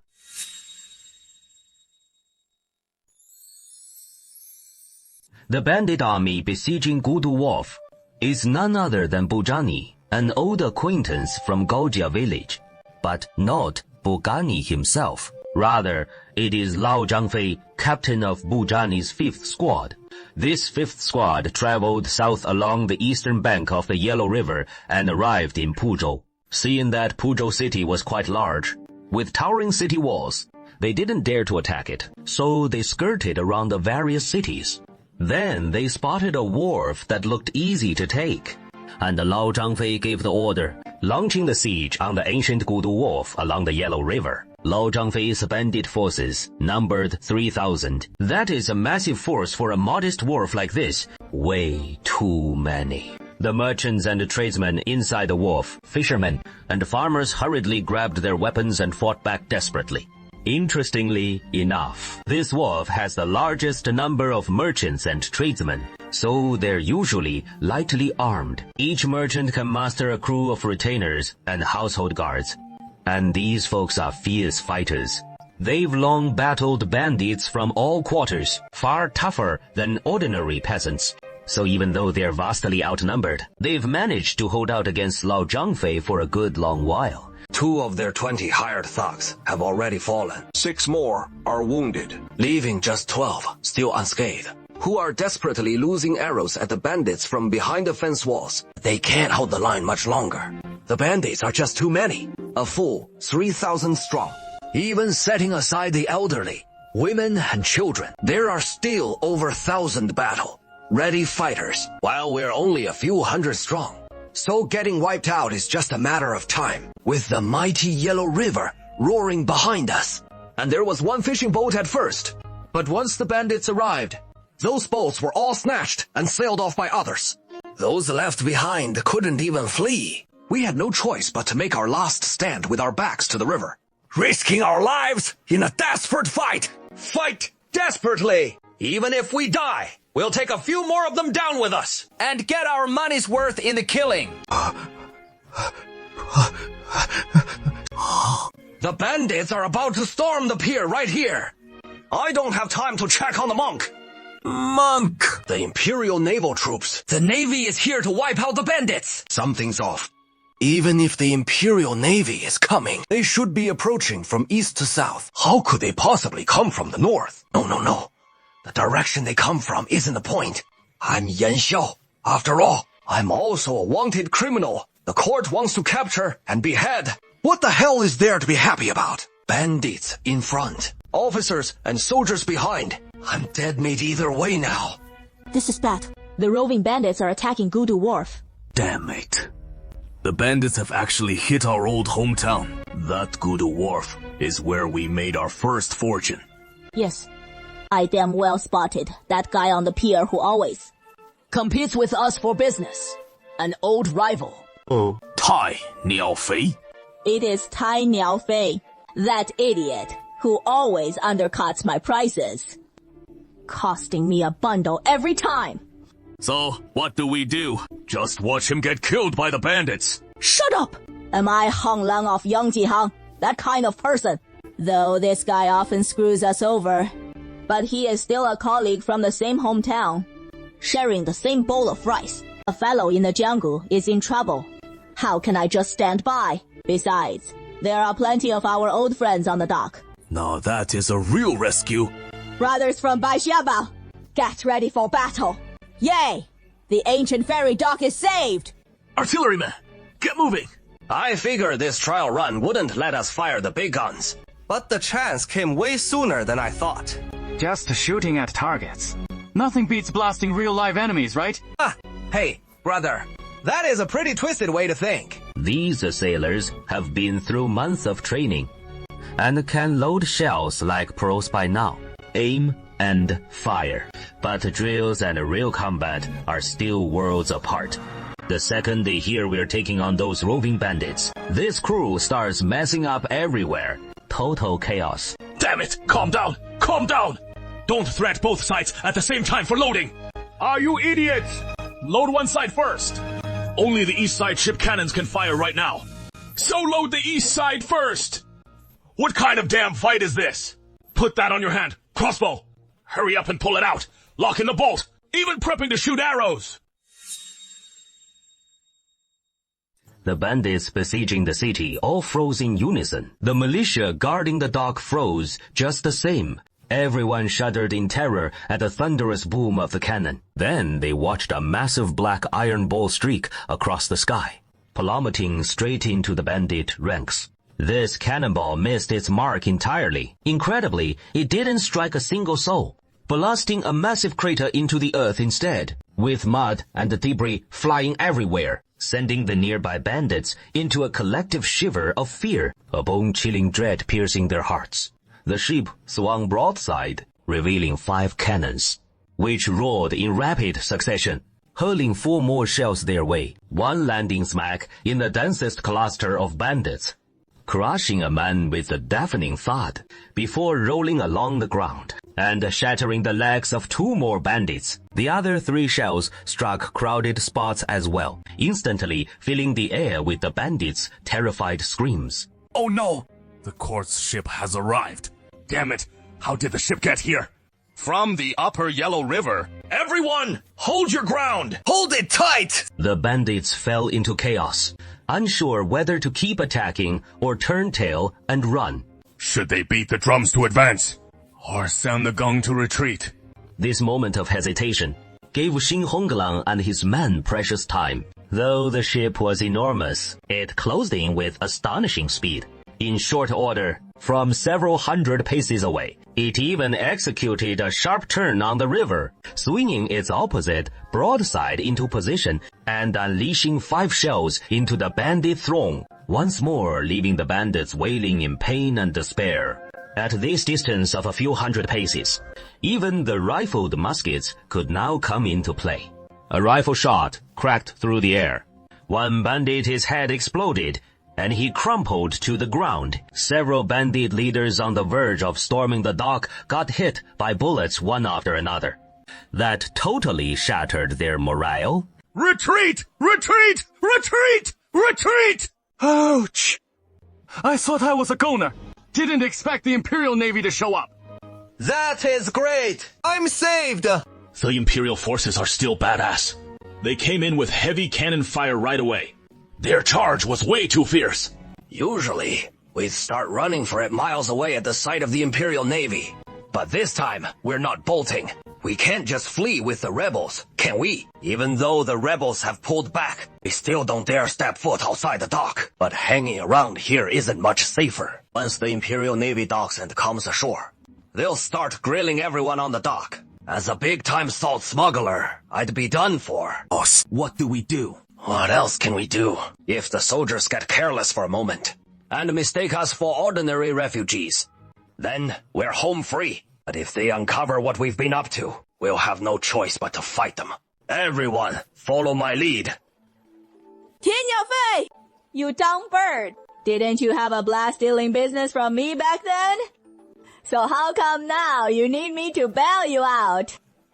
Yongji's Red Wolf! Exactly. It is my ship.